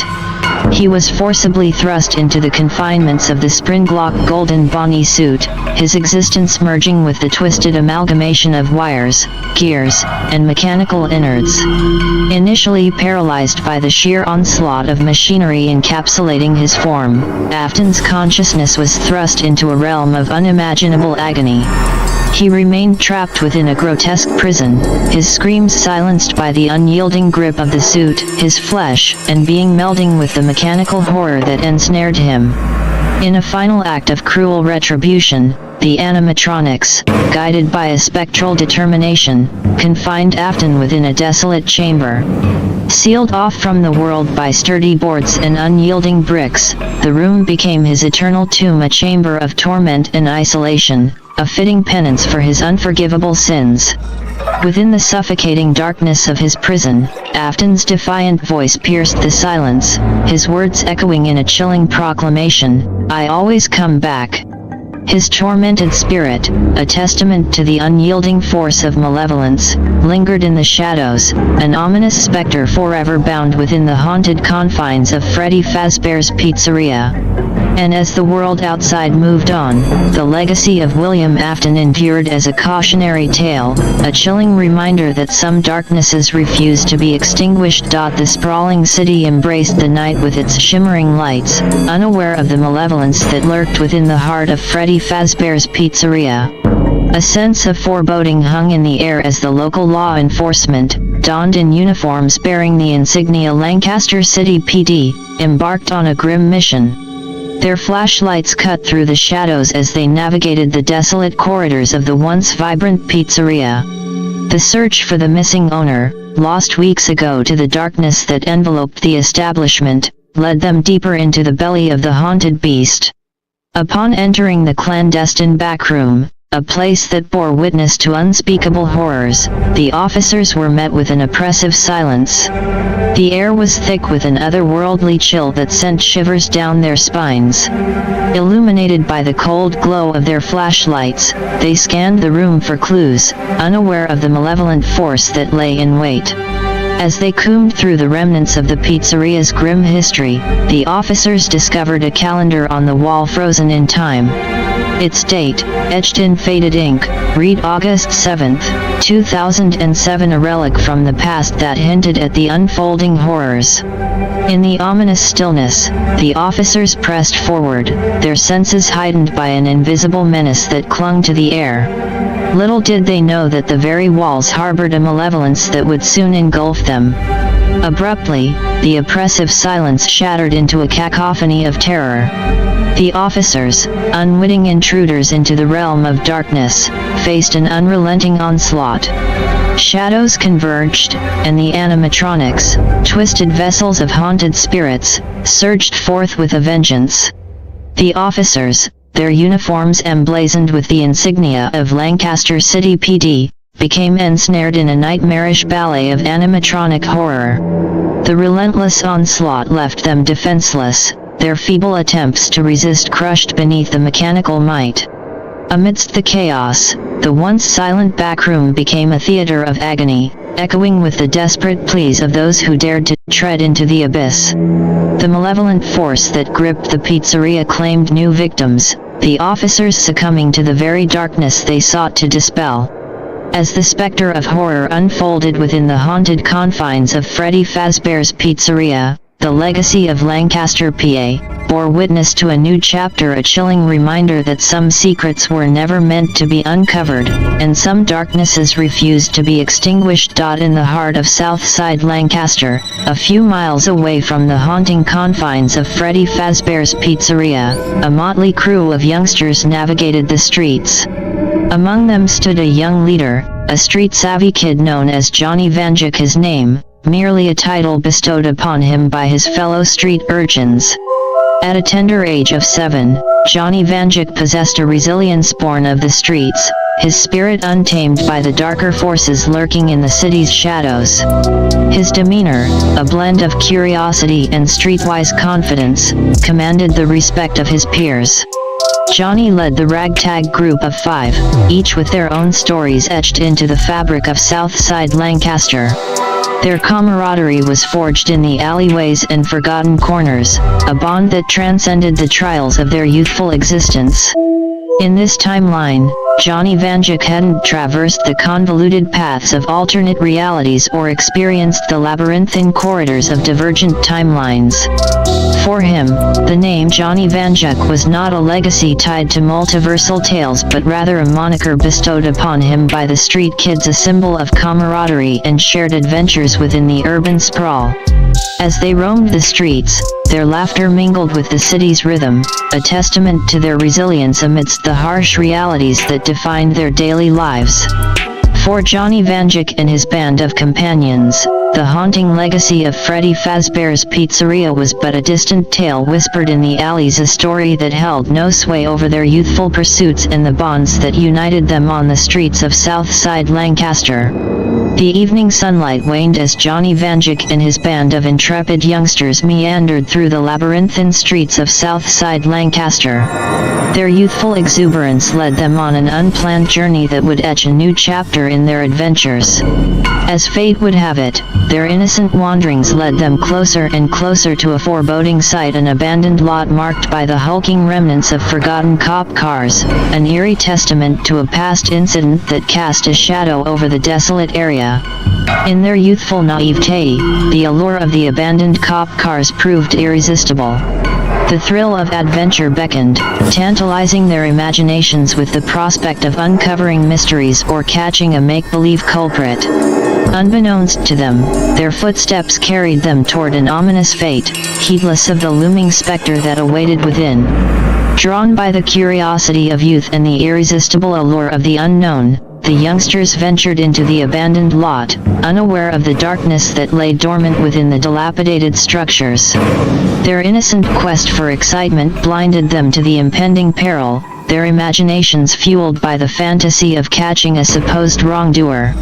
In their youthful folly, they failed to comprehend the gravity of the situation, oblivious to the haunting legacy that surrounded the area.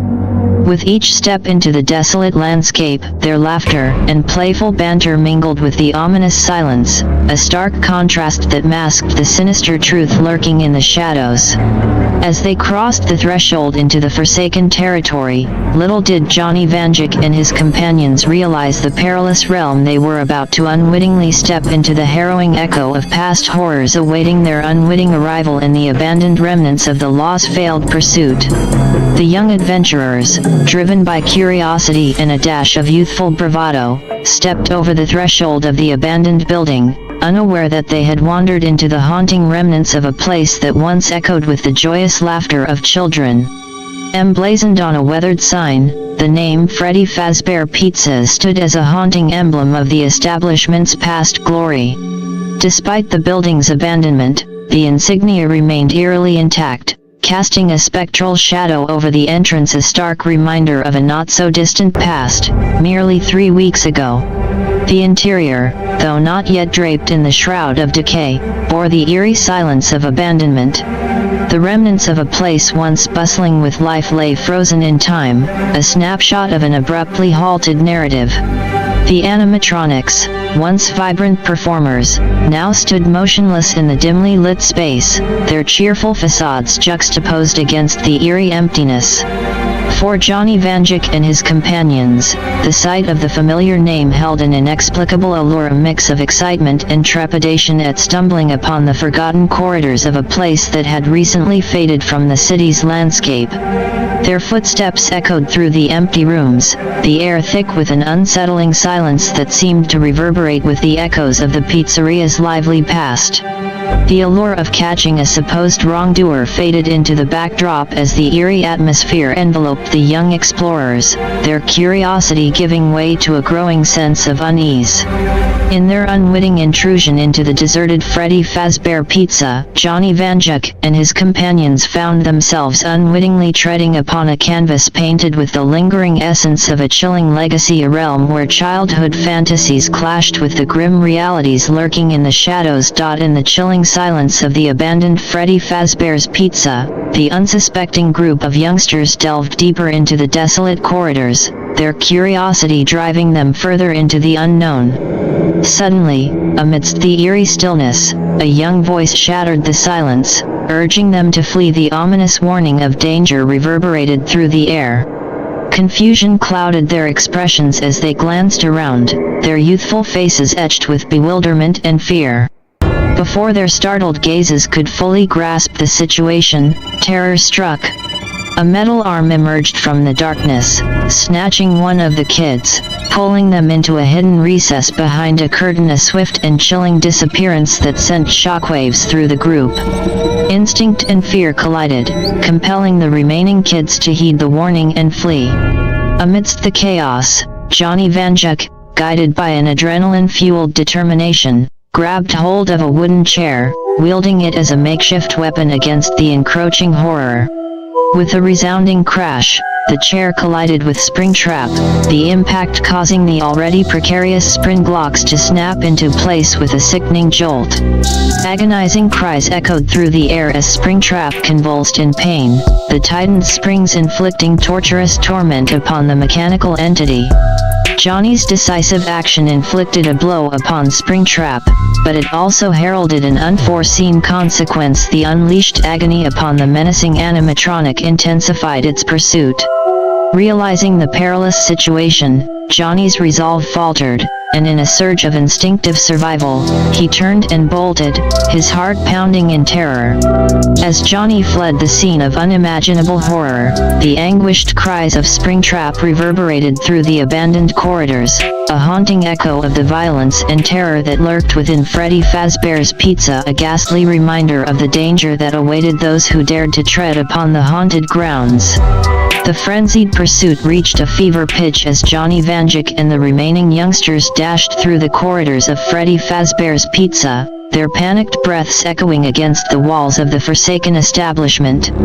Panic clawed at their hearts as they frantically attempted every locked door in vain, realizing their desperate attempt at escape had been thwarted, their retreat cut off by the cruel hand of fate. Behind them, Springtrap, a twisted amalgamation of metal and remnants of flesh and bone, relentlessly closed the distance. In a desperate bid to stave off the looming threat, Johnny's instincts kicked in once more. With a surge of courage, he seized the nearest piece of Springtrap's metallic arm, aiming for the exposed spring. With a decisive strike, he punched the spring, sending it plunging deeper into the animatronic's former flesh and bone. The resulting recoil within Springtrap unleashed a gruesome spectacle, a horrific fusion of mechanical components burrowing further into the remnants of its original form. The cacophony of agony mingled with the din of chaos as the kids, propelled by fear, continued their desperate flight through the haunted halls.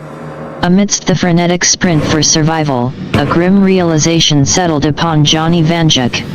He understood the grim odds they faced, the inevitability that only a handful, if any, might survive the nightmarish ordeal they found themselves trapped in.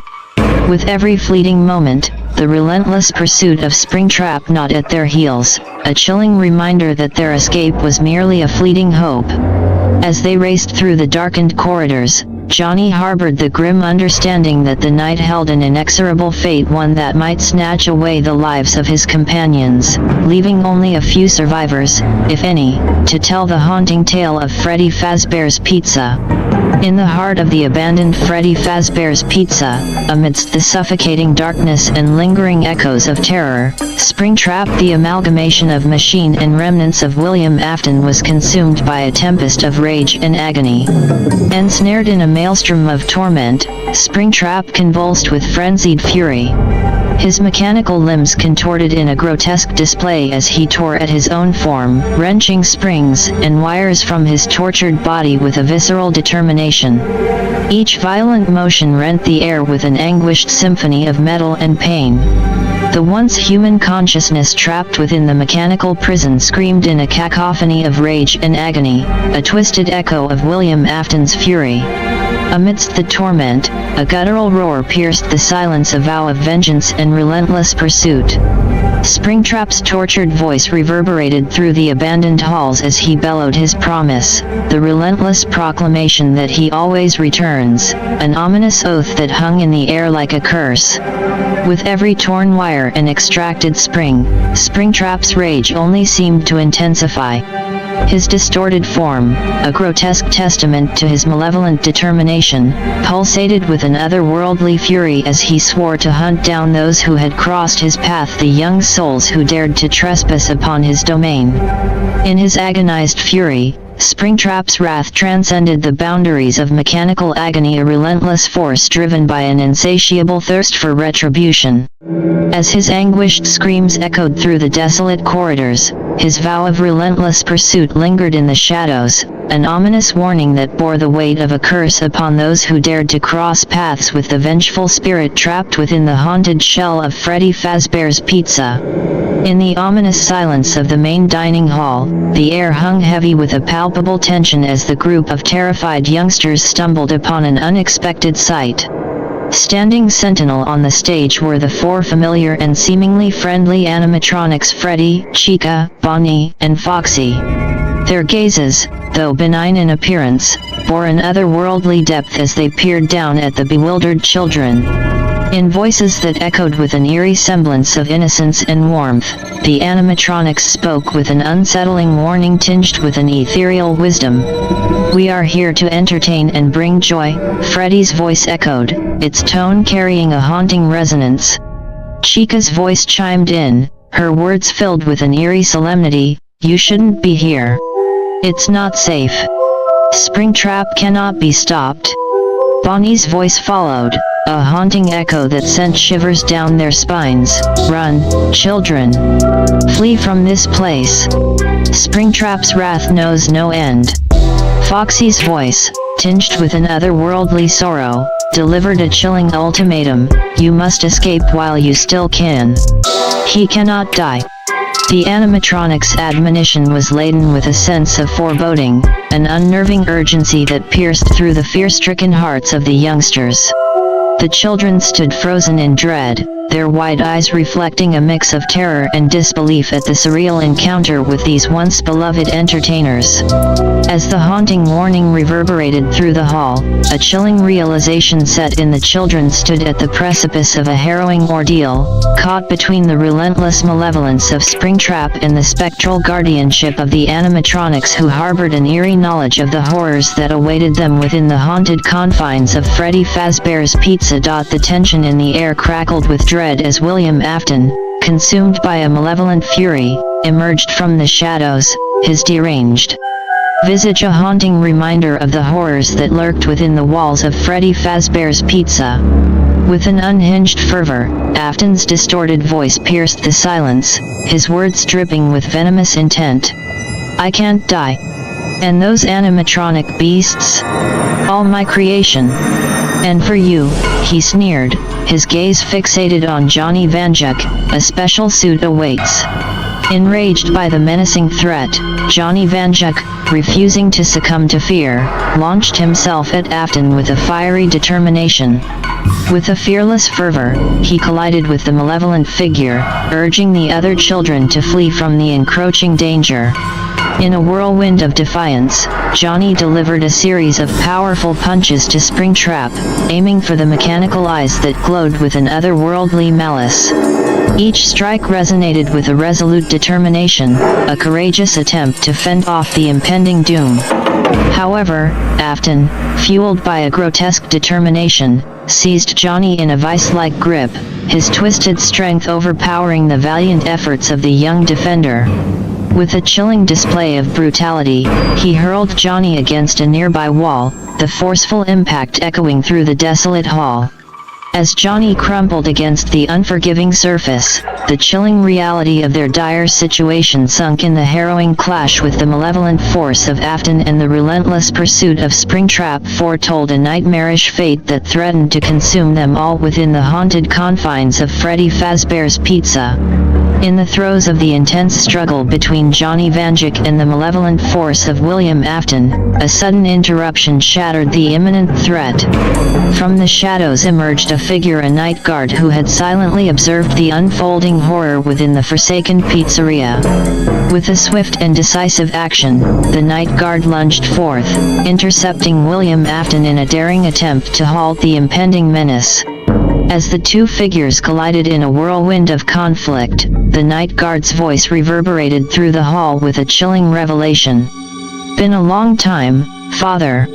The words, tinged with a blend of sorrow and determination, unveiled the night guard's true identity. It was none other than Michael Afton, the son of William Afton himself.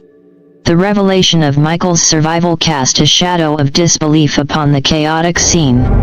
In a dramatic confrontation between father and son, the two grappled in a tumultuous struggle, one driven by a son's resolve to undo the sinister legacy woven by his father's malevolence. Amidst the tumult, Johnny Vanduke, battered but resolute, witnessed the clash between the estranged kin, a confrontation that carried the weight of years of tragedy and malevolent deeds. The fate of Freddy Fazbear's Pizza hung in the balance as the night guard, now revealed as Michael Afton, fought to thwart the unremitting darkness that had plagued their lives for far too long. In the aftermath of the confrontation between Michael Afton and his father William Afton, the night guard gestured urgently for Johnny Vanduke to escape the unfolding chaos. Responding to the command, Johnny raced through the desolate corridors, his heart pounding with a mix of fear and determination. As if guided by an unseen force, Johnny found himself drawn into a room holding the eerie animatronic figure of Golden Freddy. The dimly lit room seemed to pulse with a supernatural energy, and the animatronic's eyes began to glow with an otherworldly radiance. Suddenly, the haunted specter within the Golden Freddy suit stirred to life. The suit contorted in an unnatural, spectral manner, and from within emerged the voice of a teenager, an older, more mature presence that introduced itself as Cassidy. "Very dark in this place, is it not, Vanduke?" Cassidy's voice echoed with an enigmatic weight, a mysterious aura that hinted at a profound connection to the haunted legacy of Freddy Fazbear's Pizza. Approaching Johnny with a deliberate calmness, Cassidy extended his hand, the gesture laden with an unspoken understanding. Johnny, captivated by the mesmerizing glow of Cassidy's eyes, felt a strange resonance with the teenager's presence. As their hands met, a surge of energy coursed through Johnny. His eyes, once accustomed to the shadows, now glowed with an ethereal luminescence. The veil of darkness lifted, revealing a newfound perception that transcended the ordinary boundaries of sight. In this altered state, Johnny Vanduke and Cassidy stood connected, their intertwined fates entwined within the haunted tapestry of Freddy Fazbear's Pizza. The mysterious glow in Johnny's eyes signified an awakening and emergence into a realm where the shadows held secrets, and the night itself became a canvas upon which the stories of the haunted souls unfolded. As the enigmatic exchange with Cassidy and Golden Freddy unfolded, Johnny Vanduke stood at the precipice of an otherworldly revelation. The haunting voice of Golden Freddy resonated in the dimly lit room, offering a cryptic promise that seemed to transcend the confines of reality. "I couldn't save myself. You might not be able to save your friends, but I can save you." The words echoed with an ethereal certainty, laden with a solemn assurance that bore the weight of unseen forces at play. Understanding dawned upon Johnny as he absorbed the cryptic message. A sense of purpose and resolve surged within him, fueled by the inexplicable connection he felt with the haunted spirits lingering within the pizzeria's confines. With newfound determination, Johnny emerged from the room, stepping into the dimly lit corridor. A chilling sight awaited him, a tragic tableau unfolded before his eyes. Springtrap, driven by a relentless malevolence, had put an end to the night guard, leaving a scene of devastation in his wake. Enraged by the loss and fueled by a fierce determination, Johnny's voice pierced the oppressive silence. "Hey, Pissbot," he screamed, addressing the malevolent entity that stood as a harbinger of doom. The words, a defiant challenge flung at Springtrap, echoed through the desolate halls, an act of defiance against the unrelenting darkness that threatened to consume them all.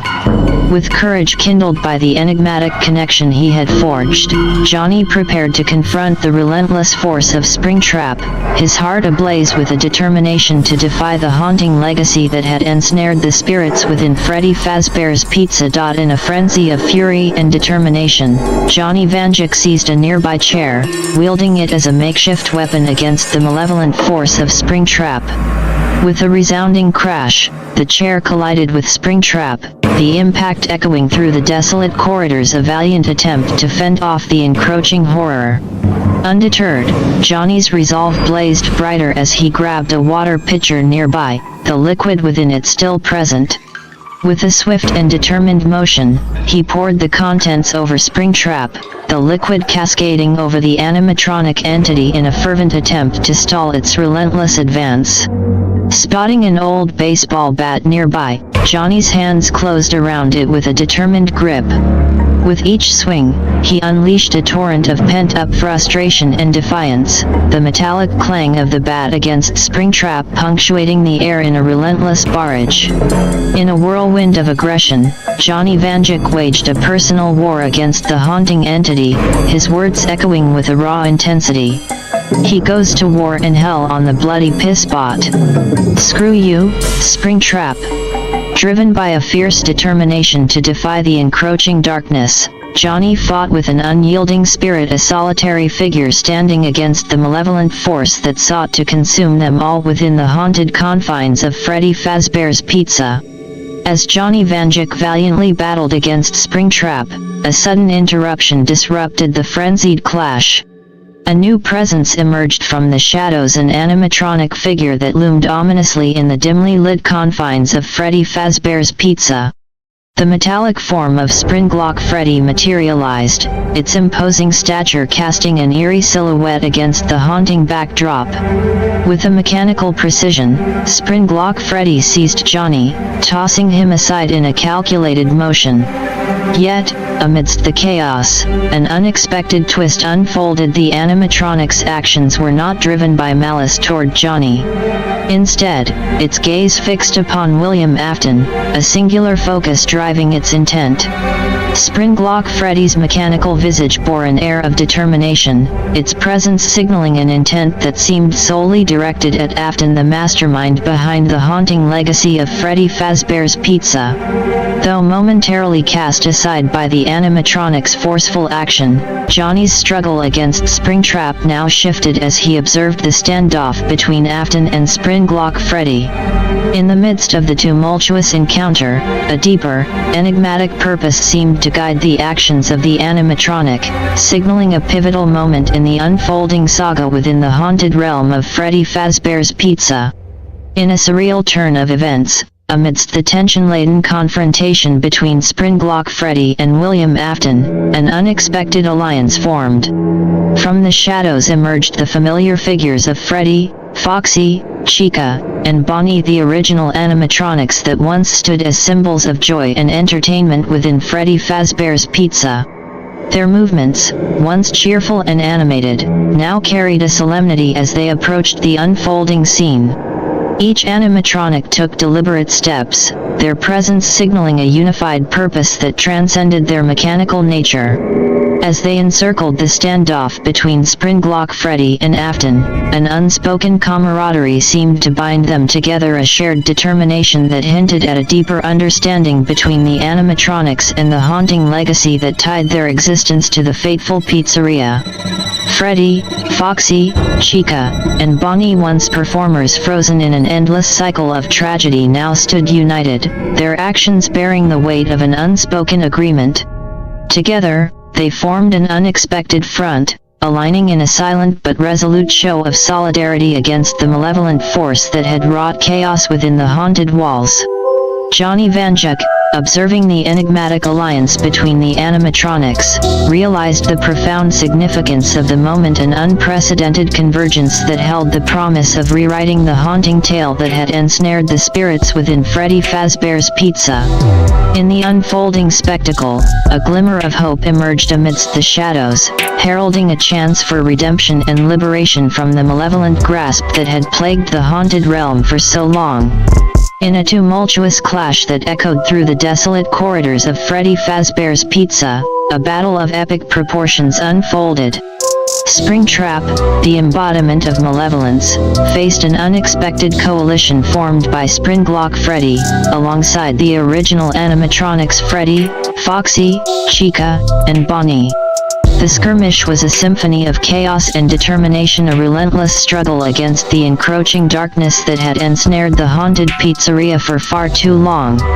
Springtrap, driven by an unrelenting malevolence, lashed out with ferocity, his mechanical form twisting and contorting in a frenzy of aggression. With calculated precision, he launched relentless assaults, each movement fueled by a relentless desire to dominate and destroy.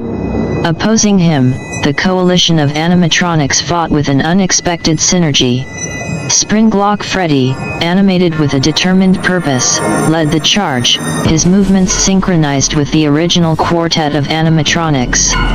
Freddy, Foxy, Chica, and Bonnie, though once entertainers frozen in a tragic cycle, fought with an uncanny coordination. Their movements, synchronized and decisive, were a testament to their newfound resolve, a unified front against the malevolent force that sought to perpetuate the haunting legacy of Freddy Fazbear's Pizza. The clash between the opposing forces was a tumultuous ballet of conflict, a clash of wills that reverberated through the haunted halls. Each strike, each movement bore the weight of years of tragedy, a relentless struggle to break free from the grasp of malevolence and rewrite the haunting narrative that had ensnared them all. In the midst of the chaotic skirmish, Johnny Vanduke stood witness to the unprecedented battle, a testament to the haunting legacy that had unfolded within the desolate confines of Freddy Fazbear's Pizza.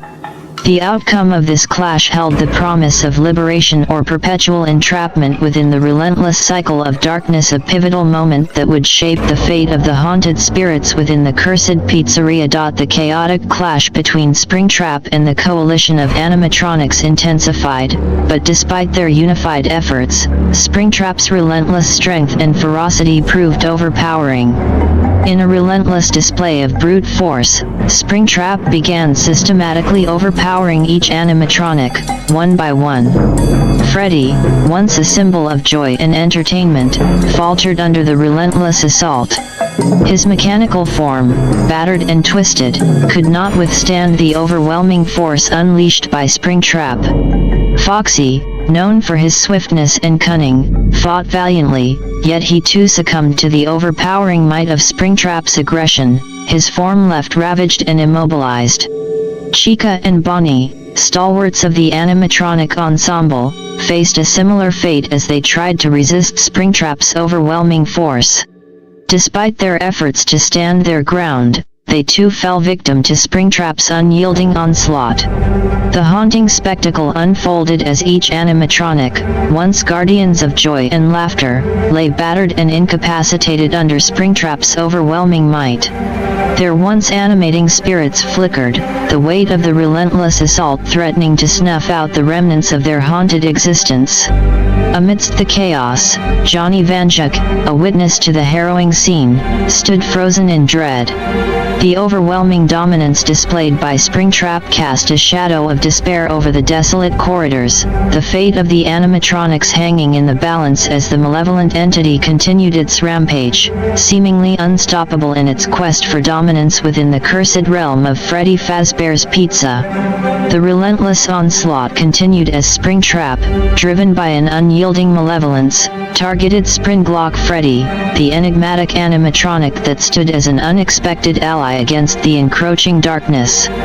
With an unnerving precision, Springtrap seized Springlock Freddy in a brutal display of force, his mechanical strength overpowering the animatronic's defenses.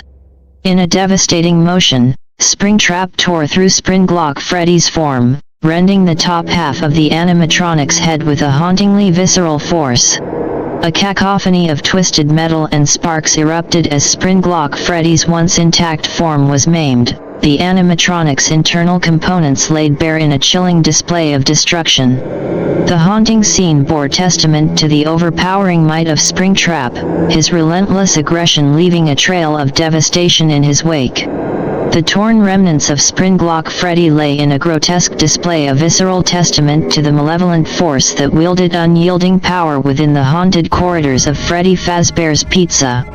The defeat of Springlock Freddy, a once vital ally in the fight against the encroaching darkness, cast a pall of despair over the unfolding saga, signaling a grim turn in the relentless struggle against the malevolent force that haunted the cursed pizzeria. In the midst of the chaotic and despairing scene, Johnny Vanduke's eyes caught a glimmer amidst the darkness, a faint, ethereal glow emanating from the fallen corpse of one of the policemen who had ventured into the forsaken pizzeria earlier.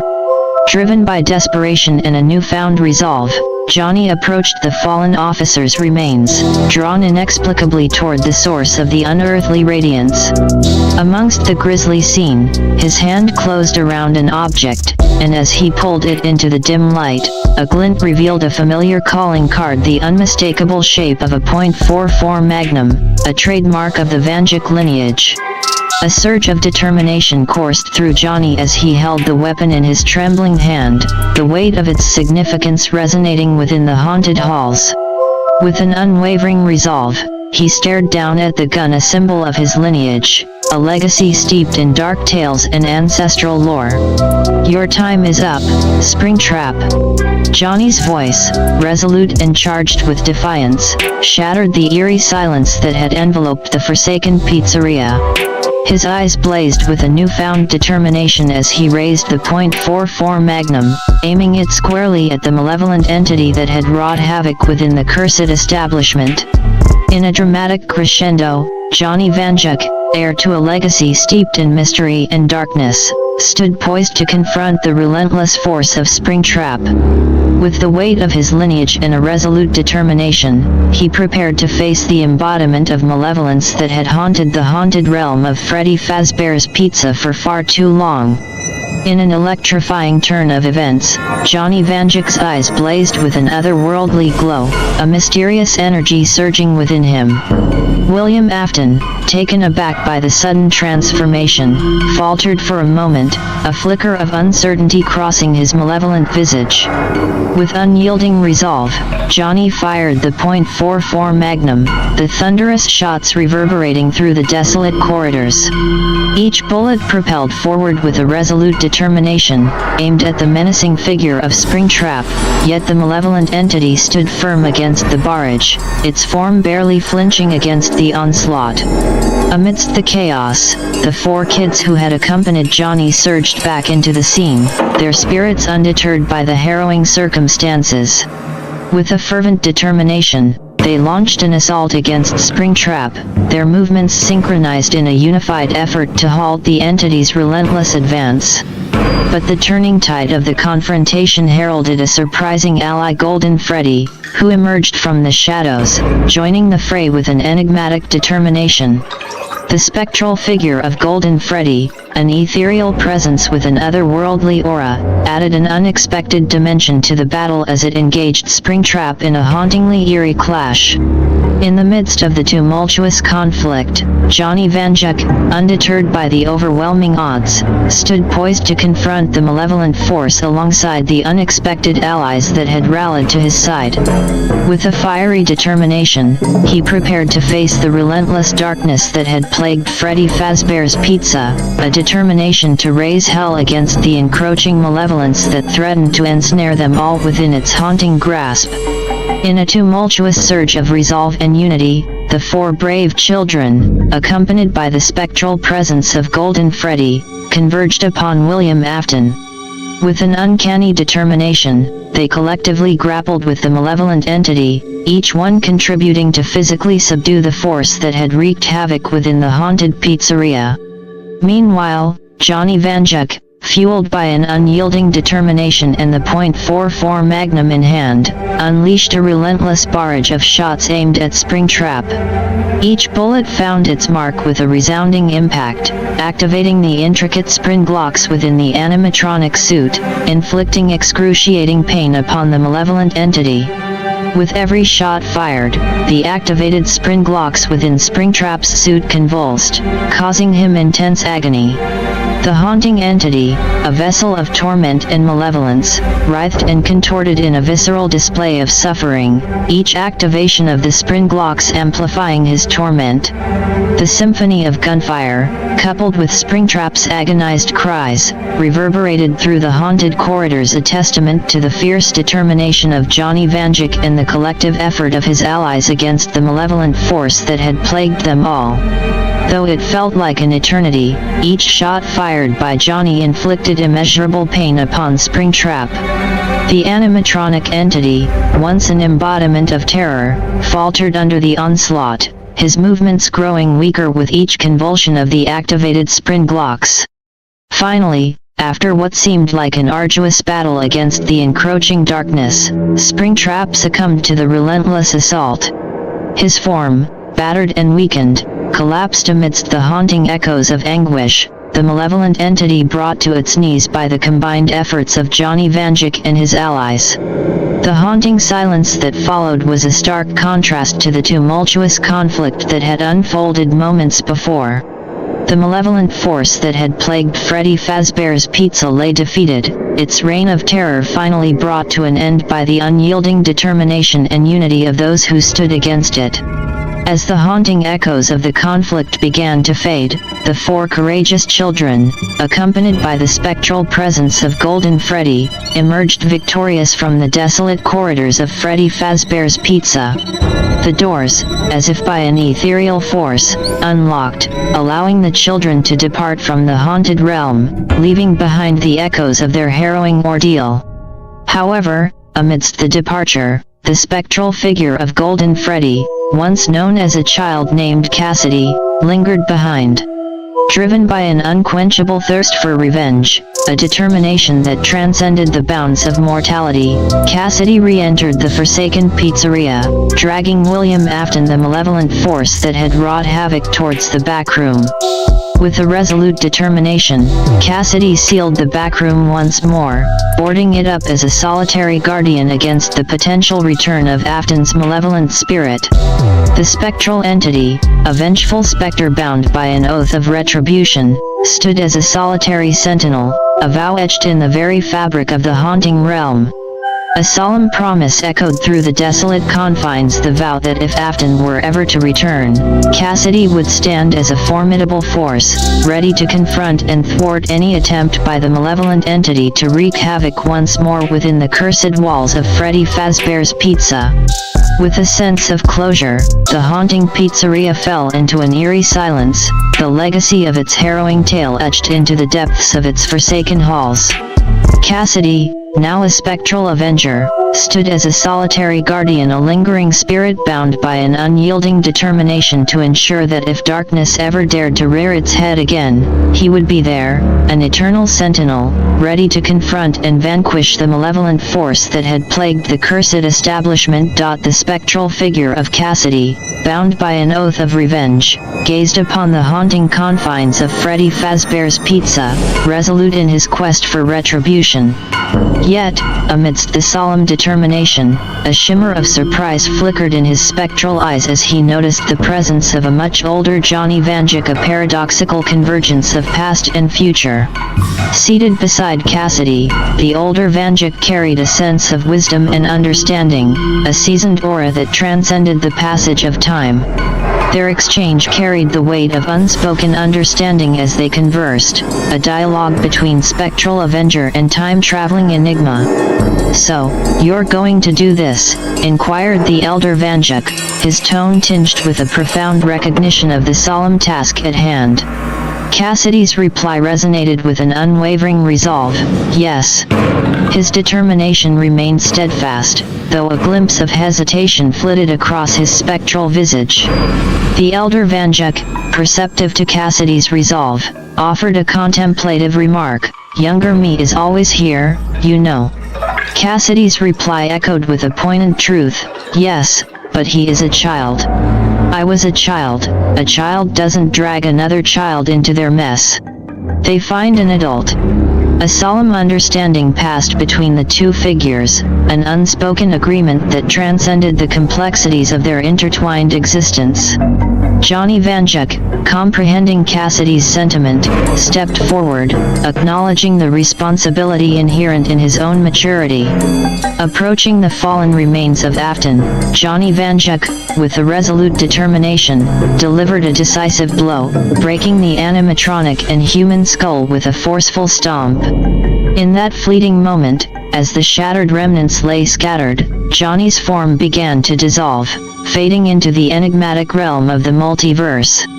The haunting pizzeria fell into an eerie silence once more. The spectral figure of Cassidy stood alone, a sentinel bound by a vow of retribution, as the echoes of Vanduke's actions reverberated through the desolate corridors, a testament to the complex interplay of time, responsibility, and the haunting legacy that had unfolded within the cursed establishment. With an unwavering resolve, Cassidy, the spectral avenger, stood amidst the desolate confines of Freddy Fazbear's Pizza. His words, laden with determination and finality, echoed through the haunting halls, a stern warning directed at the fallen entity of William Afton. "You're not coming back this time, Mr. Afton," Cassidy declared with an air of solemn authority. His voice reverberated through the eerie silence, a resolute proclamation that bore the weight of an unbreakable oath. A haunting vow followed, spoken with a chilling certainty: "You will rot, and if you still come back, I will burn you." As his words hung in the air, the pizzeria descended into an ominous stillness, the legacy of its harrowing tale etched into the fabric of its forsaken halls. Cassidy, the spectral avenger, stood resolute, his vow of retribution binding the fallen entity to the haunting fate he had decreed, a final ultimatum that carried the weight of an eternal consequence. The chilling resolve in Cassidy's words marked the end of the haunting saga, a testament to the relentless determination of those who dared to confront the encroaching darkness within the cursed realm of Freddy Fazbear's Pizza.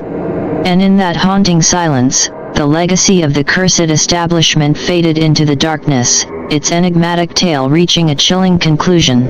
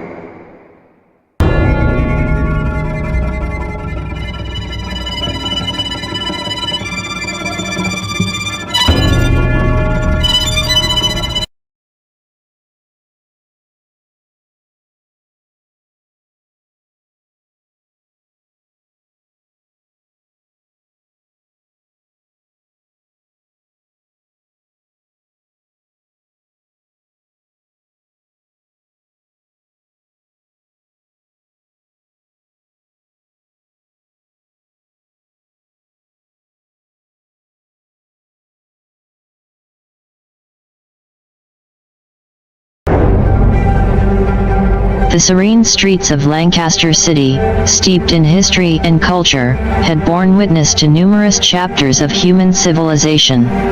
Yet, in the year 2007, a sinister shadow crept upon this vibrant landscape. At first, it was subtle, a whisper of unease echoing through the corridors of hospitals and the confined spaces of morgues. It began with a whisper, a rumor circulating amongst the medical staff, a peculiar virus, something unexplainable, something that defied the laws of nature. People dismissed it as a seasonal flu or a passing malady, just a few unremarkable individuals exhibiting abnormal behavior. But as days turned into weeks, it became apparent that this was no ordinary affliction. Initially contained within the sterile walls of hospitals, patients showing inexplicable symptoms were isolated, their conditions categorized as anomalies, their fates uncertain. The authorities tried to quell the rising fear, urging the public to remain calm, assuring them that measures were in place to contain the situation. Yet, in the quiet corners of those sterile rooms and the hushed tones of medical discussions, an ominous truth lingered: this wasn't an illness to be cured, it was an outbreak to be contained. The infected, restrained within the confines of quarantine, were far from subdued. It was as though death itself refused to claim them. The first whispers of terror spread like wildfire as bodies began to stir in their resting places.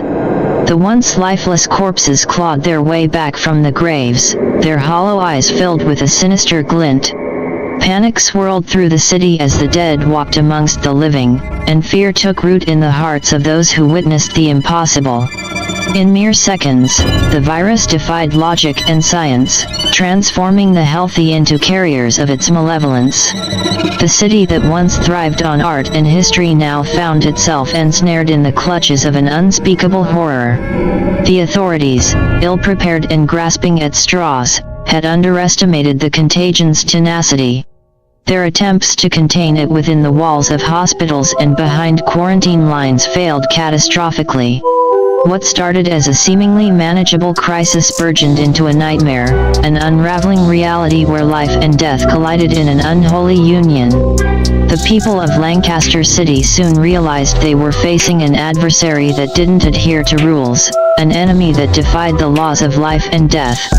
In their disbelief and complacency, they had unwittingly welcomed chaos into their midst. And amidst the chaos, the streets of Lancaster City echoed with the shuffling steps of the undead, a chilling symphony of the once deceased rising to claim the living. The decision to corral the undead and confine them within the heart of Lancaster City was a desperate gambit, a last-ditch effort to salvage some semblance of normalcy amidst the encroaching chaos. The downtown area became a fortress, a walled citadel where the infected were funneled and contained. Electrified fences crackled to life, a sizzling barrier that hummed with a dangerous energy. Their purpose, to keep the relentless tide of the undead at bay, to contain the horror within a confined space. The once bustling streets, adorned with historical landmarks and vibrant culture, now lay desolate, a ghostly echo of their former vitality. The people, huddled behind reinforced barricades, looked out onto the eerie spectacle that had become their reality. The undead, an endless sea of haunting figures, pressed against the electrified barriers, their hollow eyes fixated on the living beyond. The cityscape now painted a grim picture: buildings bearing the scars of the outbreak, streets littered with remnants of a world forever changed. Life inside the fenced downtown area became a cautious routine, an existence shrouded in fear and uncertainty. The living adapted to this new reality, navigating their way through the shadows of a city once alive with art, history, and community. Every movement was deliberate, every decision weighed against the looming threat just beyond the fences. Survival became the new norm, a daily struggle against the encroaching darkness. Those within the barricades forged alliances, formed by necessity and the common goal of enduring this nightmarish existence. They scavenged for supplies, hoarding essentials amidst the remnants of a civilization that had crumbled in the wake of the viral outbreak. The eerie hum of the electrified fences served as a constant reminder, a barrier between life and the relentless hunger of the undead. It was a fragile shield, a thin line between safety and the looming dread that lurked just beyond. Yet, within the confines of this isolated cityscape, a sense of unity emerged. Bonds forged in adversity, communities redefined by the shared struggle against an unimaginable foe. Amidst the horror and the desolation, faint echoes of hope resonated, a belief that somehow, against all odds, they would endure. The people of Lancaster City clung to this fragile hope, their spirits tempered by the unyielding resolve to survive, no matter the cost. The outskirts of Lancaster, once flourishing with life and tranquility, became a grim reflection of the city's downtown chaos. Fear and paranoia consumed those beyond the fortified downtown walls, plunging the serene landscapes into a relentless cycle of terror and desperation. The spread of the virus, an insidious force that defied containment, sparked a frenzy of draconian measures in the areas untouched by the initial outbreak. The people, gripped by fear, enacted extreme measures in a desperate bid to stave off the encroaching threat. Graveyards, once serene sanctuaries for the departed, turned into sites of macabre purges. The infected were posthumously condemned, their resting places desecrated as flames consumed the remnants of their earthly existence. It was a grim attempt to quell the rising dead, to extinguish the possibility of their return from the grave. The paranoia escalated further, paranoia that morphed into a ruthless suspicion of the living. Anyone exhibiting the slightest hint of illness was branded as a carrier, condemned by the panicked masses. Executions were carried out with merciless haste, lives snuffed out under the guise of preventing the spread. The once idyllic countryside of Lancaster County now bore the scars of its inhabitants' desperation, etched in the fear-stricken faces of those who remained. The virus, an unseen specter, defied all attempts at containment. It seeped through the cracks of paranoia, creeping into the most guarded spaces, infecting those who had hoped to remain untouched. Despite the extreme measures enforced by the outskirts, the virus refused to yield. Its insidious nature transcended boundaries, its tendrils spreading through unseen vectors. The futile attempts to contain it only fueled its persistence, driving it deeper into the fabric of Lancaster County. The horror that unfolded beyond the electrified downtown fences mirrored a society unraveling at the seams, consumed by fear and driven to drastic, desperate acts. As the virus continued its inexorable march, it became clear that humanity's most primal instincts, fear, mistrust, and desperation, were the very catalysts propelling the virus forward, relentless in its quest to consume all in its path. As the flames of desperation and chaos engulfed Lancaster City, the once thriving heart of Lancaster County, a veil of darkness descended upon the entire region. The fires, both metaphorical and literal, raged unchecked, reducing the remnants of civilization to ashes.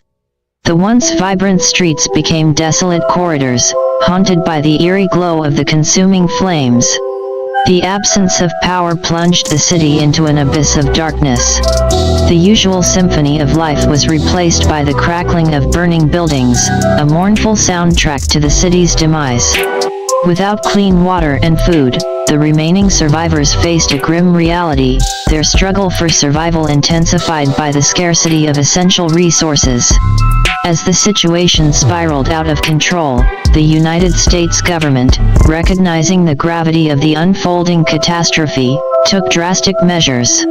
Lancaster County, now a microcosm of the apocalyptic horrors, was deemed a quarantine zone under military jurisdiction. Massive fences, fortified and guarded, encircled the entire county, transforming it into a militarized zone. The once picturesque landscapes were now marred by the imposing structures meant to keep the contagion contained. The military presence, armed and resolute, patrolled the perimeter, ensuring that the horrors within remained sealed off from the outside world. Within the confines of this militarized quarantine, the survivors faced an uncertain fate. The absence of power, clean water, and food turned daily life into a relentless struggle. The military, tasked with maintaining order, became the arbiters of survival, their decisions shaping the destiny of those trapped within the confines of the fenced-off county. The once proud and independent Lancaster County was reduced to a battleground, a stage for the clash between the desperate living and the relentless dead. The military's attempts to restore order collided with the harrowing realities of a society on the brink of collapse. The fires that had consumed Lancaster City now served as a beacon, casting a haunting glow over the military-ruled quarantine zone. The very essence of the county's identity was transformed, and its fate hung in the balance as the struggle for survival unfolded in the shadow of a once unimaginable apocalypse. In the desolate expanse of what once was Lancaster City, amidst the chaos, a lone figure emerged from the shadows, a figure shrouded in enigma, wielding a .44 Magnum and eyes that seemed to pierce through the very darkness that surrounded him. Johnny Vanduke had traversed the labyrinth of multiverses, each a tapestry woven with horror, chaos, and the inexplicable. But this was different. His experiences across the multiverse had honed his skills, his instincts attuned to the macabre symphony playing out in this altered timeline. For Johnny Vanduke, this was not his first encounter with the unfathomable. He had faced entities that defied comprehension, stood against horrors that transcended time and space. The recent saga against the devil himself in a parallel timeline had left its indelible mark on Vanduke. It had tempered him, carved resilience into the very fabric of his being. And now, standing amidst the ruins of his hometown, the year 2019 feeling strangely askew, he sensed the telltale signs of an unraveling reality. "Looks like history has changed," he muttered to himself, his voice a low rumble that echoed through the desolation. His gaze swept over the remnants of the city, each crevice, each broken facade whispering a tale of despair and dread. In the chaos that reigned, a sense of purpose ignited within Vanduke. Unlike the unsuspecting masses or the government grappling with containment, he understood the intricate dance between the living and the undead. He knew the subtleties of fear, the whispers of impending doom that lurked within the shadows. His steps were deliberate, each movement calculated. The .44 Magnum, an extension of his resolve, was a beacon of hope amidst the encroaching darkness. Vanduke navigated the treacherous streets, his eyes peeled for signs, for anomalies that betrayed the rules of this altered reality. Yet, in this dark tapestry woven by the convergence of unforeseen events, Vanduke found a sense of familiarity born not of the mundane, but of the extraordinary. His experiences across countless timelines, facing adversaries that defied logic and reason, had prepared him for this unexpected homecoming. For Johnny Vanduke, this wasn't just another story, it was a chance to rewrite the fabric of this reality, to weave a new tale amidst the chaos and despair. With each step, he became a sentinel of hope, a beacon for those who dared to defy the clutches of fear and the relentless march of the unknown. And in the twisted symphony of horror, Vanduke stood, a solitary figure with eyes that pierced the darkness, ready to unveil the secrets hidden within the shadows of Lancaster City. Johnny Vanduke's wry smile played on his lips as he spotted the undead, their hollow eyes fixated on him. "Well, goddamn you guys again," he exclaimed, his voice a mixture of frustration and amusement. He couldn't help but marvel at the twisted sense of irony that seemed to follow him across the multiverse. His mind raced with the absurdity of the situation. "You know, there's already a timeline out there with zombies in Lancaster City. Shouldn't you go bug that Vanduke and not me?" he mused aloud, half expecting the undead to acknowledge his reasoning. But zombies, devoid of reason and humor, were not known for their appreciation of irony. As if insulted by Vanduke's nonchalance, the undead lurched forward, their movements erratic and grotesque. Johnny Vanduke, unfazed by the onslaught, swiftly drew his .44 Magnum, the cold steel glinting in the dim light. Each shot echoed through the desolate streets, a defiant punctuation to his disdain. In a macabre dance, Vanduke moved with a grace born of experience. His aim was true, each bullet finding its mark as the undead crumpled under the impact. The glow in his eyes intensified, a flicker of determination cutting through the darkness. The undead pressed on, relentless in their pursuit. Vanduke, undeterred, executed a tactical dance, a lone figure against the advancing tide. His movements were a testament to his mastery over the art of survival, a skill honed across the canvases of countless timelines. As the undead fell in his wake, Vanduke couldn't help but mutter to himself, "Guess it's just you and me again, huh?" The absurdity of battling the undead in his hometown, a place where the ordinary and extraordinary collided, wasn't lost on him. The .44 Magnum barked defiantly, its echoes resonating through the haunted streets. Johnny Vanduke, a seasoned warrior of the multiverse, stood amidst the fallen, his eyes piercing the lingering darkness. The undead, momentarily halted, seemed to pause in acknowledgement of the anomaly in their relentless march. A Vanduke with a history of defying odds, facing an enemy he had encountered across the vast tapestry of existence. And in that surreal moment, Johnny Vanduke prepared for the next chapter in a story that defied the conventions of time, space, and the undead.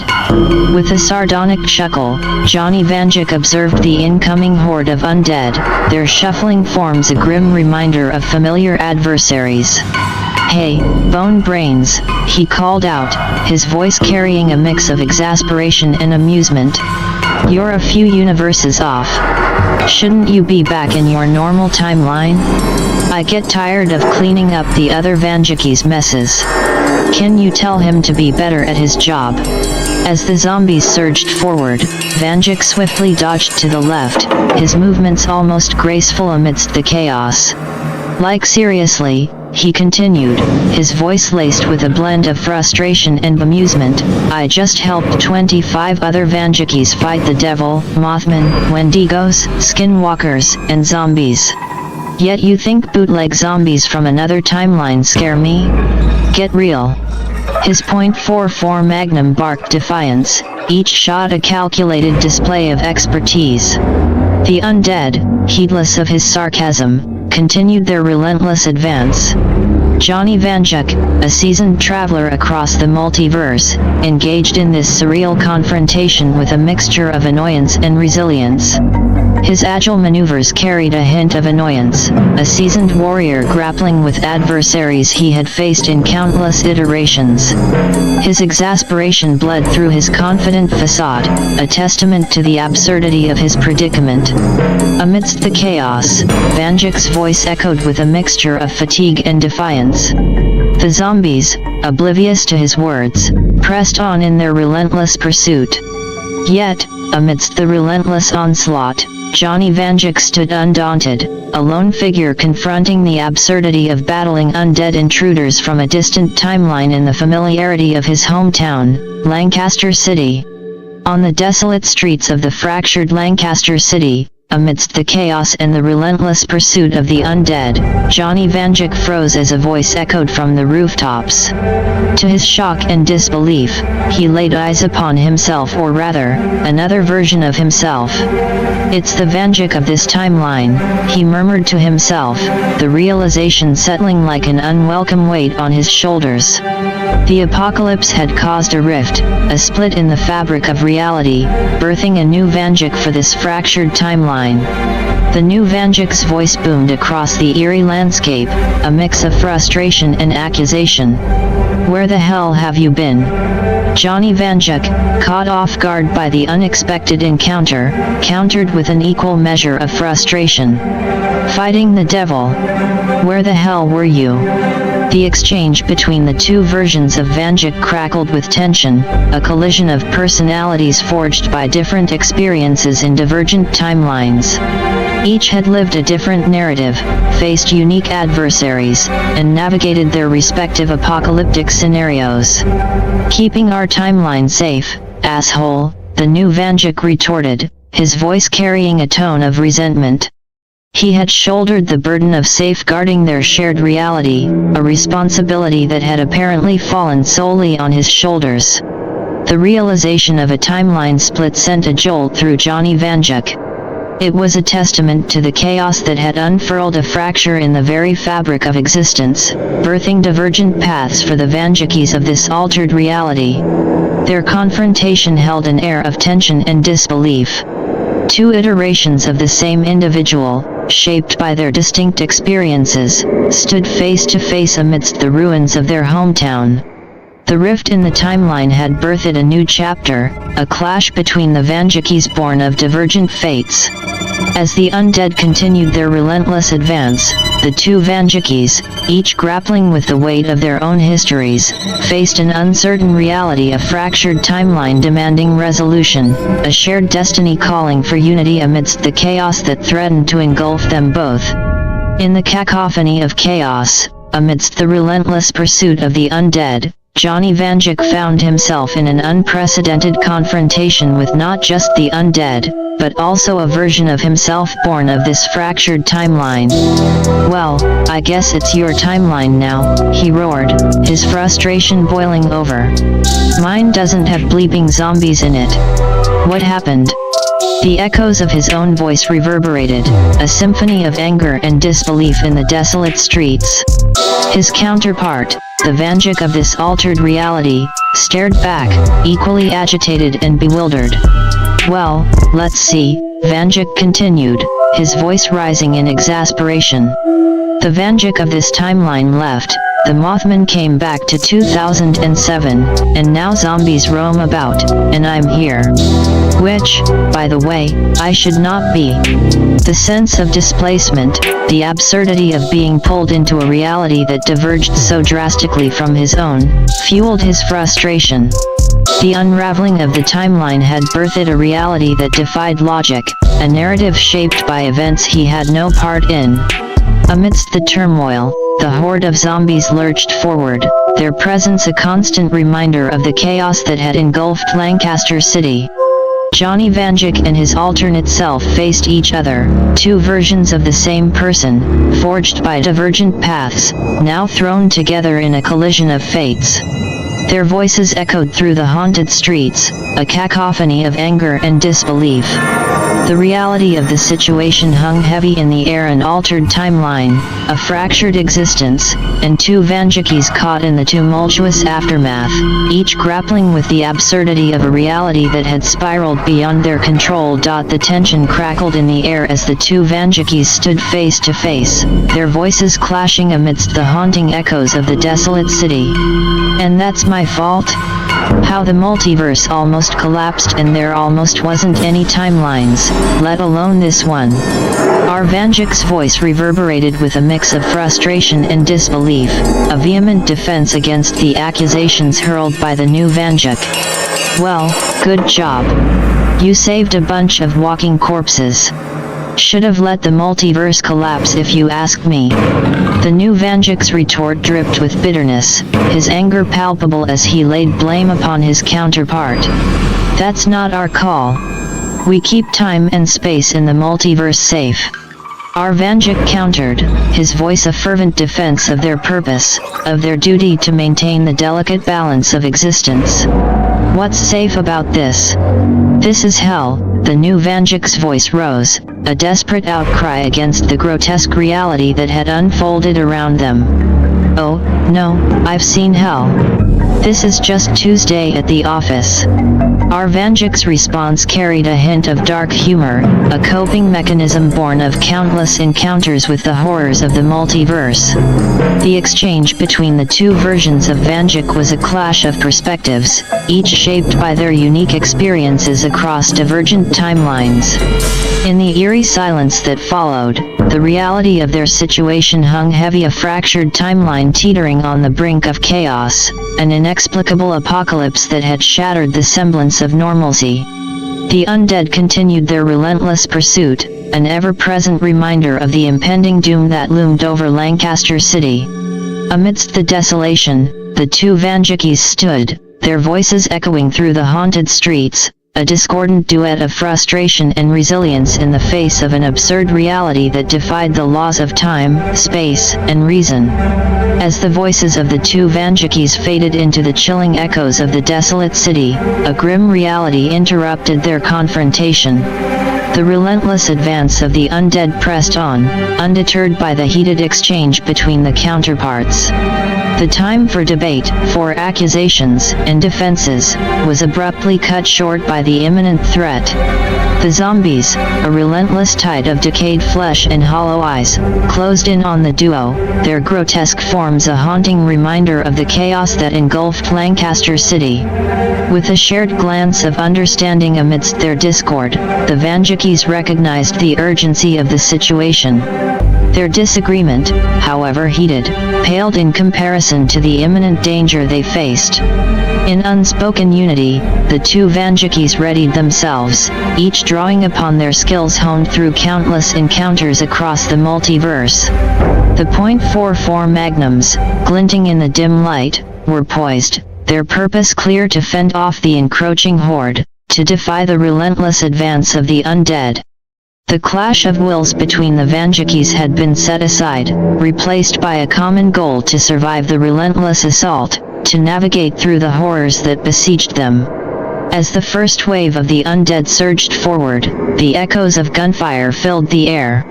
Shots rang out, a symphony of defiance against the grim backdrop of chaos. The Vandukes moved in harmony, a synchronized dance amidst the chaos, their movements a testament to their shared resilience. Each bullet found its mark, each shot a calculated effort to fend off the encroaching tide. The grim determination in their eyes matched the relentless advance of the undead, an eerie ballet of survival amidst the haunting streets of Lancaster City. In this grim tableau of horror, the Vandukes stood side by side, their differences momentarily set aside in the face of a common enemy. The undead surged forward, an unyielding force driven by an insatiable hunger. And amidst the chaos, the two Vandukes stood, a defiant duo against the unrelenting onslaught, their resolve unwavering in the face of a twisted reality that threatened to consume them. In the eerie aftermath of their relentless battle against the undead, a temporary lull descended upon the desolate streets of Lancaster City. The echo of gunfire dissipated, replaced by a heavy silence that hung in the air, a tense calm before the inevitable storm. As the new Vanduke continued his expletive-laden tirade, our Vanduke's thoughts raced back to the recent multiverse escapades. A realization struck like a lightning bolt, igniting a fervor of urgency within him. The Loom Factory. Our Vanduke's voice shattered the silence, cutting through the chaotic aftermath. The new Vanduke's tirade faltered, his voice trailing off in a moment of realization. What the hell about that old, destroyed place? Hell, it was abandoned before the apocalypse. The new Vanduke's confusion was palpable, his thoughts scrambling to make sense of the sudden revelation. See, get it now? Our Vanduke's urgency resonated in his voice, his mind racing to connect the dots between the Mothman and the genesis of the outbreak.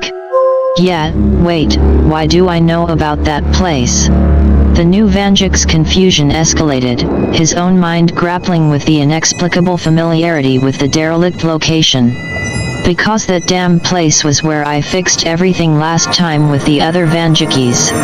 Our Vanduke's voice carried a weight of experience, a nod to the central significance of the Loom Factory in the tangled web of the Vanduke's multiverse journeys. Okay, but what are you getting at?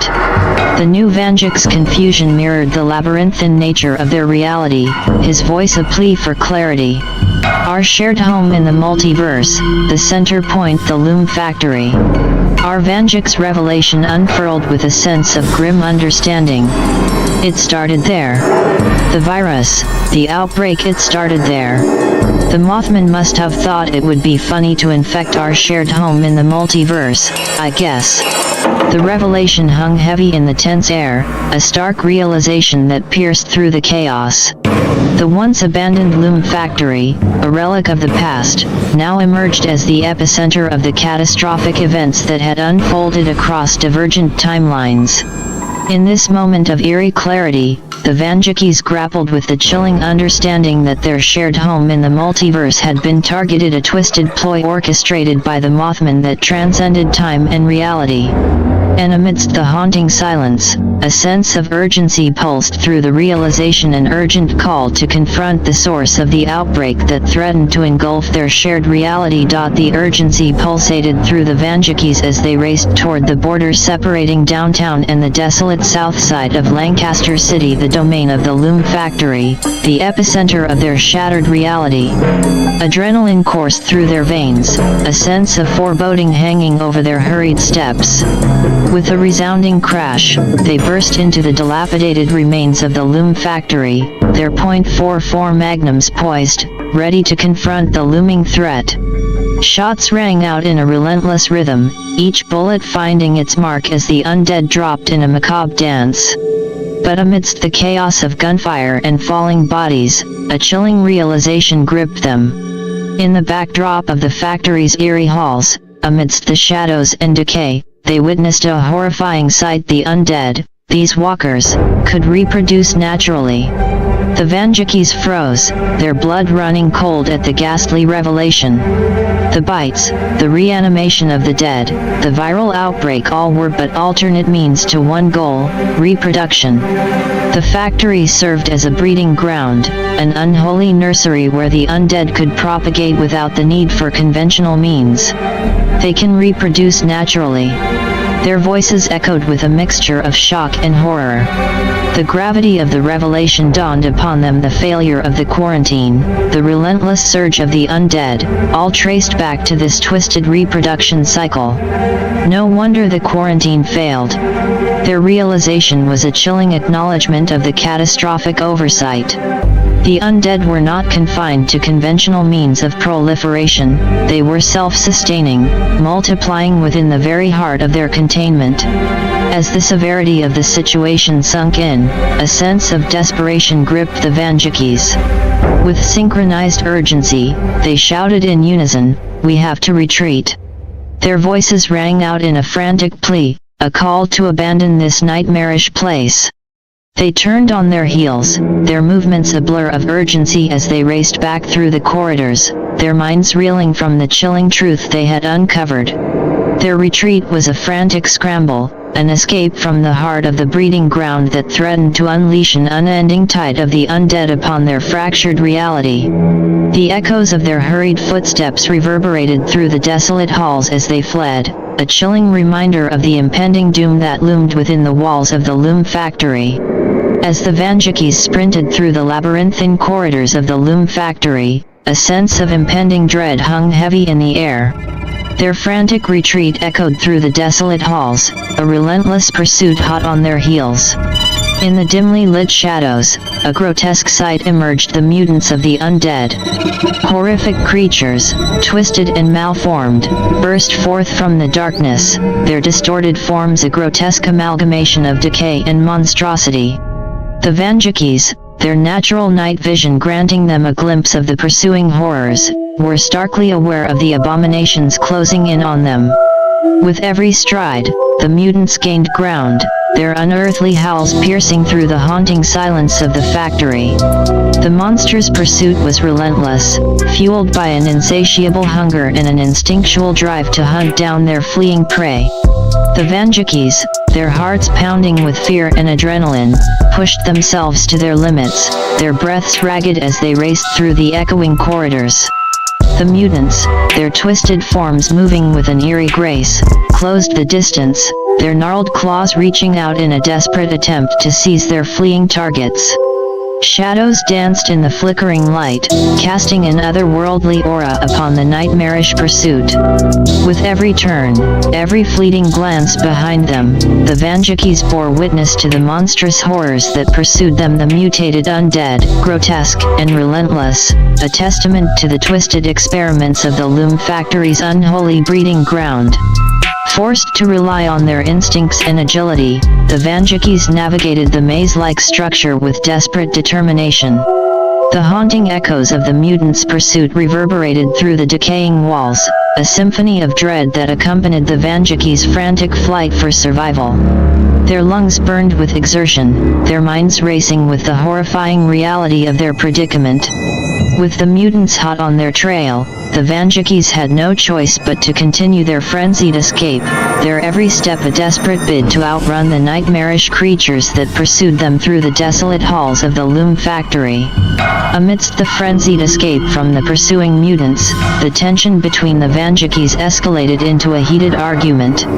Their voices echoed through the factory's desolate corridors, the air thick with frustration and fear. "I thought you were the great monster hunter," the new Vanduke shouted, his accusation cutting through the chaotic symphony of their flight. "Yet, monsters. Not mutated undead versions of humans with powers," our Vanduke retorted, his voice tinged with exasperation. "Normal undead, sure. Wendigos, skinwalkers, Mothmen, Jason Bloody Voorhees. But the zombies are the kingpin threat. Like hell." New Vanduke's defiance reverberated in the dimly lit halls. With an abrupt halt, New Vanduke came to a stop, his frustration reaching a breaking point. Without hesitation, he grabbed one of the mutants pursuing them and forcibly propelled it through a nearby window. The shattered glass and the monstrous undead crashed outside, the night air swallowing their discord. As New Vanduke grappled with the mutant outside, our Vanduke was left alone within the echoing corridors. A new horde of undead approached, drawn by the commotion and the scent of the living. Forced to confront the encroaching threat, he readied his .44 Magnum, the cold steel glinting in the dim light. The argument between the Vandukes lingered in the air, their voices still echoing through the haunted factory.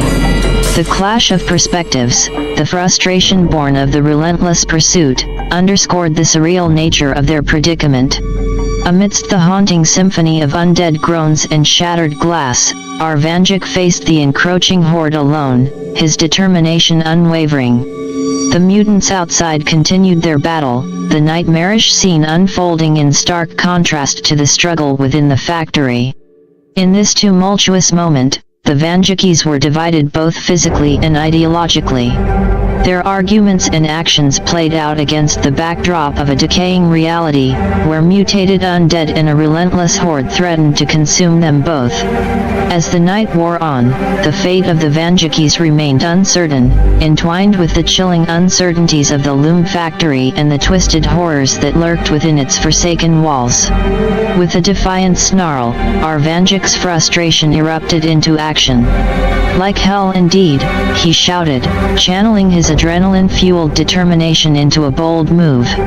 In a split-second decision, he vaulted through the shattered window, hurtling into the abyss beyond. As he plummeted toward the unforgiving ground below, time seemed to slow. The chill of the night air whipped past him, his heart pounding with a heady mix of exhilaration and trepidation. Spotting a lone walker amidst the chaos outside, Vanduke adjusted his trajectory with a swift, calculated movement. With a quick twist, he seized the undead creature, using it as a makeshift cushion for the impending impact. The collision was jarring, bones rattling as the walker bore the brunt of the fall. Vanduke landed atop the undead, his body absorbing the impact as they crashed to the ground in a tangle of limbs and decay. Rolling away from the grotesque cushion, he sprang to his feet with practiced agility. Adrenaline surged through him, his senses heightened by the raw intensity of the moment. The night enveloped him, the haunting echoes of the ongoing battle echoing through the desolate surroundings. Despite the impact, Vanduke wasted no time, his focus unwavering. He swiftly regained his footing, his .44 Magnum clutched tightly in his grasp. His eyes scanned the surroundings, assessing the situation and preparing for the relentless onslaught that awaited him. The air was thick with the stench of decay, the twisted mutants and the relentless undead continuing their relentless pursuit. But amidst the chaos, Vanduke stood resolute, a lone figure bracing for the impending clash with the horrors that lurked within the shadows. The crash landing had jarred his senses, but it hadn't dampened his resolve. With a determined grimace, he readied himself for the next phase of the grim battle, his movements quick and calculated, his eyes scanning the desolate surroundings for any sign of the encroaching threat. Amidst the deafening chaos and the relentless pursuit of the undead horde, the Vandukes propelled themselves forward with an urgent determination. "Let's go already," they shouted in unison, their voices echoing through the desolate streets. Without hesitation, they unleashed a volley of shots at the brick wall to their left, creating a breach through which they burst out onto the street. The horde surged behind them, their unearthly groans adding a haunting soundtrack to the frenzied escape. The landscape revealed a haunting sight, a mass wreck of cars, a relic of years gone by, piled up in a grim testament to the desolation that had befallen the city. Undeterred, the Vandukes navigated the precarious terrain, their steps swift and agile as they ran atop the wreckage in a desperate bid for escape. Their frantic sprint led them to a semi-truck, its elevated position providing a fleeting advantage in the chaotic landscape. With a swift leap, they ascended to the rooftop, their movements fluid and precise in their race against the encroaching horde. Upon reaching the rooftop of a small building, they wasted no time, pressing forward with unyielding determination. Scaling the building's facade, they continued their ascent, leapfrogging from one rooftop to another in a daring display of agility and desperation. The desolate cityscape sprawled beneath them, a haunting panorama of decay and desolation. The relentless pursuit of the undead provided an unrelenting backdrop to their frantic climb, their footsteps echoing through the eerily quiet streets. With every leap and every climb, the Vandukes forged ahead, their escape a heart-pounding race against the encroaching darkness. The city skyline stretched out before them, a maze of rooftops and shadows, each leap taking them closer to the elusive safety that lay beyond the twisted reality of the undead-infested Lancaster City. As they navigated the perilous rooftops, Vanduke's voice cut through the tension that hung between them. "That was a skinwalker," he stated with a mix of certainty and surprise. "Undead? Well, more undead, but that was a skinwalker." Looks like this virus has no bias. He paused, the weight of the revelation sinking in. And that other mutant, that was the Darkwater monster, all monsters I hunted in my timeline. Did you ever hunt them? The new Vanduke's response was swift and terse, a single word punctuating the air. Yes. The realization hit them like a thunderbolt. The mutated undead they encountered were not random occurrences, they were entities with a vendetta, creatures from their respective timelines now reborn as twisted remnants, bearing grudges from their past lives into their new, undead existence. Guess we're being hunted. Our Vanduke's voice carried a blend of resignation and determination. The understanding that the mutated undead retained memories and vendettas from their past lives added a chilling layer to the already dire situation. The revelation hung heavy in the air, a haunting reminder that the monsters they once hunted had come back to haunt them in this twisted, undead form. The implications were grim. The Vandukes had become targets in a macabre game of vengeance orchestrated by the very creatures they thought they had vanquished in their respective timelines. With this grim understanding, their desperate escape took on a new urgency. The rooftops stretched out before them, a precarious path to safety that now held an additional weight of imminent danger. In this race against the pursuing horrors, the Vandukes pushed themselves onward, navigating the treacherous terrain, their every move a calculated bid to outpace the mutated undead that hunted them with vengeful determination. As they continued their desperate rooftop escape, our Vanduke's voice pierced through the urgency of their flight. Jason, Mothman, Wendigos, the Headless Horseman of Ironvilles, the Dogmen of Millersville, did you hunt them all? He inquired, a tinge of urgency coloring his voice. The new Vanduke responded swiftly, his words carrying the weight of their shared history and divergent experiences. Yes, even though the virus broke out in 2007, it was a slow build. It wasn't until 2017, 1 year ago, we got this bad. So long story short, I had more on my plate than just walkers.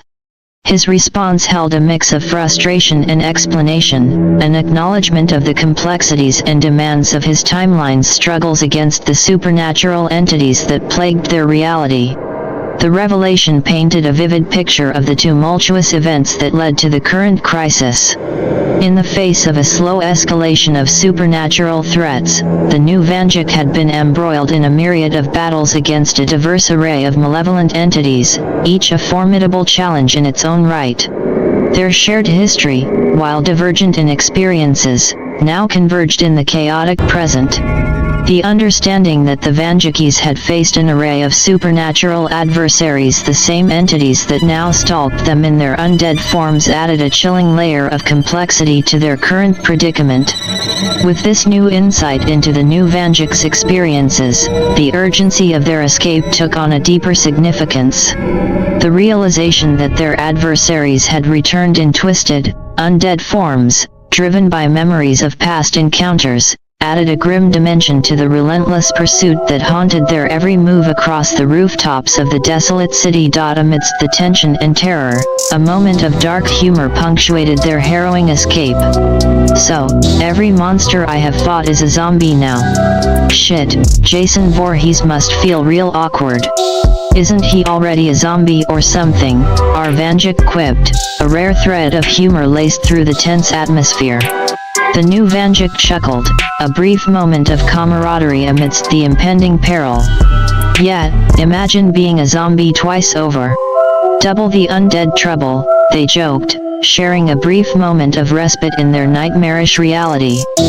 For several minutes, laughter broke the grimness of their situation, the shared levity a brief reprieve from the relentless pursuit and the weight of their predicament. It was a fleeting moment of dark humor in the face of overwhelming horror, a brief respite in the ceaseless chaos that surrounded them. But abruptly, a chilling sound pierced through their laughter, cutting through the night like a sinister omen. Ki ki ki, ma ma ma, ki ki ki, ma ma ma, the haunting refrain echoed in the darkness, sending a shiver down their spines. The laughter died in their throats as the eerie chant filled the air, an ominous reminder of the malevolent forces that lurked within the desolate cityscape. Dread replaced amusement, the unsettling chant casting a foreboding shadow over their desperate flight. The familiar, chilling cadence echoed louder, emanating from the darkness below, a haunting chorus that echoed through the rooftops, sending an unsettling chill down their spines. In that eerie moment, laughter dissolved into unease, the haunting chant a grim testament to the relentless presence of supernatural forces that transcended even death itself. In a hair-raising moment, both Vandukes turned to confront the unmasked, decayed figure of Jason Voorhees, the undead horror even more grotesque than they remembered. Their banter, a blend of dark humor and defiance, clashed against the looming presence of the relentless undead killer. So, meatbag? Still killing for fun, or are you an undead cuckold to a virus now? Vanduke taunted, his voice laced with a mixture of bravado and defiance. Jason, his decayed form emitting a guttural growl, reacted swiftly, hurling a spear at Vanduke, who deftly dodged the projectile, evading a certain strike. Meanwhile, the new Vanduke added his own taunt, "So, I guess you're still as ugly as I remember." "Wait, no, you're even uglier now. I think you should get your hockey mask back, bro." As Jason retaliated with a javelin, the new Vanduke mirrored his counterpart's agility, dodging the deadly projectile with reflexes honed by survival instincts. Without hesitation, both Vandukes launched themselves at Jason, their combined force tackling the undead killer off the rooftop. The impact reverberated through their bodies, adrenaline fueling their immediate recovery as they sprang to their feet, instincts on high alert. Their voices, unified in a blend of grim determination and acknowledgement of the monumental task ahead, echoed through the desolate rooftop. "God, I wish this would be that easy."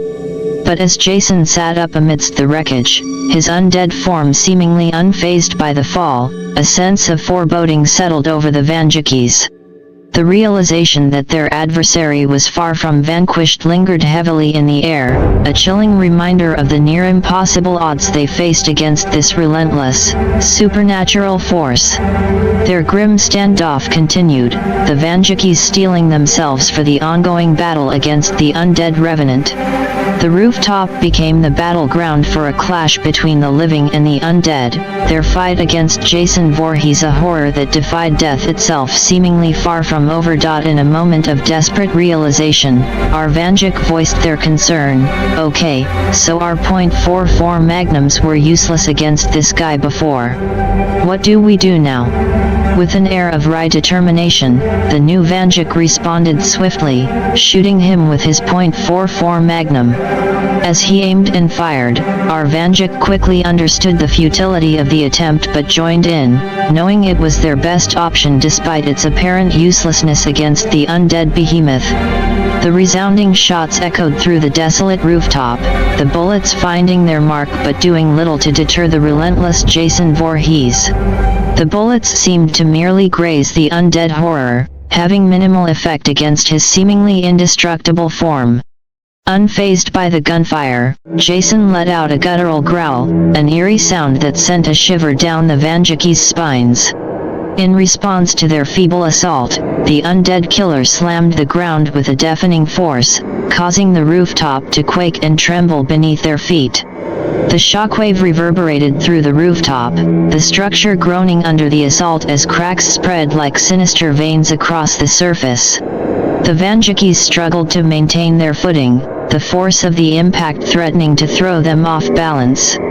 As debris rained down around them, the Vandukes braced themselves against the trembling rooftop, the unsettling power of Jason Voorhees sending a stark reminder of the sheer might and danger he posed. Their feeble attempt to combat the undead killer only seemed to provoke his wrath, escalating the conflict into a terrifying showdown of survival against a force that defied conventional means of combat. As the rooftop trembled under the might of Jason Voorhees, a sense of impending doom hung heavily in the air. The Vandukes, resigned to their seemingly inevitable fate, braced themselves for the onslaught until a distant, unmistakable sound shattered the grim silence. The roar of Hell's engine and the distant screams from the edge of town heralded the arrival of an unexpected savior. A hellish cycle tore through the desolation, leaving fire and smoke in its wake. The Vandukes, their disbelief evident, strained to see through the chaos unfolding before them. And then, through the billowing smoke and flames, they witnessed a figure wreathed in fire, the Ghost Rider. But something was amiss. Both Vandukes shared a perplexed glance, realizing that this wasn't the Ghost Rider timeline. As our Vanduke squinted and looked closer, a revelation struck him. "Wait, that's a Vanduke," he exclaimed, disbelief etched across his face. The new Vanduke, caught off guard, demanded clarification. "What?" Our Vanduke, now certain of what he saw, declared, "Yep, meet Hell Rider Vanduke." The realization dawned upon them: a fellow Vanduke had emerged as an unexpected force, a Hell Rider on a blazing cycle. The rooftop, once a battleground against the undead, became a stage for the unexpected entrance of Hell Rider Vanduke. The mysterious newcomer, wreathed in flames, left an indelible mark on the unfolding saga, introducing a wild card into the grim reality of their undead-infested Lancaster city. The sudden appearance of Hell Rider Vanduke, wreathed in flames and driven by a thirst for vengeance, marked a dramatic turn in the unfolding chaos. The Ghost Rider, fueled by an insatiable hunger for retribution, wasted no time. With an otherworldly roar, he surged forward on his blazing cycle, his supernatural powers ready to be unleashed upon the undead terror, Jason Voorhees.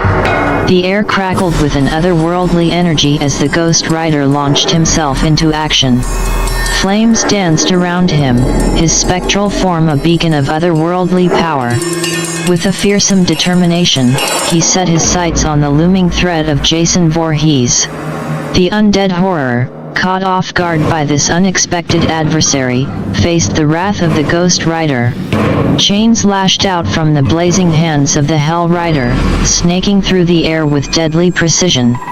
Each strike, imbued with supernatural fire, sought to subdue the relentless undead menace that had haunted the Vandukes. The rooftop became a battleground of supernatural forces, a clash between the infernal powers of the Ghost Rider and the undying resilience of Jason Voorhees. The air crackled with an intense energy, the clash of otherworldly forces illuminating the desolate cityscape in an eerie display of supernatural conflict. Amidst the chaos, the Vandukes watched in awe and apprehension as the Ghost Rider, fueled by a thirst for justice and retribution, fought with unparalleled fury against the relentless undead, his flaming form a beacon of vengeance that sought to eradicate the terror that had plagued their world. As the Ghost Rider waged his supernatural battle against Jason Voorhees, his flaming form flickered with an intensity that belied his urgency.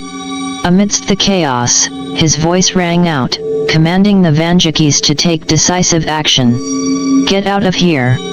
Clear the factory. The Loom factory must be destroyed. It's going to cause another multiversal collapse soon." The Ghost Rider was pulled here against his will. The urgency in his words reverberated through the air, carrying the weight of imminent catastrophe. The Vandukes, startled by the revelation, understood the gravity of the situation.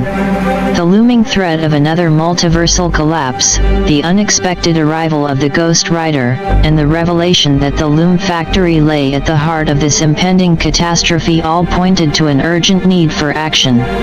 With a sense of dire purpose, the Vandukes rallied. They knew that the fate of not just their reality, but the very fabric of the multiverse, hung in the balance. In a bid to avert disaster, they heeded the Ghost Rider's warning, racing against time to prevent the impending cataclysm that loomed ominously over the desolate city.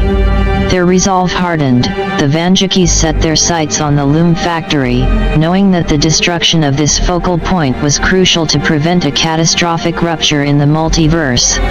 They sprinted through the debris-laden streets, their determination unwavering as they braced themselves for the final, desperate showdown against the malevolent forces that threatened to tear apart the very fabric of reality itself. Amidst the supernatural clash between the Ghost Rider and Jason Voorhees, the Vandukes seized the urgency of the moment. With a shared determination, they sprinted through the desolate streets, their hearts pounding in sync with the adrenaline-fueled race against time. The undead horde, stirred by the chaos, surged in their wake, their haunting moans echoing through the grim cityscape. The Vandukes maneuvered through the maze of debris and decay, their path fraught with obstacles and the relentless pursuit of the undead. Their breaths came in ragged gasps as they dodged through the twisted remnants of a once thriving city, the looming presence of the Loom Factory a grim reminder of the impending cataclysm. Each step propelled them closer to their destination, their minds focused on the urgent task at hand. As the Ghost Rider waged his supernatural battle against Jason Voorhees, the Vandukes pressed forward with unwavering resolve.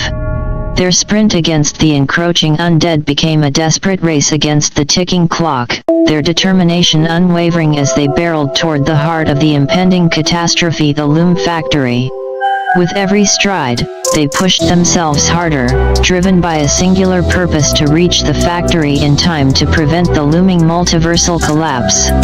The cacophony of chaos and the haunting wails of the undead served as a relentless backdrop to their frantic race, each passing moment intensifying the sense of urgency.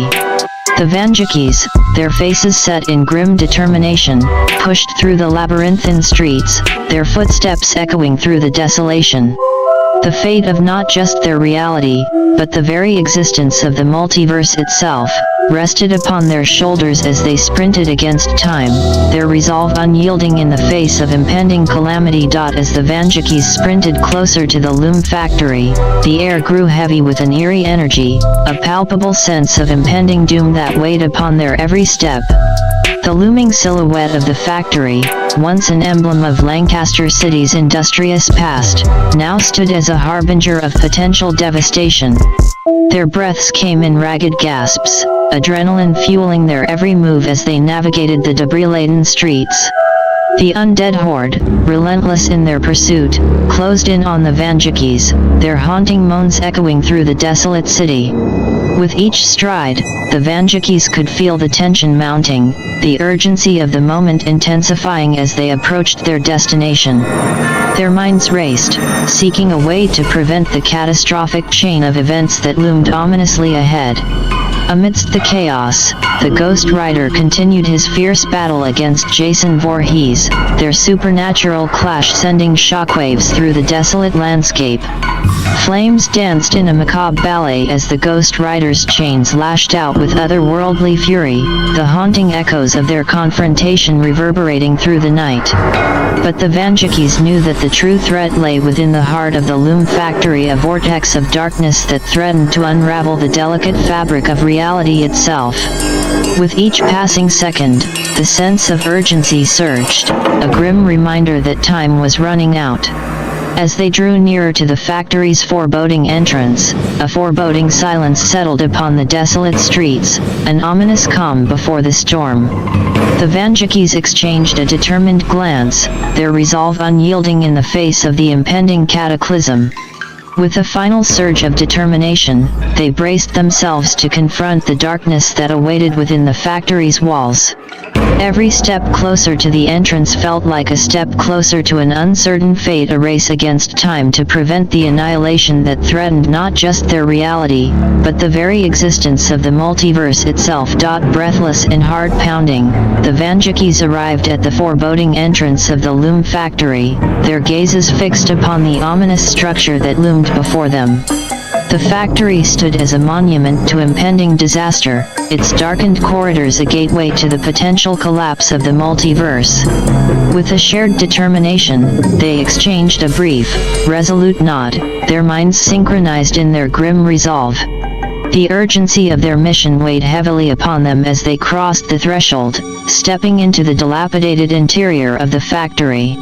Inside, an eerie stillness hung in the air, broken only by the haunting echoes of their footfalls against the decrepit floors. The factory's interior, a labyrinthine maze of forgotten machinery and abandoned remnants of a bygone era, seemed to pulse with an ominous energy, a palpable sense of impending catastrophe. Their senses heightened, the Vandukes navigated the shadowed corridors, their footsteps echoing through the desolate chambers. Each step forward brought them closer to the heart of the impending calamity, their determination unwavering despite the overwhelming darkness that surrounded them. As they pressed deeper into the factory's bowels, a sinister aura seemed to intensify, a suffocating presence that whispered of imminent danger. The Vandukes remained vigilant, scanning their surroundings for any sign of the vortex that threatened to tear asunder the very fabric of existence. Suddenly, a faint, ominous hum reverberated through the chamber, growing louder with each passing moment. The air crackled with an unnatural energy, signaling the imminent convergence point that could unleash catastrophic consequences upon the multiverse. With grim determination, the Vandukes pushed forward, their hearts beating in unison against the mounting tension that hung like a heavy shroud within the factory's confines. Their mission to prevent the catastrophic collapse now hinged on their ability to confront the darkness that lurked within the heart of the Loom factory. As the Vandukes ventured deeper into the murky depths of the Loom factory, the stifling darkness seemed to intensify, suffocating their senses.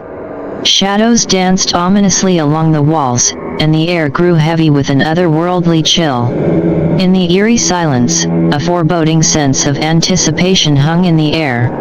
Then, from the shadows emerged grotesque silhouettes, the monsters birthed from the darkness itself.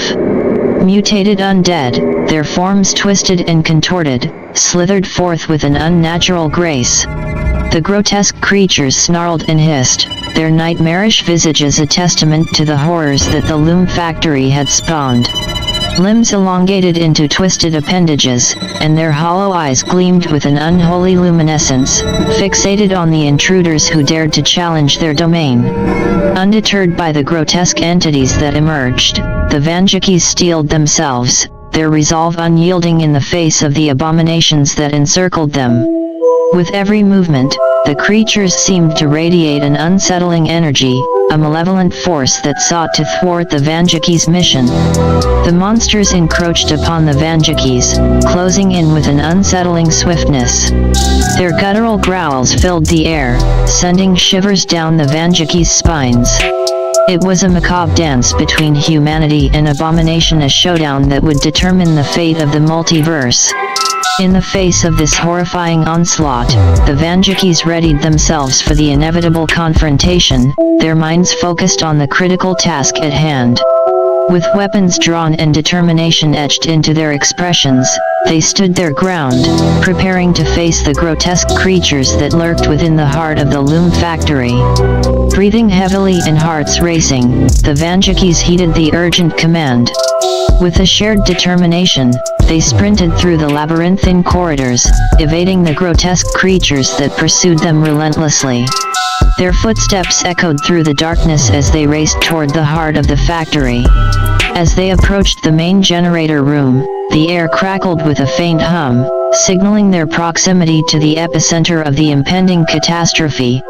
With a final burst of speed, they reached the entrance to the generator room.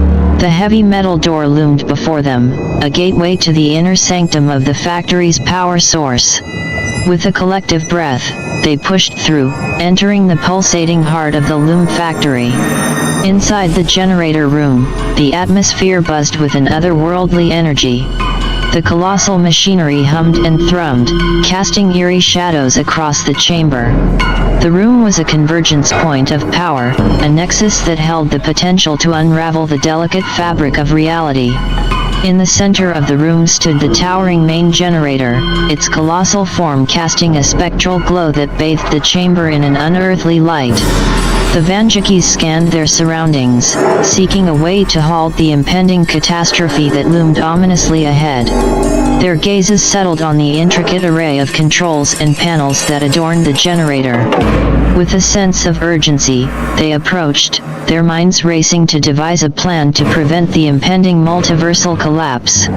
Time was of the essence, and their every action held the weight of the fate of countless realities hanging in the balance. The air crackled with a tense energy as the Vandukes stood before the ominous main generator. Amidst the eerie glow and the intricate machinery that adorned the chamber, a grim realization settled upon one of the Vandukes. "Oh great, a literal hellspawn generator. I think Ghost has competition," quipped one of the Vandukes, attempting to inject a hint of levity into the grim situation. Yet, their attempt at humor was met with a solemn silence. The other Vanduke, their expression grave and unyielding, did not share in the jest. Their eyes bore a weight of seriousness, acknowledging the dire nature of their predicament. Despite the tension that hung in the air, there was no room for laughter or ease in the face of the impending catastrophe. The contrast in their reactions was stark, one attempting to lighten the grim reality they faced, the other resolute and unyielding in their focus on the critical task at hand. The gravity of the situation silenced any attempt at humor, the weight of the impending multiversal collapse casting a somber pall over their collective mission. In the hushed chamber, amidst the pulsating glow of the infernal generator, the Vandukes stood side by side, their differing reactions a testament to the complexity and gravity of the challenge before them. With the fate of the multiverse hanging in the balance, there was no room for laughter, only resolute determination to prevent the impending catastrophe. Amidst the tense atmosphere within the generator room, the tranquility was shattered by a sudden cacophony of violent bashing against the heavy metal doors. The metallic echoes reverberated through the chamber, heralding the ominous arrival of the undead horde. With a deafening crash, the doors gave way, splintering under the relentless assault of the grotesque creatures.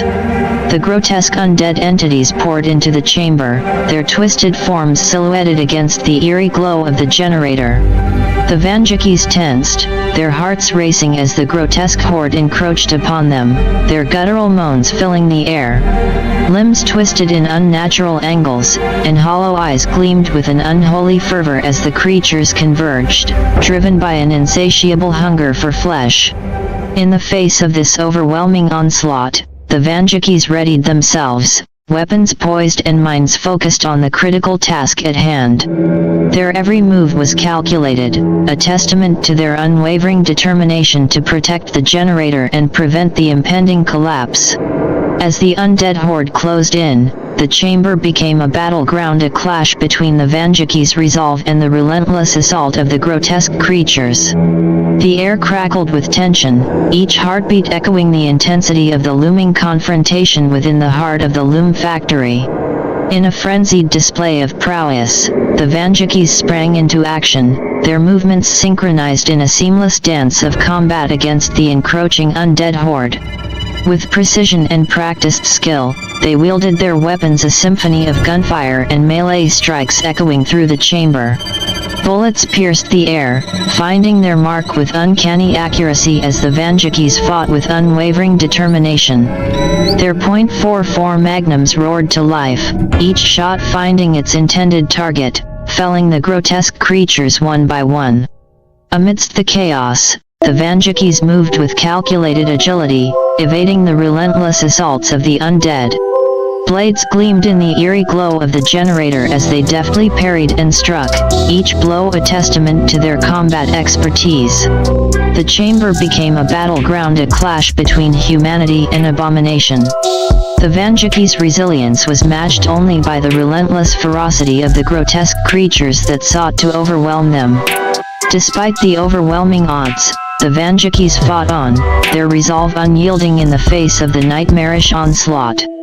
Their every movement was a testament to their determination to protect the generator, their actions driven by the urgency of preventing the cataclysmic collapse that loomed ominously over the multiverse. The clash of steel and gunfire reverberated through the chamber, a relentless symphony of combat that echoed the gravity of their mission.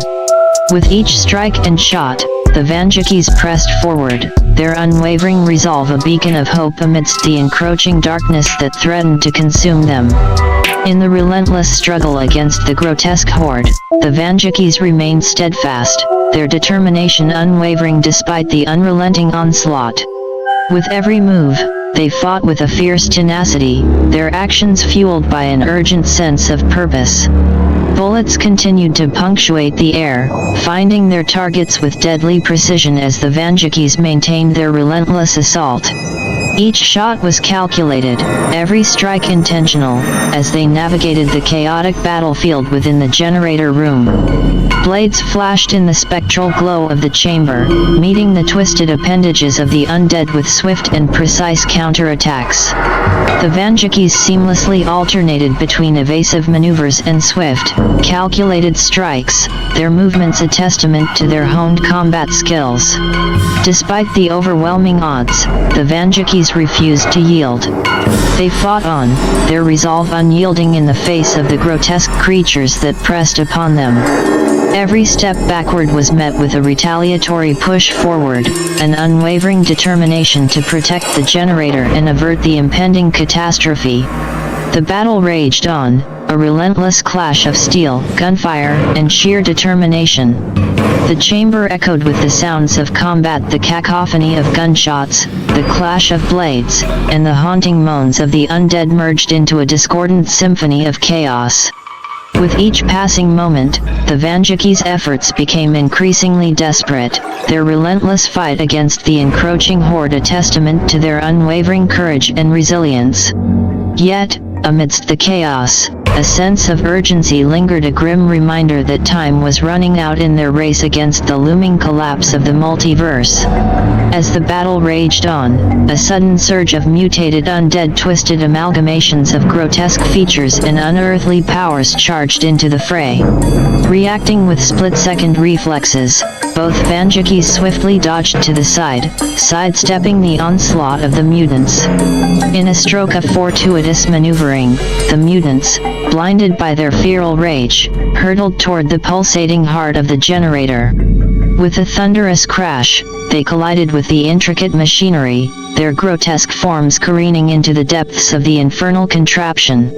The chamber trembled with a violent jolt as the mutants collided with the vital components of the generator. Sparks erupted, casting a cascade of flickering lights that danced across the room, illuminating the chaos. The infernal machine groaned and sputtered, its mechanisms strained by the unexpected intrusion. Caught in a maelstrom of flailing limbs and frenzied roars, the mutants inadvertently triggered a chain reaction within the generator, their impact destabilizing its delicate structure.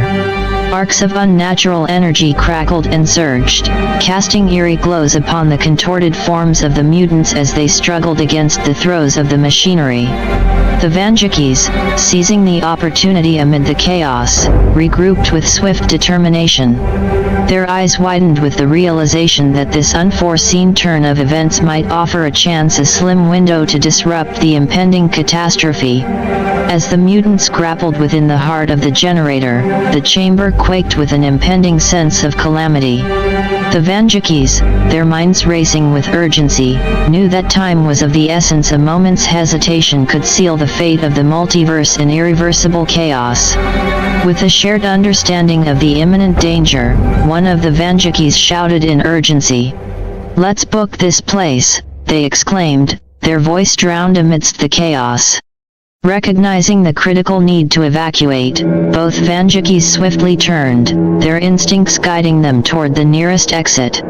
They sprinted through the labyrinthine corridors of the factory, their footsteps echoing against the metallic surfaces as they raced against time. Behind them, the chamber trembled violently, consumed by the impending explosion.